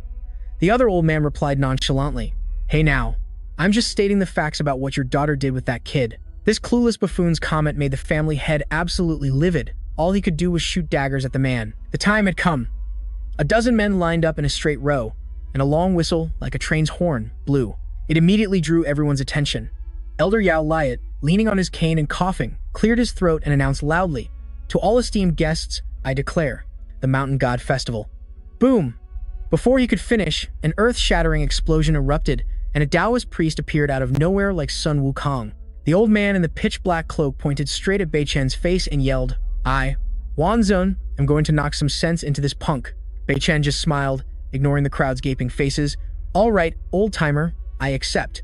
The crowd began to whisper as they recognized the old man's identity. "Wait, is that Wan Zun, the powerhouse ranked 24th on the Hualong ranking? Does this guy have a screw loose or something to actually agree?" Tang Yan scoffed from the stands. "Little sister, your man is done for this time. Truly the recklessness of youth, daring to go against Wan Zun." Hua Ruo pouted with absolute confidence. "So what if he's Wan Zun? My brother Bei Chen can handle anyone." As she spoke, he leaped down from above, landing on the stage as lightly as a feather. His expression remained unchanged, while Hua Ruo cheered loudly from the side with blushing cheeks. "Go, Bei Chen." He shot her a wink that screamed, "I've got this." He had the air of someone who knew the trophy was his for the taking. Opposite him, Wan Zun was already in position. The old man spoke with a superior tone, absolutely certain of his victory. "Kid, you have no chance of winning. Kneel and beg for mercy now, and I'll spare your life." Bei Chen raised an eyebrow and smirked. "Make me kneel, you're not qualified." Hearing this, Wan Zun's blood boiled as he stomped his foot with a loud thud. The old man channeled all his energy and shot towards him like an arrow. In a flash, he was right in his face. His hand was already charged with energy, preparing to unleash a palm strike. He looked at the boy like he was just some rookie punk. "Time to die, kid." Wan Zun's hand almost connected with Bei Chen's face, but the boy simply took a light step back. The old man thought his one-hit attack had landed. To his surprise, he hit nothing but air, leaving a dent in the arena floor. The old man's face went blank for a second. Was that an afterimage? While Wan Zun was still dazedly looking for his target, Bei Chen's mocking voice rang out, "Hey, Elder Wan Zun, was that just supposed to tickle me?" Wan Zun was seething with rage, raising his hand to create a mini-energy vortex. "You impudent little brat, let me show you what real power is," the old man shouted, "Suction palm." Immediately, Bei Chen felt a powerful pull, as if he were being sucked in by an industrial-strength vacuum. His whole body was violently pulled forward. Wan Zun gloated smugly, "The suction palm is an exclusive technique of my Wan family, you know? Its suction is thousands of pounds strong, even a Grand Master would be helpless against it." Hearing this, Bei Chen just sneered. "Is that so?" Bei Chen said calmly. He went along with the suction, raising his leg to plant a kick right in the old man's face. The old man was still busy boasting and hadn't processed the situation yet, his eyes widening in shock. What? Fortunately for Wan Zun, his elderly reflexes were still sharp, and he dodged just in the nick of time. Bei Chen's kick missed and smashed straight into the floor. The arena floor shattered, sending debris flying everywhere. Bei Chen flashed a terrifying grin, his eyes blazing as he stared at the old man. So close, what a pity. Wan Zun broke out in a cold sweat, realizing he'd almost met his maker. He stammered, asking the boy, "Kid, how are you so freakishly strong?" Bei Chen chuckled, glancing at the old man's sorry state. "Me?" As the words left his mouth, he snapped his fingers, while Wan Zun was still confused. Kaboom! Several bolts of lightning as thick as pillars crashed down from the heavens. Bei Chen yelled, "Here's a special offer, Hualong's single plum blossom." This surprise attack caught Wan Zun completely off guard, leaving him looking utterly stupefied. It crashed down where he stood with apocalyptic force, the deafening sound blasting through the arena and leaving Wan Zun completely frozen. The old man was utterly shocked by the move's Hollywood-level destructive power, stammering, Are you Yi Jianmei?" Meanwhile, a giant fissure had been carved into the ground. The entire arena was split clean in two. Bei Chen glanced at the old man and sneered. "So, what do you say, Chief? Want to continue, or should we take a water break?" Yao Li appeared out of nowhere behind old man Wan Zun and patted his shoulder lightly. "Old-timer, if it's broken, it's broken. Don't push yourself into an early grave. This really stings. I never thought I'd be taken down by a snot-nosed kid I used to look down on." "Fine, I admit defeat." The old man clasped his hands in front of his chest. His attitude seemed reasonable, but his spirit was still as defiant as ever. He calmly made a cool remark, "A golden apricot blossom. Consider this old man's eyes open today." Hearing this, Yao Li perked up his whiskers. He boomed for everyone to hear. "This arena now belongs to Brother Jiang. Is there anyone else itching for a fight, wanting to clash with him? Step right up." The crowd of contenders looked at each other in utter confusion, their faces falling. Good heavens, he's just too overpowered. Yeah, who can even compete with that kind of fighting?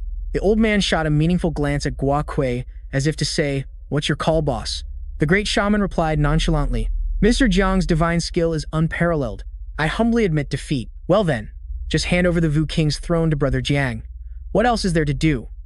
The gears in Bei Chen's mind turned rapidly. Strange, why would that old Gua Kui give up so easily? Wasn't he drooling over this throne? Something smells fishy. There's something not quite right here. At the same time, Yao Li hurriedly straightened his clothes, putting on a serious expression like he was attending a parent-teacher conference. He presented the staff with both hands as if it were a priceless treasure, his voice booming. "Since the deal is sealed, Brother Jiang is officially the new boss of our Miao borderland. Brothers, cue the music." Immediately, the entire arena chanted in unison like a choir. "We pay our respects to the Wu King." Bei Chen maintained a noble composure, calmly accepting all the ceremonial gestures. His entire body radiated the aura of a sovereign as he waved his hand. "Dispense with the formalities, you may all rise." At his command, the crowd obediently raised their heads, their faces full of gratitude. "Thank you, Wu King, for your grace." Yao Li once again clasped his hands and bowed respectfully. Reporting, "Boss, next up is the Wu King must worship the mountain god to secure the throne." He replied curtly, "Lead the way." This is too much of a hassle. So they led him to a massive ceremonial altar, upon which stood a fierce-looking statue of a god, the very mountain god the entire village spoke of. As soon as he arrived, he looked up at the statue that was hundreds of feet tall and gave a slight smirk. Just then, Yao Li bustled over. The old man offered a few incense sticks, bowing repeatedly before the statue. A few servants hurriedly brought out a dazzlingly yellow imperial robe that was blinding to the eye. "If you wear this, boss, you'll look absolutely fire. This is the royal garment. We invite the Wu King to suit up." They swarmed him, helping him like professional stylists. Bei Chen put on the robe, meticulously careful to avoid any wardrobe malfunctions. Once done, he walked towards the statue, preparing to kneel and perform the ritual. Yao Li hoarsely ordered the nosy crowd behind them. "The Wu King is worshipping the mountain god. Unauthorized personnel keep out." Bei Chen clasped his hands in front of his chest, feigning obedience. His every gesture exuded elegance and grace, but his authoritative vibe was still unmistakable. Out of nowhere, a basin of glowing red charcoal appeared before him. Yao Li then tossed in some joss paper money and a few scraps of paper. The old man began his same old tune. "Reporting to the Wu King, although you are the biggest boss here, you must still kneel before the mountain god. Otherwise, it'll be trouble when the mountain god gets angry." Bei Chen, who had been silent until now, suddenly broke into a smile that sent a chill down everyone's spine. He questioned nonchalantly, "I'm already the king. Why should I have to kneel and worship some god?" Yao Li gave a conspiratorial smile. "Brother Jiang, if you want to sit securely on this Wu King's throne, you must bow to the mountain god. Otherwise, we brothers will have to say no." Gua Kui immediately chimed in. "Exactly. A Wu King who doesn't worship the mountain god, who doesn't bow his head, what kind of ruler is that?" Bei Chen shot to his feet, retorting fiercely, "I, Jiang Bei Chen, only kneel before my parents in this life. You want me to kneel to some mountain god? In your dreams, darling." Yao Li's eyes widened, his face contorted with rage as if he wanted to eat him alive. "Disrespecting the deity is the same as looking down on us people of the Miao borderland. You are not qualified to be our king. If that's the case, then consider the last solo match cancelled." Jin, he quickly jumped in to defend him. "Great Elder, Brother Jiang won that match fair and square. According to the law of the jungle. Oh wait, the law of our ancestors, once the Shaman King deal is sealed, the boss has no chance of dethroning him." And Wei also nodded in agreement. "Absolutely right. Our Shi family picked Mr. Jiang to be the Shaman King. Boss Tang over there was present too, nodding his head like crazy. He brought his whole powerful clan, his face as serious as a heart attack, and declared, 'Our Tang family also casts a vote of support.' Then Jin he stepped up. According to the ancient family rules, to kick the Shaman King off his throne, you need 4 families to vote against him, but who would have thought the tables would turn a full 180 degrees? Our 3 families have already locked in our choice for Mr. Jiang. His claim to the Shaman King's throne is by the book, completely legitimate." Guo Kui was left speechless, his face frozen like a statue. People rushed to restrain Yao Li, but he acted as a peacemaker. "Boss Guo, calm down, take it easy. If the 3 big bosses have already come to an agreement, then I, Yao Li, am also speechless. I won't dare say another word. How about this?" The old man said casually, "Each of your 3 families can send 1-star player to pay respects to the mountain god in the new Shaman King's place to make it official. Think of it as an inauguration to seal the deal." Jin he immediately jumped at the chance. "Okay, deal. I, Cao Jin." He volunteered to represent the Shaman King in presenting the offering to the mountain god. Hua Ruo's father also spoke up. At the same time, our Tang family nominates young master Tang Yan as our representative. Inwardly, old Yao Li was ecstatic. Hey, the fish took the bait. What a bunch of naive fools, he thought to himself. Good, let me send you all off in one clean sweep. But out loud, he said in a warm, deep voice, wonderful, let the show. The old man cleared his throat and boomed like an MC at a wedding. Pay respects to the mountain god. Just as the three actors knelt, the cane in his hand suddenly let out an otherworldly glow. Bei Chen sensed that something was off. He noticed the ground was starting to crack, and he mumbled, wait, something feels wrong. The crack spread as fast as 5G internet. Bei Chen lost his footing, and the entire group screamed in a terrified chorus. The ground split open like a cracker, swallowing the whole group into a deep abyss as a clear voice screamed out from somewhere. Bei Chen, be careful. Meanwhile, Guo Kui and Yao Lai just blinked while watching the free-fall show, their faces completely nonchalant, and as soon as he glanced over at Yao Lai, the old man's face broke into a sinister smile, his eyes darkening. It finally clicked for Bei Chen, and as the realization hit, he thought in horror, oh no, so from the very beginning, there was no ritual at all, it was all just one big setup. He silently cursed Yao Lai out in his head, and when Hua Ruo saw her crush in trouble, she was about to go into world-saving mode, but thankfully her father held her back. Daughter, calm down, patience is a virtue. Now on the stage, only the two directors, Yao Li and Guo Kui, were left, along with two unwilling spectators, Hua Ruo and her father, facing a bottomless pit as black as night. The head of the Tang family frowned, opining calmly like a geologist. If my eyes aren't deceiving me, that down there is the infamous Shi-Long Labyrinth Cave, and falling in is a one-way trip. Hua Ruo looked stunned and asked in a trembling voice, the Shi-Long Labyrinth Cave? You mean the labyrinth of death that's rumored to have a 9 in 10 chance of death for anyone who enters, father? Her father gave a sharp nod. That's the one. Then he turned to Yao Lai. Old man, if I'm not mistaken, you knew this was a trap all along?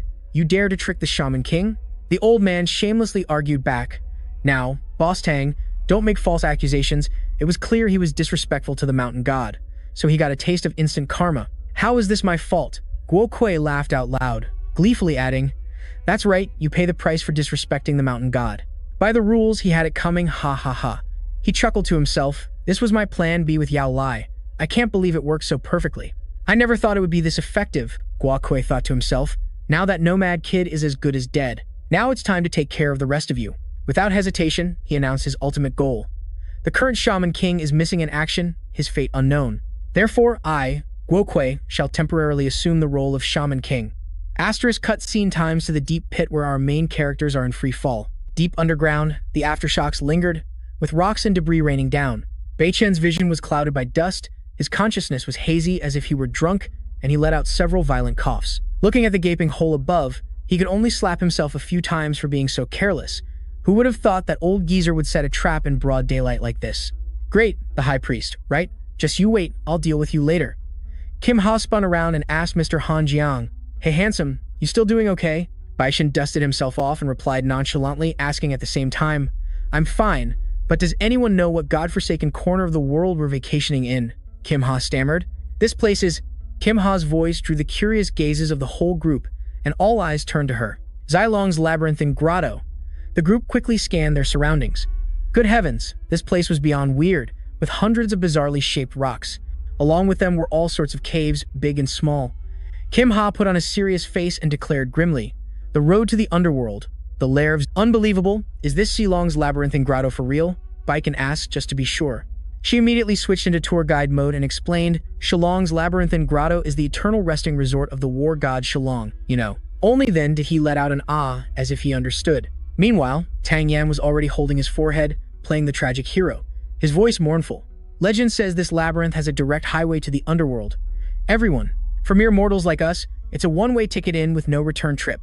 Looks like we're really screwed this time. In the midst of his self-pity, Baiken suddenly perked up. The sound was as if on max volume, getting closer and closer. He quickly shouted, everyone be careful. An army of gaudy yellow beetles, at least hundreds of them, was aggressively charging towards them. A single glance was enough to make one dizzy, too many to count. Tang Yan's face turned as white as a sheet as he stammered, What? What the heck are these things? Standing beside him, Baichen only had time to shout one word, run. And so, the Fantastic Four sprinted for their lives into the nearest cave to survive.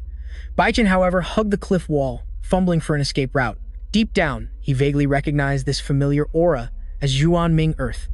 Baichen's face suddenly darkened like the bottom of a pot, A thought flashed through his mind. Could it be? He squinted at the cave ahead, his heart full of suspicion. Could there be a secret garden hidden inside this demonic cave? Kim had turned to report the situation to Beishin. Mr. Jiang, it's all quiet behind us now. Those beetles seem to be scared too, not daring to venture in here. He slowly crept forward while voicing his theory. Them not entering proves there's something even more terrifying inside. Baiken frowned, clenching his fists out of the frying pan and into the fire. But we have no way to retreat. We've already committed, so we have to see it through. Let's just keep moving forward and see, especially since deep inside this cave. This secret garden makes me sense an aura with the same origin as the scroll fragment of the Xuanqing art. Maybe the treasure is right here. As soon as he finished speaking, dozens of monsters dropped from the sky, pouncing on the group like a surprise party. Baichen was as fast as lightning. He dodged a fatal blow from one of them. The scene was as chaotic as a broken beehive, with monsters appearing one after another as if they were on sale. They attacked relentlessly in a blood frenzy. Kim Ha's team could only run for their lives towards the cave entrance. She only wished she could grow a few more legs to escape this haunted place. Kim Ha used every ounce of her strength to run towards the front, where a faint natural light glimmered. She panted as if she was about to run out of breath, stammering, Did we escape? All around them was the rustling of green leaves in the wind. It seemed they had just passed a level to reach another strange, hidden realm within the cave. Baiken stared intently at the scene before him and declared, This is it. The aura of the Xuanqing art here is as thick as cheap perfume. This is the very place where the other half of the Xuanqing art's remnant scroll is hidden. Tang Yan, however, had collapsed on the ground, completely out of breath. Gasp, wheeze. I'm exhausted. I don't want to run anymore. Just let me croak right here. Kim Ha ignored him and turned to ask Baiken, Where are we? Baiken shrugged. Beats me. I'm not too sure either. But this place seems to be a safe zone. Everyone can take a breather here for now. He turned and said to the group, This is a real dead end. There's no way out. What if this stagnant pond is the escape route? Well, I'll dive in and find a way. Away anxiously warned him, Mr. Jiang, be careful of the river spirit. Hearing this, he took a deep breath like a professional swimmer. Then, with a splash, he jumped into the pond. Beichen doggy paddled while his eyes scanned the surroundings like radar. The aura here was incredibly dense. The remaining fragment of the Xuanqing Ju must be hiding down here. Beichen dove to the bottom of the pond and suddenly discovered a secret tunnel, like some kind of VIP entrance. So the young man cautiously swam in to check it out. After swimming until his arms were tired, he finally saw a light at the end of the tunnel. Beichen surfaced, panting like he had just run a marathon. He clumsily crawled ashore, and what greeted him was a massive stone pillar. The pillar was tightly bound by iron chains, looking utterly miserable. At its base was a stone tablet engraved with strange, alien-like symbols. Beichen looked up in awe. He smirked, the dragon-locking pond. Huh? Looks like this is the real VIP area, where the good stuff is. His eyes suddenly locked onto a very suspicious-looking scroll. It was completely wrapped in iron chains like a mummy, appearing to seal a powerful item. He muttered, Could this be? No sooner said than done, Beichen nimbly hopped onto the chains like a monkey, slowly approaching the scroll. A satisfied, unbearably sly grin spread across his face. The fourth fragment of the Xuanqing Ju, you finally decided to show yourself. Just as he was about to touch the treasure, a booming voice echoed, You've got some nerve, kid. He whipped around, his gaze as sharp as a knife fixed on the source of the voice, his tone dropping to a freezing point. Who's there? Beichen immediately pushed off his feet and shot into the air, charging straight towards the suspicious sound. Clenching his fist, he let out a roar to build up his momentum. Even if you're a real dragon, I'll teach you a lesson today. As soon as he finished speaking, a vivid green dragon materialized out of nowhere. The dragon exuded a powerful aura, but Beichen wasn't intimidated, charging straight in to land a punch. The dragon, hurt by the blow, roared arrogantly. It then played dirty, whipping its tail at him and sending him flying like a baseball.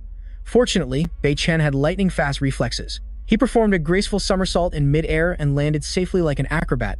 The green dragon raised its freshly manicured claws and laughed with delight. Ha ha! I am the water dragon, and you dare to fight me with brute force? What a fool! It was about to continue its speech, but Beichen didn't let it gloat for long. He replied, Is that so? Then try this on for size.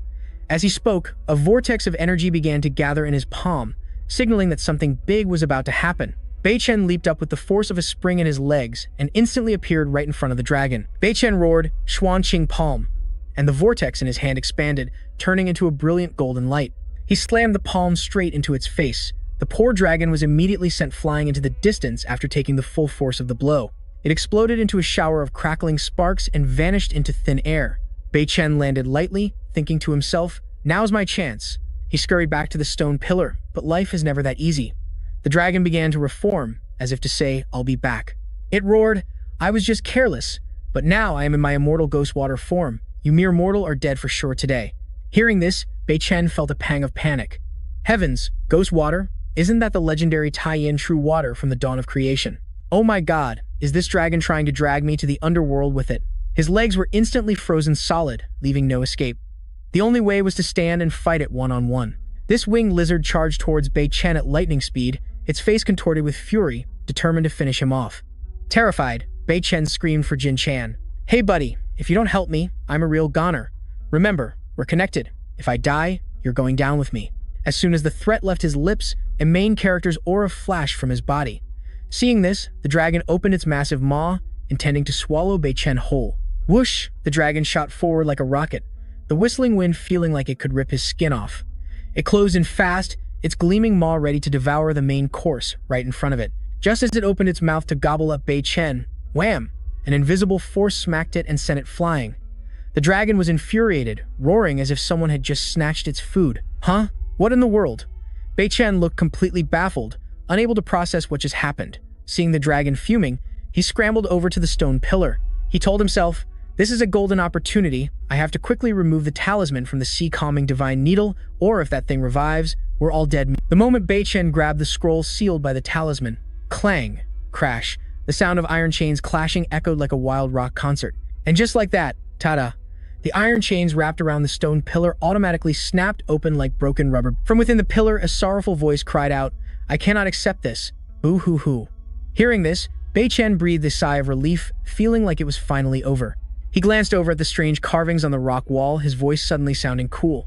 Well, isn't this the ancient secret technique of the demon sect, the Lotus-born, the real deal?" He patted his chest and muttered, "Hey, buddy, inside of me, don't tell me you're trying to lure me into learning the demon sect's techniques, making me fall to the dark side, are you?" The golden cicada inside responded with a few cunning-sounding chirps. "Just practice the demon sect's secret technique, and we will become one, a superfusion. If we don't fuse, it's simply game over." He smirked. What an offer. I can't refuse. A bold thought popped into his head. Oh well, if I have to become a demon, so be it. Bad boys are always hot anyway. No sooner said than done. Bei Chen plopped down on the ground and began to cultivate, not forgetting to lecture the golden cicada. Techniques themselves are neither good. Whether I become a Buddha or a demon is my decision to make. Let's go all in. With that, he sat perfectly still, absorbing the cultivation method, the surroundings so quiet you could hear a pin drop. Only the sound of his own breathing remained. Then, a brilliant golden light began to swirl like a blender before shooting right into his body. A piece of that divine light landed on Bei Chen's forehead, making him grimace from the sharp pain, as if he'd just eaten a hot... Bei Chen suddenly snapped his eyes open, and they were now glowing crimson like headlights, despite just having absorbed golden energy. He smirked triumphantly, feeling ecstatic inside. It's done. He stared at his hands, feeling as if he'd just beaten the Lotus-born game and tamed an awesome golden cicada pet. Seriously, to get closer to this golden cicada, I really had to learn the demon clan's arts, Bei Chen muttered as he pushed himself up to his feet. He reassured himself, oh well, no point dwelling on it. I'll just consider this a huge score. Asterisk, the scene quickly shifts to outside the cave. Asterisk, the exit led to a village that looked pretty chill. In the village, Gua Kui was holding a wine cup, grinning obsequiously. Oh, great Elder Yao Lai. My promotion to Shaman King this time is all thanks to your immense grace. I, Gua Kui, would like to offer you this drink to show my gratitude. Elder Yao Lai immediately poured cold water on his parade. Don't celebrate too soon, my friend. Although you are now the Shaman King, the exit has already been locked down by my corpse king.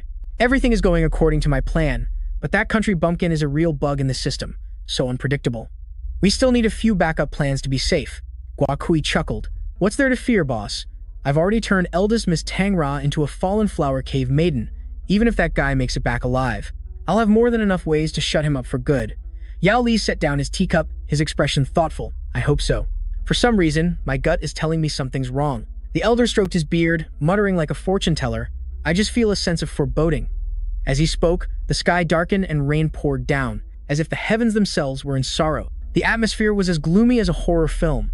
Hua Ruo was kneeling before a golden statue, muttering to herself, I heard my name is Hua Ruo, and I'm the lady of this statue? But it seems I'm already spoken for. Her face looked visibly weary, likely because her memories weren't loading properly. It seems her memory has been completely formatted. But who is my husband? The memories in her mind flickered on and off like a TV losing its signal. The shadow of some man was holding her tightly. Everything was spinning like a top. It hurts. But before she could finish complaining, Hua Long cut in. If you can't remember, then don't. No need to strain your head, wifey. Look at me, I'm here for you now.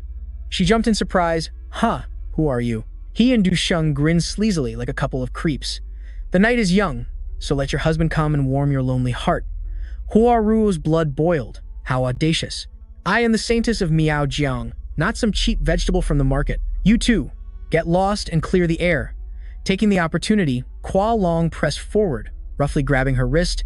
Saintess my foot, you expired old hag. You've been fooling around with an outsider and still have the nerve to call yourself a saintess. Be a good girl now, and let us brothers have a little fun.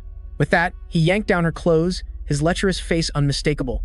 Hua Ruo thrashed wildly, let go of me with your filthy hands. Suddenly, with a loud boom, a thunderclap sounded as if God had cranked the speakers to max volume. Hua Long jumped out of his skin, his soul nearly leaving his body. Holy crap, is the sky falling? You scared the heart right out of my chest. Du Sheng also got the creeps and nudged his friend. Hey man, maybe we should change locations? This is a sacred place after all.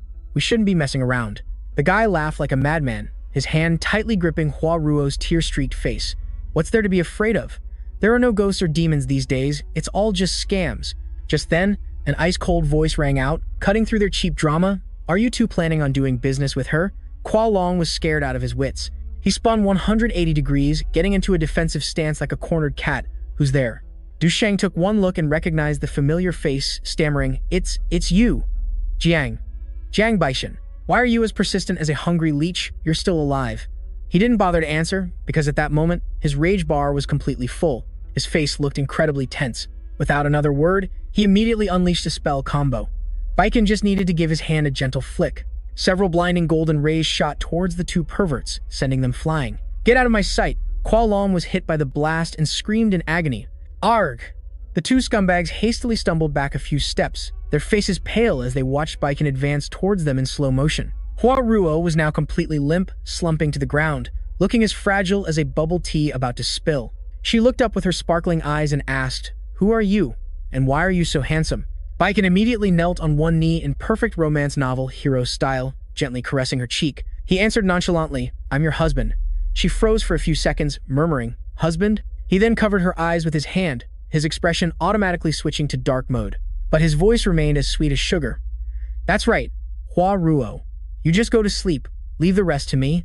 I will go and get justice for you. Hearing this, Hua Ruo drifted off peacefully in Baiken's arms.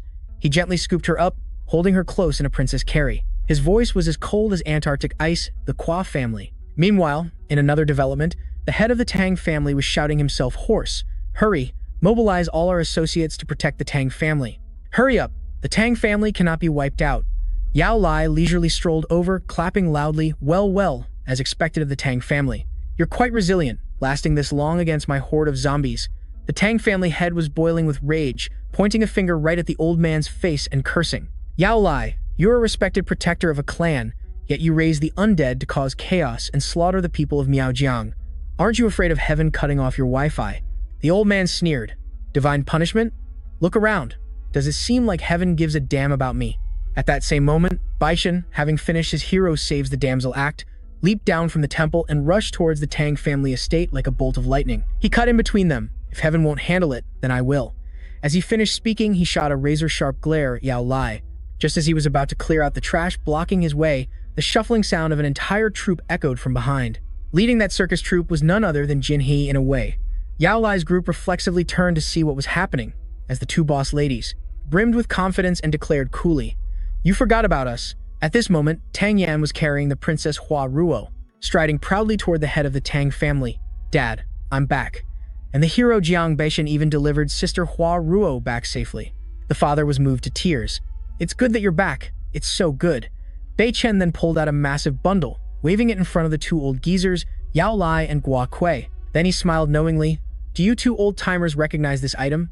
As soon as he finished speaking, he dropped it with a thud, and Gua Long's body was revealed, lying sprawled on the ground. Gua Kui froze for 5 seconds, his face turning pale with both fear and rage, and he roared, My son, you little brat, you dare make mincemeat of my son. Leaning on his staff, Yao Li taunted him, feigning the wisdom of an elder. Hey, young man, you're not a local from Miaojiang. It's best you don't stick your nose into today's business. Gua Kui stomped his feet like a child denied candy, snapping, "Why are you wasting your breath talking to him? I have the Corpse King in my hands, plus this 1,000-legged centipede pet. You think we can't take care of this outsider brat?" True to his word, the old man waved his hand, and with a whoosh, a centipede as large as a warehouse appeared.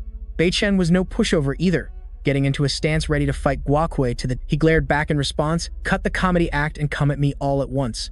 Hearing this, Gua Kui ordered the centipede and the Corpse King to launch an all-out assault. The old man's cunning voice rang out, "Then this old man will watch and see just how capable the number one of Hua Long is.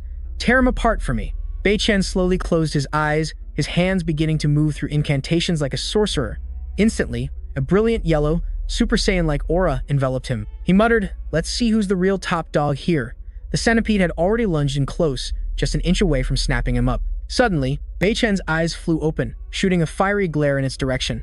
Countless bright yellow laser beams shot out towards the centipede. His attack sliced the creature into pieces like a sausage, as easy as pie. Yao Li was scared out of his wits by his power, his voice trembling uncontrollably. You've gone berserk again." Upon hearing this, Bei Chen just scoffed. His expression was as if he had just heard a terribly lame joke. He shot the old man a bone-chilling glance and casually replied, "I really hate that word." After speaking, with a casual flick of his hand, a stream of light gathered in his palm, forming a powerful energy blast. The light shot out and struck Yao Li directly. The old man was hit, riddled with internal injuries, and coughed up a mouthful of blood before letting out a shriek. Yao Li collapsed onto the ground. Seeing his comrade in trouble, Gua Kui scrambled over to him. "Old man Yao Li, are you done for?" Gua Kui quickly helped the old man up. Yao Li tremblingly pointed at Bei Chen and stammered, run now. This guy is using cheats. We can't beat him." The old man replied, "Run where? There's nowhere to run." Yao Li slowly struggled to his feet, clutching his chest, speaking with difficulty as if he were out of breath. "Jiang Bei Chen, you've reached a new peak of power.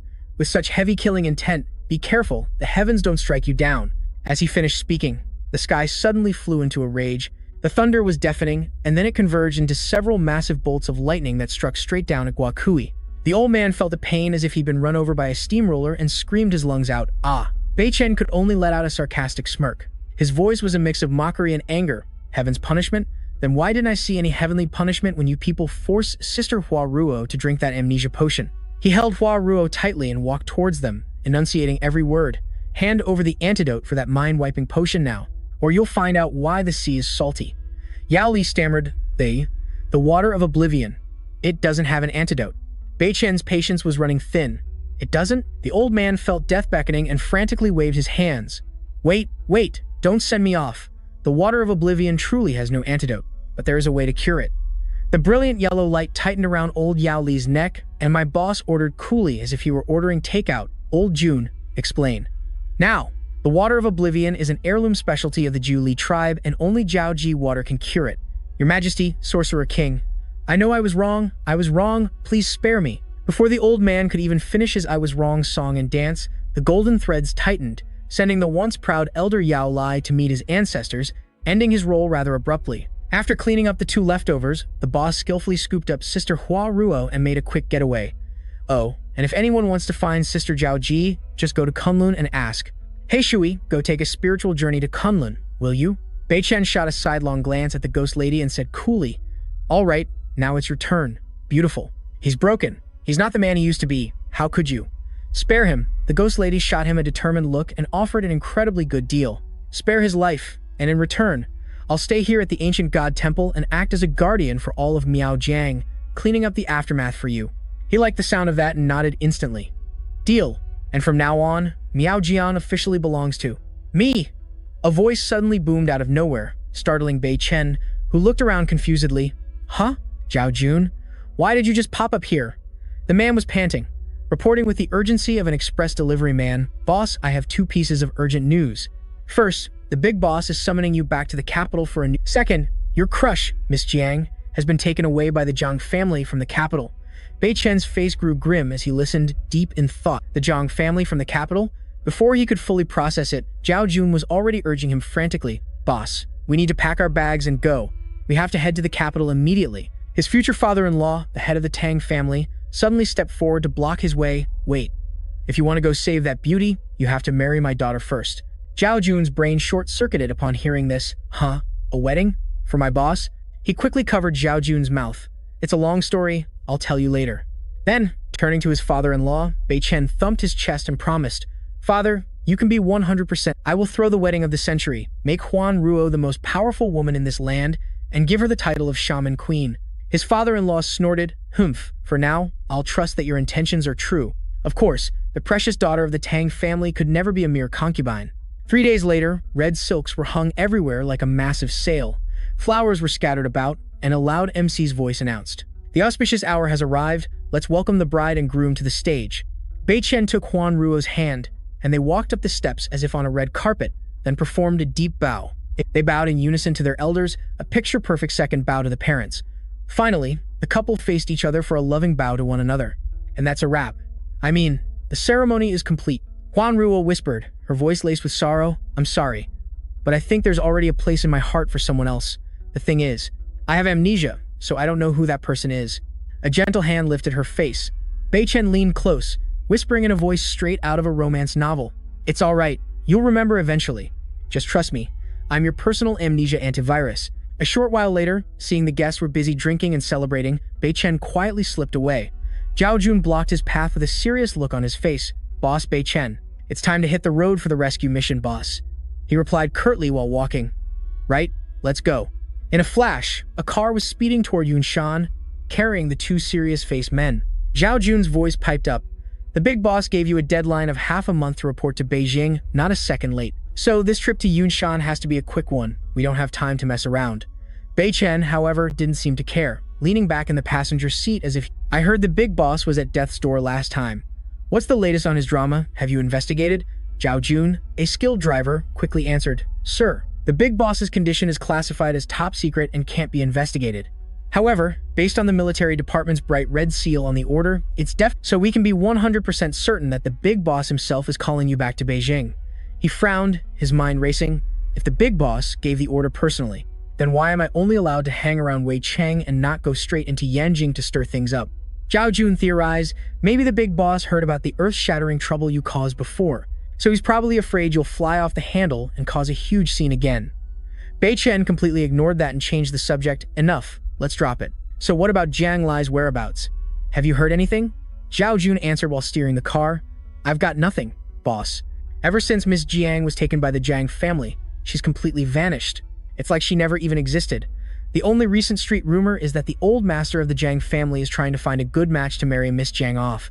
His face darkened as he snapped, that pretty boy from the Chen family is already gone, so who is there to marry? Is this a joke? Zhao Jun's own expression soured. According to my intelligence, the Jiang family has fallen on hard times lately, so the old master is hoping to use a marriage alliance to secure a lifeline and reinforce their family's prestige in the capital. The car slowly pulled into a narrow alley, the two men's conversation continuing inside. Oh, and one more small thing.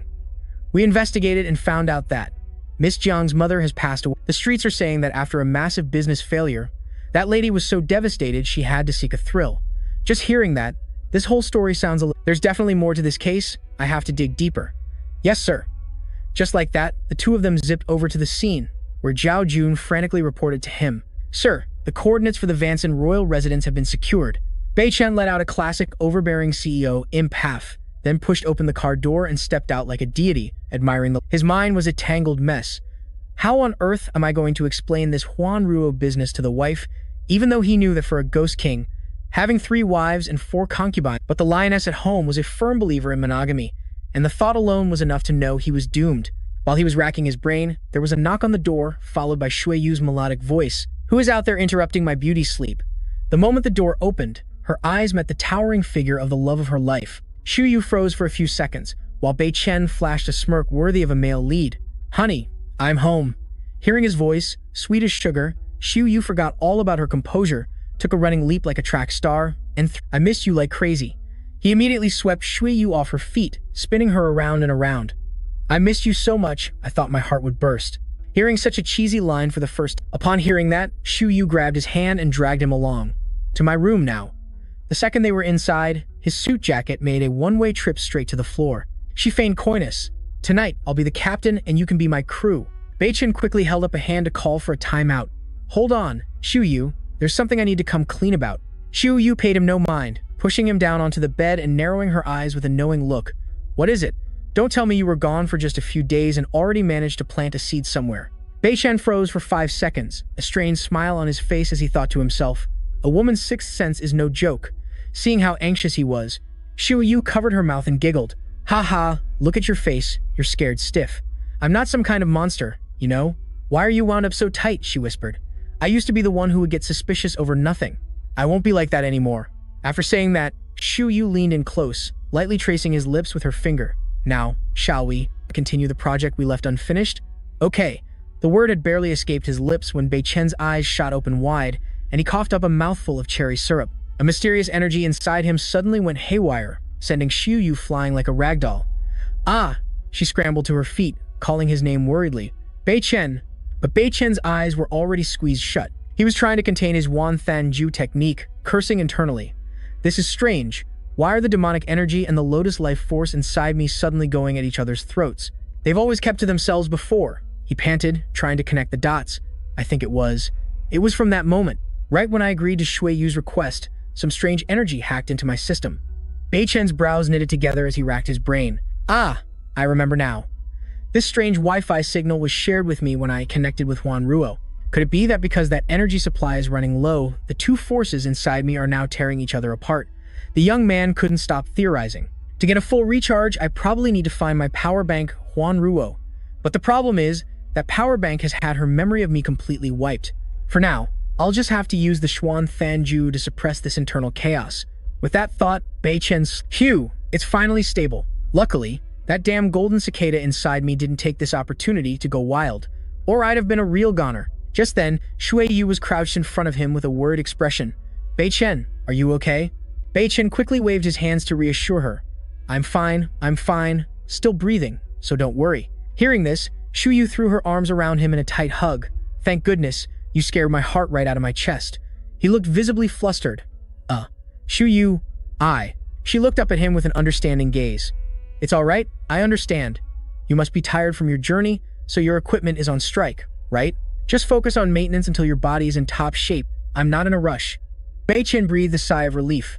My dear wife is so understanding. Thank you. Shui Yu snuggled into his embrace, comforting him. It's no big deal. Even if someday you really have performance issues, I wouldn't hold it against you. Bei Chen's face was as black as thunder, as if he'd just been sucker punched. He suddenly tightened his grip on her shoulders, making Shui Yu clear her throat pointedly. Hey now. Bei Chen leaned over her, a devilishly sly grin spreading across his face. Wifey, my engine's all revved up now. Want to take it for a spin? Shu Yu, no pushover herself, cheekily replied. Bring it on. Just as things were heating up, an uninvited guest arrived. A loud knock-knock echoed, followed by a chirpy voice from outside. Cousin, are you in? Shu Yu quickly called out, I'm here. Bei Chen had to slam on the brakes, his face completely deflated. Shui Yu gently caressed her husband's cheek, consoling him. Sorry, my dear husband. I'll make it up to you double tonight. She hurried to open the door, asking, What's up? Lian slipped inside, shot Bei Chen a sideways glance, and let out a long, drawn-out "oh" dripping with sarcasm. Well, if it isn't my eldest aunt's live-in freeloader brother-in-law? She crossed her arms, tilted her chin up arrogantly, and ordered. Hey, this young lady here is thirsty. Go get me a glass of water. Bei Chen retorted coolly. What? Are your hands and feet broken or something? Lian was fuming and jumped up. You good for nothing, Jiang, you piece of trash. How dare you say I'm paralyzed? Do you believe I'll tell my sister and have her kick you out of this house right this instant? Bei Chen's face darkened, his voice laced with killing intent. The door is over there. I'll give you 2 choices. 1, get lost on your own. 2, I'll escort you out via the aerial route, Bei Chen said nonchalantly. On my turf, there's no such rule as don't hit women. Lian smirked contemptuously, snorted loudly, and pointed straight at his face with a challenging tone. Hit me? You useless bum. Bring it on if you've got the guts. The moment she finished speaking, Bei Chen's face turned stormy. Without a word, he shot out his hand and snatched her by the neck. She was dragged by the scruff of her neck by Bei Chen like a kitten, struggling frantically. Let go. What are you doing? He coldly tossed her out the door like a sack of garbage. Lian, seething with rage, stood outside pointing and shrieking. Jiang Bei Chen, you useless freeloader. You. He just turned back and shot her a look as sharp as a razor. Get lost. She still wouldn't back down, yelling, Jiang Bei Chen, you just wait. I'm going to tell my younger aunt and rat you out for everything. Bei Chen slammed the door shut with a bang. Seeing her husband scowling, Shu Yu spoke softly, Bei Chen. He glanced at her, his tone sulky. What now? Do you want to let her back in so she can keep calling me useless? Xu Yu quickly waved her hands, putting on a pitiful act. That's not what I meant. Just then, Zhao Jun rushed in, out of breath, to report. Brother Chen, about the madam. I've found out everything. He motioned with a serious face. Let's talk upstairs. Bei Chen walked past Xu Yu, and though he was still scowling, he didn't forget to tell her, Zhao Jun and I have something to discuss. I'll probably be away from home for a few days. Take care of yourself while you're at home. She mumbled. Okay, while her mind was a tangled mess. Is my husband really angry? In the room, Bei Chen. Once upon a time, your boss's mother was a true matriarch of wealth who built the entire Xichen empire. But as the old saying goes, good times don't last forever, and Xichen's subsidiaries started getting caught up in major scandal. They were being investigated by customs for transporting a bit too much white powder. His face was dead serious, like something out of a Hollywood movie. And your boss's is the current vice chairman of the group. Back then, she was director Zhou Yunyan. To avoid doing hard time, she played the best friend's card and begged your boss's mother to take the fall for her. Your boss's mother was also terrified, afraid the customs officials would discover she was the mastermind behind the whole operation. So in the end, overwhelmed by the drama, your boss's mother made a rash decision. Bei Chen rubbed his temples, looking pained. So what happened to that witch, Zhou Yunyan? Zhao Jun immediately reported. She has now climbed her way up to become the chairman of the Xichen group, sir. Not only that, she cut ties with your mother, spreading rumors that she was a stain on the company's reputation. A real two-faced backstabber. As a result, your mother was relentlessly ostracized by everyone in Jingqi.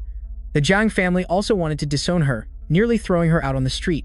Our boss clenched his fists into stone, struggling not to lose control, then growled out the name, Zhou Yunyan. Seeing his boss was about to erupt, Zhao Jun quickly tried to calm him down. Boss, calm down, calm down. Bei Chen growled, acting like a big boss. Zhao Jun, in 3 days, we're taking a trip to Jingqi. I want to check on the well-being of that lady, and also as an introductory gift for my mother. He replied seriously. Yes, boss. 3 days later, in Jingqi. Sunlight shimmered on a massive villa. Boss Bei Chen was staring intently at a map like a gamer about to beat the final boss, muttering, after all this grinding, I finally found the goatskin treasure of the Xuan Qing's secret art. This land of Xizhou is vast and as crowded as an army. Plus, it's full of mysterious places, just like in the movies. Kunlun must be this red dot here, the boss said, pointing at the map as if choosing a vacation tour. The creator of this secret art is really playing hard to get. What's the meaning of this confusing map? Are they trying to make me go trekking in Kunlun? Or is it hinting that Xizhou just got a new map update? Whatever, I'll finish the main quest in Jingqi first, then I'll take that trip to Kunlun later. Lost in thought, he was suddenly interrupted by a ding from outside the door. Boss Bei Chen, there's new information. The boss turned and gave a short command. Speak. Hearing the order, Zhao Jun dashed in, his face as tense as a violin string. I just got some hot news. In 1 hour, there's a really interesting auction at the Linyuan building. They're auctioning off an oil painting by your mother, with a super profound title, Worldly Dust. Our boss just crossed his arms and gave a look that said, the boss raised an eyebrow more dramatically than an actor. Something of my mother's? Zhao Jun nodded sharply, his voice full of drama. That's right, boss. And the Linyuan building also belongs to our family. This painting was a fancy commissioned piece. Your mother hired a big-shot Italian artist to paint it back in the day. And it was also the spiritual child your mother cherished the most. Hearing this, Bei Chen grabbed the cloak from the chair, getting ready to transform. The boss threw on the cloak, a super cool smirk on his face. Then what are we waiting for? Let's go take a stroll around the Linyuan building and see what's up. The fancy car screeched to a halt in front of a building as huge as a stadium. Boss Bei Chen stepped out and looked up, probably getting a crick in his neck. Then the boss slowly glided inside, but was blocked by some men in black guards who spoke as seriously as if giving a speech. Excuse me, sir. Today is a private party hosted by Chairwoman Zhou. Hey, this corporation's parties are limited edition. If you don't have an invitation, please turn back, buddy. Bei Chen crossed his arms, his face looking smug. I'm here to check on the well-being of a few people who needs an invitation. With that, he yelled. Zhao Jun, cue the music. Then, a punch, like a bolt from the blue, landed on the 2 guards, making them squeal louder than stuck pigs. Oh my gosh. The onlookers behind them switched to gossip mode, whispering, where did this dude crawl out from? Daring to cause trouble here at Linyuan, he's got guts bigger than the sky. This Linyuan building is the home turf of the matriarch Zhou Yunyan, you know? She's backed by 4 heavyweight families. This guy must have a death wish, looking for a way to go play with the worms. Then 2 other guards, emanating killing intent, rushed forward with their love batons. You damned brat. The whole group swarmed Bei Chen and Zhao Jun like they were capturing international criminals. Suddenly, a clear female voice called out, hold on. A young woman with her arms crossed, looking like the boss, winked at a subordinate. This handsome young master is a dear friend of mine, sweetie. Don't you dare bother him. The subordinate immediately bowed 90 degrees. Yes, eldest miss. Ah, so it turns out this girl is the beloved granddaughter of the big boss, Zhou Yunyan. Zhou Qing. Bei Chen furrowed his brows, his brain unable to process it. Since when were we friends? While he was still bewildered, Zhou Qing gracefully glided over, beaming, and linked her arm with Bei Chen's as if they'd known each other their whole lives. Hey handsome, I happen to be missing an escort for today. How about you be my reluctant date for the evening?